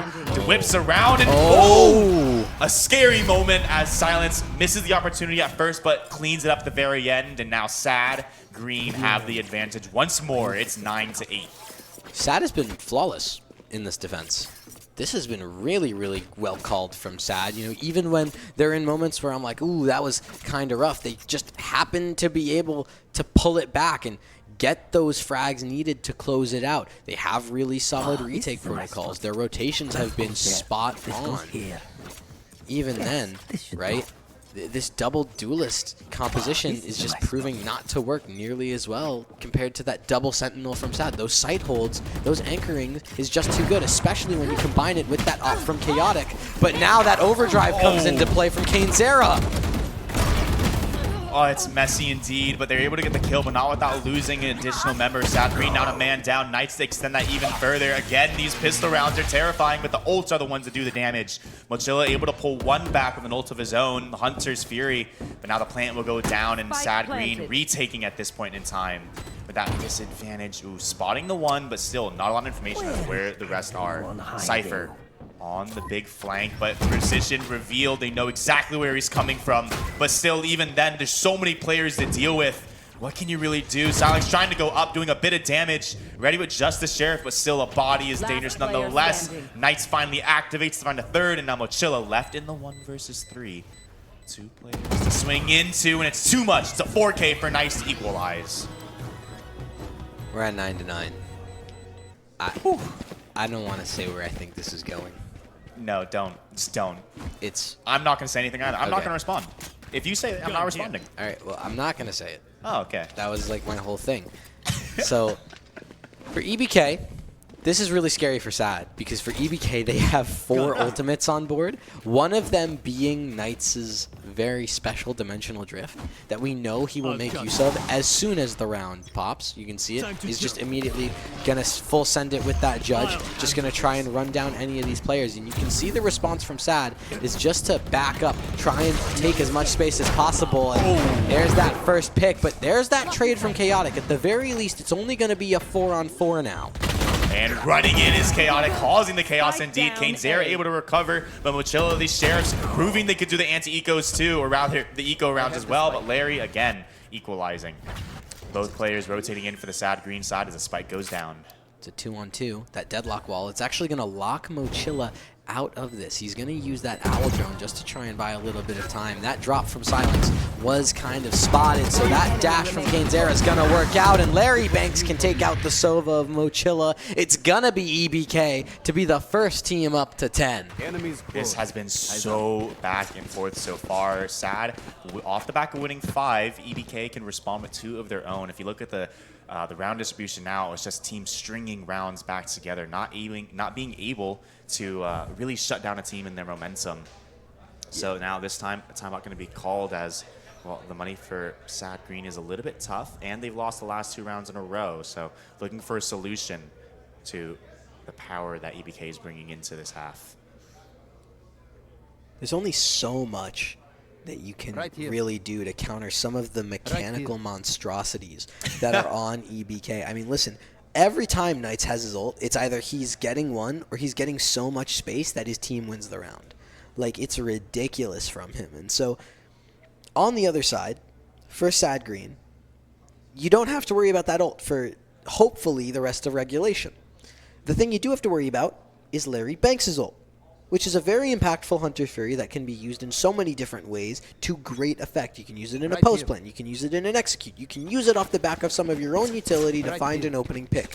There's so many different ways to utilize it, and that's such a key piece of utility to have that Sad Green, really the next ult they're going to have that's going to be worth a lot is Bow's Annihilation, right? Because that from the shadows on dynamic, you know, it'll confuse the teams. That's really about it.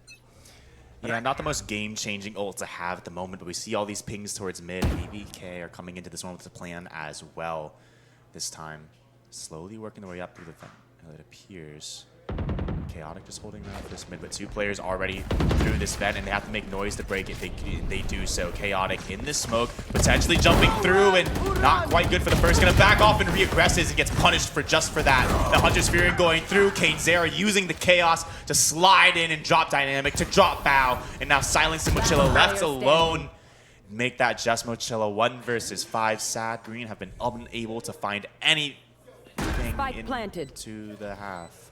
Knights making the mistake, not having to teleport this time around to save him. But even then, it won't really matter in the outcome of the round. Ion to secure 11. 2 rounds is the difference between these two teams right now. And 2 rounds is also the difference between this entire tournament being over. That is how close that these teams have been throughout this entire series. And EBK looking to take things to tournament point here, as SAD are forcing into this. They don't want to play for overtime. They want to win this out in regulation, so they're going to buy up. It's a little bit risky. You don't have all the bells and whistles, but you've got just enough to make enough noise to potentially get this round. We've seen how good this double Guardian setup has been before. Surely it doesn't matter what they have in their hands. They could surely do some damage. Smokes out early and just the B site completely forfeit. At least for now, Stun's going to push Silva back, and with that, the wall will do just the same. Knight's good to find one control as he advances forward, and the spike goes down. So far, not proving as fruitful as a man advantage goes the way of Oregon Hack. Chaotic to climb the box now, and as he swings out, good, finally finds up Ion, and that's not going to find anything for the deadlock, unfortunately. In fact, the only thing that's going to be found is Larry Banks as he doubles up. Chaotic now left alone with the knives, has 3 to his name, 4 requisite. As he taps the bomb on out. The other knife's gonna reveal, gets the 4K, but not quite the ace. Ready instead to secure map point and series point here on Abyss. Match point. Series point is what we are on for EBK. That is a heartbreaking round for Chaotic and also for Sad Green. They have to dig deep. 3 rounds is what they need to secure overtime here on the final map of the entire tournament. Chaotic, having done so much for this team, 37 kills on the first map that they couldn't close out in regulation and ended up losing in OT. This is going to be a tough round and, well, potentially last as well. EBK's strategy better be good. Sad Green also looking for their opportunity as well. Knights has his ult. Stacked over, and yeah, that Knight's ult, we've seen how game-changing it could be. They don't know just yet. The Neon to follow as well to tag everyone out to get the information. Going around the back line, and the smoke rips through with the Judge, but isn't going to find anything. Instead, it's Ready and Kane's Air to continue their tear. The damage is done. Chaotic falls as well. It's all up to Silex in the 1 versus 4, and though he finds 1, it won't matter. The series goes the way of Oregon Hack as they win it. Yes, Sad can bring them to overtime. Yes, Sad could take off the first map in the entire tournament, but they cannot defeat the Giants of Oregon Hack. No, they've done it. EBK have done a phenomenal job in this tournament. There's only 1 map lost, and it took all 24 rounds for them to lose it. This was a textbook masterclass series from them, and I'm glad that we got it, because throughout this entire tournament, there were rounds where they weren't taking it seriously. They were running around. They were jumping. They had their knife out. They were timing out the other enemy team just based off of how they were choosing to play. They were having fun, and that's what this game is about. But what we want to see as viewers, what we want to see as casters, is we want to see when 2 teams are trying their absolute hardest to close out a series, and that's what we just saw throughout this entire 3-map extravaganza. One thing that we kind of talked about when Oregon Hack was on the table to discuss was that these guys are young, they're kids, they're inexperienced. Some of them haven't even played LAN before. So we're worried that when the stakes are high, when the pressure is being put on, are they going to be able to perform? And I think they passed that test with flying colors. Yeah. They have to have. They won the entire thing, and there were names here that people were expecting to win, like Burger Boys, Rose, and no, it's this pug team named Oregon Hack with some streamers and some ranked demons that's able to do it. This feels like textbook LAN, just 5 people coming together saying, you know what, we're all good at Valorant. Let's go to this tournament and go be good at Valorant. How did they get here? They entered into a tournament called Mr. Funhaver and was good at Valorant. That's how they got here, and you have to give them, at the very least, that much credit for taking home Run It Back 2024. off the back of winning that tournament indeed. I mean, we spoke to Kwai, right? He said, yeah, actually the grand final in that Mr. Fun Haver tournament was Burger Boys, but they believed, yeah, Oregon Hack, no way they could replicate that on LAN. There's no chance. In fact, they didn't even have these guys going into semis, let alone grand finals, let alone winning the whole damn thing. And they just proved everyone wrong. The new kids on the block have really shown us how it's done. Yeah, so congrats to Oregon Hack. And consolations for Sad Green. That was such a close run, and you have to give them credit, right? They did take that map off of Oregon Hack. It's the only map that team lost throughout the entire tournament. And the previous was the only overtime for Oregon Hack as well. Yeah, so, you know, you have to give them at the very least that much credit. Consolations to them, but unfortunately, Techni, that was the last map. So this is it. Our time here at Run It Back 2024 has come to a close. So I want to thank you, my friend, for sticking with me. Shout outs to our production team who's been amazing.